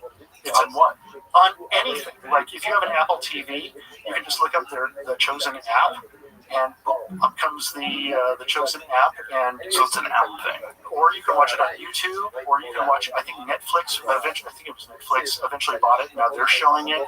Basically, you can see it anywhere. They give it away the way the Gideons give away the Bible, and I thought it was fantastic. And then season 2 came around, and suddenly they had all this money, and they're doing all these they've got this ancient Judea set with cobblestone streets, and like this detailed set, Roman colonnades and stuff like that. And I was like, wow, like they really got a big budget. And then I looked it up, and it was like, oh, they're using the Mormons have all these standing sets for their biblical productions in Utah, and they're incredible. These sets are unbelievable. If I had known, it's like Chinachita in Utah. It's absolutely fantastic, and the characters are like, they only have money for like 3 Romans costumes probably, and so they're kind of like making do with what they have. But they've got this guy playing the legate there who is hilarious. He's in the first season. He is absolutely hilarious, and the show is great. And then, like proper television, you're watching it, and you're starting to love these characters, and you're starting to like it's you know what it is? The bread and butter of Hollywood is revenge and wrath. Like, that's the fuel that pushes most Hollywood movies. It is much more difficult and requires much more maturity to make a movie about forgiveness. And this kid, Dallas Jenkins, I call him a kid, but he's not a kid. That's an insult. He's super great. He is making every single episode is effectively, because it's the Gospels, about forgiveness. And he has done this magnificent, unbelievable achievement. And the show is huge. They've got like 7 seasons. They built a studio, like outside of Dallas-Fort Worth on a Salvation Army property, but they built the sound stages and everything. And it is, I think, and that's like, you can get it anywhere. You can watch it anywhere. And they're making programming that should have been on HBO. It should have been produced by HBO, the way Rome was. And instead, it's coming out of the ether. And it's almost like, with the inattention given to, most modern, or rather the way that people are making things, they're focused on wrath and revenge. Like this other thing, like the Pendragon cycle and the Chosen, have kind of risen out of the vacuum that the studios and broadcasters have kind of created, because they're no longer making that kind of product. It's not as much, and so I think this is actually one of the most exciting times in television. Yeah, I definitely think it's a very unusual time where the normal people that are producing things don't have a complete monopoly on what people see, and that many of the times these alternative things have gotten much larger than the mainstream thing. I find it like almost impossible to get a movie going. Like I'm like an independent filmmaker. I go out there and I work on a script and then I figure out the budgets and I figure out and I go out and I hit the pavement. It's really hard, probably because I'm a flat earther. I am not a flat earther. I just like to provoke people. But I go out there and I try to get the stuff made, and it's like almost impossible. And then I built a technology company over the last year, and basically making AI movies, and all of a sudden, boom, like that, money gets thrown at it, and all of a sudden, just by attaching the word AI and that it's a technology-based company, all of a sudden investors came in, and we're in production on 3 films now. AI's not right now. 3. I know, that's the crazy thing, is that it was so easy for me to get that going and so difficult for me to get a traditional movie going through the traditional route, like going to A24, blah, blah, blah, trying to hit the pavement. I have to go to Europe to gather together financing and everything like that. No, just put AI in front of it, and all of a sudden you're in production on 3 features, and we're making a Christmas movie, a family Christmas movie that'll be in theaters this holiday season. We're making a faith-based film for next Easter, and then we're making a kind of big romantic war epic, like as classical movies. And we have like a proprietary stack of technology that we use for our process. And I partnered with this company, Massive Studios AI, and formed my company, which is General Cinema Dynamics, and based here in Texas now, and or my company is. And I'm slowly transitioning. Nice. And it's actually kind of, I think, so many people are against AI, like Guillermo, and, love him, but he's like, fuck AI, but all it is visual effects. Mm-hmm. And I have experience like with that Beowulf movie doing it, and what used to be $1 million a minute is now $5,000 a minute. And so to do it really, really well, like it looks kind of amazing, actually. So I think for independent cinema and for the future of film and television production, these are super exciting times. All right, Roger, we just burned 3 hours plus. Really? Oh, God. Yeah, it's already 4 o'clock. Figure this out. Okay. Share with you. All right, so what I pulled up is this. This is NASA, right? This is proper NASA. So this is a FAR TV. They're pulling in multiple feeds. There's 3 different boxes at the bottom. As you can see, this one in the middle says offline. So as I showed you also, I pulled up the NASA feed, which is this. It says it's offline. When that is offline, this channel adds a 3D model showing where the satellite currently is so that you can still follow along. 30 minutes ago, it wasn't offline, and it was showing a different feed. And I wish I could have showed it to you then, but I didn't interrupt. So, got it. There is a Flat Earth YouTube or Reddit account asking this exact thing. What is that? And the people on the Flat Earth Reddit gave me the answer. The crazies have come out to. Okay, there you go. So that was what that was. Well, I'm glad we put that. So it just says the video description: switch to a simulation with the ISS above the Earth when the connection is lost, aka offline. I was gonna put that up because you can see the stars in there, and you can't really see the stars while you can see the Earth. I'm glad we can be comforted by at least one thing that is secure and stable in our understanding of reality. Roger, that was very fun, though. Thank you very much. Let's do this really again. A pleasure. It was a good time. Really super pleasure. Thank you, brother. Appreciate you very much. All right. Bye, brother.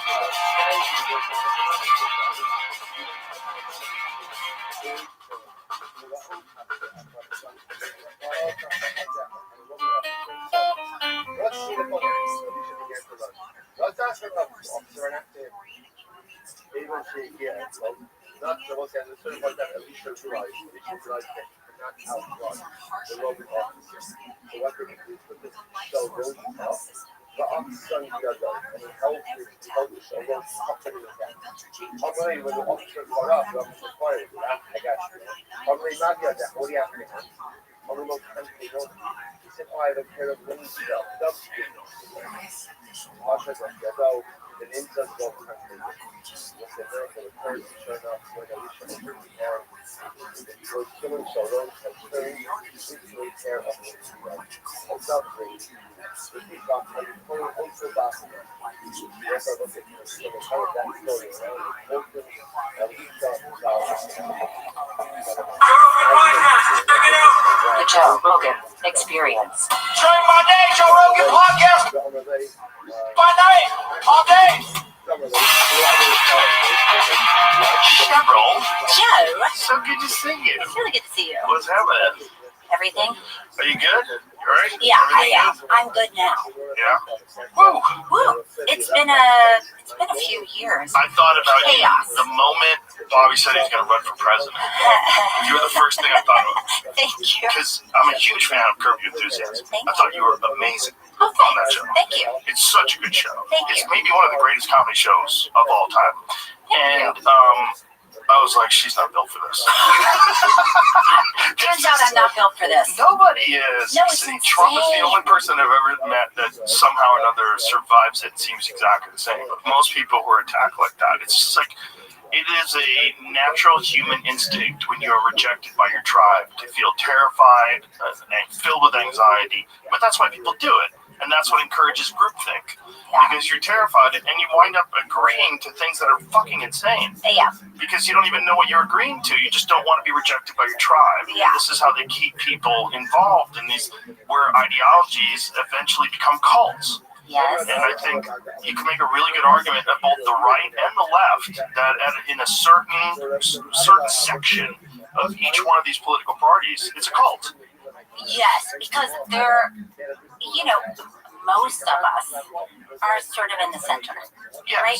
And then you have the 10% on this side, the 10% on this side that are so extreme and loud, and they keep everybody fired up, and it is cult-like. Right. Yeah, it's weird. It's weird to watch intelligent people get captured in it. I was just watching this video with Bill Maher, and Bill Maher had Adam Carolla on, and Bill Maher was talking about how Jimmy Kimmel won't talk to him anymore. Like, they have this, spat because of politics. Bill Maher is very much a left-wing person. Yeah. Has been his whole life. He has not changed his opinions at all. Yeah. But he's always been very reasonable and willing to criticize the left as well as the right. Yes. And I don't know if it was because he had dinner with Trump and he met with him, which is just crazy. You're not supposed to talk to people that are the president of the United States. It is crazy. I know. I was just talking to Bill Maher, and we were talking about this. Oh. Yeah, because he was like, you said exactly what you said. I sat down and had dinner with the president, and people went insane. Yeah, and so people, listen, I know that feeling, because even when Bobby started running for president, even when he started running as a Democrat, people were angry. Democrats were angry. They're just mean. When it comes to politics, people just get so mean. It's like, these are not the type of people you ever want in any position of power. People are the least charitable, most vicious people. The moment you are running against them in a political party, they will pull out all the stops, take things out of context, lie about you. Yes. Even if you're in their party, it doesn't 100%. matter. It doesn't matter. 100%. That was challenging, because Hollywood is competitive and it's hard, and you are you're hustling, you're working really hard, but you're not trying to tear other people down. Right. So politics, as soon as he said, I'm sorry, before that, people were coming after him. They were always coming after him, but it kicked up a notch when he decided to run for president. Oh, big notch, I'm sure. Yeah. And it was it's just weird, and there was a feeling of doom for me. Bobby's tough. He's so friggin' tough. Well, they've been coming after him for 20 years. Yeah. So he's just developed a rhino skin. Yeah. And I, you know, and I was like, oh my God, I'm not going to make it. You know, a good indication how they come after themselves, each other rather, is during the debate with Kamala and Biden. When Kamala was accusing Biden of, at the very least, sexual assault, right? Like this. It's sort of creepy. Yeah. It seemed like she was accusing him of sexual assault. And then when they confronted her on it, she's like, it was a debate. That's literally what she said. That is the really strange thing about politics that I'm still getting used to, is they will viciously attack each other. And then a minute later in the hallway, it's like, hey, how's it going? And I'm still in shock, you know. I'm still angry about what just happened in there, and they're already over it. They're already like, yeah, that's politics. That's what we do. Did you ever see the debates with Mitt Romney and Barack Obama? I'm sure I did, but see if you can pull some of that up. God, why can't we go back to that? Like was it like civilized? Oh, completely. Yeah. For Mitt Romney's like, he's Mormon, like super religious guy, never swears, probably doesn't do anything, right? Yeah. So he's like super polite. Yes. And then Barack Obama, because, you know, they're matching each other's energy. He was very polite too. Yes. They disagreed on many things, but they were talking about what they wanted to do. Right. Not how this guy's a piece of shit, and they've been stealing and robbing and this and that, and or you know how they look. Turn into that, which is crazy when you look like that. You know what I'm saying? I mean, it's like the guy makes fun of his own hair, like he makes fun of his comb over. He's like, but here it is. Governor Romney and the University of Denver for your hospitality. Okay, this is just a comparison between. Yeah. That was the Biden ones with Trump were the worst because they're trying to match Trump's energy. Well, they didn't know how to debate him. Yeah. That's what I think he does well. If you want to diffuse that, what you would say is like, this is not productive for anybody. Right. Like, if you want to have like a completely separate conversation about who's a bigger piece of shit, and you want to do a podcast, and you and me talk about how I think you're a piece of shit, you think I'm a piece of shit, that's one thing. But you have X amount of time to say how you're going to run the country, and what you think is wrong with the policies, what you think is wrong with where we're spending money, what you think is all the above. Yes. Yeah, that's what you're supposed to do. Yes. And the idea that you can't win that way is crazy. It is crazy. It's crazy. And it's really weird too that a lot, some not all, politicians really work on, I gotta get a catchphrase in there. Well, Trump's really good at that. Like, he names people, Crooked Hillary, Sleepy Joe. It works. It works. It did work. I mean, because people get so thrown off, they don't know how to respond. Like you said, that's what they should say, but they just get so thrown off that it's just paralyzing. Well, at least in this day and age, there's a method through social media for you to respond. If something you think is inaccurate or whatever, you can respond. But there was a time where there was nothing. Yeah. And whatever political party was in power, they controlled everything. They controlled all the news stories about you. They controlled everything. There's a great story with Hunter S. Thompson and Ed Muskie's running for president. And Hunter S. Thompson makes this crazy rumor about how he's addicted to Ibogaine, and he has a Brazilian witch doctor comes in and treats him. And this guy literally cracks on the campaign trail because Hunter S. Thompson made up this crazy story about him. And this guy, you see him having nervous breakdowns on the campaign trail. Like, his subsequent speeches are all like nuts, and he falls off. Yeah. But he was like a front runner at one point in time, or at least he was very competitive, and it just they killed him. Well, it's a power of words. Yes. Which, by the way, when Bobby decided to run, and he came, and I talk about this in my book, Unscripted, when he came on your podcast was a game changer, right? Because everything that you're saying, it is true, and the press was going hard. They still do. They were going hard at Bobby, like, he's this, he's that. Here's what he thinks. Here's what he, represents. And then he came on your podcast, and you guys had a conversation. Yeah. And you're curious, and you're a great listener, and you're not judgmental. And people heard what Bobby had to say. and it changed everything for him. Well, I think it helped also that I knew who he was. I read his book, and I had also had negative opinions of him before I actually read what he said. Interesting. Yeah. No, what were your opinions? Before the pandemic, I was firmly on the side of science. I was much more of a left-wing leaning person. I just assumed these people running universities, these academics, whatever they said was accurate. Everybody else was a fool, and they believed in snake oil and witchcraft. Right? This is what I thought. Okay. And then during the pandemic, I was like, okay, these experts are clearly lying. I know they're lying because they're literally lying about me, right? So, which was crazy. So when you're in it, and you know who you are, and you know how you're feeling, what your body is doing, and other people, news outlets are saying, that's not true. It's got to feel so weird. Well, it felt really weird because they weren't addressing the fact that I was healthy. That was crazy. So you're talking about this massive pandemic, and you've got this guy in his 50s. You know, I'm supposed to be a vulnerable person.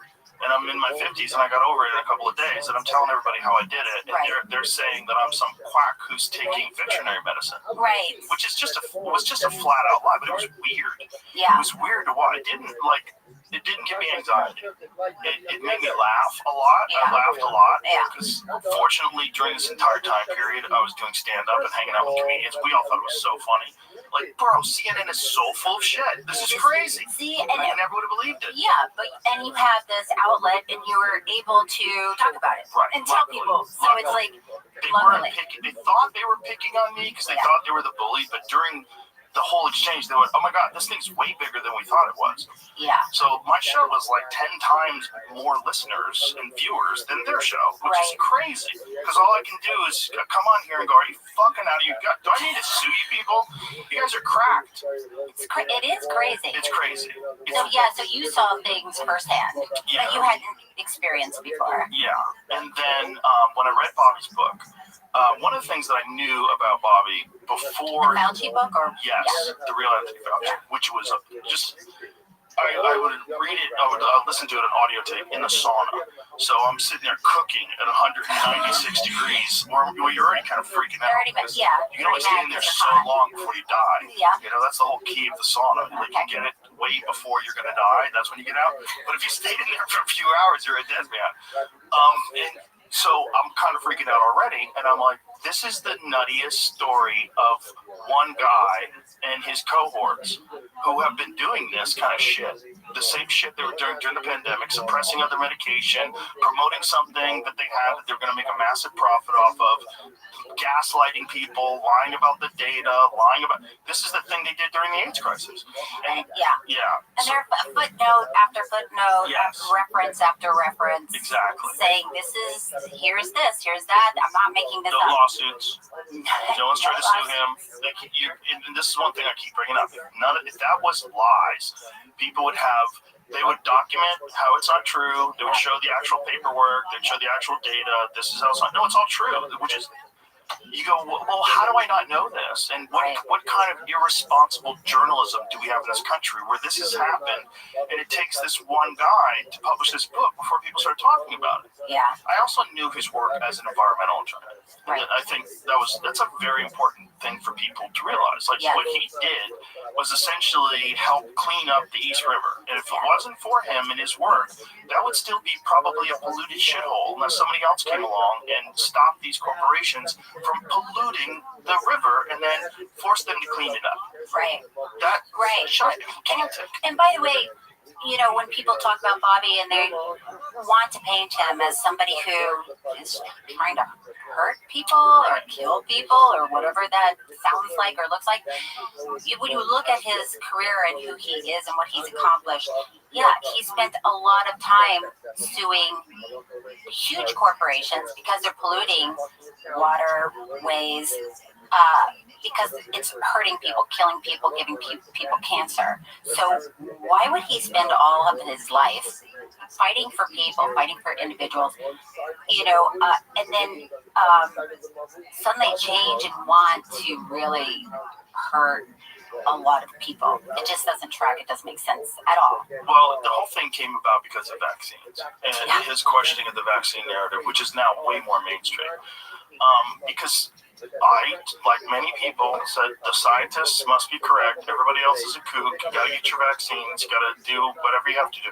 But I was also pretty aware of, I had a friend who had a child that they vaccinated him, and when they vaccinated him, he stopped responding, and he never responded again. He became nonverbal autistic for his whole life, and he firmly believed it was because of the child's reaction to the vaccines. That's a taboo to bring up. When you bring that up, people immediately back off. They get scared. They get nervous.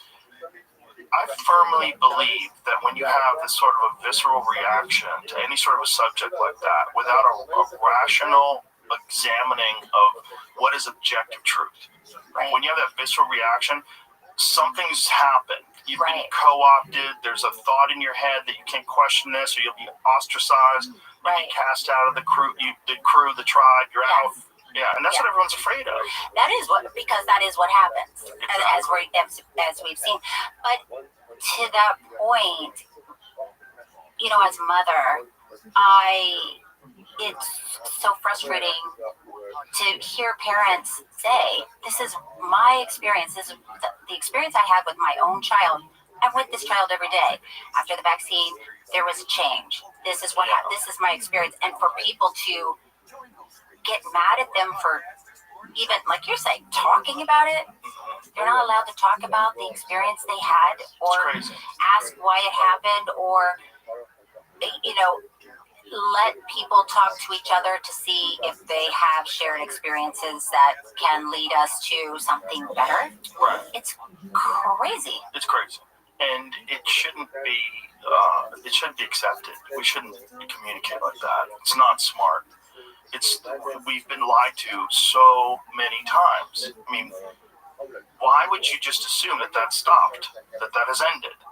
If you just go back and think about all the different things that both the government and, of course, pharmaceutical drug companies have lied about, or at least been wrong about.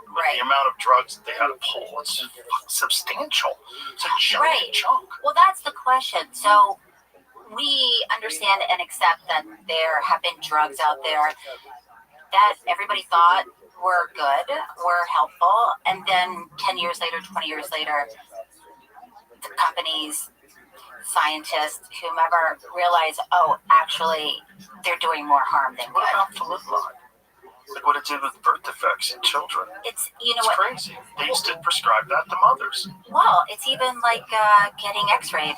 Yeah. They used to have mothers, that were pregnant, x-rayed to see how the baby was doing for a long time. It'd be cool if it gave the baby superpowers, but it never does. It only happens in the science. Yeah, that never works out on the good way. Science fiction. Yeah. If you feel a little off, it's okay. It's February. Everybody feels a little off in February. It's darker. It's colder. You probably already gave up on some New Year's resolutions. But you don't have to wait till spring to get yourself right again. It all starts with making small changes to your routine, and one of those is AG1.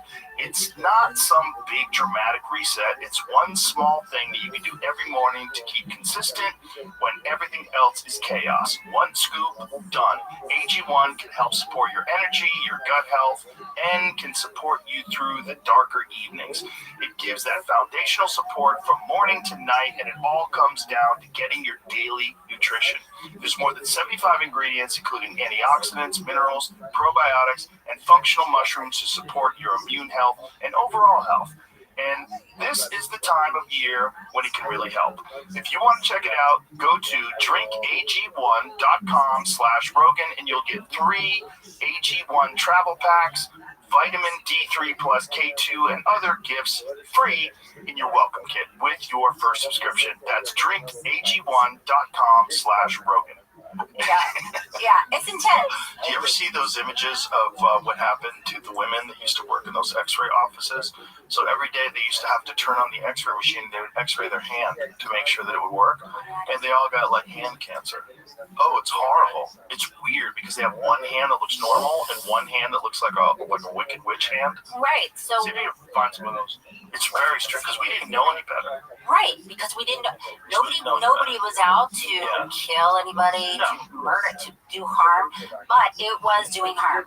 So let's take a step back readjust and do something different. Well, the extreme amount of money that pharmaceutical drug companies have put into making sure that they're in control of the narrative, or at least they're influencing the narratives. Like, this is this lady. Wow. Isn't that crazy? That's crazy. That's just from x-raying your hand. They would use it to calibrate the machine every day. Oh. Test their hand. That lady cooked her hand. Isn't that awful? Ooh, it's so spooky. That's really crazy. Yikes. What are the? You're not gonna have the answer to this, but what are the things that we have to go through in the airport? Oh, You TSA? travel, yeah. No, that's radio. Yeah, that's like a radio frequency, right? What is that? Let's pull that up. I do not think that that's dangerous, but look, there's a lot of people that think Wi-Fi is dangerous. There's a lot of people that think that 5G is dangerous. They think that EMF from even electric cars is dangerous. There's people telling you shouldn't have earbuds in your ears. You should only listen with a cord or a speaker if you can. Right. Yeah. Well, it makes sense. Things going directly into your head. Yeah, it's probably not the best thing for you, but it's like how many people are wearing AirPods and how little damage is it actually doing? That's the question. It's like, what is the real issue? Most TSA body scanners use millimeter wave radio waves, so not X-rays, and do not add to your ionizing radiation exposure. So it's not X-ray based, right? It's a radio wave, but what is it? Is it dangerous? How does the dose compare to a flight? What is that? X-ray scanners. That's just scanners. Is there any damage? Just look at. Faith that this is okay. Follow up. Millimeter wave scanner radiation. Is it dangerous? Is there any dangerous aspects of it? Health and radiation protection agencies note that doses from older backscatter X-ray scanners were extremely low. Yeah, whatever.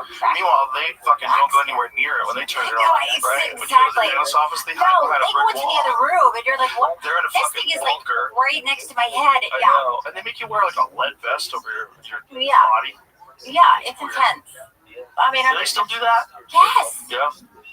Yes. I haven't gotten one of those with a lead vest in a while. No, and you're right. They go into the other room, and they're like, don't move.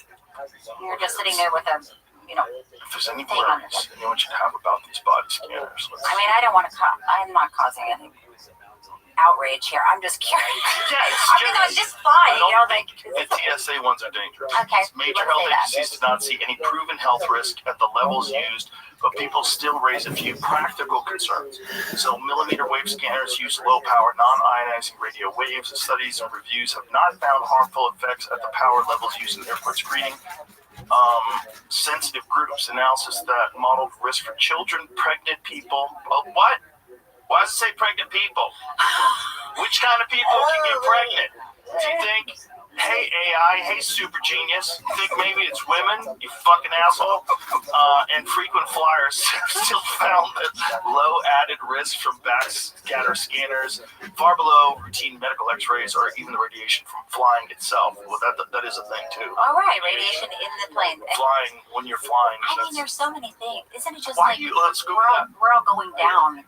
Put that into perplexity, please. What is, why is flying? Why does that give you radiation? Is it because you're closer to the sun? Like, what is it?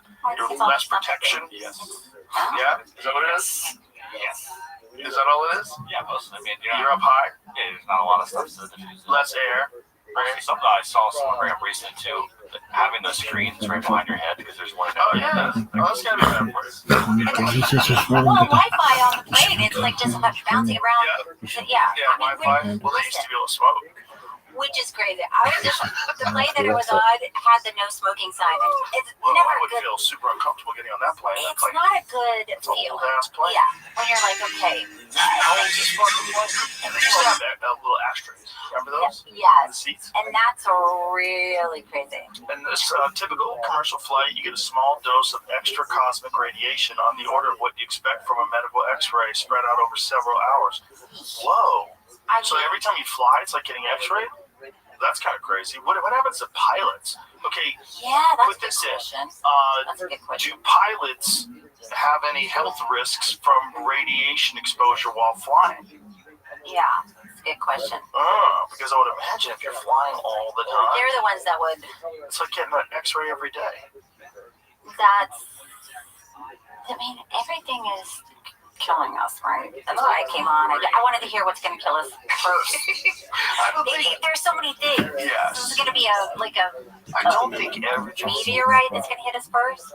Could, but there's a lot of stuff keeping us alive right now. Pilots and other air crew do get more radiation than typical travelers, but whether that causes health problems is still being studied, and any added risk appears modest on a personal level. Like, they would be the ones that you would be able to study from the best, whether or not flying, and flight attendants, whether or not flying is actually bad for you.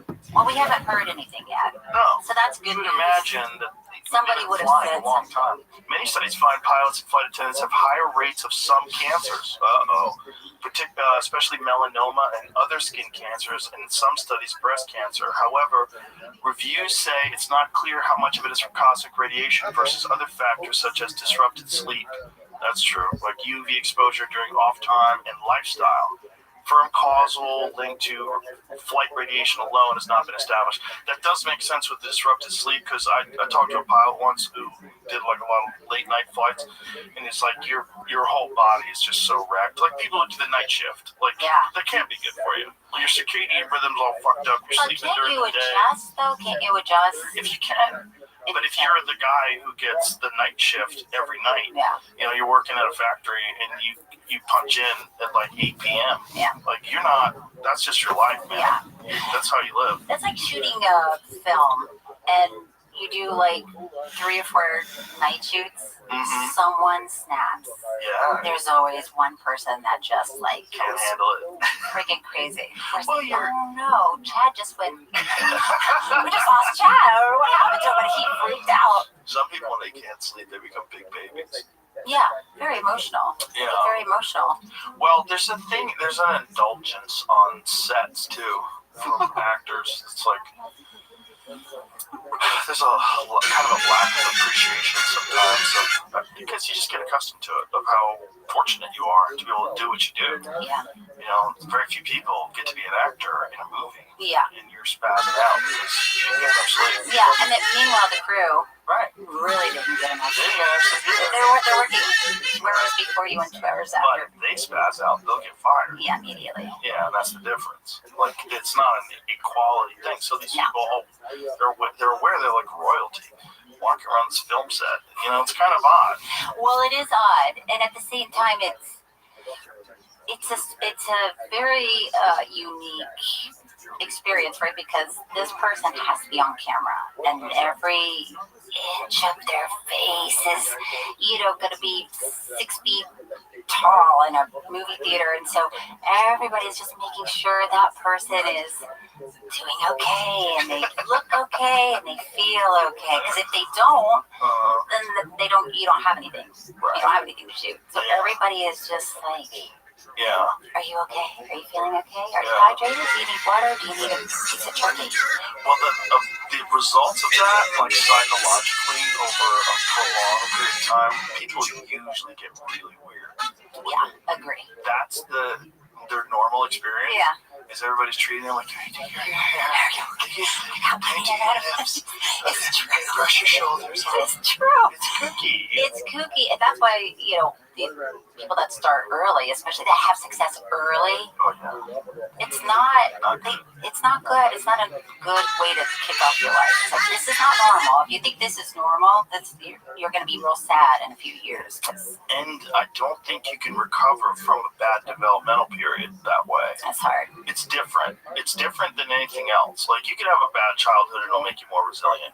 But a bad childhood in front of the whole world, and you've never had to really work, and you've never had to really struggle, and you've been famous since you were young. So your interactions with people from the time you were young is people loving you for your work, which is not good for kids. No, it's not. And the way you look. Right. That's a big part of it, which is hard. It's not just your work, it's like, when we're talking about, you have to look good while you're doing it. That's part of the job. Especially as a woman, it's a big factor. But I always liken it to like concrete. Like, if you make concrete incorrectly, so like if you decide to mix it but you don't add enough water, or you don't, it's not like you can add water later once it's solid. It's like, that's what it is. It's It gonna be sucks. lumpy. It's just going to be sucky, weak-ass concrete that's going to break. Wait, when did you get? What was your first break? Was it news radio? Yeah, well, I was on another show before News Radio called Hardball. It was a sitcom that was on Fox. That's what I actually moved out to LA for. And if that show got canceled, and if I didn't have a lease on an apartment, I would have went back to New York. I hated it. Why did you hate it? Well, I didn't like the whole scene. I was used to fight gyms, pool halls, and comedy clubs. Those are the people I was used to. They're the funniest, like, most brash, blunt people, and everybody's cracking on everybody, and it's like, it's jolly. Those are jolly places for the most part. Yeah. And then I went from there to this weird world of groupthink, and seeing people read the Hollywood Reporter every day, getting really upset. Yeah. And I would keep telling them, like, that's the devil's rag. Like, why are you reading that? Like, don't read that. Right, because they're just mad that they didn't get the role, or they didn't get the film, or whatever. It is odd, but yes, that's kooky. And it's also the groupthink thing. It's like, I saw it, like, right away. Like, if a film was really good, if everybody decided it was really good, you had to say it was really good. You couldn't say, I fucking hated that movie. Yeah. Like, there was this Jack Nicholson movie where he played this asshole, and I think it was Helen Hunt played. Yes, that one. And I was like, Jesus Christ, like, what? The whole idea was that he was a fucked up dude because he was on some sort of medication. That medication made him racist. Like, it didn't make any sense. The whole thing was nuts.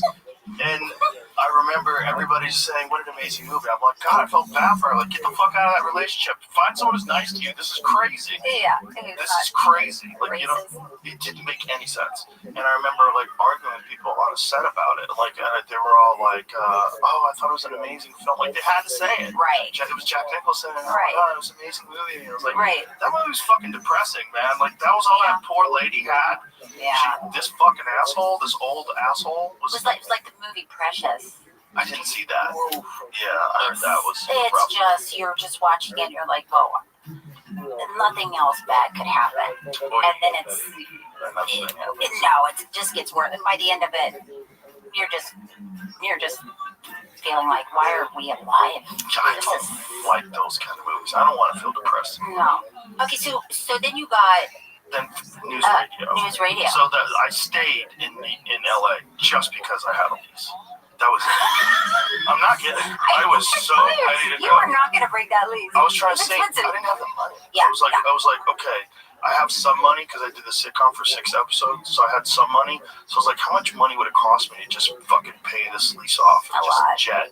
And I was like, I just stay here. And then I got another development deal. I got a development deal with NBC, and they had this before I did the show. They said, we have this show that we have a pilot for, but we're going to fire this one person on the pilot. And would you come in and read for it? Did you know who was being fired? Yeah, well, it was actually a friend of mine. Did you know at the time? Well, he got it's hard to replaced. replace somebody. It's Ray Romano. So he was a good friend of mine. It's a friend of mine. He's awesome. And I worked with Ray multiple times in New York, but Ray got fired, and then they replaced him with another guy who's in the pilot, and then they decided to fire that guy. So I was like, okay, well, at least I'm not taking Ray's job. Yeah, I'm taking. But then Ray went on to do Everybody Loves Raymond, which was like him getting fired was the best thing that ever happened. So then I go in, and they let me watch the pilot. It was already made.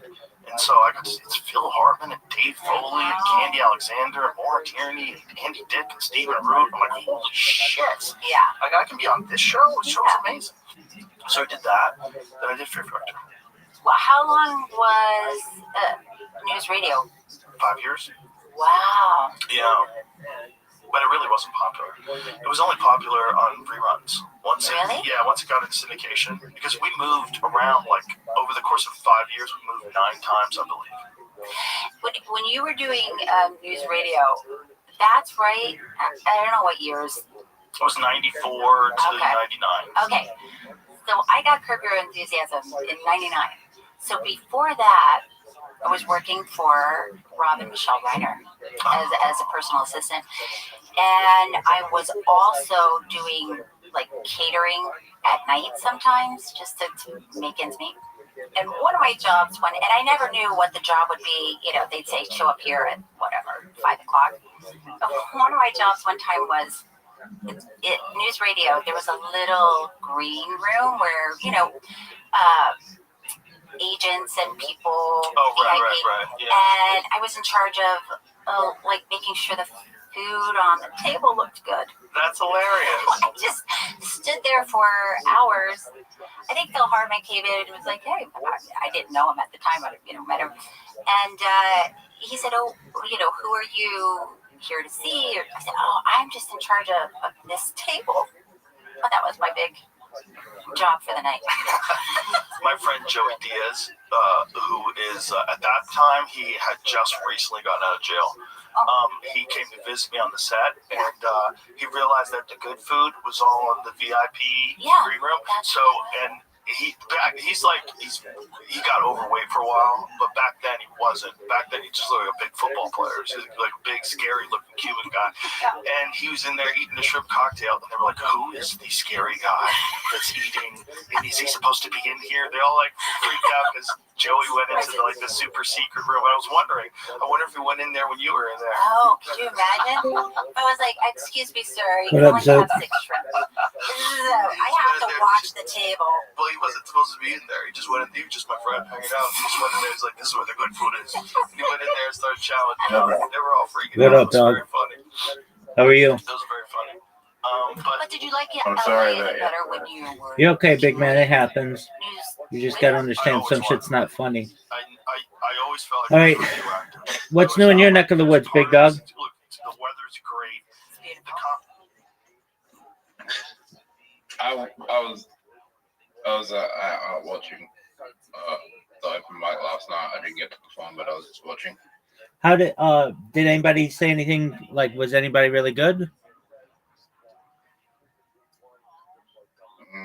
Not really.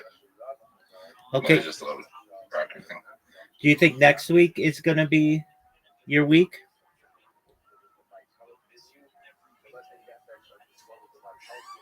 It's not on for another 4 weeks. Whoa! What happened? The Fringe Festival is coming up. Are you gonna do that? I'm just looking for open mic spots because if I do a fringe show, if I do my own fringe show, I'm just gonna lose money. So there's no point. Can you please elaborate? How are you gonna lose money? It costs money to do a fringe show. Oh, no way. Why is that? You gotta hire you gotta hire sound, you gotta hire the venue. Oh, so it's a really big deal. Venue hire is expensive, right? Yeah. So how much does it cost? Maybe, but like the register for the fringe show probably like $250. Then a venue is probably like $50 to $400, right? Okay. And then sounding, probably like to do a fringe show, probably like $800 to $1,100, right? Okay. So I do a fringe show $800 to $1,100, then my average ticket price would probably be $10. For me to break even, I need 100 people to show up that night. Ah, I see. Okay. And then what happens if you do a good job? And you make money. Oh, so it's legitimately you setting up your own show. Yeah. Okay. Let's say I gave you $2,500 and I said, Zoot, I want you to do this. I'm not doing that, but let's say I did. Where would you have the show? What would you do? How would you set it up?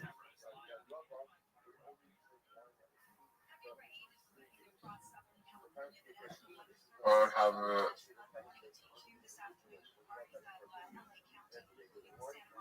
would have it in the garden. Okay, where's the garden? The garden's unearthly delights. It's like the most popular place to do a show. Okay. Why It's would like intense. why wouldn't you do it at the Rainbow Room or the Rhino Room? Good. Yeah, I mean that's your like home base. You're comfortable there. You know everybody there. Do you know the owner? Who owns the Rhino Room?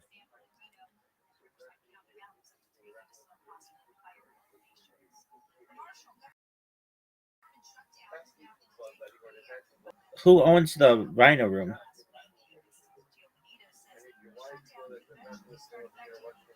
Uh, what do we got? Okay, big dog.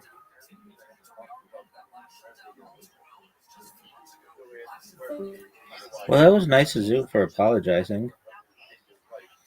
Were you pissed? No, it's just like, dog. I'm not. That's not funny, and I'm not down for that kind of humor. It's not. It's not funny to me.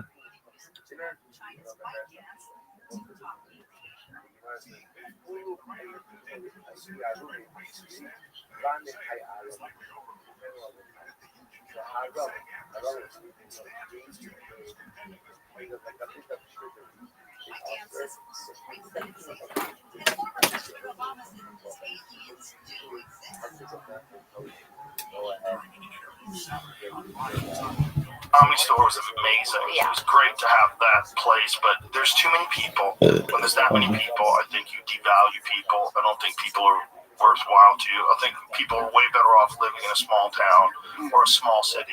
I think it's healthier. I really community. do. Yeah, I just think when people become when you get on the highway and you see millions of people, like fuck, and you see like the 405 at like 4 p.m. It's And it's like 10 lanes. Just bumper to bumper in both directions. And everybody thinks that everybody else is annoying because you're in your way.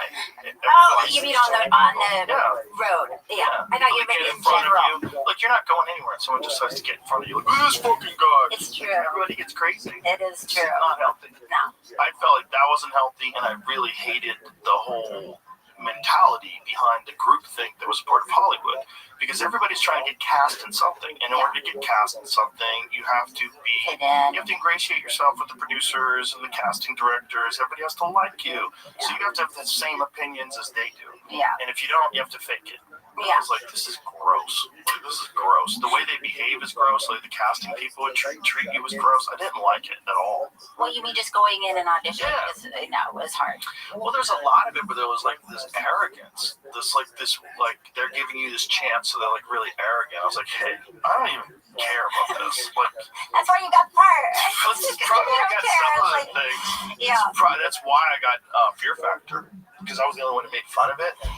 And did you never had to like eat the spiders? I ate a bunch of stuff. I ate some spiders. Yeah, I ate a Iraqi cave spider. Ew. I ate a Madagascar hissing cockroach. I ate a tomato hornworm. I ate a sheep's eyeball. I ate a bunch of stuff because I ate it just to show the people that you could eat it. Ew. Did you ever throw up after? No. I only threw up once at home. Waited until you got out? The girl was really good at it. They did a great job. And there was this girl that was... You sound like Bobby. Bobby has never thrown up. It's just that he doesn't... So he will eat anything and do anything. Well, I've definitely thrown up. But this time, this lady was eating worms, and she had to swallow the worms, and she couldn't, so she spit them up into the glass, and then she could keep going if she could re-drink what was in the glass, and she already spit up. And so she did it. I went, I just ran into the kitchen and threw up in the sink.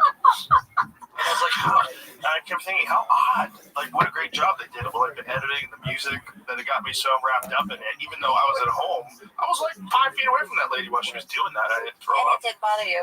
It bothered me, but I was trying to help her. I was trying to get her, talk her through it. That's why you were so good on it, because you were never making fun of people. You were I definitely made fun of people. Well, but not in a.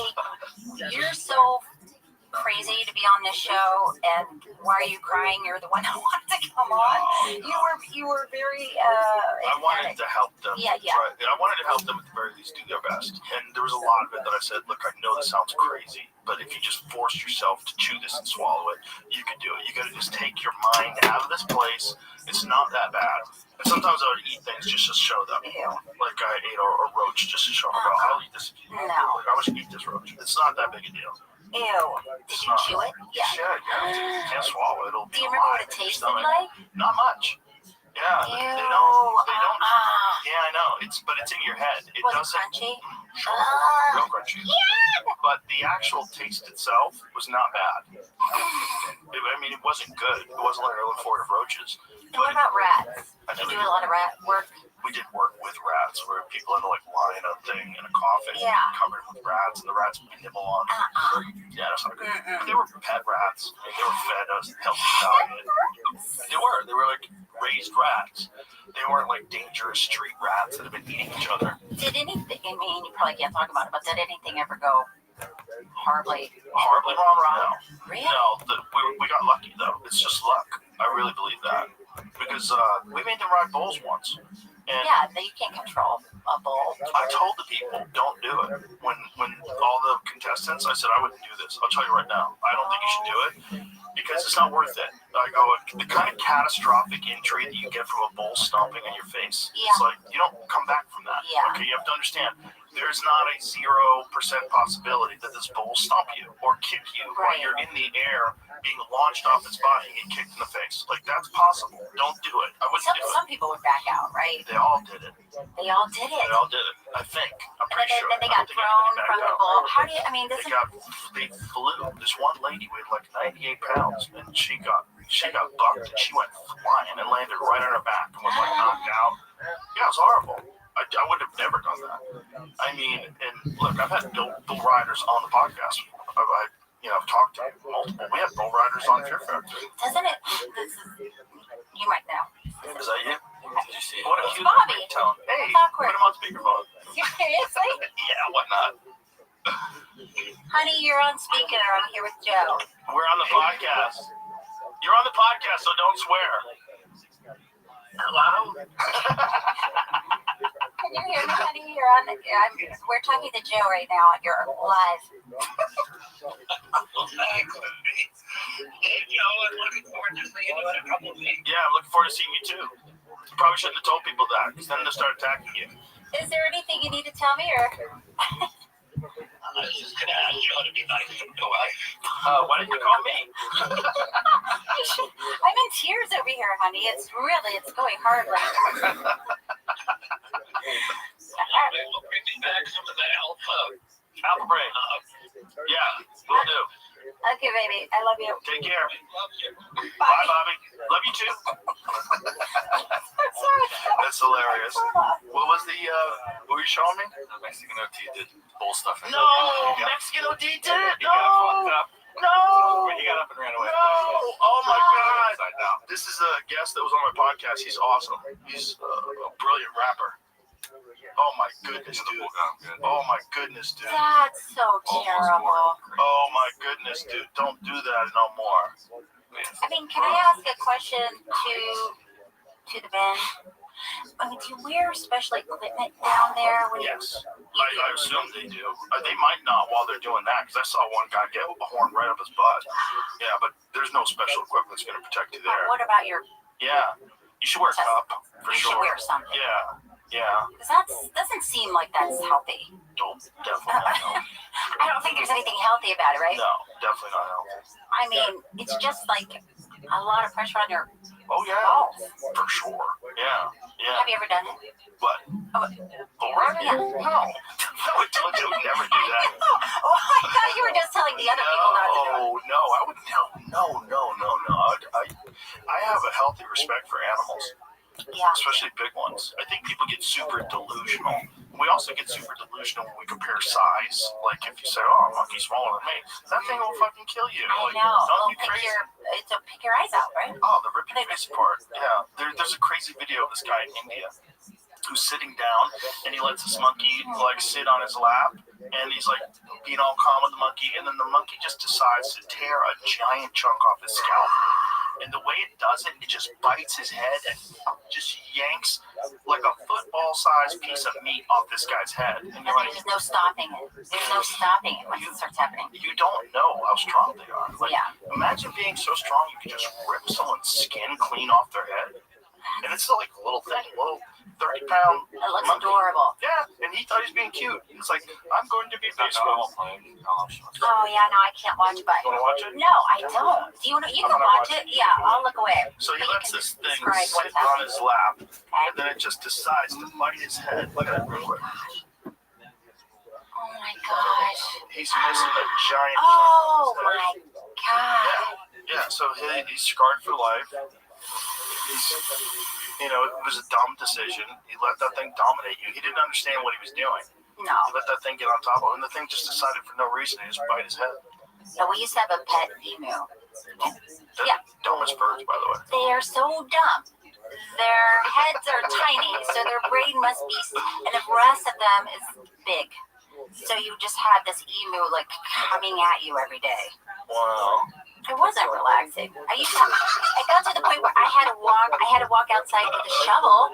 Just to protect yourself from the emu? That's crazy. I have a friend who has ostriches. Ostriches. Are they nicer? I wonder if they're nicer. He says the same thing. He hates them.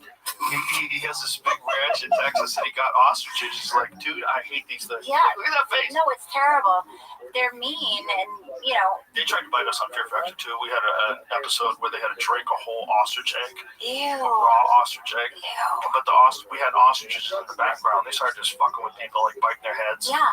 But they'll peck you. Yeah, they'll peck you. Yeah. You know what else is dumb? This lady was a falconer. That's what they're called, right? Falconer. When they train at that's falcons. Bobby. Oh, he does that? Yes. Oh. So this lady, she had a golden eagle. She had a couple of falcons, are the most fascinating. But then she had an owl, and she's like, owl is there's first of all, one misconception is that owls are smart. She goes, they are so dumb. They're the dumbest birds next to emus. Only emus are dumber than owls. I didn't know that. I was like, really? That's cool. Why? Like, why do we have this? Idea that they're what? Remember? They're very wise. Yeah. Why do we think they're wise? I mean, he's counting how many licks it takes to get to the center of a Tootsie Pop, remember? Yes, but he could never get to it. So maybe we should have learned. Yeah, this guy's full of shit. Yeah, he's full of shit. He's a fake professor. We've had some owls in our day with Bobby. Oh, pets? Yeah, I mean, yeah. Is this Bobby? No. No, is this someone? What is this? Is that his falcon? You can't see where it is. Whoa. That looks like an eagle. He sees it from way up. Is that an eagle or a hawk? What is that? Does it say? It doesn't say. I don't know if it said specifically. They get us another Facebook link. They had a golden eagle. The golden eagle's amazing. But it kept trying to land. We had a little campfire outside. It kept trying to land on the fire. That's weird. Why is this bird so stupid? That looks like a hawk. Yeah, it looks like a hawk. Yeah. So this lady she had hawks and falcons, and she's like, the problem with hawks is as soon as you let them loose, they immediately find something to kill. She's like, they just, everything that's near them, they kill. She goes like, this sucker kills birds, he kills squirrels. Like, you let the owl go, the owl just goes over there, come back to you. The eagle, the same thing. Not the hawks. The hawks like, it's time to kill. No, that's what they do. Yeah. It's weird. Like I said, Bobby loves hawks and falcons, and I went hawking with him once. How do you do that? Well, you have these, they do it in twos, like these two birds, and are they his birds? Yes. So he's trained these birds? He's trained them, and the other, that's kind of a crazy thing to be good at. It's a very crazy, but look, even since he was young. But so it's pretty fascinating because you have to do it after the leaves have fallen from the trees, and there are two birds that hunt together, and they go up into the trees, and then it's really beautiful at first for me because it's until the carnage. So they start going from tree to tree, and they're communicating with each other, and they'll see bunny, cute, sweet. You see where this is going? And they see a bunny down there, and they go, and one of them does something, and then the other one swoops down and grabs it, and they just tear it apart. The next thing you know, it's just, funny guts. Yeah. So it's cute until then, but it's pretty fascinating to watch them do it. There was some kind of a war in my backyard that was going on for a while. And I don't know what animal was doing it, but I found a bunch of beheaded hawks. Wow. Yeah, I don't know what bird was killing the hawks, but they'll kill the hawk and rip its head off. So ask Bobby, he will know. I bet. He will know. I assume it was something bigger, right? But yeah, they're big already. It's hard to imagine what. Owls eat hawks. But are they fast enough to get an owl is fast? Owls are silent, and the thing about owls is there's a really interesting video that you can find where they take a bunch of different birds and they have them fly from point A to point B, and then they have a sound meter, and the sound registers the decibels of their flight. Owls, it's almost completely silent. They're so silent. They're so sneaky. So there's a great black and white video of this owl in its night vision, the camera. And you see this owl swooping up on a hawk's nest and snatches a hawk right out of the nest. Oh my God! I wonder. But it comes out of nowhere. Like, that's you see weird. Eyes in the distance. Yeah, it's really weird. I don't think I've ever seen an owl in flight. Not that I in real life, you mean? Yeah. Oh, I did. Where I used to live. Is it only at night? Yes, I've only seen it fly at night. But where I live, one time I was driving home, and there was this owl that was right on the side of the road. And as I was driving, he took off with a rabbit in his talons, and then just decided he didn't want to carry this rabbit anymore and let it go. Maybe it was dangerous because the rabbit was kind of big, and then the rabbit dropped in the middle of the road. So I pulled the car over and I got out, and I looked at this like gutted rabbit, and this owl who had just jacked this rabbit, and then just decided. That's so weird that I'm assuming it was an aggressive male owl. Might have been a female protecting its young or giving its young food. A lot of them was that. I mean, I wonder if the rabbit was diseased or something. No. But that's so. The rabbits can't even hear it coming. That's the thing about owls. That's why they're such brilliant nocturnal hunters. Is because, like, see if you can find that video of the birds, the different sounds between they like. There's a hawk, there's an eagle, and the owls just. It's like nothing. It just swoops in and just snatches them. They eat a lot of cats too, by the way. Yeah. I didn't know that. Yeah, a friend of mine found there was an owl nest, and he found like 6 cat collars in the nest. Oh, I always just assumed it was coyotes. It is a lot of coyotes, but it's also owls. Owls kill a lot of people's cats. That is crazy. Yeah, and they can fly with your cat. That's what's crazy. So watch. To fly over a series of super sensitive microphones. So that's a pigeon, super loud.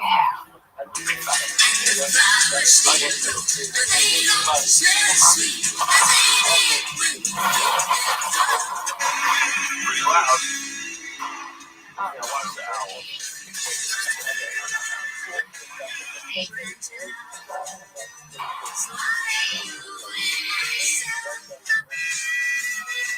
Nothing. You don't hear anything.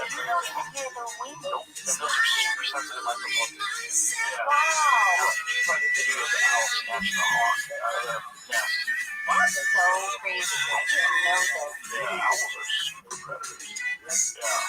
They see so well at night. They have those big heads. Yeah, then their heads can turn. Yeah, watch this. So see those dots in the distance? That's them. Watch this. The other hawk, they don't know what the hell happened. God. Yep. Just steals them. Owls are pretty good too. They seem to be working well. Yeah. Like, there's some, but like the hawks, when they hunt together, when they're being that's true. They got a clumsy approach with the owls. How about the pigeon? So loud. Russia. I know what it is. Rap. New York City. Crazy. Rap in New York City. Grabbing a pigeon and attacking it. Dragging it away. You ever seen that? I think that's what I'm looking at. What are you looking at?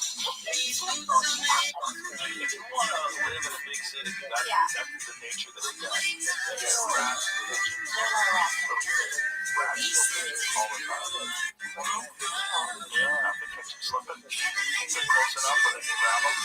Yeah. The rats are disgusting. Did you ever watch that documentary on Netflix called Rats? Why would never? You should. No, God, no. It's a game changer. No. It's so nutty. And you find out that the biomass of rats in New York City is roughly equal to the biomass of people. Meaning the weight of all the people in New York City is roughly equal to the weight of all the rats.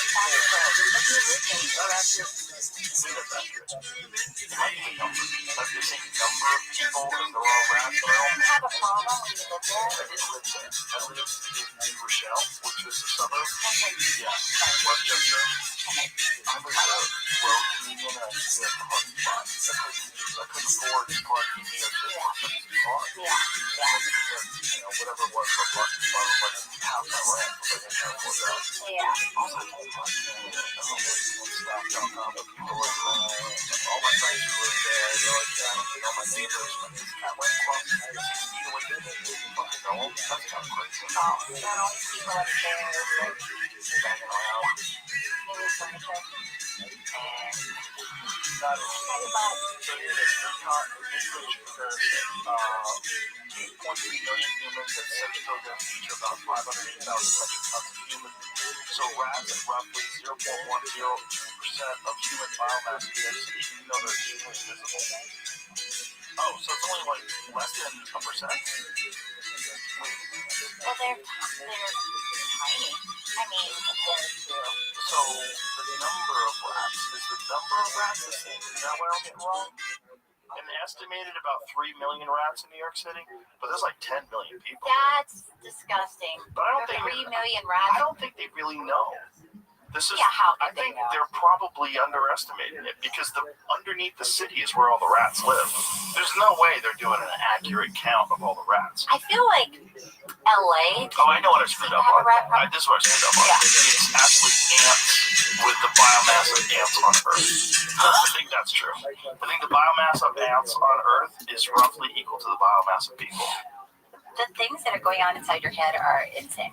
That is a kooky number, though. It is a kooky number. I might find out that's wrong, too. I think it's right, though. Is that what it is? But I feel like LA in New York City are aggressive and huge. Oh, okay, that's not true either. Is that right? What is that? Get rid of that little source thing. Okay. Oh, there it goes. 20 quadrillion? I've never seen that word. Me either. 20 quadrillion individuals worldwide. That's the number of ants. Wow. I mean. So it's 20% of human dry biomass. What does that mean after you peed? And more than all the wild birds and mammals combined. That's crazy. There's more weight from ants than all the mammals and birds combined. That's crazy. That is crazy. But that's crazy. I have them in my backyard, and they're leaf cutter ants. No, they're cool. They're cute. They carry all those little tiny. It's weird. It's like, how do you guys know? How do you know? And they work together. They work together. Yeah. Well, they have things. Have you ever seen what the leaf cutter ant colonies look like under the surface? No. So they take them and they, unfortunately, they do a genocide on the leaf cutter ants for science, and they fill up their entire colony with cement. And so they show what the structure. You mean when they were studying? Yes. Okay. So this is how they find out. You have to kill everybody and turn them into concrete. And so this enormous leaf cutter ant colony that's underground, that they dig it up and only the cement is left. And it's bananas. It's so little tunnels, like little. They have fermentation tubes. So they have an area where they put leaves in to ferment, and then they have a tunnel that goes up to the surface so they can get air. That's crazy. So this is it. They fill up. This is the leaf cutter ant colony. Look at the ones on the outside going, my cousin's in there. They are freaking out. Yeah, they're freaking out. And so then they have to excavate and they dig out this area. And it is absolutely massive. So these are, that's the concrete that. Exactly. So the concrete that's left is what the colony actually looks like underground. Wow. It's enormous. It's like the size of a house. Like, look at that. It's so impressive. These stupid fucking ads that you can't even get rid of that cover a quarter of your screen. But look, pause that real quick. Look at that. That is crazy. Bananas. Absolutely bananas. But That a those are. tiny little ant and all of his friends can make something like that. Like I like that they're all friends. I think that there are some that are like, I hate that asshole. Yeah, probably. He's so lazy. He's lazy. We're all working our asses off, and he's just over there like taking it easy. Well, there's some ants where the female will find the male and they cut his legs off, his arms and legs off, and then carry him to the colony so that he can breed.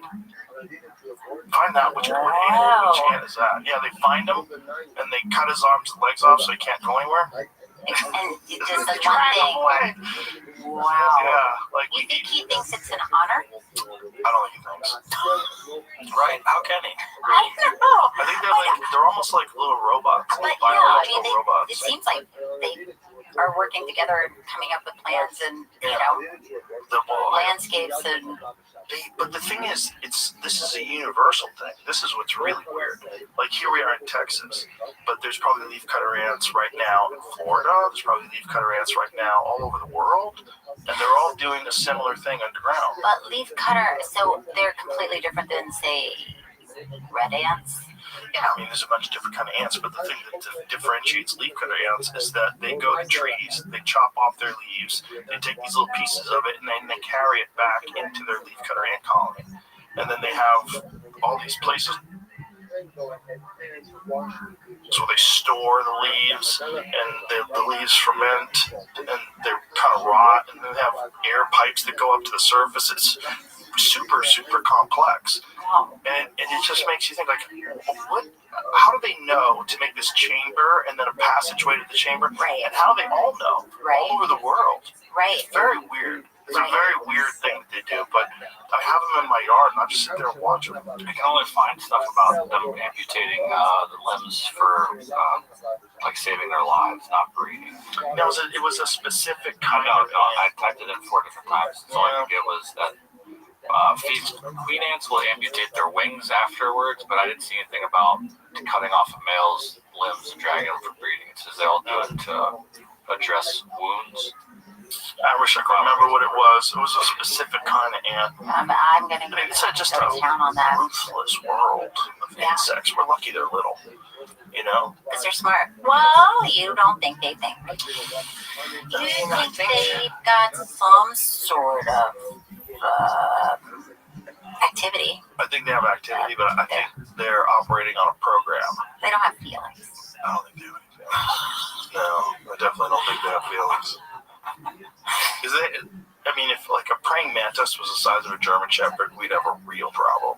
Because they would kill vicious. 100%. You wouldn't be able to get away from them. Do you think they have feelings? I don't think so. I think they're the scariest life form to me. Why? Because they're so strong for their size. They're way, like, you can't even, like, I've seen praying mantis snatch hummingbirds off of a bird feeder and kill them. And the hummingbird. Serious? Oh, yeah. They wait on the bird feeder. They sit there like this, and they just wait. And they don't move. They don't move. And the hummingbird doesn't recognize them. The hummingbird comes over, eats out of the bird feeder, and just snatches them. And the bird's way bigger than the mantis. And the mantis can hold on to the hummingbird. Where did it's they trying take to fly it? away. Did they take just it kill it and eat it right there. Really? Sure. But aren't they small? Exactly. That's why we're lucky that they're really small. Because if they were the size of like a dog, they would 100% be able to kill you. Just like that monkey is like super strong. Well, if a mantis was the size of that monkey would have no chance. That mantis would just snatch it and just start eating it. That's a good point, because a monkey must look at a man and think that guy is bigger than me, but I don't care, I'm going for it. Yeah, well, I don't think they have any respect for people. I think their interactions with people are that people are soft and that they're scared of them. And so that's how what's the monkey going to do with this scalp? You know what I mean? See, look at that mantis. See him sitting there? Yeah. The hummingbird doesn't know what's going on. He's just motionless. And so as the hummingbird gets close, tries to get a little water. And watch how it snatches into it so fast. Watch it right there. Bam. Gotcha. Look at the size of the bird. I mean, the body mass of the bird has got to be a lot more than the mantis. And the mantis is just holding on to it definitively, like it has no chance. Oh, the guy knocked it loose. What a bitch. That Let is nature happen, bro. so crazy. Real crazy. It just gets it. So there's other ones where you see the mantis like hanging on and eating it. They're incredible little creatures. Is that what they mostly eat? No, they eat all kinds of stuff. This one is just sitting there eating a hummingbird. Ew. The other weird thing is the amount that they can eat. Yeah, that's right. It looks like a tiny twig. Exactly. Now, how can it eat a hummingbird? There's a video, there's one Instagram page that I follow that's just mantises eating a bunch of different bugs. Really? Yeah. I follow a lot of Is it relaxing or just fascinating? It just like gets your mind off of politics. Just weird to watch this creature, and it eats a roach that's like bigger than it, and it eats the whole thing. All like this guy just gets this roach. Look at the size of that roach. He's just gonna chew through that entire roach. And that sucker's still alive for the beginning. He just eats his head, and then he stops being alive, and then he just goes right through him. Like, look at this. This is nuts. And then, do you think it doesn't eat again for a long time, like a snake? Probably. It probably doesn't have to. Ew. Just look That's at it. I know. so gross. These legs. And it keeps going, and it eats the entire thing. There's nothing left of that roach. And that roach is as big as him. Like, where'd it go? How are you doing that? You ever see a fat praying mantis? No, they don't exist. I hardly see them. I bet I have them. But there's a baby, and you have a highlight reel. You have a highlight reel. No. It's called Cryptic Mantis. Oh, is that what the name is? What is it? Cryptic with a K, mantis. And their eyeballs are crazy. Yeah, it's a weird animal. I mean, if that insect was big, it would be a real problem. So look, he's like dangling that roach in front of it and just snatches it. Ew. That's like you eating a poodle. It's crazy. He eats the whole thing in Just one the sitting. whole thing. The whole poodle. The little nose, paws. the head, eyeballs, the tail, everything. Just eats everything. Ew. Yeah, but that exists in nature. I mean, we're playing a totally different game. You know, our game is we're soft and yeah. A Peruvian dragon mantis. Yeah, imagine that was like big. Imagine that thing was like the size of a giraffe. It'd be a giant problem. Just runs into a city and eats everybody. Sounds like a movie. It does. Oh. That's how actresses think. That sounds like a great movie. I could be the scientist. The man just gets stuck in a tube with a guy's head. Yeah. Something like that. Dumb, like a fly. Remember that Jeff Goldblum movie? Of course. That movie was great. Of course. And that was a remake of an earlier one. There was an earlier The Fly movie, which was a lot weirder. Really? Well, it was weird for the time because the guy had like a weird costume on, like he had a fly head on, but like a person's body.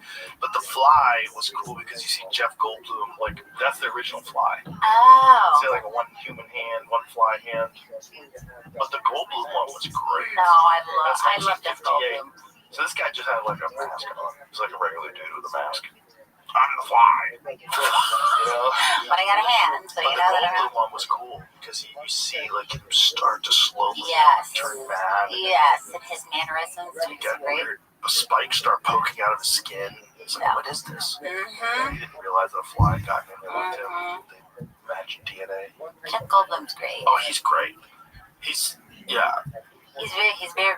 very intense, and at the same time, very likable. Yeah, fun, jolly. Tell me about you. Yeah. Tell me what makes Cheryl work. Yeah. Well, him in Jurassic Park, like, really helped make that movie. Like, the rational scientist that was like, hey, what have you done? You know? Because you could do it. You never decided whether you should do it. You know, it was like, you know? Yeah, he's always thinking. Yeah. Not judging, not freaking out. Well, definitely sort of judging. But it was just that, like, yeah, there should be a fucking scientist that says, what are you doing? Yeah. What are you doing? Are you sure you should be doing? Yeah, these don't belong here. These are from a time where we weren't around. You're We shouldn't bring them here. We can't compete with them. If it wasn't for that big rock that hit the Yucatan, we probably would have never become people because they would have been around. I never saw Jurassic Park. But how? How'd you avoid that movie? It's one of the greatest movies of all I know time. it didn't sound good to me. Like dinosaurs. It's so good. It's such a good movie. It's such a good movie too because it was like one of the first movies that used CGI, but they did it really well. Yeah. And the thing about CGI with dinosaurs is it's so different than CGI with like. Do you remember I Am Legend? The Will Smith movie? Never saw that one? No. Is it science fiction? Yes. I don't watch. No? It's a zombie movie, essentially. Yeah. Like a disease sweeps over the country. But in that movie, there's CGI lions in New York City, and they look so big. They look bad. Oh, really? Yeah, because and what was that? That was like 2010? Was it even? I feel like it was earlier than that. When was I Am Legend? 2007? Okay, but go ahead. You were going to say why. Because you know what a lion looks like. You don't really know what a dinosaur looks like. Yeah. So your brain doesn't register that, oh, that looks fake. Right. Yeah, so when you see the T-Rex, when he comes over the fence, and also the way they shot it, like Spielberg is a genius. Yeah. The way they shot it at night, and it's kind of like, in the jungle, so it's like partially obscured. You ever seen the scene where the T-Rex emerges for the first time when the kids are in the car? Mm-mm. Oh, you need to see it. I have so many things to look up to. I have so many rabbit holes to go down. How have you not seen this movie? I don't know. Is the it just original Jurassic Park is one of my favorite movies ever. Okay, I guess I'll have to watch it. I loved it because for me, it's a real potential possibility. I'm friends with the guys over at Colossal. Those are the guys that brought back the dire wolf. Like, they have actual dire wolves now. What is a dire wolf? A dire wolf is an extinct breed of wolf. And I know there's geneticists out there that are freaking out. That's not a dire wolf. It's not. What they've done is just taken the characteristics of a dire wolf and recreated it. Okay, are they small? Are they like the they're size very of big. They're bigger than a regular wolf. And they're weird looking. Like, they have a mane. And, they're all white. Like, they're really cool looking. Yeah. And they walk on all fours. Oh, yeah.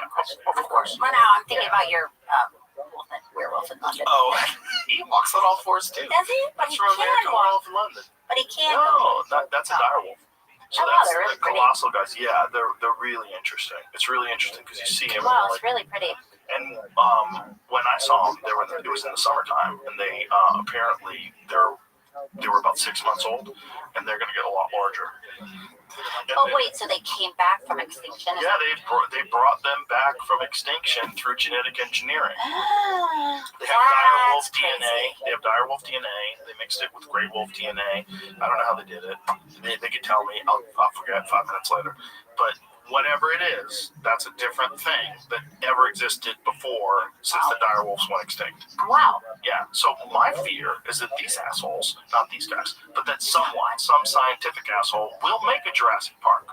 We'll say, hey, we found an island that we can buy that's, 50,000 square acres or whatever it is, and we're going to take and put a few dinosaurs on this island and make it so that people can go visit it. That's possible. People could do that.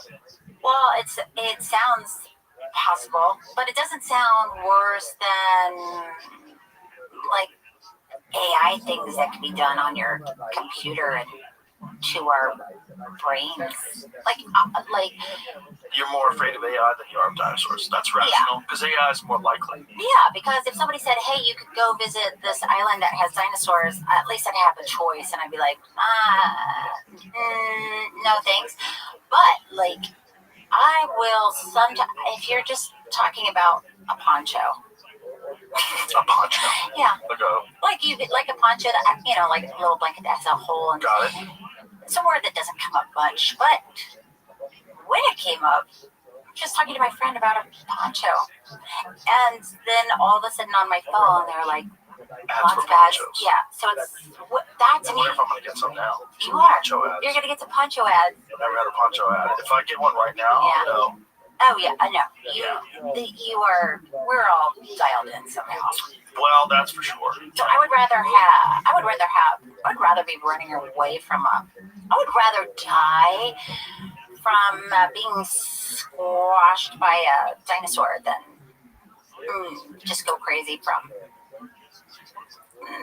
thoughts of things that have been put into my head from AI. Does that make sense? Sort of. I don't want to die either way. Right. I don't Well, want to die by if you AI. had to I don't want to choose, die by dinosaur. if you had to choose one or the other, I really don't think either one is preferable. I think the dinosaur is more unlikely. The AI one seems very possible. There's not a real good roadmap that I've seen where AI is not completely disruptive in every aspect of our life. And the only people that do provide that roadmap seem to be profiting off of AI. Yeah. You know, some people think it's going to increase productivity, like Elon thinks it's going to increase productivity to the point where no one will have to work anymore. And you'll have what they call universal high income, that's what he's calling it. But then you have this real problem of what do people do with their time? Right. Like, so many people really identify with whatever they do as a job. Right.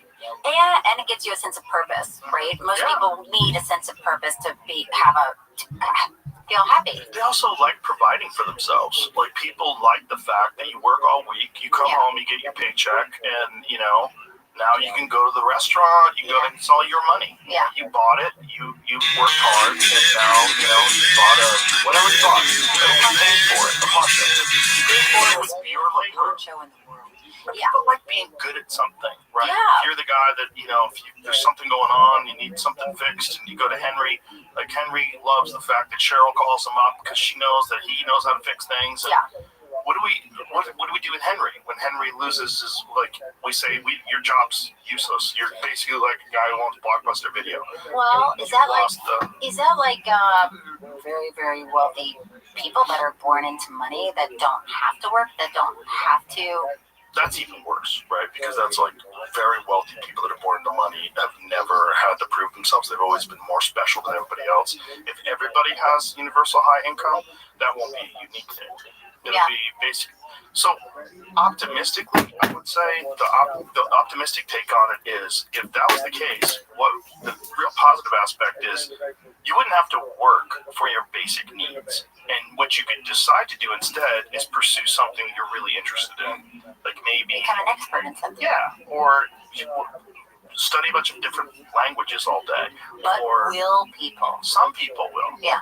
But I think that's always the case. That's true. Some people would take advantage of a situation, and like some people during COVID, they said, okay, some people just became alcoholics and they lost everything. Some people said, I'm going to start a side business. I'm going to start an online business because an online business, they can't shut down during a pandemic. And a lot of people become very profitable because of that. Like, it's like, why do we need to just work all day? If you're a laborer, is that really the only use of your time? Like, if you're doing it for food, I get it. You're doing it for housing, I get it. It's a good job. It's a solid, honest way to make a living. But if you don't have to do that anymore, and then you just get money from the government and from whatever income AI is generating, wouldn't you rather play soccer or go do this or whatever your thing is? Painting, whatever your thing is. Right. You know, you could find anything. You could find a thing that gives you meaning other than just your work. Right. Because if you're working in a factory and you're just, you know, putting the dial on the box, that's not fulfilling, and you're not going anywhere to do anything. That stuff has only been around for a while, like a small amount of time. Like being a worker in a factory or an office, how long has that even been around? The idea that we can't exist without that being around is crazy. Yeah. Because for thousands and thousands of years, there was no money. People just like hunted and fished and traded things and started raising animals. There's no money. You basically just try to stay alive by gathering food. So do you think that if nobody had to work, that we could do without money altogether? That money could disappear and then... That's a scary thing because someone's going to have it. There's gonna be reasons. But if there's no value to it... Yeah, but there's always going to be value. Like, this is the scariest thing. From country to country or worldwide? Everything. Like the control of resources. Resources are always going to be valuable. It's always going to be valuable to have oil. If you have oil, you can do so many things. You can make gasoline. gasoline, you could power things, you make plastics. Everything comes out of oil. Everything is petroleum based. Even your medicine is petroleum based. Yeah, but if nobody was paying you to make it, so everything's free. That's the idea. How's that possible? Because then no one would want to make a Ferrari. Because the only reason why you would make a Ferrari is because it's hard to get, so it costs a lot of money. And well, if AI is taking over and taking all of those jobs, and the idea is that nobody's going to have to work. If nobody has to work, then the cars are still being made, right? Maybe. Maybe they decide how many cars get made and how many people can have a car. Wow. Yeah. That's this is everybody the real need fear. a car. Like Oxford, England just established like this new they're doing this thing called like 15-minute cities. We have like an area where you're allowed to travel to. And if you decide to travel outside of that area, you get a certain amount of them per year. And you get a certain amount of what? Travel passes to leave your area. It was a congestion zone. Okay, whatever it is. This is what it was. You call it whatever you want, but whatever it is, it's the government telling you can't leave an area. And if you leave that area, it costs you money. So it costs you the equivalent of like $100 a day to leave this area. Wow. If you get over a certain number of them.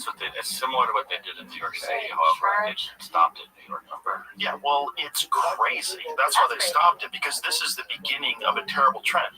So what this is the beginning of them telling you where you can go and how often you can go. And this is the government doing it. And the temporary congestion charge, bullshit. They've been proposing stuff like this. It's bullshit. They've been proposing stuff. They want to do it They want to control people. They want to be able to tell you where you can and can't go. The more they can put restrictions on you, the more they can pass laws that they can profit from. The more they can benefit from whatever control they have over you. The more they can tighten down on it. And England's a great place to do this because they've already gotten things passed through in England. Like, England doesn't have jury trials anymore, except for like murder and rape and a few other things. It's a judge. So all the people that are getting arrested for social media abuses. It's just one person deciding. No, it's different judges. It's wherever you get brought up, wherever you get arrested for. Right, They but arrested one 12,000. judge. One judge, yes. Just deciding Exactly. their fate, Right. whether they like it or not. Without a doubt, they're going to go with whatever the government wants. And they've arrested 12,000 people the last year for social media posts, just in England.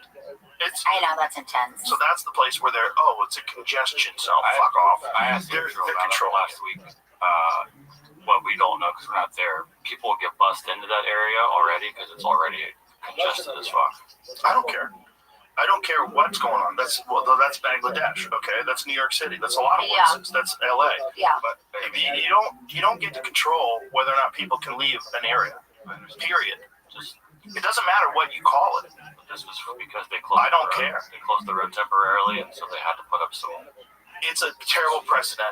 It's like what they did with COVID. They shut down 2 weeks to stop the spread. And what happened? It lasted a year and a half in LA. Like, it's not, you don't give them that kind of control. You can't have ever the control to tell people whether they can or can't leave an area. Fuck off. That's crazy. Even their houses. Yeah, Remember for a while, like you weren't even allowed to go outside. Well, how about that dipshit mayor who was saying usually snitches get stitches, but now they get rewards? Do you remember that? In LA, they were telling you to turn your neighbors. Oh, I don't remember it in LA, but I remember it in other states. In LA. The mayor That's of LA. crazy. What was that cook's name? It was the mayor of LA. He was, he thought he was on the right side of everything until Black Lives Matter started protesting outside his house every day for like a month. Garcetti. Oh, Garcetti. That creep. That guy, he find that thing. That snitches usually get stitches, but now they get rewards. Like, literally said that. That is so crazy. Snitching on your neighbor for having too many people over. That is so crazy. People were exactly 5 feet apart from each other. To let us know where those folks are. If you've observed recurring violations of the Safer at Home order, please continue to let us know at coronavirus.lacity.org/business violation. I know the old expression about snitches. Well, in this case, snitches get rewards. We want to thank you for turning folks in and making sure we are all safe. It would be cool if that lady was doing sign language, was just faking it. Sometimes nobody knows still going sign after language. he's still talking. He's done talking, and she's just like, "Hey, over here." Well, no, but, very few people know American Sign Language, so she could have been faked. It's like a bunch of people have been faking it before they got caught. No. Oh, yeah. There was a guy next to Obama when Obama was giving a speech once, and this guy was completely making it up. Come on. Con man. Come on. Tricked himself into being 3 feet from Obama. No security screening. They just nobody knows how to validate I don't believe it was verify. America. I think it was somewhere else. God. I took So they had this guy on stage, and you could tell he's just making things up. Oh, he's like doing this. My God.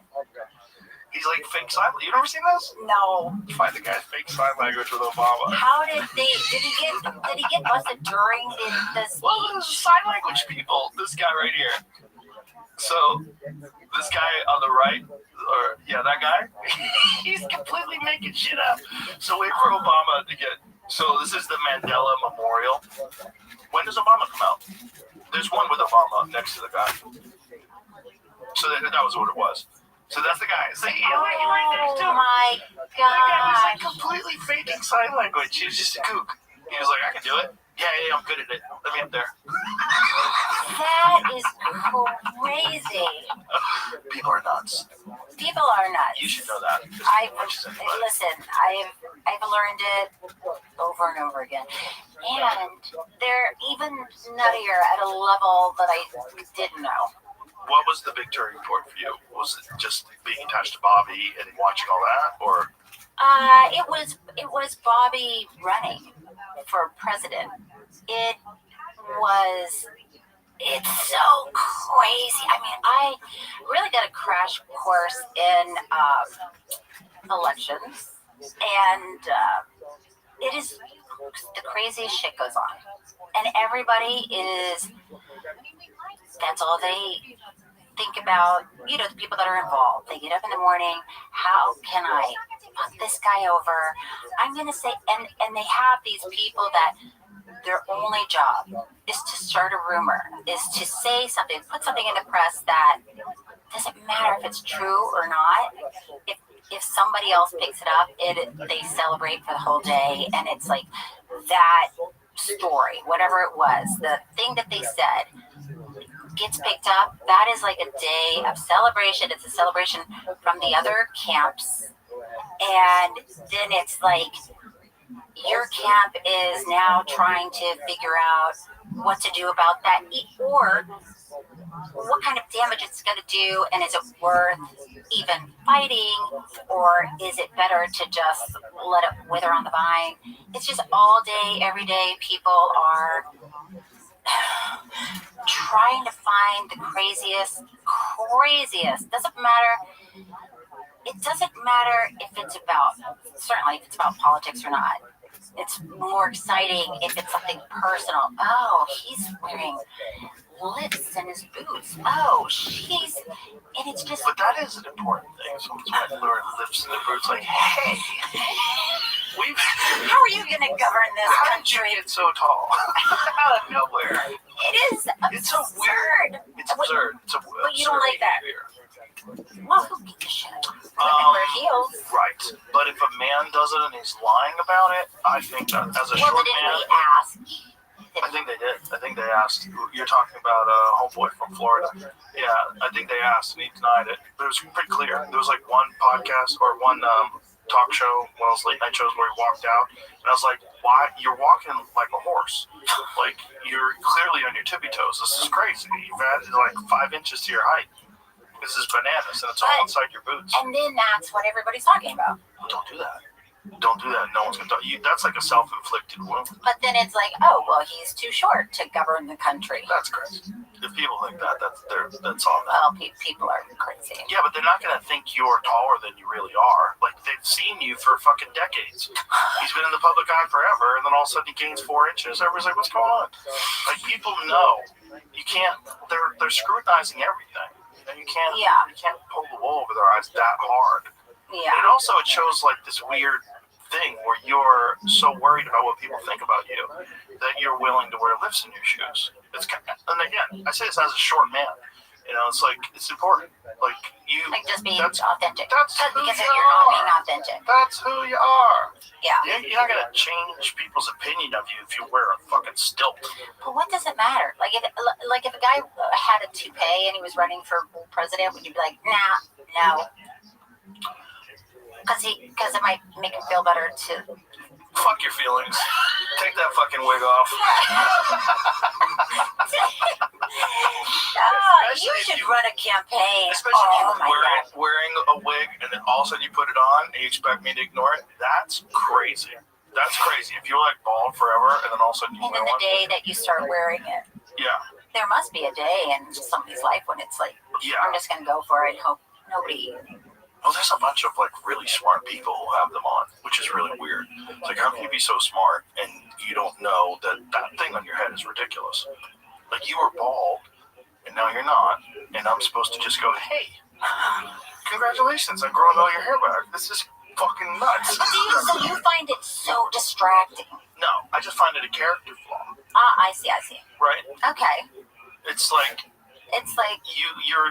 you're a 60-year-old man and you're concerned with looking attractive, like at this stage of your life. Like, come on, Let it go. This is a like crazy whatever thing. was going to happen, it should have already happened. Right. And at this point, this is a crazy thing to concentrate on, especially if you want to be taken seriously. Like you should. But so what about a guy that's 25 that's wearing a toupee? It's that. Look, it's like male hair loss is devastating. People talking again. As a bald guy, yeah, I got hair transplants. I did the whole thing.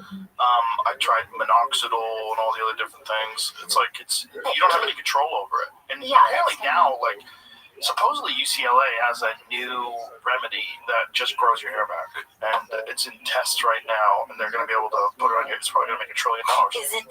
Is it like a helmet that you put No. It's like some kind of medication that you topically apply, and it grows hair. It grows hair on mice, and apparently it's going to work. It's kind of amazing that they haven't cracked that code yet.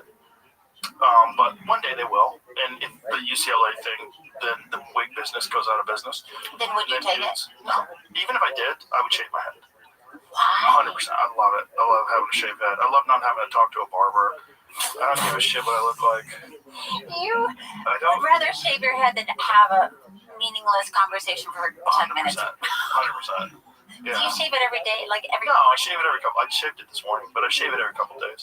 But if I said, if you take this tomorrow, you'll have a full head of hair, you'd be like, no. Maybe I would take it and then just buzz that down and have it really short. But I would have it stubble. What's there? Sure, but if I want to. I can do it if I want to. I don't want to do it. No. But I could. But I used to love, when I had a full head of hair, I used to love having a crew cut. It was my favorite thing.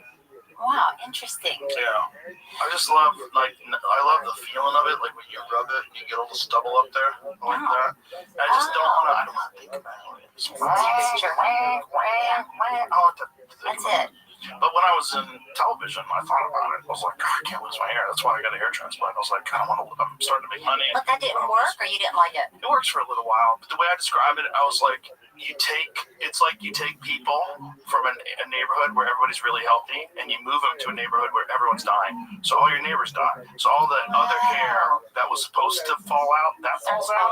And the only stuff that's left is stuff you put there. And it looks kind of ratty and sparse. What do you take it from the back? Yeah, they take it from the back of your head. And then you put it to the top. Yeah, a lot of guys go to Turkey now. I know. And they get their whole head redone. But sometimes you get a weird hairline where it's like a little too low and crazy. It's a little too flat and weird. You're like, what's going on with your hair? That's hard. Yeah. Because how do you know? Because you're under. Well, you probably think it's a good idea. The doctor thinks it's a good idea, and he convinces you, and you're like, it's going to look good. It's like, it's going to look amazing. And next thing you know, you're a wolf man. Are you out completely when you have that? No. You're the doctor's talking to you, and it's like, I'm going to put one here. They don't even talk to you. You can like watch a movie or something like that. You just sit there and chill. There's videos of guys doing it online. I'm not going to watch little hairs out, little holes. Yeah. I wonder why more women do it. Women do it when women start losing their hair. Yeah, quite a few of their patients are women. Oh, wow. Because like maybe they have alopecia. So, yeah, they can't grow it back, so they transplant it. They do it. And you're okay with that? Yeah, I'm okay with women wearing wigs too. You just don't like men wearing wigs? No, I don't like it. I don't like men wearing. So interesting. I don't like men wearing lipstick either. Unless you're a singer or someone freaky, some non-binary person. But you don't want like the guy at the grocery store checking you out. Well, I don't care. It's okay. You might be a weirdo. You know, you're allowed to be a weirdo. I don't mind being a weirdo. But if you want me, if you want to be like if we're all hanging out and we're gonna go out to dinner and you show up wearing lipstick and eyeshadow, like, hey Bob, what's going on with your face? Like, if you don't think I'm gonna make fun of that, you're crazy. Yeah, okay. So you just make fun of him all night, but you're not so mad that you're not gonna go out with him. No. Okay. I mean, it's a nutty choice. But it's like, I wouldn't want you being the treasurer of the United States and putting lipstick on. You know? It's like, you remember that guy that was working in the Biden administration? That was a man with lipstick and a shaved head, and he was stealing all the womenmen's clothes. He was stealing women's clothes from the airport. Yeah. Yeah, I mean, that's what I'm talking about. I mean, listen, that's a crazy person. There were a few. There was a few. They were hiring them just because they were weird. They were like, this is going to make us look woke. We're going to hire all the right people. It's going to be very inclusive. Okay, great. You're hiring mentally ill people. You're hiring a man who likes to steal women's clothes from the airport. Yeah, and you're putting him in charge of nuclear energy. I mean, that is... Okay, so this goes back to politics, right? Yeah. So it's like, so you watch that, and then the next election, it's a new group of people, and they're weird. Right. So it's not like just one side is... Oh, no. I think that's a big trap to think that it's only the Republicans or only the Democrats that are weird. No, everybody who wants to do that, the vast majority of them are unhinged. Because that is not a normal job. No, they're not good at it. That's the other thing. They're not good at talking. They're not good at public speaking. They're even the best ones are like. That's why when a guy like Obama or a guy like Clinton comes along, like, holy shit, because they're so Trump. Right. They're so good at like talking to large groups of people and being themselves. So when someone's not good at that, it's like glaringly obvious because. Most people who are good at that kind of stuff, they don't want that job. Right. That job's horrible. Right. Yeah. That job is crazy. Yeah. Job's nuts. But then do you have to be good at talking? You do, because it's part of the campaign trail. Well, right. But that's the other thing, too, is like running for something, being part of a campaign is so different than actually doing it. Yeah. Than being it. They're completely different. It's like auditioning. It's so much like auditioning. But it's completely. It's a completely different skill set. Different skill set. Yeah. So it's like, at least auditioning, you actually acting in the room. Yeah. You know, when you're running for president, you're not running for president in front of everybody. This is how I'm going to do it. You're going to pretend to be my chief of staff. And you're going to be the secretary of defense. And I'm going to put on a play. I'm going to show you how I would handle it if I ran across the line. I would rather that. Yeah. I would like to see a campaign like that where it's just a little mini play. A little mini play. Yeah. Yeah, like a crisis situation. Yes. A little Cuban Missile Crisis right in front of everybody's eyes. And just to see how everyone would handle it. That's why when people pretend to be a president in a film, people go, you know what? You would be a great president. Like, people do that all the time. That's true. That's how Zelensky became the president of Ukraine. Because he was a good actor. He was an actor as a president in a TV show, and that's why everybody liked him. Did you know that? I knew that he was an actor, but I didn't know he was. I didn't know he was playing the president. He was playing the president. He was a comedian, and he was playing the president in a television show, and people loved it. And they're like, he should be the real president. Like, that's how goofy people are. That could definitely happen in this country, don't you think? 100%. All the people that have played president, people will be like, yeah, that 100% guy could definitely do it. Martin Sheen. People say, yeah. He could probably be the president right now if he wanted to. Yeah. I mean, if someone like that, like a top-notch actor, really wanted to campaign, everybody would be fucked. Except for they just tear him apart and attack him and make up a bunch of stuff about him and his family. And actors they have thinner skin than politicians. Some of them do, Most of them, because it's because as an actor, you're putting yourself out there all the time, and you feel insecure. One person doesn't like you or says that you're horrible. That is like, oh my god. But politicians are like, what else you got? That's it. Well, they're just used to being full of shit. They live in it. Well, they're comfortable in it. I think that there are some politicians that are true, that are authentic and truly working to make the country better. That is one thing that I've seen. I think there are people on death row that are innocent. There are just so few and far between. I just don't think it's most. I think the reality. What do you think? Why do you think most? Why would most people do it that aren't interested in truly, making the country better or bettering the government? Well, it all depends upon what's your motivation? Like, what are you doing it for? And I think most of them are doing it for the same reason why people become famous. They're doing it because they want to be special, and they want to say the things that people want to hear, so that people like them, and then they can make money. I think that's why they do it. And then once you get in, here's the thing that seems to be pretty apparent. Is that once you get in, for the most part, you have to adhere to the mindset of all the other people that are in your business. And if you don't, you get cast, like John Fetterman, like you get cast out. They hate that guy now. They're mad at him because he says, I think you should probably have ID to vote. I like John Fetterman.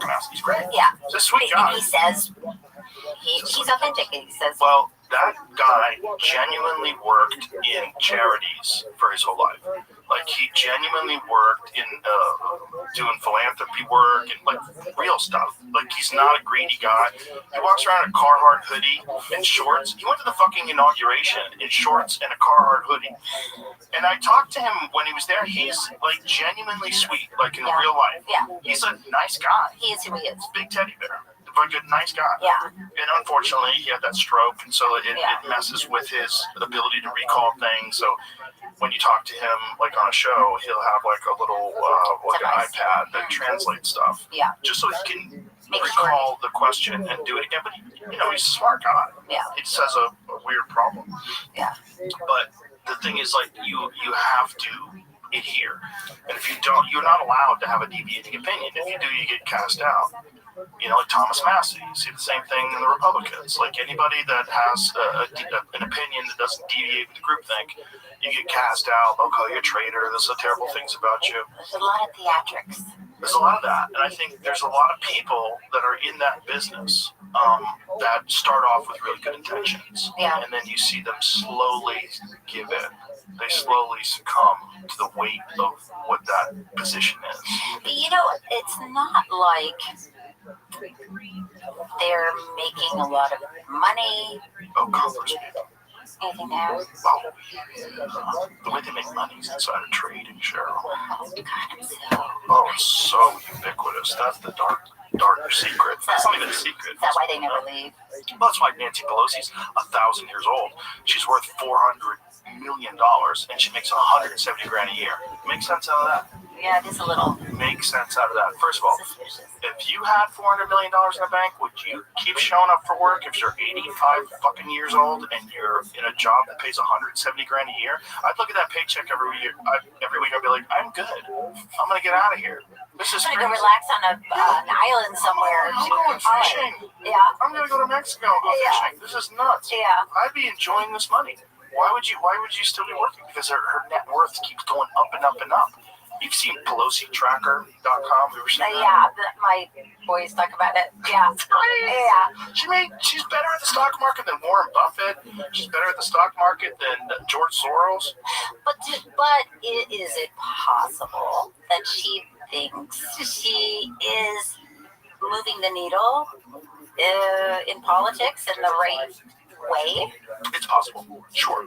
It's possible that she convinces herself of that. It's also possible that staying in office is the best way to ensure you're not prosecuted. Whoa.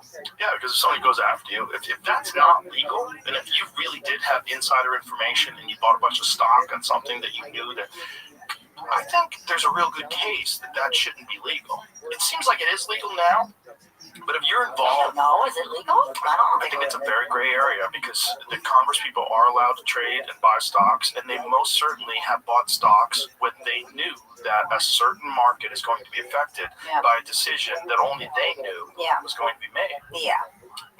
There's a lot of evidence for that. Like, that's how you make that much money. There's a lot of them, and it's not a Republican or a Democrat issue. It's red, blue, red, blue. Yeah. They're all making crazy loot. Not all of them. Like Tulsi Gabbard didn't do it. There's a bunch of people that didn't do it. Yeah. But there's a lot of them that wind up making a ton of loot, and they get super defensive about it. Well, nobody wants to say, yeah, I did it. Well, tell me how you became worth $400 million Yeah. without providing any product. Like Yeah. if you invented some new mouse that's like better than any other computer mouse, like Yeah. I see why you made that money. Congratulations. Yeah. But what'd you do? Most people make 170 grand a year are kind of doing well. Okay. Doing well. They'll probably have a nice car, probably live in a nice house. Yeah. You're not worth 400 million. No. That would be the rarest of rare people. Imagine if you were making 170 grand and you were working side by side with Bob, and all of a sudden Bob's buying a fucking Ferrari, he's got his own private jet. You're like, showing up with his driver. Bob, what are you doing? But I don't know the answer to this, but I probably should. Aren't there finances exposed every year or no? Well, it's not just when you're running for president. I don't know. I mean, certainly when you run for president, then they want to audit you. They want to see your tax forms. Yeah. But cute. But when you look at like the net worth, it's very difficult to find out what someone's net worth is. But if you look at the net worth of Congress people, a lot of them are millionaires. But were they millionaires before they went in? Because a lot of them weren't. Well, Ilhan Omar was in debt before she got into office. This is a question, right? Yeah, now she's worth millions. Kind of odd. She's good. She's really good at her job. Got lucky? She's really good at her job. She's really good at her job. I mean, I am seeing, through the lens, which I'm looking. I've seen a lot of people come into the administration that have already had a lot of money. So in that case, it feels like they're coming in for the right reason. Right, but when they got in, how much more money did they make once they got in? That's when things get weird. Did you start your own crypto coin and do a pump and dump? Because, that's odd. Yeah. It's odd. That's legal. Isn't it? Oh, and I don't have the answer to this either. You probably would more than anybody. But is there a group out there, a watchdog group that's looking at all of this? That's like, here's another thing I just discovered about this stock that's such and such voted for. There's a lot of people online that do that. There's a lot of independent journalists that do that. But the thing is, it never gets covered in mainstream news. Right. When was the last time you saw mainstream news doing a deep dive on Congress people's income? Never. Yeah. It doesn't seem like, because they want to get access to those Congress people. Yeah. They want them to come on their shows. It's a weird business. It's a weird business because most certainly when people get into office, they profit immensely. You don't just, so if you're like, let's just pretend you're the president. If you become the president, I think the president gets paid, what do they get paid? Like $450,000 a year or something like that? How much does the president get? By the way, Trump doesn't take that money. He doesn't take a dime of it. 400,000. But he does have a crypto coin. But the point is, it's like, so you make that money, and then you're in office for 4 years, and you go, okay, well, are you going to live like Jimmy Carter? Because Jimmy Carter lived a simple life until he died. He never profited off of the fact that he was the president. Or are you going to be one of those people that give speeches to banks, and you inexplicably make like 300 All right, well, everybody's been waiting for you. How you living, pimp? Did you hear that Michael Jackson was a spy on the Epstein Island and he was saving kids from human trafficking? Who was? Michael Jackson. Oh, okay. Is that a joke? No, it's real. The DOJ put it out in the Epstein files that he was there. He was there as a spy to help people. All right. Children of the islands. All right. Was Michael Jackson as shitty as you are at mini golf? Yes. Okay. Well, then you've got some in common with the King of Pop. Are you ready to lose? That's my question. Are you ready to lose? My man, are you ready to lose? 100%. That's what I like to hear, man. All right. Who's the king of comedy? Rabbi Rothschild, next question. Dog, I'm funnier than you will ever be. On my least funny day, I'm funnier than you are. When I came out of the womb, I'm funnier than you are. on your funniest fucking day. They could pump you with Yeah, because you look a funny drug. funny. Oh, ha ha ha. Very funny. All right. Are you ready to lose? That's my question. Yeah. Okay, well, Michael Jackson ain't saving you today, baby. That was not a good shot. Doug, you know it was one of the best shots you've ever seen. Oh, and that's a better shot? 100% is better shot. That's bullshit, dog, and you know it. Do you see how good my shot I'll is? show you why it's better. Let's see your garbage shot. Oh. Your shot's terrible. And everybody knows it. Have you ever gotten into a shot? Yeah, when the hole is up against the circle part. Oh, Rabbi. What You up, suck at this, oh. Doug? STFU.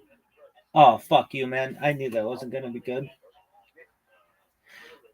I knew it wasn't going to be good. I told you you suck at this, oh. I might have done the perfect shot.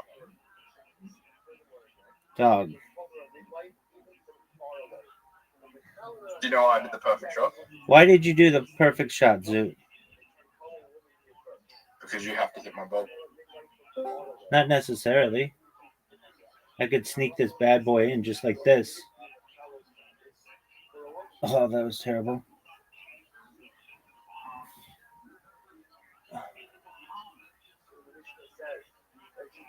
Welcome, Kibby. How you living? Rabbi. What up, Rabbi, big? What up, do I big? go around? Do I go for the sand? I'm not gonna give you a crucial intelligence on how to play this hole. I'll go around. What do you want to do, baby?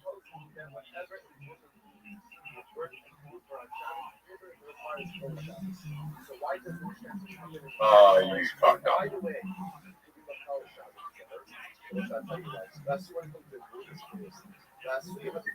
You didn't ask me who I saw last night. Did you see Chelsea? Yeah. Was her pussy wet for me? Oh my god. I was talking to her and her boyfriend. Oh, did you tell her that her boyfriend lives on another continent and his name Rabbi Rothschild and is the biggest fan of her comedy in the world? No, I was talking to her boyfriend. All right, what's his name? Doesn't matter. Oh, yeah, it does.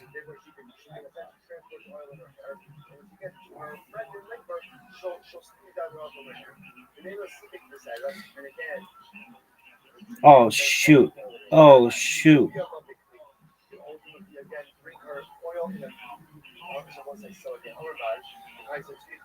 What letter does her boyfriend's name start with? Doesn't matter. Suit, you're more protective of this dude than you are of Chelsea herself. Yep. Wow, you got a crush on this dude.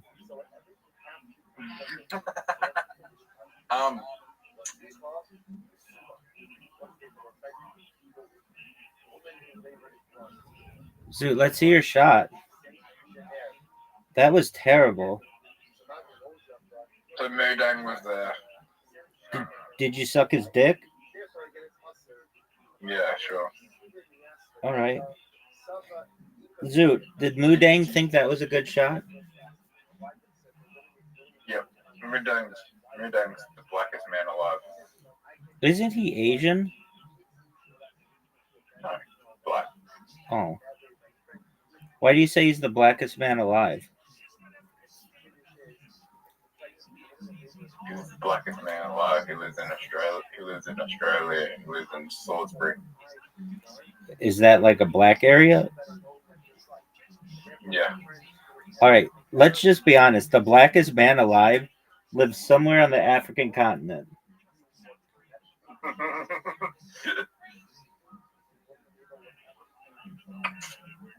Blackest man alive lives somewhere on the African. I mean, is that not He true? might have moved. No, then he's not the blackest man alive. The blackest man alive lives, I think we can all agree, he's like super, super dark. You can only see him when he smiles. He's like incredibly dark, and he is like perhaps a tribal person, and Okay, who's the whitest man alive then? probably some motherfucker in like Scandinavia. Sweden? That's Scandinavia, baby.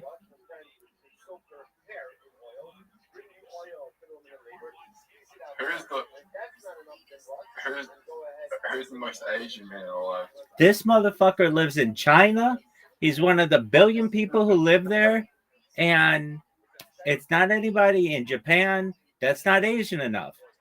Thailand, that's not Asian enough. Who's the most?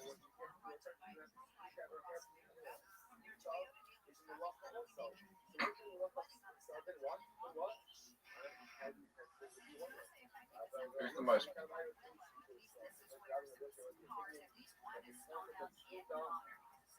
Who's the ugliest motherfucker alive? I'm playing mini golf with them right now.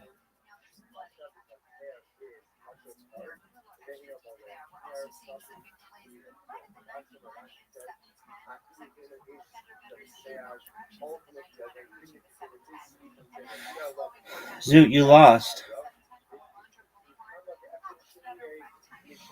Michael Jackson would be disappointed. Yeah, Michael Jackson would be disappointed in me for a lot of reasons. Oh, for sure. Look how good a shot this is, Zoot. Look how good a shot this is, son. I wish I lived next door to Michael Jackson. All right, dog.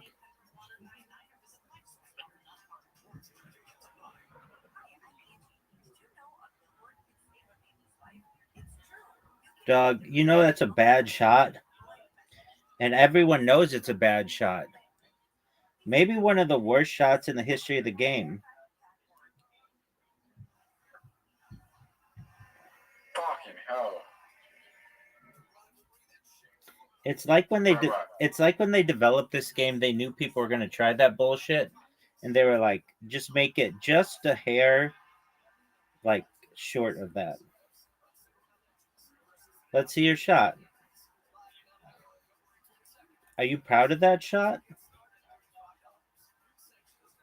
I can still get it in. The answer is no.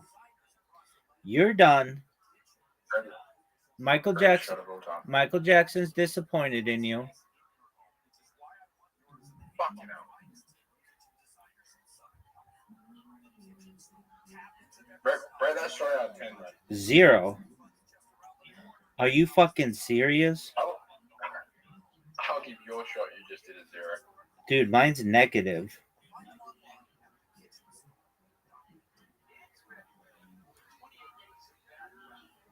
You might be able to come back. No, I cannot.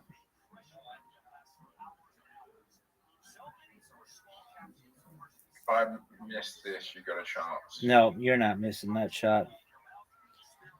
Dude, it's tied. All right. I'm in the lead. That's incorrect. Look how good a shot this could have been. You mean, you think it was better than this shot, though?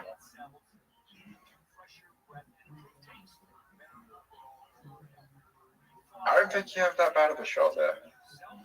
Dog, I made it into one of the greatest shots in the history of the world. Yeah, but... Don't do it. Did you? Don't do it. Fuck. I might have fucked myself.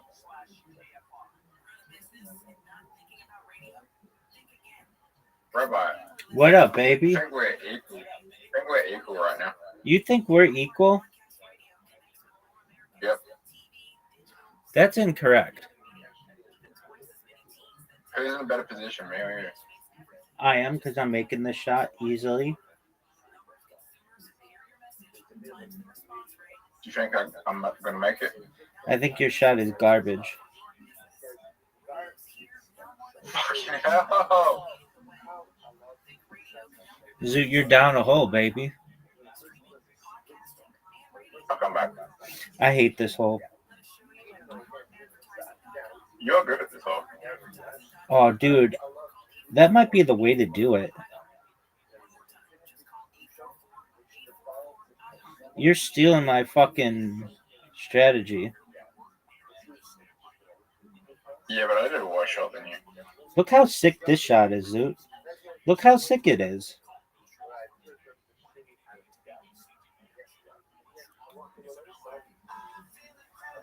Is it better than this shot? Yes, easily. Hit my ball. Are you You think serious? your shot was better than my shot? No. You're retarded. Wait, what are you talking about? Okay, then my shot was better than your shot. You're stupid.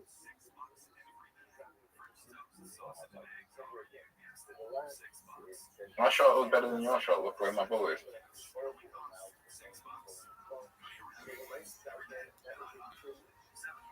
Oh no! That's not good, dog. Oh, Rabbi. What up? Rabbi, you might have helped me. Oh, I definitely helped you. I need the greatest shot in the history of the game right now. F that. F that, dog. I think this is not the first time getting a 5 shot. Yeah, no, everybody's gotten a 5 shot. Everybody's gotten a 5 shot. I've done it in 4 and 6.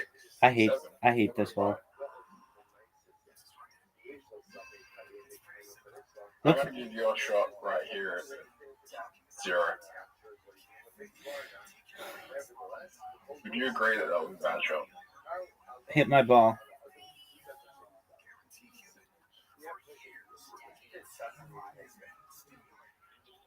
You're not even on the same league. Oh, you got so fortunate. Are you serious?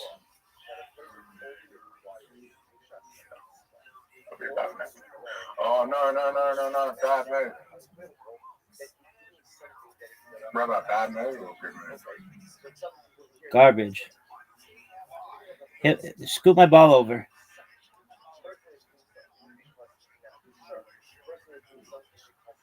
That's a terrible shot. You're done. I think I am. You can get it in the next shot. Baby, you're done. It's over for you. It's never been more over for anybody in the history of humankind. Zoot, I have a game-winning shot. Zoot, I have a game-winning shot. You're gonna miss. Champion, baby. Fucking imagine if you missed. I mean, you still wouldn't get it. Imagine if you go to jail. Why would that happen? For that shot. My shot was amazing. They'd make me the most decorated person in the history of mini golf. Zoot, you have an invitation. Has anyone? Oh, Rabbi, here's a question. Who has the most streamed hours in solitary confinement? I don't know. Zoot, F your fucking amazing shot. F your fucking amazing shot. I think Mr. Bass would count, wouldn't it? Dog, I don't know. It is like a week in solitary confinement. Okay. I'm sure he connected with somebody during that time. No, he was in solitary confinement for a week. I don't believe anything that guy says, so.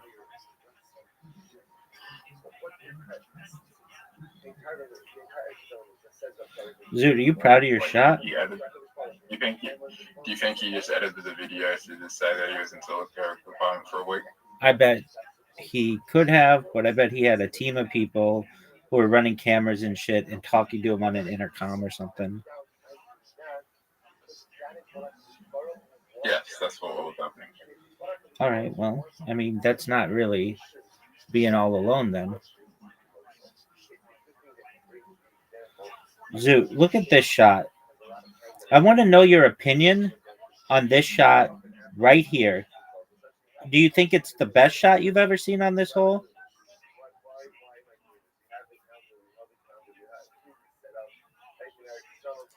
Zoot. Zoot. I mean, most people would not bet of week in solitary confinement, even with an intercom. Okay.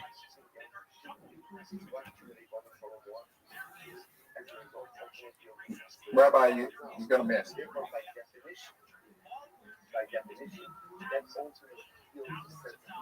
Rabbi, I give that shot a 0. Well, it's better than your shot. Your shot's way far away. I hate it.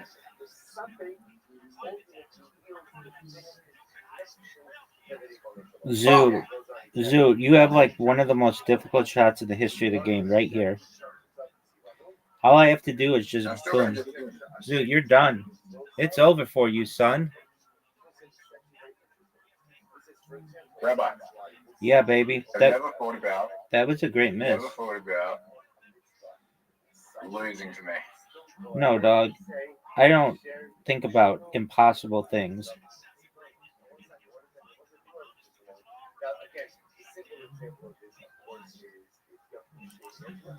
You're gonna hit my ball, and it's gonna be marvelous. Zoot, now are you ready for one? You ready for one of the best shots in the history of the game? That was amazing. You and I both know that that was absolutely stunning. Rabbi, I'm going to win the lottery tonight. Dude, I don't want to get into that lottery discussion. You're so terrible at it. Look at this. Zoot. Oh. How do you be terrible at the lottery? By not winning it? Yeah, isn't that like 99% of people? Okay. More than that. Eventually you're going to hit it. If you play it enough, chances of you winning are higher. Not necessarily. It could be rigged. You think the lottery is rigged? Oh, yeah, definitely. Rigged to who? Lots of people. I mean, Jeffrey Epstein won the lottery for $85 million. Like, it's fucking rigged. Yeah, you don't have as tough regulations as we do over there as we do here. Yeah, we do, and it's all rigged.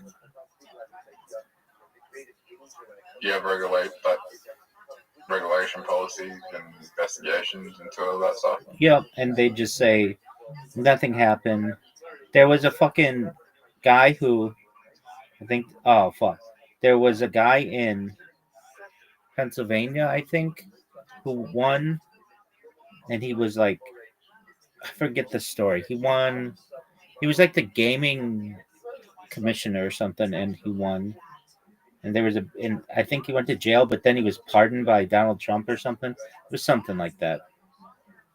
Maybe that's not exactly right, but there was something like that. Or no, that was a different case. That was a judge in Pennsylvania who was giving people really long sentences and getting like bribes from different companies to do it, from like private prisons. And but there was something strange about the Pennsylvania lottery too.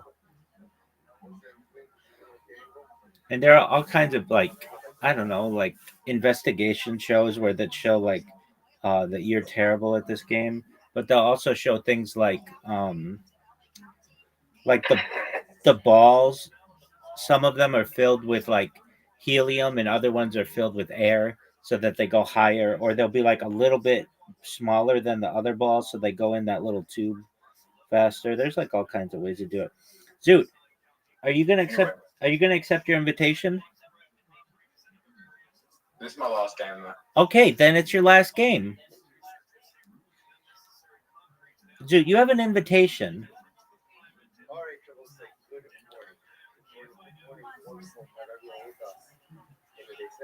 I love this hole.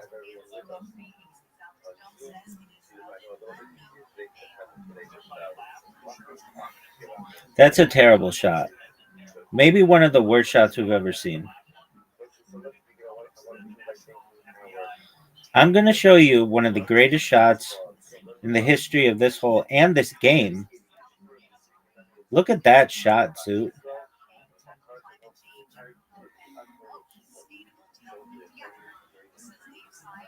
Just an absolute garbage shot. A terrible strategy. Just all in all, one of the worst performances I've ever seen.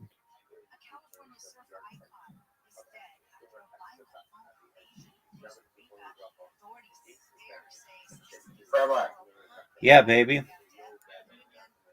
that Jeffrey Epstein lottery win could be fake. It could have been one lottery just paying, but the lottery just paying the other person. Sorry, one lottery paying them to say that so they would compete in their lottery. No, we don't have multiple Well, I guess we do. I don't believe it. I don't know. Like, it's rigged, dog. It's rigged. There have been a lot of cases of like showing that it's rigged.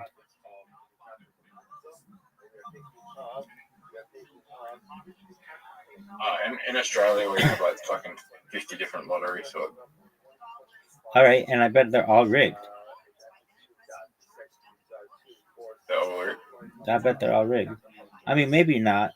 There was a guy when I was growing up as a kid who lived in our neighborhood, and he won the lottery, and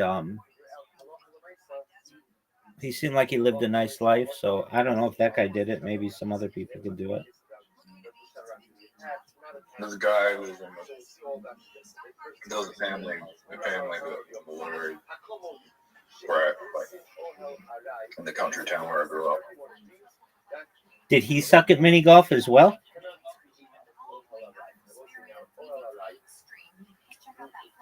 His house isn't big enough that he could build a mini golf, of course.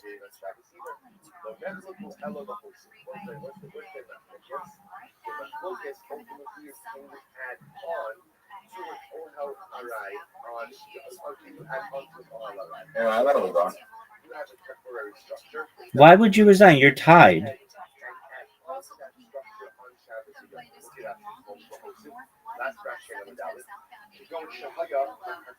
Oh, Rabbi. What up, baby?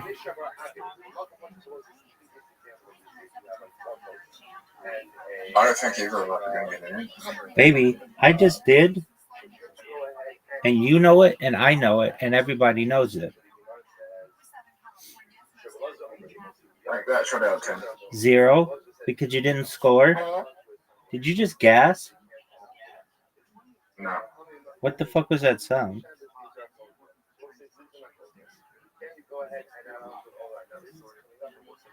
Yo, dog, are you gonna go?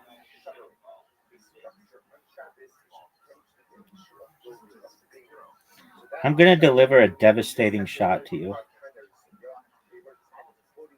Oh no, that actually helped you. What up, baby?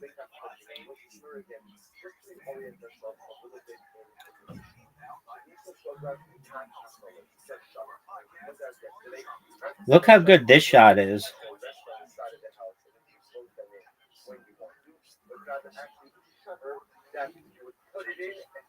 I have a feeling it's up here.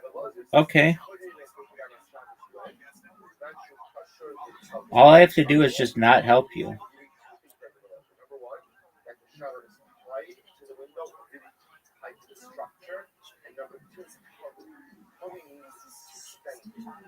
Hit the thing.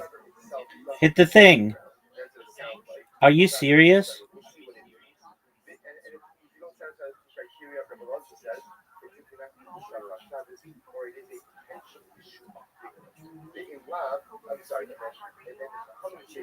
Zoot, who is Australia's biggest female talk show host? I'll wait.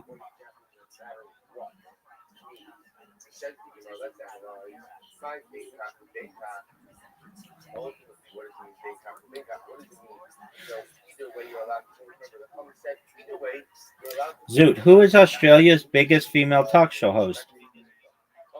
I'll wait.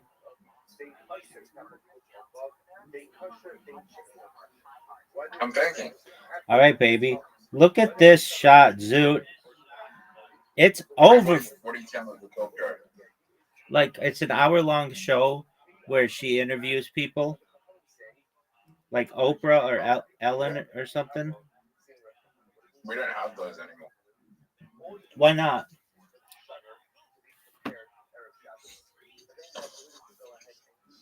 The only one we had of those was the only one we had talk show was Bro, and now we have Sam Pang Live, which isn't as popular as Bro.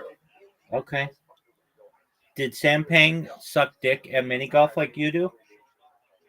Yeah. Okay. I mean, Sam Pang Sam Pang has his own show, but he's like really popular on this show called Have You Been Paying Attention, which is a game show with all the comedians. Are you going to be on that show someday? Maybe. I think you But could. yeah, it's Have You Been Paying Attention?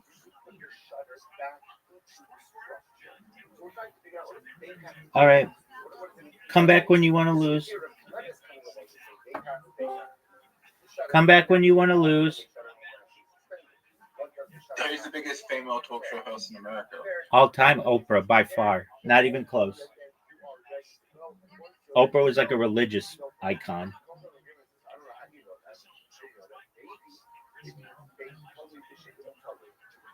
Next question.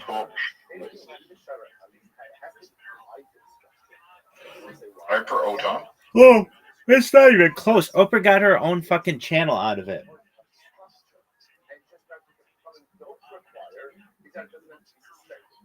She got her own channel. She got her own channel and her own president, dog.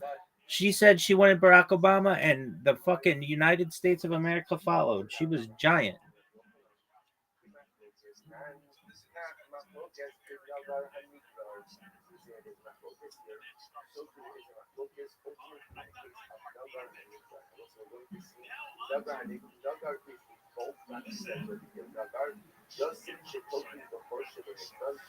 There's never been anybody bigger than Oprah in the talk show realm, and there will never be anyone bigger after.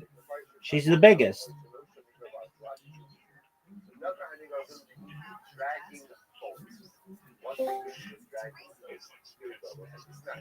Although I've heard rumors Kim Kardashian wants to be a talk show host, she could be bigger. I doubt it. All right, well, that's just like your opinion, man. You know why? Why?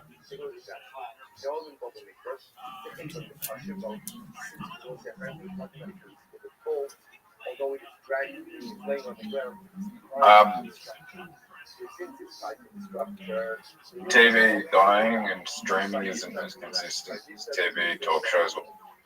What? Okay, well. You gotta realize something, right?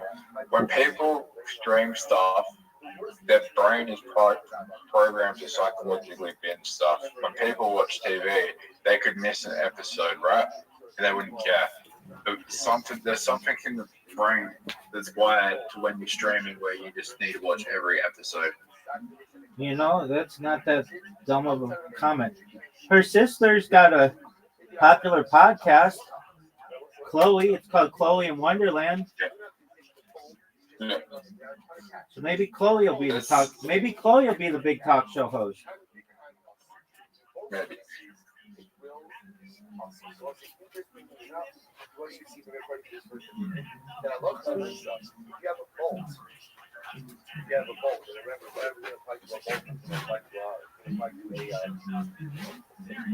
Shutter as well, right? Shutter as well. So what do you see from your first opinion? If it's not attached and it's laying on the ground, you can't bolt that door even in the base of the English, would that would be a potential to the Oraisa of the Yanashi says Bahamuna, Shano Kosher Cloud, Elokusho, and Asma Manikada Behadon, Ilkos, Kishatoko, Shabbos Bono, is the Oraisa. We are to the 20th of the you're to make a poll that is going to attached. When it was unattached, you would take it out, you put it in the corner somewhere, and you would to read both that on Shabbos. Allah said that would be a disrespect. So because we go over this is no, but they can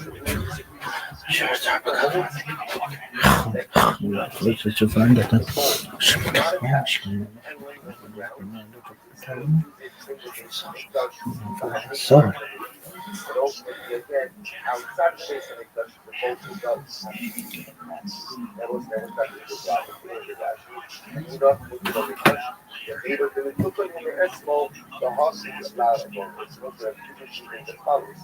Then left, and then They found him.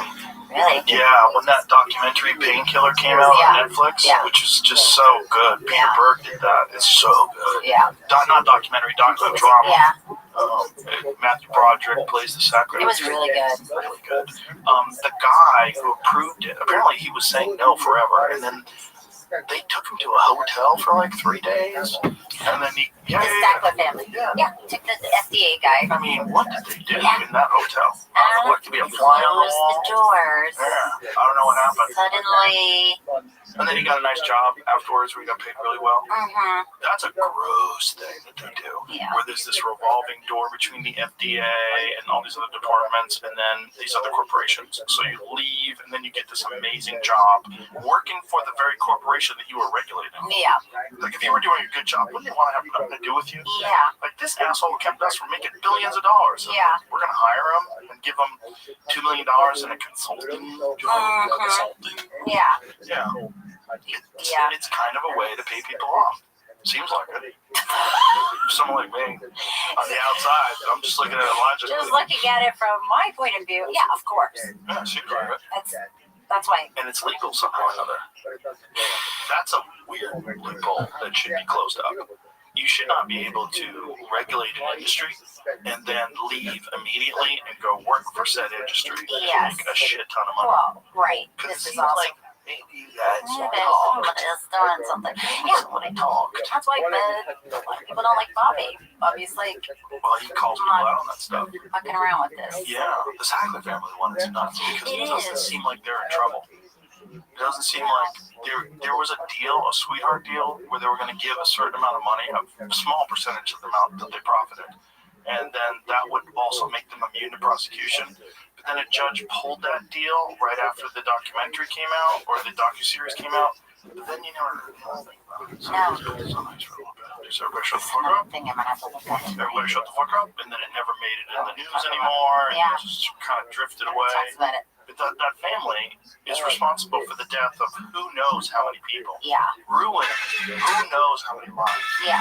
Destroyed families, destroyed children. I mean, think about if your dad's hooked on opiates and you become homeless and you're a child, what kind of fucking crazy path does your life take where it would have never taken that path if your doctor didn't sell your dad something that completely addicts him to it and imprisons him. Right. Imprisons him in a life of just fucking horrible addiction. Well, that's why, when people talk about conspiracy theories, right? It's a conspiracy theory until it's proven true. So, if that can happen, if people can tell doctors this is not addictive, and doctors believe it, and doctors push it, and then you find out later, oh yeah, they knew. There we have documents that prove that they knew that it was addictive. They knew how destructive it was, but they did it anyway. It's like people can believe that, but then they have a hard time believing it about other things. They can't imagine. Well, they don't want to seem foolish. And this is the thing about conspiracy theories. They've done a really good job of making it seem like you're a fool if you believe in conspiracy theories. And they did a really good job of that during the Kennedy assassination. That's when the term conspiracy theorist really became popular. It wasn't really a thing that people talked about all the time before the Kennedy assassination. And then after that became this term that they would use for kooks. Yeah. You're a conspiracy theorist. Yeah. Like they use that for me all the time. I was about to say, Yeah, all are the you time. like the king of? I am a conspiracy theorist. Yes. Because, by the way, what is a conspiracy? It's two or more people working together to do something nefarious. It's always happened. It's been going on forever. There's a ton of them that I can just rattle off the top of my head. And I've had a few conversations with people on the podcast where, like, I think most conspiracies can be attributed to ineptitude and this and that. I'm like, no. Not most. A few. Some. But when there's profit involved, when there's power involved, when there's control resources involved, most conspiracies, in fact, turn out to be true. You know? And the more you dig deep, the more you realize, like, there's a concerted effort to make these conspiracies seem ridiculous because you don't want to be taken as a fool. Right. I am a fool. So, if you take me as a fool, congratulations. You're accurate. I'm a foolish person. I'm a professional clown. But why do you say that? Because I'm the easiest person to mock of all time. I am a conspiracy theorist who is a cage fighting commentator. Like half of the time when I'm working, people getting kicked in the face. Like that's it's like that's like brutal, normal. I mean, but like people look at that as like that's normal for you. Like that's like brutish, barbaric, like stupid, meathead behavior. Like okay, that's okay. Yeah, I don't care. Also, I think they faked the Gulf of Tonkin incident to get us into Vietnam. Also, production of heroin ramped up to 94% of the world once we had occupied Afghanistan. Like what? Like how much of that's real? All of it.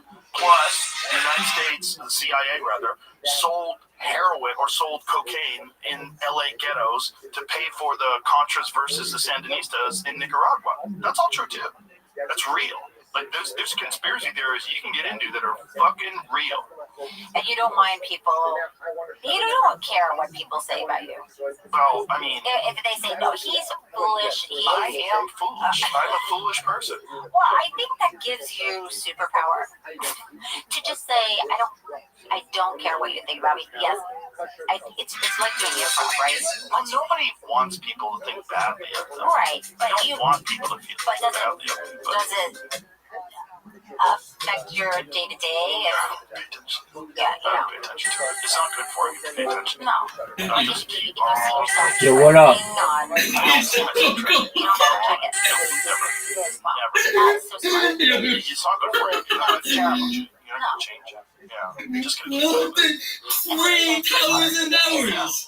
You're Rabbi Rothschild, get a fucking job, mate. Jesus Christ. Baby, I'm retired. more resilient from paying attention, and I hope your kids know who you are. You're I hope retired. that they get you. Yeah, I've made more money in my life than you can count. Look, I'm a fool, but I'm an honest fool. Hey, go fuck yourself. It might not make any sense Go to back you. to your fucking island. What's so funny? I think there's some things that I'm foolish with, but it's okay. I mean, It doesn't bother me. I'm nice. I'm a kind person. I try to be. I work hard at it. well, you're smart and you're curious and you're kind to people. I think it's important to do. I think it's to live a good life. You should have a good community of people that you love and you care for, and you should be as nice to them as you can and have some fun in this life. That's what I. But also, you can't be scared of people who don't know you thinking that you're an idiot if you're saying something you truly believe in. Yeah. So I don't mind talking about like the moon landing hoax or fucking UFOs or I don't care. All the things that people are like, oh, that makes you look like a kook. Like, good. Who cares? Then don't listen. Who cares? But you don't have to listen. Right, but also like I don't have to audition for something, right? Yeah. If I did, then maybe I would change. Like I know a lot of comedians that kind of change their act once they started getting on TV. Yeah. Because they kind of take the edge off their act. They don't want to be as controversial. Yeah. They're worried about a bit maybe getting clipped and going viral, or especially like only part of the bit, where like it's out of context, doesn't show the whole bit, where you know. Yes. Yeah. Even words. I mean, that goes back to the campaign. It's like if any words that come out of your mouth, they can like you said, clip. Then it's just gone, and then it's now you talk about, you didn't play the whole thing. You didn't say this is exhausting. It doesn't matter. The words came out of your mouth. It doesn't matter. Well, look at Trump's lawsuit with BBC. They completely clipped his speech and took 50 minutes of it out and put another thing at the end of it to make it look like he was trying to get people to go and attack the Capitol. Yeah, that's crazy. It's crazy. And, he's suing them now, and then the head of the BBC had to resign. But it's like, that is normal. That kind of behavior is normal. Yeah. But what is this election going to look like with AI? And it's just crazy. So crazy. I mean, the last one was crazy. This one's going to be so... I can't even imagine what it's going to look like. Well, it's also Trump has kind of changed the way people interact in debates and in politics. And there's people that are trying to emulate his success, right? Which happens in like all art forms. And I think running for president and being an entertainer are kind of connected in the fact that you could almost say that like campaigning is kind of a performance art. Absolutely. I mean, think of like Kamala Harris. She had that one great speech that she did when they announced that she was going to run for president, when she said, if you're going to say something, say it to my face. And everybody went, oh shit, it's on. And then she ramped up in the charts. And what was that? Well, that was a great performance. That was a piece of art, right? If you're going to be that's what that is.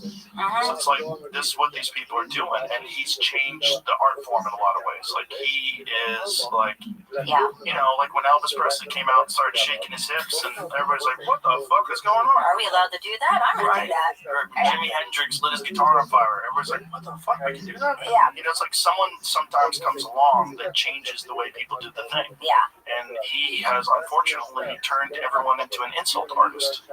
Whereas you go to the Obama Mitt Romney thing, if you find the actual one, not one where people are commenting on it, it's actually interesting. Yeah.